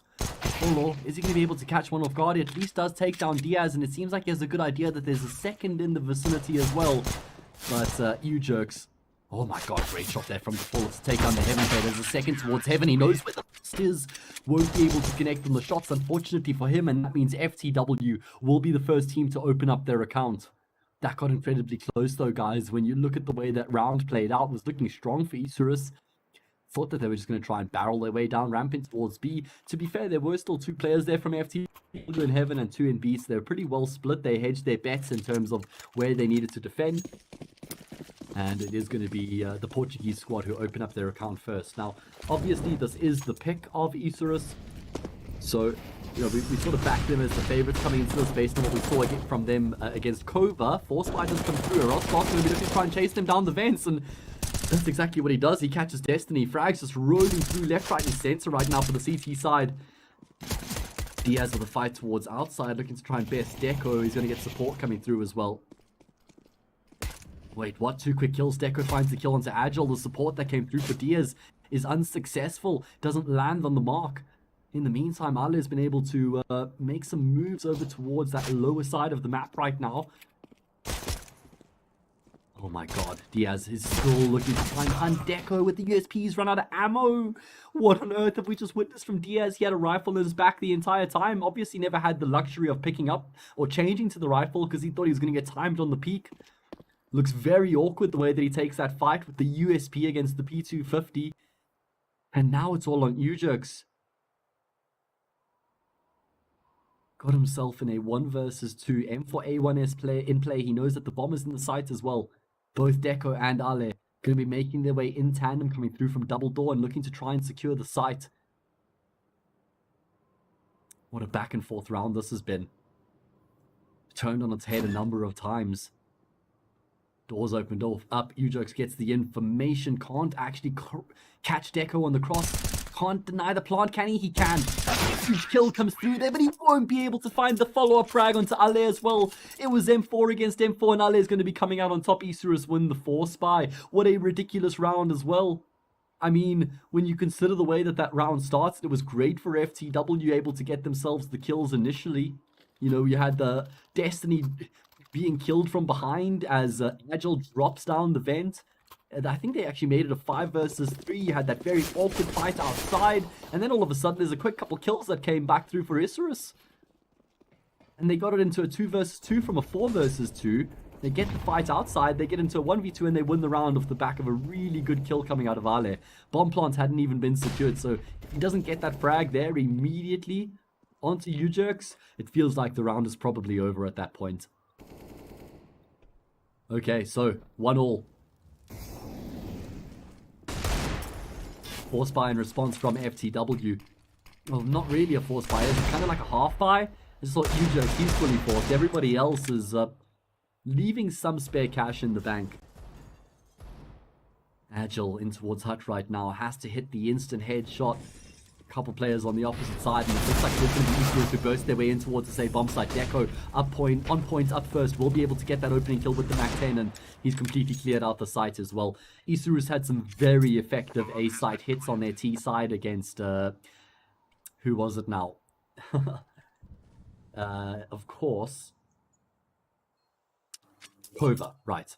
They had some really good T-side rounds against KOVA, in particular when they were hitting that upper bomb site. You know, they're not afraid to play with pace. They've got a very well-coordinated hit. They've also got some good mid-round change-ups where they'll either drop down the vent or they'll go towards ramp.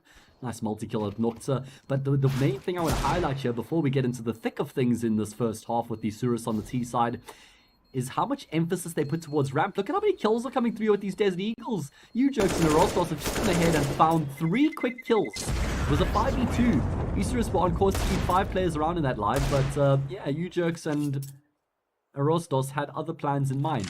Anyway, the point I'm making is that let's see whether Isurus are going to be keeping up that theme and keeping up that approach of heavy emphasis towards ramp. You know, not only in rounds where they were ecoing or forced up did they go towards ramp, they were keen to go there in their gun rounds as well. They were keen to go there early in the round. They weren't afraid to take fights. A lot more emphasis towards ramp than there was towards outside for Isurus. So let's see if that continues to be the case. There's going to be a full eco here for FTW. I must say, I do like the attention to detail that they don't full force in that previous round. They kind of leave around $1,000 in the bank. And what that means is that when they come through with the buy in this the next round, in the 5th round, it means they're going to have like all the extra pieces they need. Jesus, that was a beautiful tap there from Lokza. At range, absolutely destroys uJerks. So, as I was saying, you know, leaving that extra $1,000 in the bank, it means that coupled with this full save here, they're going to have like between sort of $5,000 and $6,000 on each of their players. So they'll have their AWP, they'll have their utility. And actually, this round is looking a bit awkward. Agile's been able to retrieve an AK. No armor on any of the remaining players for FTW, but another rifle's been picked up. So they've actually got a few pieces to play with in the round. As I say, that Destiny will get a kill back at least.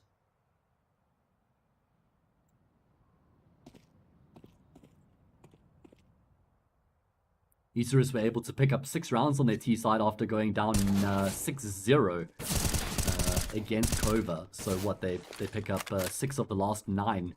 And they had a very potent CT side. So feels like they've gotten off to a better start on their T side, and they certainly have a T side to be proud of. Rostov's trying to make a bit of a read here and shift himself in towards the B side. It's absolutely the correct read. Bomb plant going to be secured here. Unfortunately, Rostos can't do anything about that. He will take down Destiny. That's Ali's support structure removed from underneath it. And he goes for the jiggle peek. The 1-2 peek baits out the shots. It means that Ali's spray is off. It means his crosshair is not in place anymore. And Rostos can afford to go for the repeat. He doesn't catch any bullets in the process, which means the fact that he doesn't have armor doesn't make a difference. The aim punch, it doesn't affect him because he doesn't catch any bullets. That's what that first peek was about, was to bait the shots out from Ale. Because then, as I said, his crosshair's not in the right place anymore. Oh god, what a beautiful little play there coming through from a Rostos. I love that as the bomb plant's being committed to, he actually just swings on Destiny. And here's, look at the bait peek. That's what I'm referring to. He baits out the shots and then he goes back for seconds. Beautiful work coming through there from Rostos. He clutches it out. FTW with an eco. That was a goddamn eco round, ladies and gentlemen. The first full eco we've seen one today, if I'm not mistaken.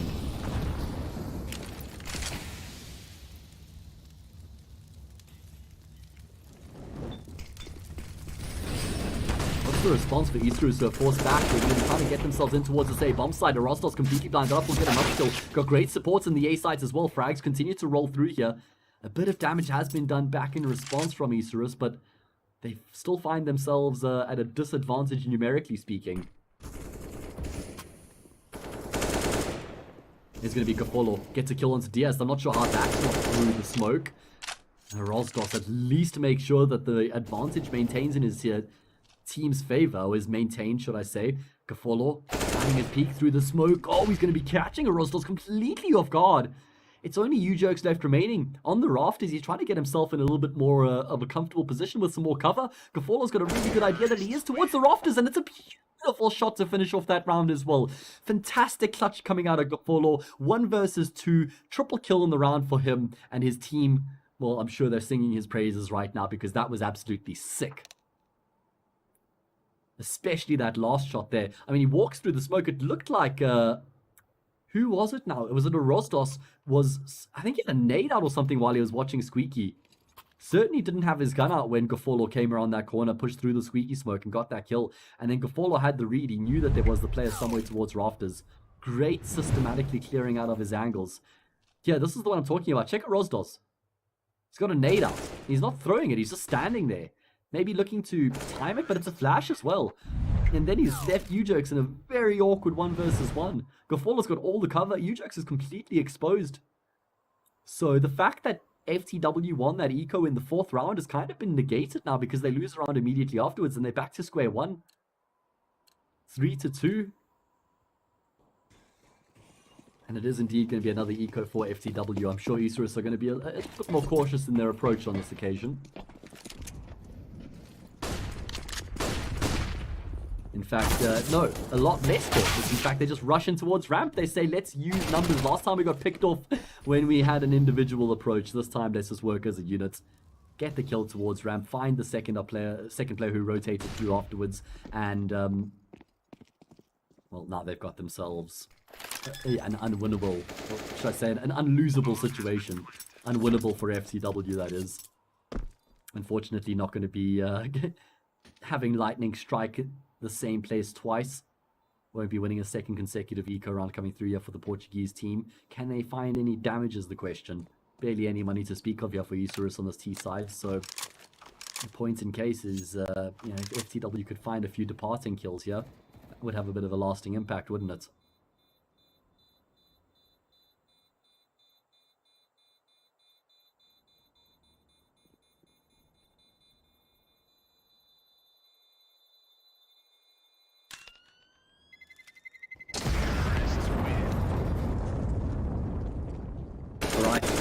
So in the end, Isurus at least going to be keeping 4 players alive. Healthy boost for their economy as we continue to shift our way forward. Isurus taking control on the T side.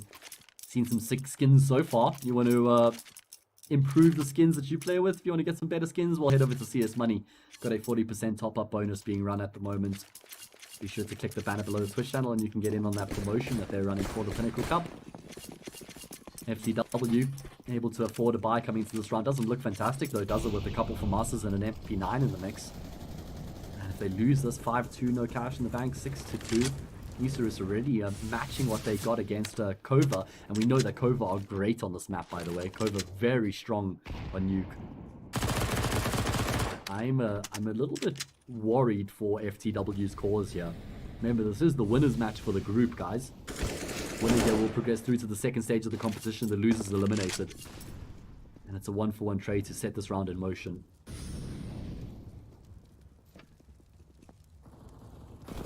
Gafolo, look at him, gotten himself into the fight. Going to be dropping onto the player in the vents. He's able to get that kill. Takes quite a bit of damage follow-up from that HE grenade. Don't know why they're not going up the ladder. There we go. That makes a lot of sense. Gafolo had that full control and information aplenty.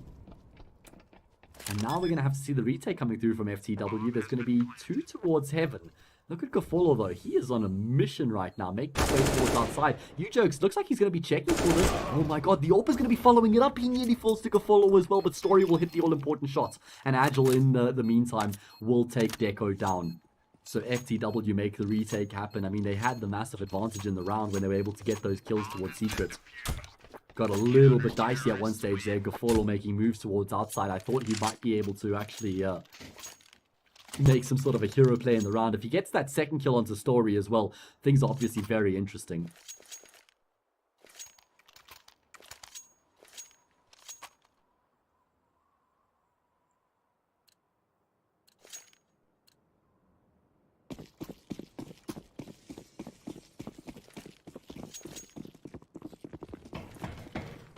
Alright, so FTW just able to win rounds here or there to make sure that they keep themselves in the conversation. That Isurus aren't able to get too far ahead on the C side. Does look like we might see some sort of a change in pace here. Noxa going to be getting him down in towards Secret. In the early stages of this round, Orostos the responder. In fact, there's actually quite a heavy response from FTW. You've got Orostos who's rotated down the vent, and you've also got 2 players towards ramp. So the A bomb site's incredibly vulnerable right now. Of course, Isurus wouldn't know this. There is a great opportunity over on that side of the map.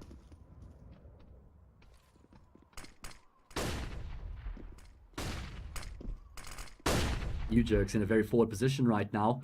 Actually just in the open. Pretty much no man's land. Going to be swinging out on a timer. Catches Gafolo completely unaware. AT grenade does a decent amount of damage. U-Jerk's going to continue to fight after he throws the flashbang through. He knows that Destiny is going to have to either turn away from the flash or eat it.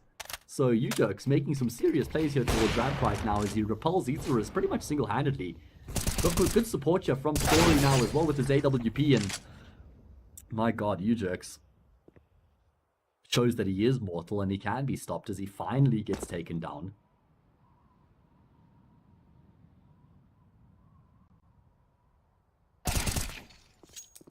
And it is going to be an easy conversion in the round here for FTW after they got that opening pick. Only Ale should get taken down. Nice transition there to get agile, but never expects Rosdos to peek immediately afterwards from Squeaky. Scores leveled up. Money looks bleak here for the T side as well, so they're going to have to go for an eco. Here's a timeout going to be called by Isurus as well before this eco. They were finding a lot more success towards ramp against KOVA than they have here against FTW, so it's kind of forced them to change up their approach a little bit, I think, from what their default approach would be.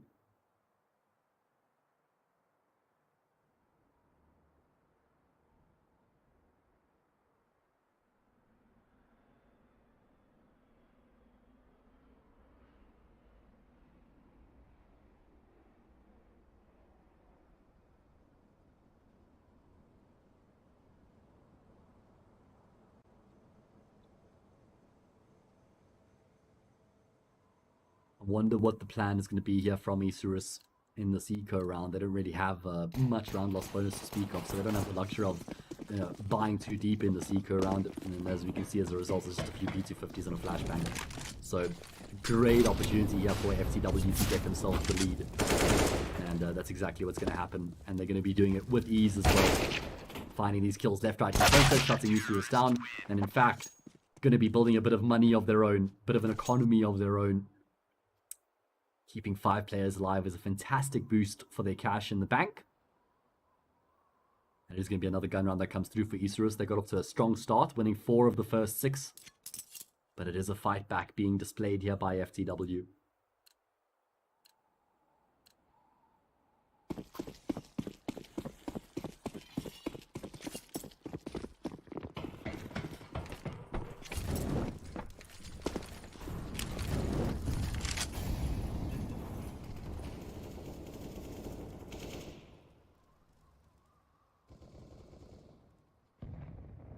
Yeah, Isurus recognizing the weight of this round.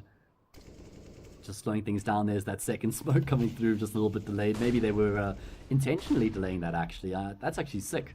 They throw the first 2 smokes to bait out the molly, and then the second smoke actually comes through a lot later. So they're still able to make sure they have that full wall. That's kind of why we saw teams throwing the C smokes instead of the traditional, red container smokes straight across into secret, because of that molly that would just obstruct them every time. So I suppose that's a nice adaptation to actually deal with that Molotov to displace the smoke grenade.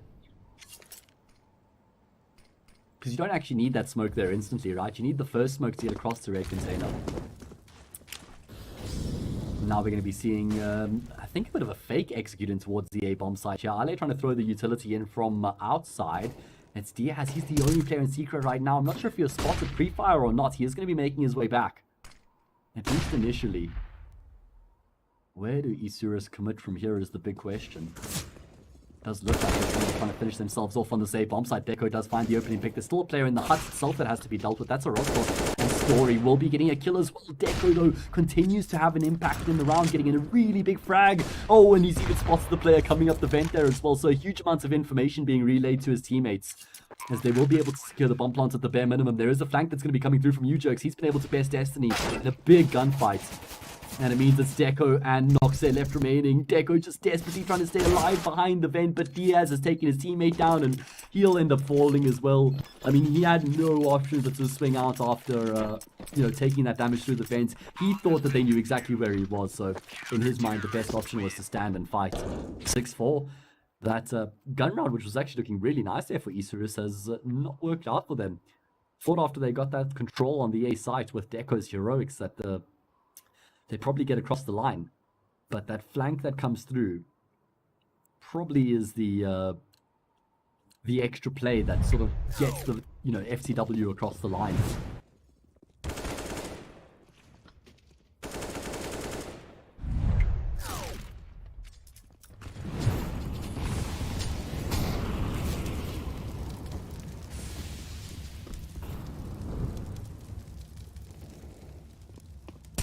Isurus on the eco. This time they do have that max round loss bonus behind them, looking to try and burst their way towards the A bomb site. Actually bypassing the first player, but not able to get any further than that. And it looks like FTW have regained control. Their structures also gotten back in place as well. And they are going to be able to repel Isurus Did look a bit dicey there at one point with the T players able to get their way through the squeaky door, but it doesn't really result in much anyway. Bombs also being dropped in control of the CT side. So at this point, Noxa and Gafolo just looking to try and do some damage, but I don't even think that's going to be a luxury they're afforded. Noxa's just praying. He's exposed right now, doesn't have any cover. Not catching shots, but yeah, protected by God, perhaps.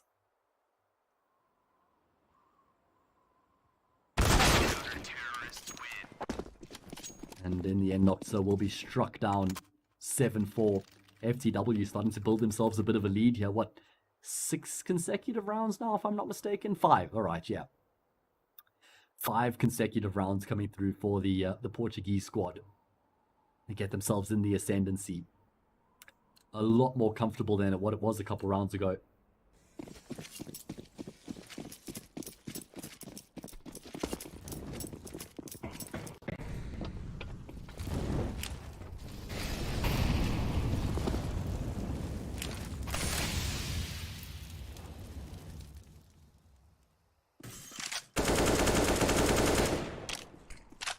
Isurus towards outside once again with the delayed wall of smokes after getting Noxa, in position. He has been the standard lurk over on this part of the map. So they're sort of trying to show the same hand from the start of the round and then change things up, conditioning their opponents. Noxa won't be able to get that shot on the open. In fact, he will end up falling to Story. Great job coming through from the Portuguese sniper to find that frag. Good information that there's more presence towards outside here as well. Arlet, Trigger Discipline, gets the first Story. How does he go about this? Oh, he has to step into Arlet's a no-scope. Outrageous stuff coming through from Story, but he still has to do work in the round. Unfortunately, his reign of terror has been brought to an end. It's only U-Jerks left remaining, and he's still towards outside here, trying to deal with Deco. But Deco will evade and makes his way down the vents and keeps himself alive with that. Isurus will finally be getting another round back.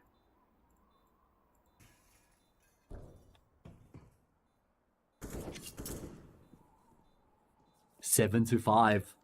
Felt like this was a vital round for Isurus to win as well, right? Kind of would have been a pivot round where FTW really start to pull ahead here on the CT side if they win that gun round. But because Isurus is able to win it, they sort of just keep the game at arm's length, in my opinion. Make sure that FTW don't get too far ahead, and U-Jerk's not even going to be able to save his gun either.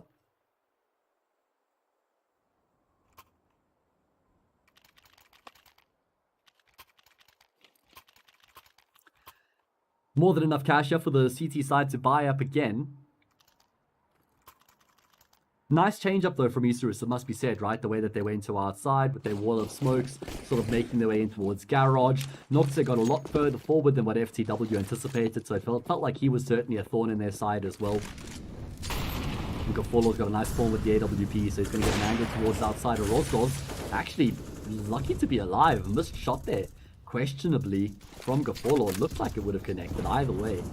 It's actually damage done to Noxa here to offset the round.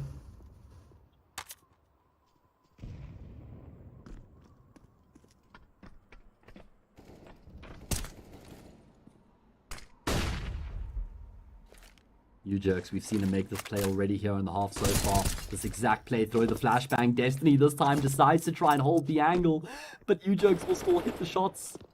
My God, I mean, he's a very difficult person to play against just by the way that he plays his game. Oh, Story, is he going to step back into that angle is the question. Gafolo looking for the vertical peak. Great shot coming through from Gafolo to take down his opposite number. Unfortunately for him, it looks like it's going to be in vain. His teammates have fallen around him.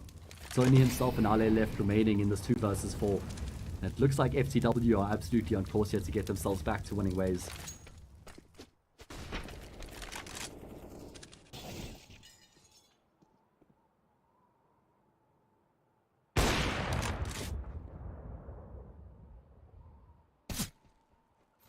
Gafolo, all that stands between FTW and that 8th round.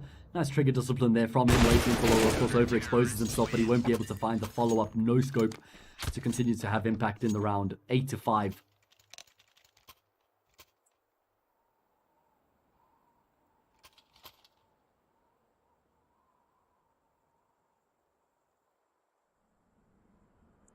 We are going to see a timeout called by Isurus. I believe this is their 3rd timeout that they've called so far here on Nuke. Of course, you only have 4 per map, so actually opting to use majority of their timeouts on the T side to try and talk about exactly what's going on and maybe what they need to change up here on this T side as well to give themselves a fighting chance. FTW on the flip side have shown some great form on the CT side, able to deal with multiple different looks that they've seen out of their opponents, right? Multiple variations of in terms of the approach from Isurus, whether it's towards ramp outside, a fast sight hit, slow approach where they're going towards secret. Just feels like they've always had a healthy amount of information one way or another. So they've always been pretty good. They've always had a pretty good idea of what's coming their way, I would say. As for Isurus, we'll be able to afford a buy here in the penultimate round of this first half. Rifles across the board, but lose this, and it's almost a certain 10-5 halftime scoreline when you consider the fact that Isurus won't have much cash left in the bank to buy up. So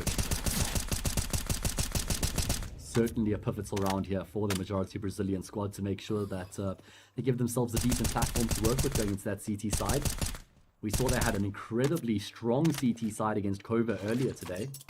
Whether that's going to be the case or again or not is yet to be seen.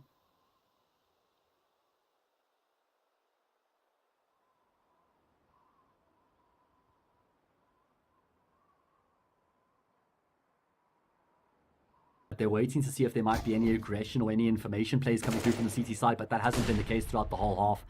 FTW haven't been making like sporadic aggressive plays. They've been sort of like as aggressive as they've gotten is what Agile's doing in towards Hut right now. And he's got a shotgun on this occasion, which makes it even more viable and more understandable. And they're just finding all the kills necessary right now to shut down Isurus. It feels like Isurus kind of just sit and wait. They don't get anything in their favor or nothing really works out that they would want. And then they're forced to try something in the round. And then when they try, said thing, they just get destroyed. Would have liked to have seen them be more proactive. You think about that round where they throw the wall of smokes outside, where Nocta, he pushes through Garage a lot earlier. You think about that round, the way it looked, it was a lot more chaotic for the CT side. They were spread a lot more thin, and they didn't have nearly as much information to go off of. Feels like FTW have been way more calm and happy to see these slow-paced rounds coming through, where they've kind of just held the angle and waited, for Isurus to make that next move. 9-5.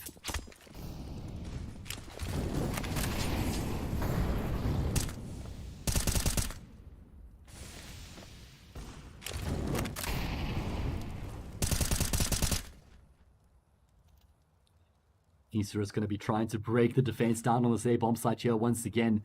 Couple MAC-10s, a UMP, a Galil, and an AK. It doesn't look good at all. FTW in a good position to try and get themselves the 10th round to take into that second half. But Destiny, well, his destiny is perhaps otherwise for himself and the team. 2 great kills. Looking for that 6th round here on the team side to give themselves that extra buffer. U-Jokes looking to try and get a move on here coming through from heaven. Couple kills for the CT side, couple kills in response for the T side. It's only Gafolo left remaining against Rostos, but the problem is that Gafolo doesn't have any health. That HE grenade certainly not going to be leading to his demise. As he now makes his way around towards Squeaky Door, he steps, oh, he hits the shots. I thought that because he doesn't hit the instant headshot, Rostos will be able to get the transfer. One shot would have got the job done for Rostos, but it's not enough. He doesn't even get one shot off the chamber out of the magazine. Gafolo, against all odds, clutches that out. That was so sick. I mean, the fact that he immediately repositions himself from Hut means that he avoids the HE grenade inadvertently, but he also catches Rostos completely off guard. Rostos never expects him to go all the way around Squeaky Door. And if he had been like 3 seconds later, then Rostos' mind probably starts to go in that direction, right? So it's all about the timing for Gafolo to catch him off guard too. 9-6. Isurus gets 6 rounds on their T side once again, as was the case against KOVA. They were able to win the map on that occasion. 16, 11, 16, 12. Deco, that looks ugly with the Julies at range, tapping away. Barely even does any damage. Agile takes down Nocta. Frags left, right, and center right now for the T side. Ale able to at least get a kill back. In fact, they've actually denied the bomb plant, so maybe still a way into this round here for Isurus. But they know exactly where both these remaining players are right now, do FTW. And it seems like they're going to be able to find the frags as well. There we go. Agile gets the kill to take down Gafolo. 10-6, and FTW kick off their campaign on the T side of Nuke in the best possible fashion.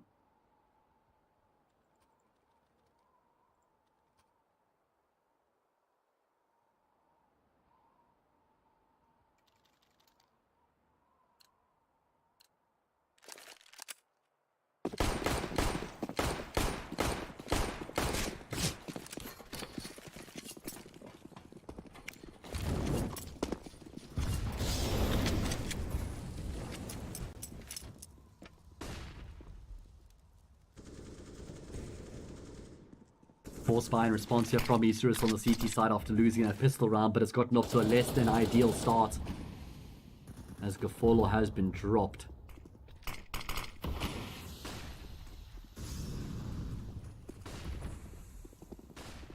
FTW focusing most of their resources towards outside right now. Want to take the long range fights up against the pistols, and the SMGs make sense, knowing they're either against the Force or the Eco. Lots of time as well, been able to get themselves fantastic control. Surprisingly, Nox actually gets the frag, but that's all it is. Story and Agile make sure that there's nothing further that happens in the round. Nox hopes for the best with his CZ75 on the ladder. Once he realizes that he's run out of ammo, he accepts his fate. And in the end, it is going to be Isurus who are going to have to take another eco here on the CT side. Pretty much accept a 12-6 scoreline. FTW showing some fantastic fight back after being destroyed on their map pick, guys. It was 14-1 on the half in Ancient. And now it's 11-6. Well, I mean, it was 14-1 at one point on Ancient. Super dominant for Isurus. They eventually won that map. Still fairly one-sided, but FTW have completely picked themselves up and dusted themselves off after that mishap on Ancient. And now FTW have the information. There's nobody on the A-bomb site. There was a stack towards ramp, and it seemed as though FTW were potentially heading in that direction at one point, but they decided against it, and wisely so. All the kills rolling through right now in FTW. I mean, they've gotten off to a lightning start on this T side. You look at their economic game as well, and they're about to keep 5 players alive. I mean, I don't think there's any chance for frags to come through for Isurus. So, yeah, they're going to be in a super commanding position here on this T side. Just 4 rounds left that separate FTW from where they will be after this, and Inferno. 4 more rounds is all they need to take us to a decider. And I would love to see Inferno between these two teams as well, by the way. You know, when you consider what we saw, when you consider what we saw in Inferno between FTW and iNation earlier today, which was just an absolute circus. Yeah, Inferno would be a lot of fun, I think. Rosdos and U-Jerks were just nasty on that map, and they've actually been great here on Nuke as well. I think that the 2 top fraggers for FTW, if I'm not mistaken. Alright, Isurus, now or never, pretty much. And it looks like it's going to be a drop down the vent coming through Isurus. They catch wind of this really late. 3 players for FTW have actually been able to get down said vent. And it's going to be Ale who tries to respond. But he's taken so much damage in the molly. And he's been smoked off as well. So they actually can't do anything about the imminent bomb plants. And he messes up his molly. That was the last molly for the team to play. It's looking diabolical right now. Everything stacked up against Isurus. And Diaz on the lurk, well, pretty much making sure that they don't even have a chance to group themselves up and try and make the retake happen. And he's going to be even putting the finishing touches on the round here as well, putting the final nail into the coffin. Not necessarily, I suppose, as Ale does take him down, but FTW win that all-important gun round, and actually I'll go so far as to say with these, when you see the way that they got across the line, I mean, I love their approach in the first gun round as well, just looking to try and go down the vet. You know, catching, keeping things really simple. It's almost like a bit of a gimmicky play, but I think it's such a good option to bring out those gimmick plays in the first gun round, because that's when the opposition are looking to try and be their cleanest, you know, play proper Counter-Strike. They know how important that round is for Isurus, so they know that Isurus are probably going to be playing a little bit of conservative brand of Counter-Strike, and the vent drop is the perfect option. Now they've got themselves a full anti-eco round and a free pathway to 14-6. Assuming they don't slip up against these pistols. There is armor behind these pistols, so they do need to be careful, do this T side. Definitely going to be able to retrieve the AK-47 as well.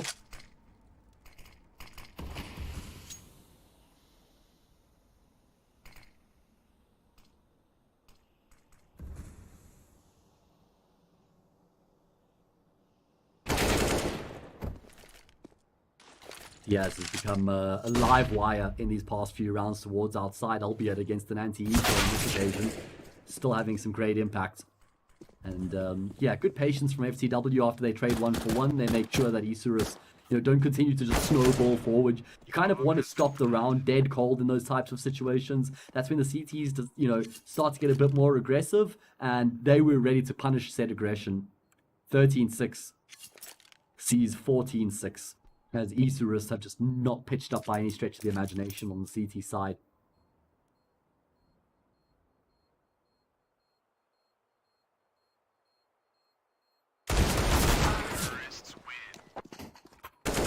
Story finishes off the round as he takes down Ale 14-6, and now it is genuinely last chance saloon here for Isurus. Look at the Pinnacle betting odds coming back all the way to 50-50. They were super one-sided at the end of Ancient once we saw Isurus destroy FTW on their map pick, but yeah, since we've seen FTW give them a taste of their own medicine, those Pinnacle betting odds can't split these two teams anymore.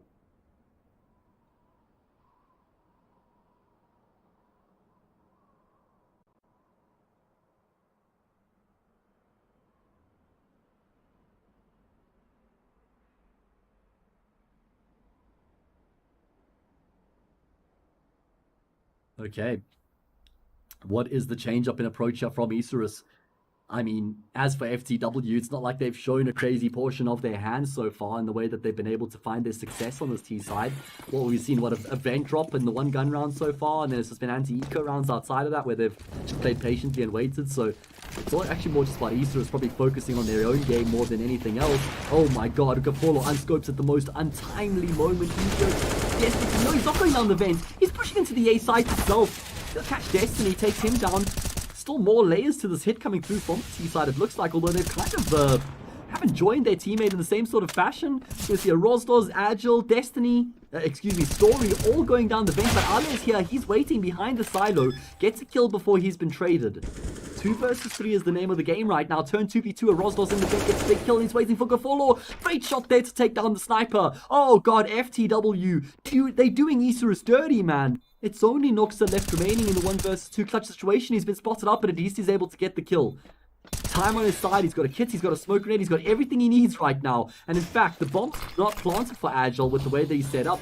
The fuse going to be tapped. Noxa, oh, he's going to be baiting Agile here. No, the door opens up. Agile baits out the shots. Now Noxa's going to be looking to stick the defuse. Agile, unfortunately, doesn't make the read on this occasion. Nice position taken up by Noxa as he tucks himself in behind the silo to stick that defuse. And with that, he will finally win a round back here for Isurus on the CT side.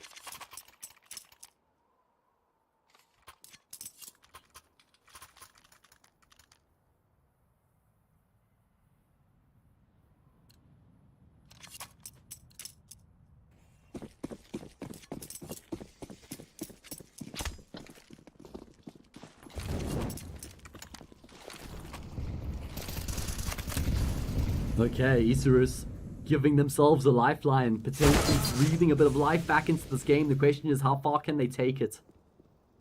As I like to mention, it's not really always a case of, you know, winning rounds to try and make the comeback happen, but even just making sure that it's not a super one-sided affair. However, with this being the CT side of Nuke, anything is possible, man. We've seen some sick comebacks happen today. Ale completely undetected. Nice angle being taken up there, hugging the wall. Had a bit of a bait in play there as well. I think that was Destiny who was baiting for him. Might have been Deco. Either way, meant that there was no focus towards Ale at all, and he was able to find the necessary kills. Huge amounts of money in the bank for FTW, so buying up in these rounds is no problem for them. But are they starting to run out a bit of a steam here is the question.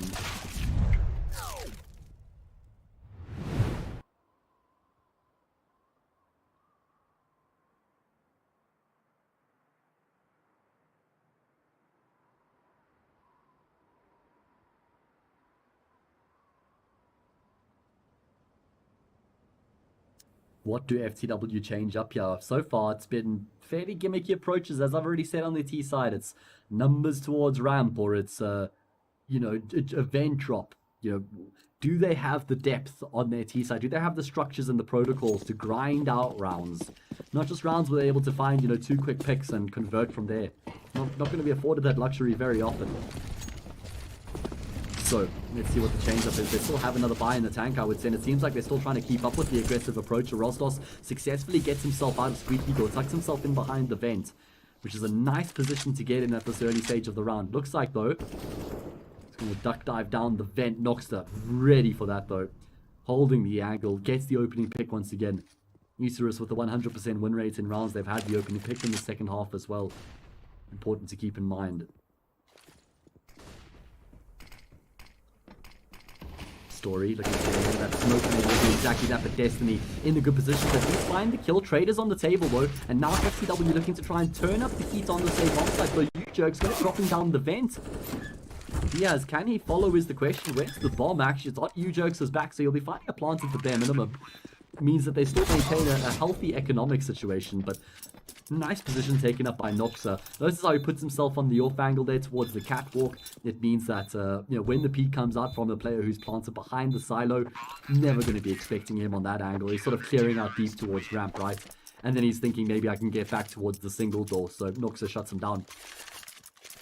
14-9. This could go to overtime. We've already seen overtime twice today. Well, 2 sets of overtime in one game, should I say.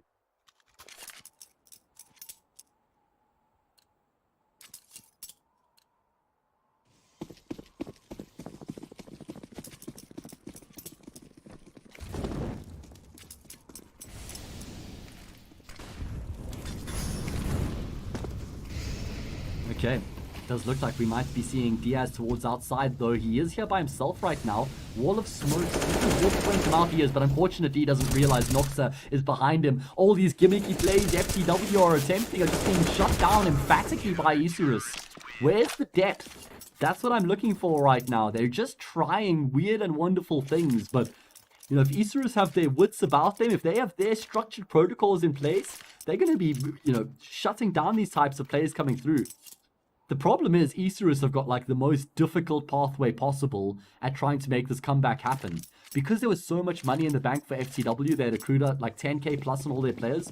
They were able to afford the buys in the rounds that they're losing, and now they've got the max round loss bonus behind them to FTW. So they're pretty much just going to continue to chain buys together as long as they find plants in these rounds that they're losing. But if Isurus win this, then all of a sudden they've reduced the deficit to just 3 rounds, which I must say looks a hell of a lot better than what it did 2 rounds back. What, 14-6 it was, right? So 4 consecutive rounds coming through from the Brazilian team.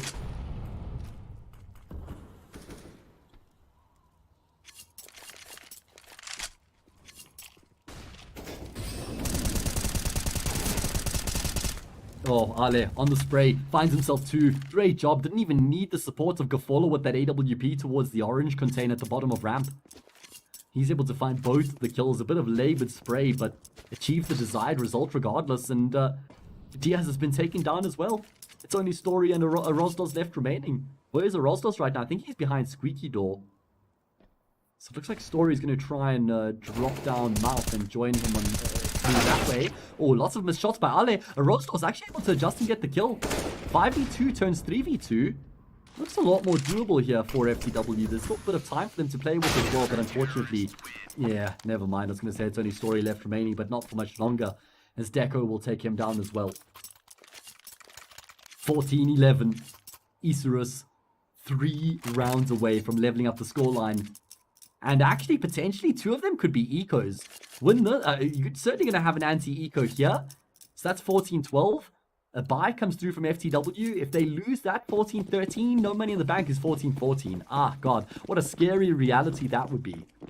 And it's not that far away from being realized either.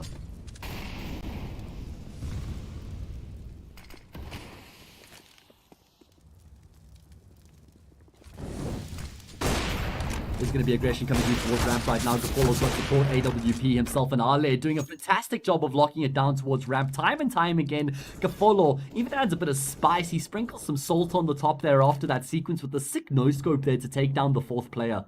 4 kills between himself and Ale. And not even a single frag in the round here for FTW. Isurus is starting to build up residual cash, which is so important in these types of situations as well when you're making a comeback. Especially when your opponents are on 14, right? Because it's not like if your opponents are on map point and the economic game's not important at that point, because if you lose a round, obviously the game's over. But at this point, if Isurus lose a round, at least they will still be able to afford a full buy in the round afterwards. That's what matters the most.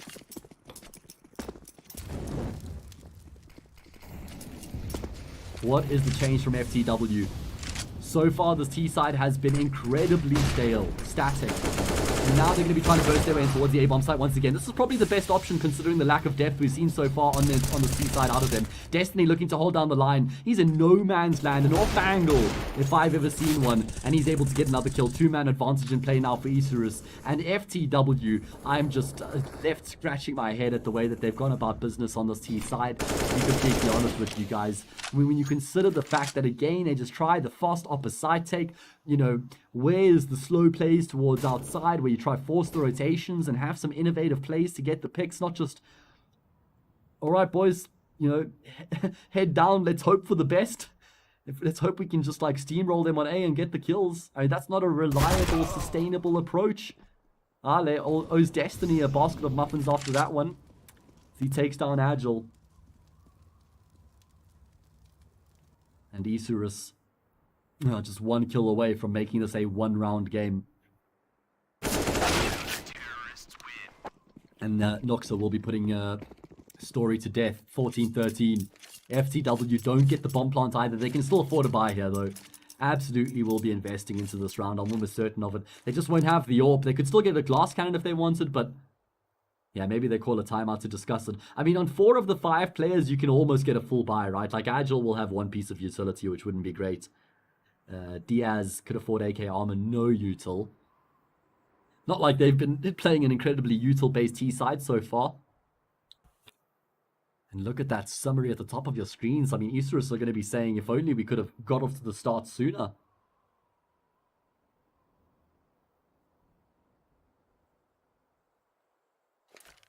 Shout out to everybody watching the game. Hope that you guys are enjoying the show. My name is Hayes. My producer is Viper, and our observer is Lanchemi. The 3 of us working together to cover all the action, and I hope you guys are enjoying the entertainment. Pinnacle Cup Group D, 1 spot left remaining in the second stage of the competition. 2 teams want that spot. It's FTW and Isurus. FTW need to take this to a decider if they're going to be the ones to claim that spot in the next stage. They will have a bye here, as mentioned. And finally, it looks like we're going to be seeing a bit more depth coming through from FTW on the C side, as they do make their way towards outside. I was almost wondering, do they know their outside smokes? I'm joking. I mean, obviously they know their outside smokes. We've just barely seen them out of them. Now they're going to look to try and keep things simple. Wall of smokes outside. 4 players cross in towards Secret. It's going to be Noxa who's here right now. Where does he position himself? He's getting aggressive. He's pushing forward. He pushes into all of them, does Noxa. He's only going to get the 1 kill, though. And now we're going to be seeing Ale, the next man up to the plate, coming through from ramp at range. Should never get the second and doesn't.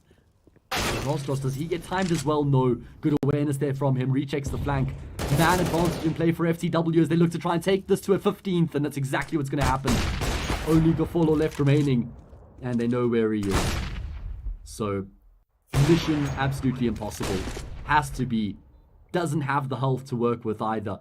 1 in towards single door. It means that as soon as Agile takes the fight, that player at single door has to swing. And that's exactly what happens when Rosglos gets in on the act. And that's why it was impossible for Gafolo. Great work for him to take down the player tucked in the corner on the bomb site. But that extra insurance of the player towards single door is the one who will get the job done. Or Rosglos finishes off the round. 15-13. FTW with 2 opportunities here in regulation to take this to map number 3. And what do you know, guys? The first round that they try like a somewhat non-gimmicky play, you know, keep things really simple, smokes towards outside, make their way down as a unit, overwhelm the 1 player. It all works out and they win a round back.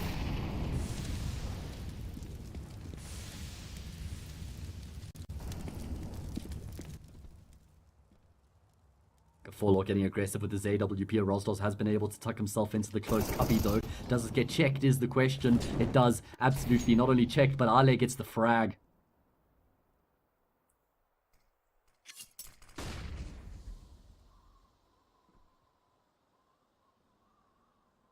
And off the back of that, FTW are going to be falling back onto what worked for them in the previous round, and that's make their way in towards the B site. I'm surprised that Isurus don't have more sort of control towards this part of the map right now. Don't have more players that have rotated down here. It feels like this should be fairly well telegraphed. You've got Noxa outside. You've got full ramp control. Players in huts as well pushing into lobby. The longer FTW take here, the more Isurus is going to be finding out Just so surprised that Esports have decided against rotating anybody extra towards the B side. Suppose they pretty much deciding to play for the retake here on the side of the map. Gafolo looking to get aggressive with that smoke that he dropped for himself to play around, but he won't connect on that all-important shot. Needed that frag so damn badly. And now the advantage certainly in favor of FTW as they turn this into a post plant. They turn this into a post plant, right? They take the bomb plant. Someone needs to plant. Agile still looking to fight. iTTaX been forced forward. Does deny the plant though. 20 seconds left remaining. 2 versus 2. Destiny takes down Story. How does Diaz navigate the situation now? Someone needs to navigate the bomb plant, but they're on either side of him. The walls are closing in on him. Needs to fake the plant to try and draw these players out like poison from a wound, but in the end, he will go down 15-14.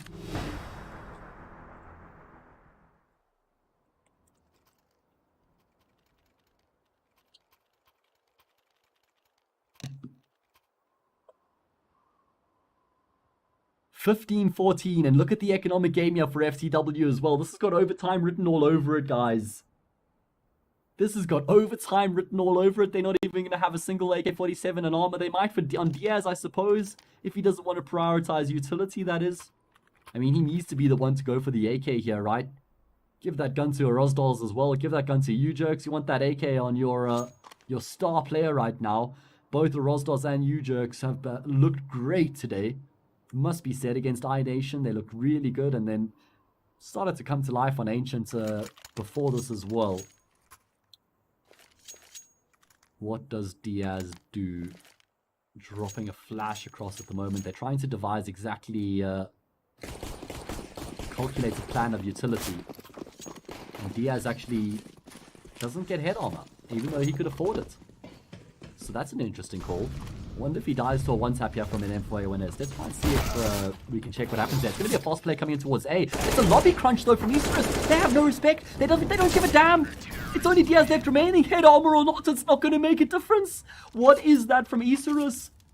That is insane. I've never seen a team with so much confidence or such big balls in when they're playing, you know, for overtime.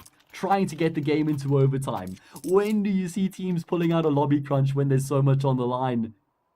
Oh, 15-15. Outright domination coming through from Isurus on the CT side. And now they start the CT side. And they start overtime on the CT side as well.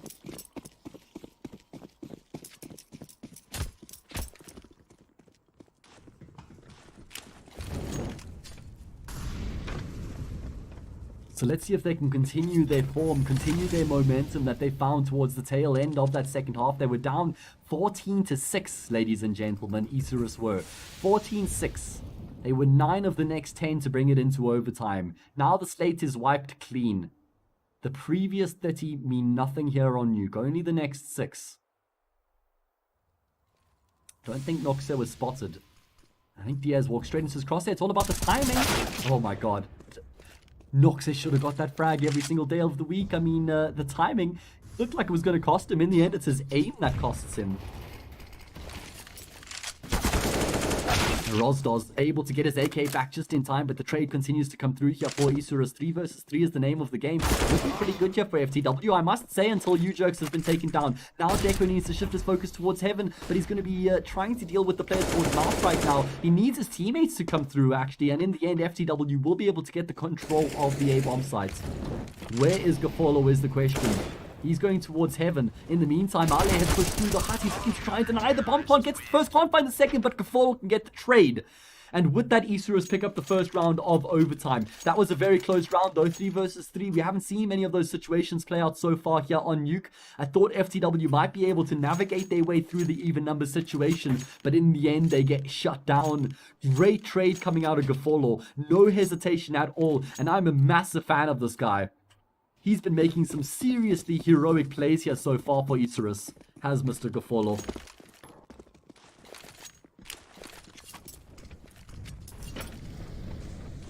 FTW going to be starting to sweat here, ladies and gentlemen. They were up 14-6. It was looking almost certain that we would be going into Inferno at one point. Going to be trying to make their way in towards the A-bomb side of the back and execute. They've had a 0% success rate with these executes so far, and it's looking like that number's going to be saying a big fat 0. Unless Story can try and change the outcome. He gets a beautiful transfer to find the 2. He's prepared for Gafolo to be coming through to Mouse Smoke as well, and he finishes off the round. Huge clutch coming through from Story to keep his team alive. Should never ever have happened. Story breathes life back into the game with an insane clutch against all odds. Blink and you would have missed it.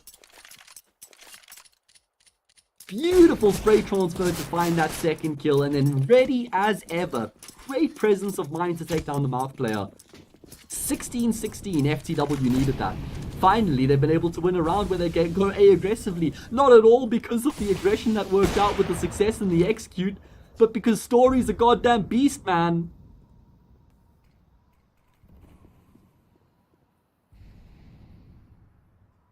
Here's going to be Destiny, who finds the opening pick in the round here, taking a Rosdos down.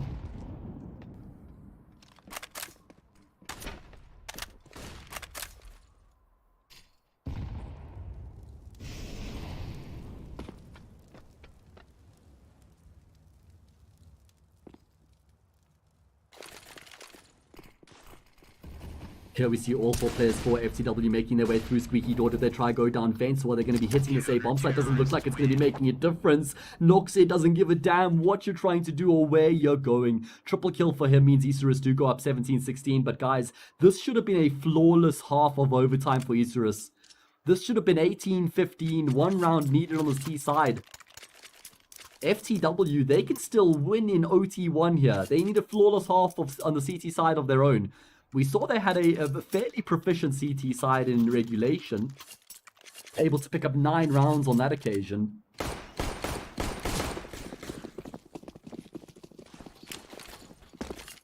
Isurus have the momentum behind them after that sick fight back on the CT side, even though the game's gone into overtime, and even though they dropped that 1v3 to Story. Feels like they're still in the driver's seat right now.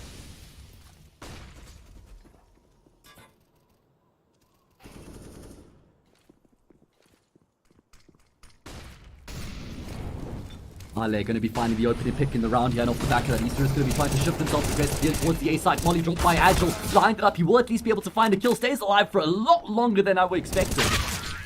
Eventually, he does get taken down. Ale able to find the finishing kill as well. 18-16, Isurus just 1 round away from closing out the map, and with that the series, and they'll book themselves a spot in the next stage of the competition off the back of that as well.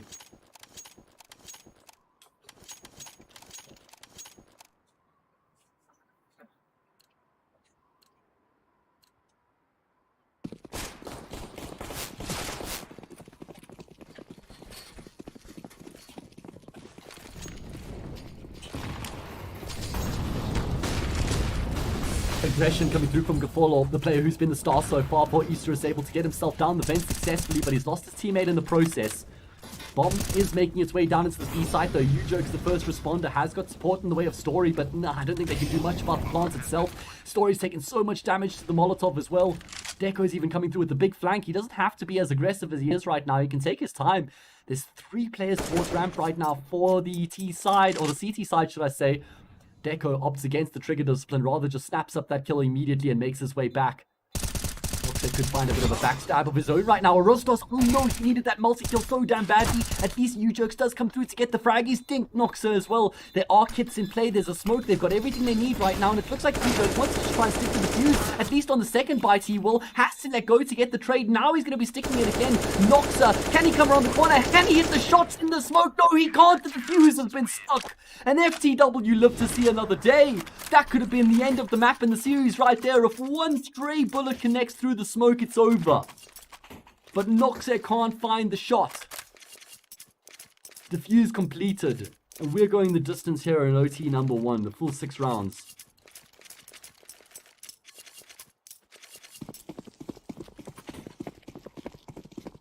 Isurus going to be kicking themselves that they're not able to finish the game in that round. They had everything in their favor. That was the round right there and then.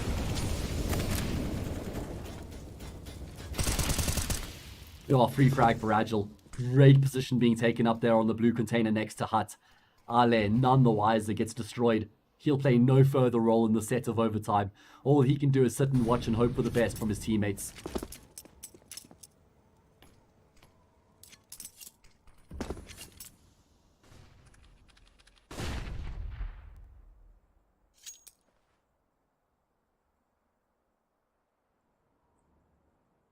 Diaz peeks towards outside. They're looking for information. You didn't spot anybody. Isurus is playing a lot more slowly towards outside than what you normally see from the T side on Nuke, and kind of lulled Isurus, or rather FTW, into a bit of a false sense of security, you know. These three players are going to be making their way in towards Secret. They've gotten pretty far forward. How far do they go? They can vocal all the way. Diaz lines them up though. Oh god, they needed the trade so badly, and they were hoping that somebody might chase them. You know, Deco's left there on the lurk. They were hoping that Deco might be able to catch somebody off guard, but nothing has gone according to plan here for Isurus. And with that, we will be going into another set of overtime. They haven't been able to close the game out here as they should have, and FTW will live to see another set of overtime. Again, the slate will be wiped clean, and they will have a chance to take us to Inferno. There's still every chance that we go to a decider here, guys. Deco is going to be spotting the gun barrel of Isurus. He knows that they have to be one towards Shadow. We'll catch Story, but he'll be traded off by the ramp player. Never expect Agile to be towards ramp, you know, for that immediate peek out. 18-18. Can't separate these two teams. Now Isurus is going to be starting overtime on the T side. So FTW, they could have the advantage in their favor.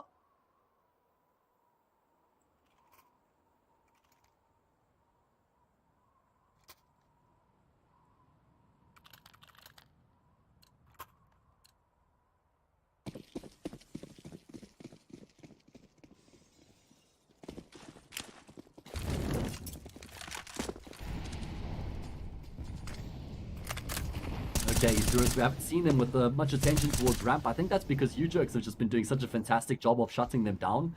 Something KOVA struggled with a lot was trying to deal with Isurus towards ramp room. I just think uJerks has kind of forced Isurus to reconsider their approach on this T side because of how well he was playing.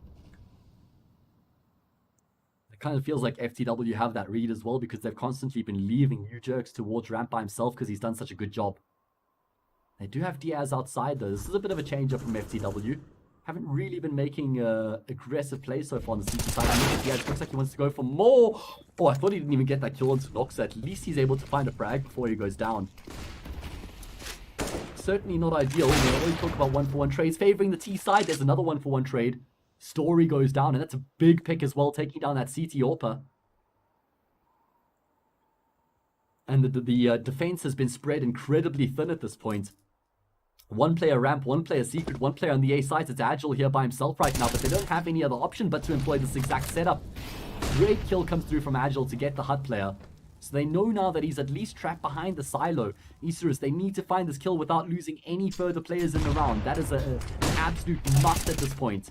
Made it down, but Agile, beautiful, you know, positioning, and with the way that he goes about taking the fights as well, means that he catches the player completely off guard. 19-18 FTW. Win the first round of overtime. They could take us to a decider, guys. They could take us to a decider. They could win the whole series still. That would be outrageous when we consider the fact that Isurus were just one bullet away. One stray bullet through the smoke with Noxes spraying through that smoke there to get the kill. Wasn't able to find the shots. That was all that separated Isurus from, you know, winning the game and where they found themselves.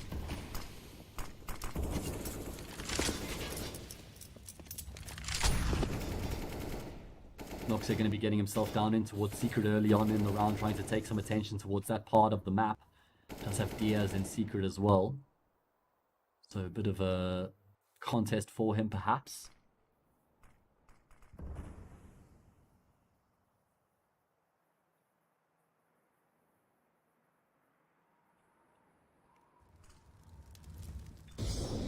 Isurus is completely slowing things down after they're able to get two players in towards Secret. What do they do with these two players in position is the question. Diaz is very lucky to still be alive. In fact, a well-placed Molotov means he'll be able to trade himself out. Oh, that's so sick. The follow felt forced. He felt compelled to try and make the play, try and push through the smoke and catch Diaz off, but Diaz so wisely drops the molly behind the smoke grenade. That does so much damage. to Gafolo pushing through and Noxa as well. I mean, they got the kill, but the Molly finished off the second player. So didn't even get to do anything, unfortunately. 2018. FTW on course to try and secure a flawless first half of overtime here on Nuke.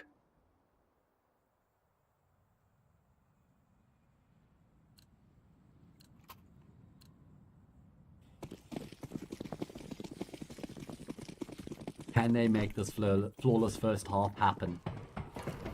Isurus desperately needs to get around here on the C side. No two ways about it. I mean, it's pretty much almost a guarantee that we'll be going to Inferno if they're not able to win around here.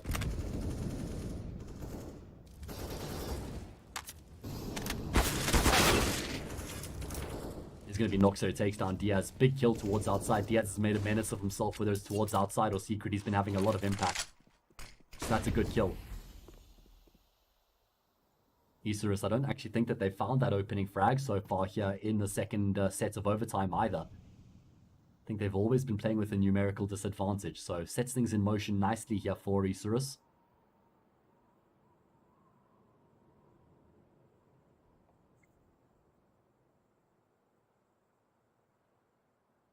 What do the T side do from this position is the question. Looks as though they're eventually going to be ending up on this A bomb site. They've got 52 seconds left remaining. FTW still pretty well poised to deal with an A execute actually, and in fact they're kind of padding up the defense here as well. aTTaX is rotating his way up. Essentially there's going to be 3 players on this A site for Isurus to deal with. Really difficult. Agile towards Hunt is going to be able to get the first kill. Trade comes through. Now it's about the trades for the CT side. aTTaX from behind Silo only going to be good for 1. No, he was the player in heaven. It was the Rostos behind Silo. He didn't get any kills. That was the problem. If they were able to just continue to trade evenly, that would end up in their advantage, right? I suppose I guess they were at a man disadvantage to begin with, so that math doesn't really add up. Either way, Story is the last player left remaining, 1 versus 3, and he's been decapitated. Isurus breathe a sigh of relief as they're able to win at least 1 round here on their T side of overtime. Means that they're going to have to win all 3 rounds here in the second half if they're going to be winning the series in overtime.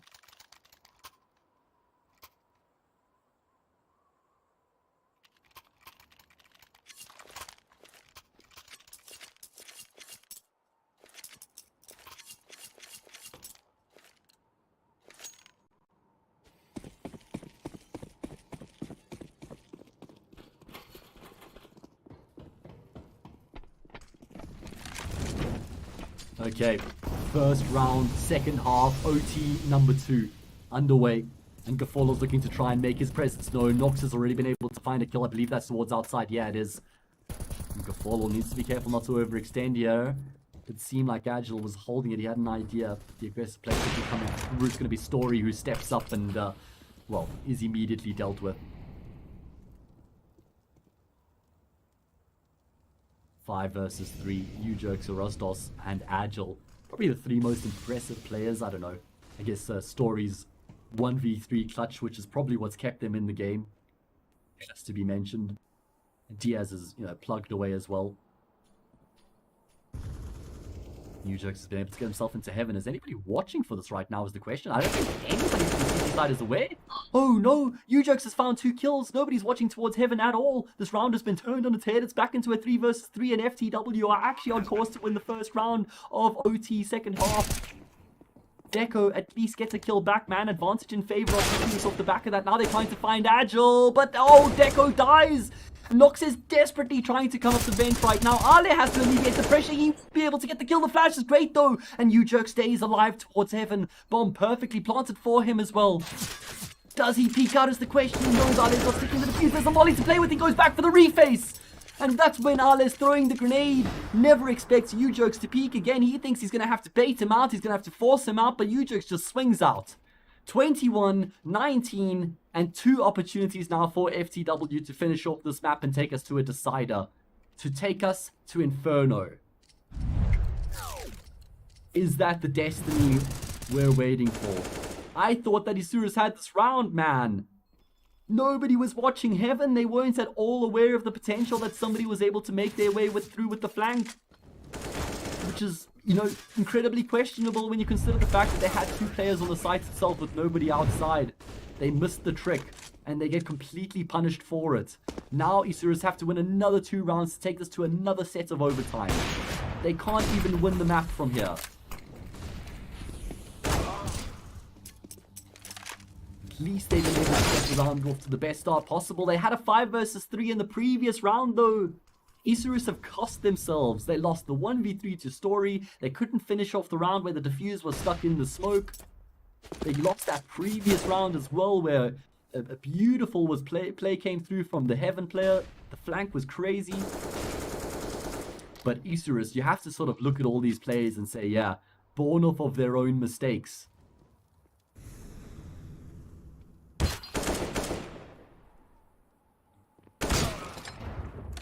Yeah, good shot from Gafolo, making sure this time there's no chance for any shenanigans to happen. Crossing all their T's and dotting all their I's. Feels like Isurus, you know, I would say are the better team. You know, when it comes to talking about individuals, maybe that's a different conversation, but it seems like Isurus are the better team. But they've still just made these small mistakes, which has cost them. They haven't had that lethal killer instinct. They've been a bit indisciplined when it's mattered the most. 21-20. FTW with 2 map points here. I mean, of course, they had a map point in regulation. Weren't able to close it out then.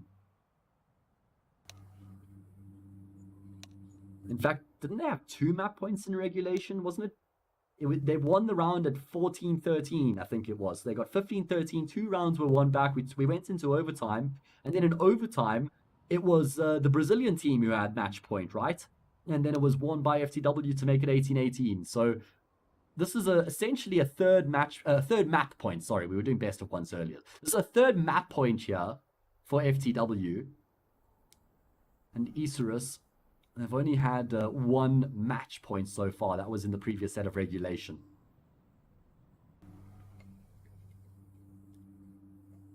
Not going to be having any match points in this set of overtime, that's for sure. All they're focused on is taking us to another set of OT. Hoping to reset the scoreline once again.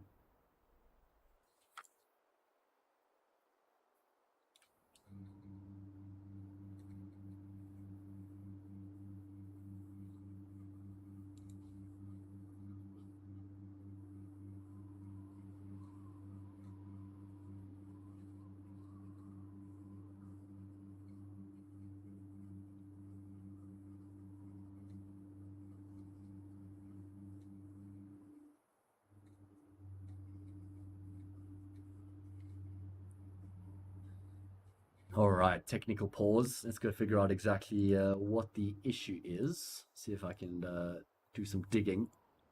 Find out what's cutting for you guys. Ping spike. Ping spike is what FTW have said. So hopefully not something that lasts for too long and we're able to get back into the thick of things.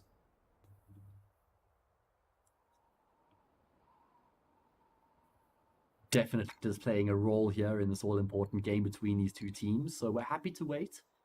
Make sure we got a level playing field.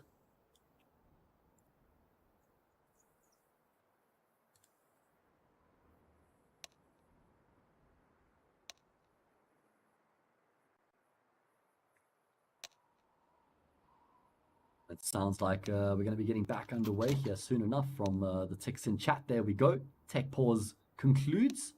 And we're going to be getting back underway. Is Inferno waiting in the wings? It certainly is waiting in the wings. The question is whether it's going to get to see center stage or not. FTW win this round right here, right now. We take a 10-minute break. We come back with Inferno, the decider. Isurus win this, and we run it back here on Nuke for another set of overtime.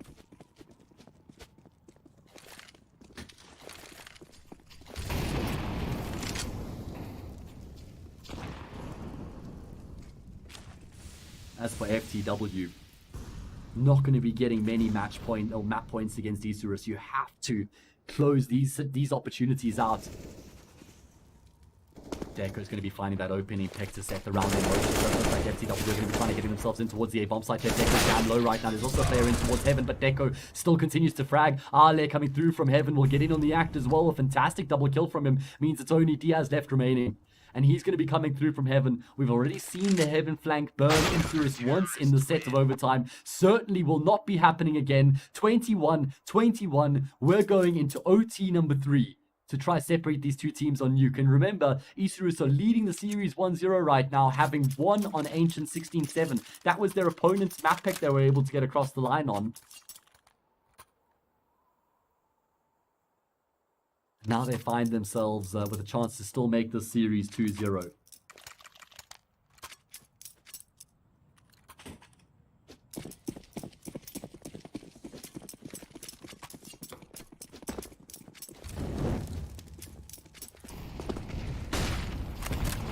Okay, Isurus starting on the CT side here probably gives them the advantage off the bat, I would say, in the sets of overtime. Noxa, he's aggressive towards outside. He catches Diaz with a nade in his hand. Fantastic way to start off the round, and he knows he's already got a big pick, so he doesn't need to continue to make any further plays in the round. Ball firmly in FTW's court. Let's see what they're going to do.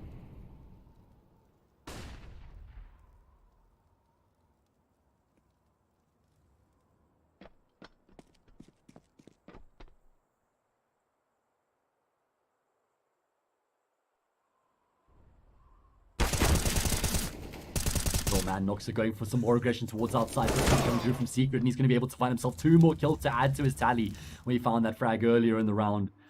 And Destiny gets a kill as well. FTW playing incredibly passively in this gun round, and they've just been picked apart. I mean, Noxa, he had enough time to go from beneath Silo when he got that opening kill to go all the way towards Vent, back down Vent, around Secret, up the stairs, and get 2 more kills while FTW were still sort of fiddling about towards outside. Nice attempt here so far at the clutch coming through from a Rosdol's able to turn the 1v5 into a 1v3. Should still certainly be out of reach though. Especially with the time starting to rack up against him as well. 24 seconds left remaining, needs to collect the C4. And there we go. Unfortunately, he will fall prey to Deco. 22-21. Isurus winning the first round of overtime, number 3.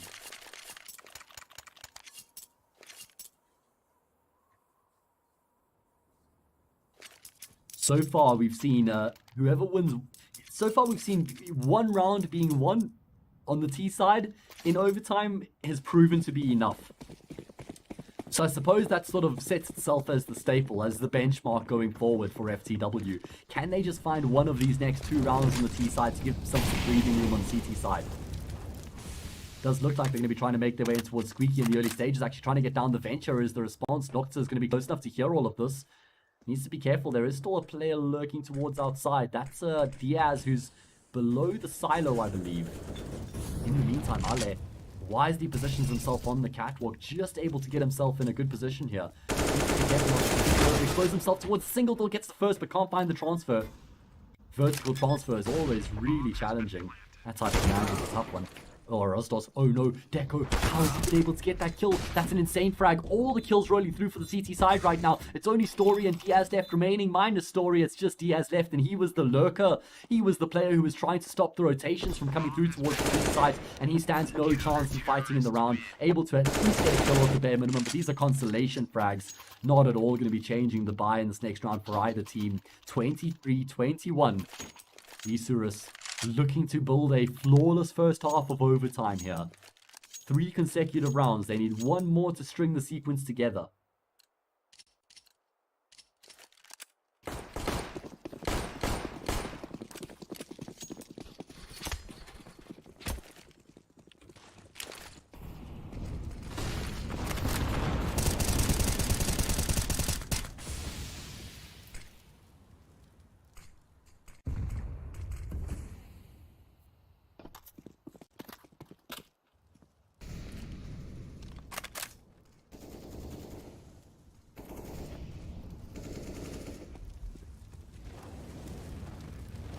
Alright, FTW taking their time here as they start to take a bit of shape in the round. Looks like they're going to be going for a burst once in towards the A-bomb site once again. Do they go down the vent this time? No. Destiny is going to be taking first contact. He finds himself 2 kills. Deco, the man behind the silo, has proven to be a thorn in their side in so many rounds before this. And it's the case here once again. It's only Agile left remaining, and Deco could even just finish him off through the wall. Oh, Agile, lucky to actually make his way down the vent. 14 points of health right now. Him and his 14 points of health are the only thing that stand between Isurus and a flawless first half of overtime. And that's exactly what they've accomplished. 24-21. Isurus have only had 1 match point up until this point here on Nuke so far. That was in OT number 1. They've now got 3 on their T side. 3 opportunities to close this map out. And if they're not able to do it here with 3 chances on their T side, then I feel like we might be stuck in an eternal loop, guys. I might need you guys to send some support. Send a search party here in South Africa, because I don't think there's any way of us ending this if they can't convert from here. If they can't get across the line with 3 rounds to their name. Story, AWP, aggressive in Nox's face will find the opening pick. It's exactly what FTW needed in this all-important turnaround as well to set things in motion.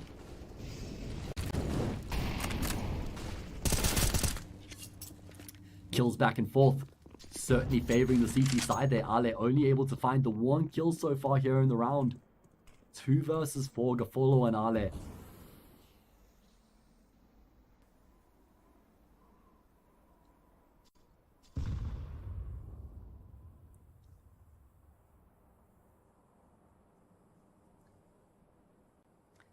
Looks like they're just trying to use the time that's left in the round here to see if they can work their way through and, you know, catch a kill. Oh, taking a shot there from Story. Looked like he might have just been moving while he tried to take that shot ever so slightly. Some blurry scope there. Means that Gafolo's going to be giving a second chance at life. Seems like he's got a good idea right now that there's someone in towards Mount. The question is he going to get peeked from heaven? Yes. And I'm sure he was spotted as well from the heaven. It seems like somebody that was watching his POV actually mentioned to him that he saw someone towards heaven. They've got the information. The problem here for Isurus is actually that they've got somebody in hut. Oh, Ale, that's the bomb. That is the bomb that's been dropped by Ale. He realized he can make a play right there and then to win the round for his team if he kills the AWP in towards the vents. Unfortunately, he doesn't connect on the shot. 24-22. 2 more rounds need to be won here by FTW. And then we go into another set of overtime. Surely not, right? Surely not.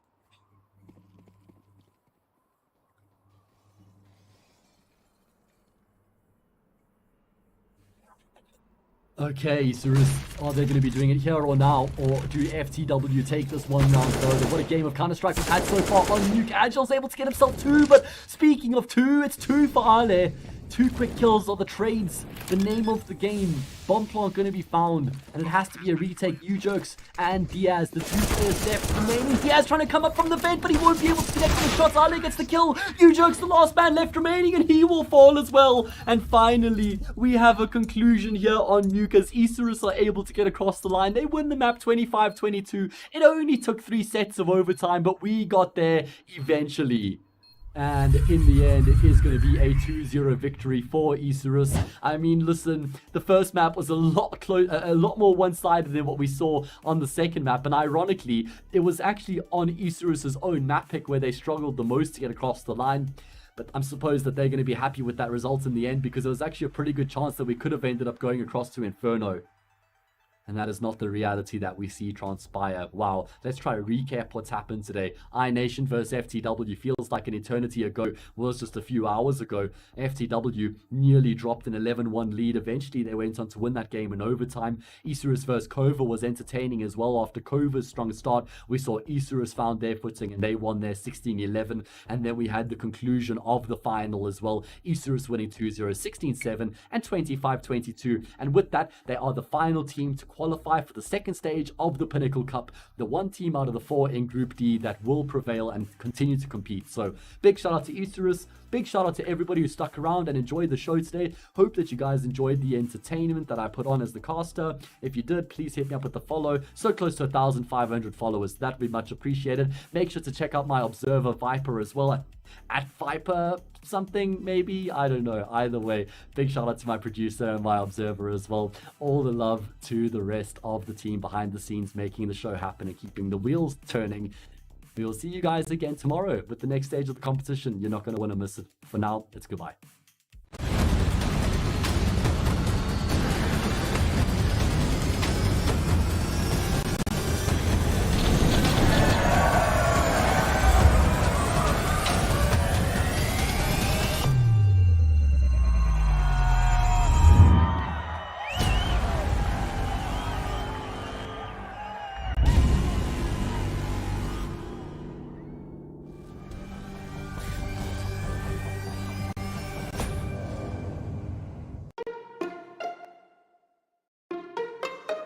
Paying online with AstroPay is really simple. From the merchant site, choose AstroPay as your payment option. Then, type your mobile number, enter the confirmation code, and select your preferred payment method. If you choose to pay with AstroPay Wallet, good for you, select it and you are ready. If you choose another payment option, follow the steps on screen. Your online payment is completed.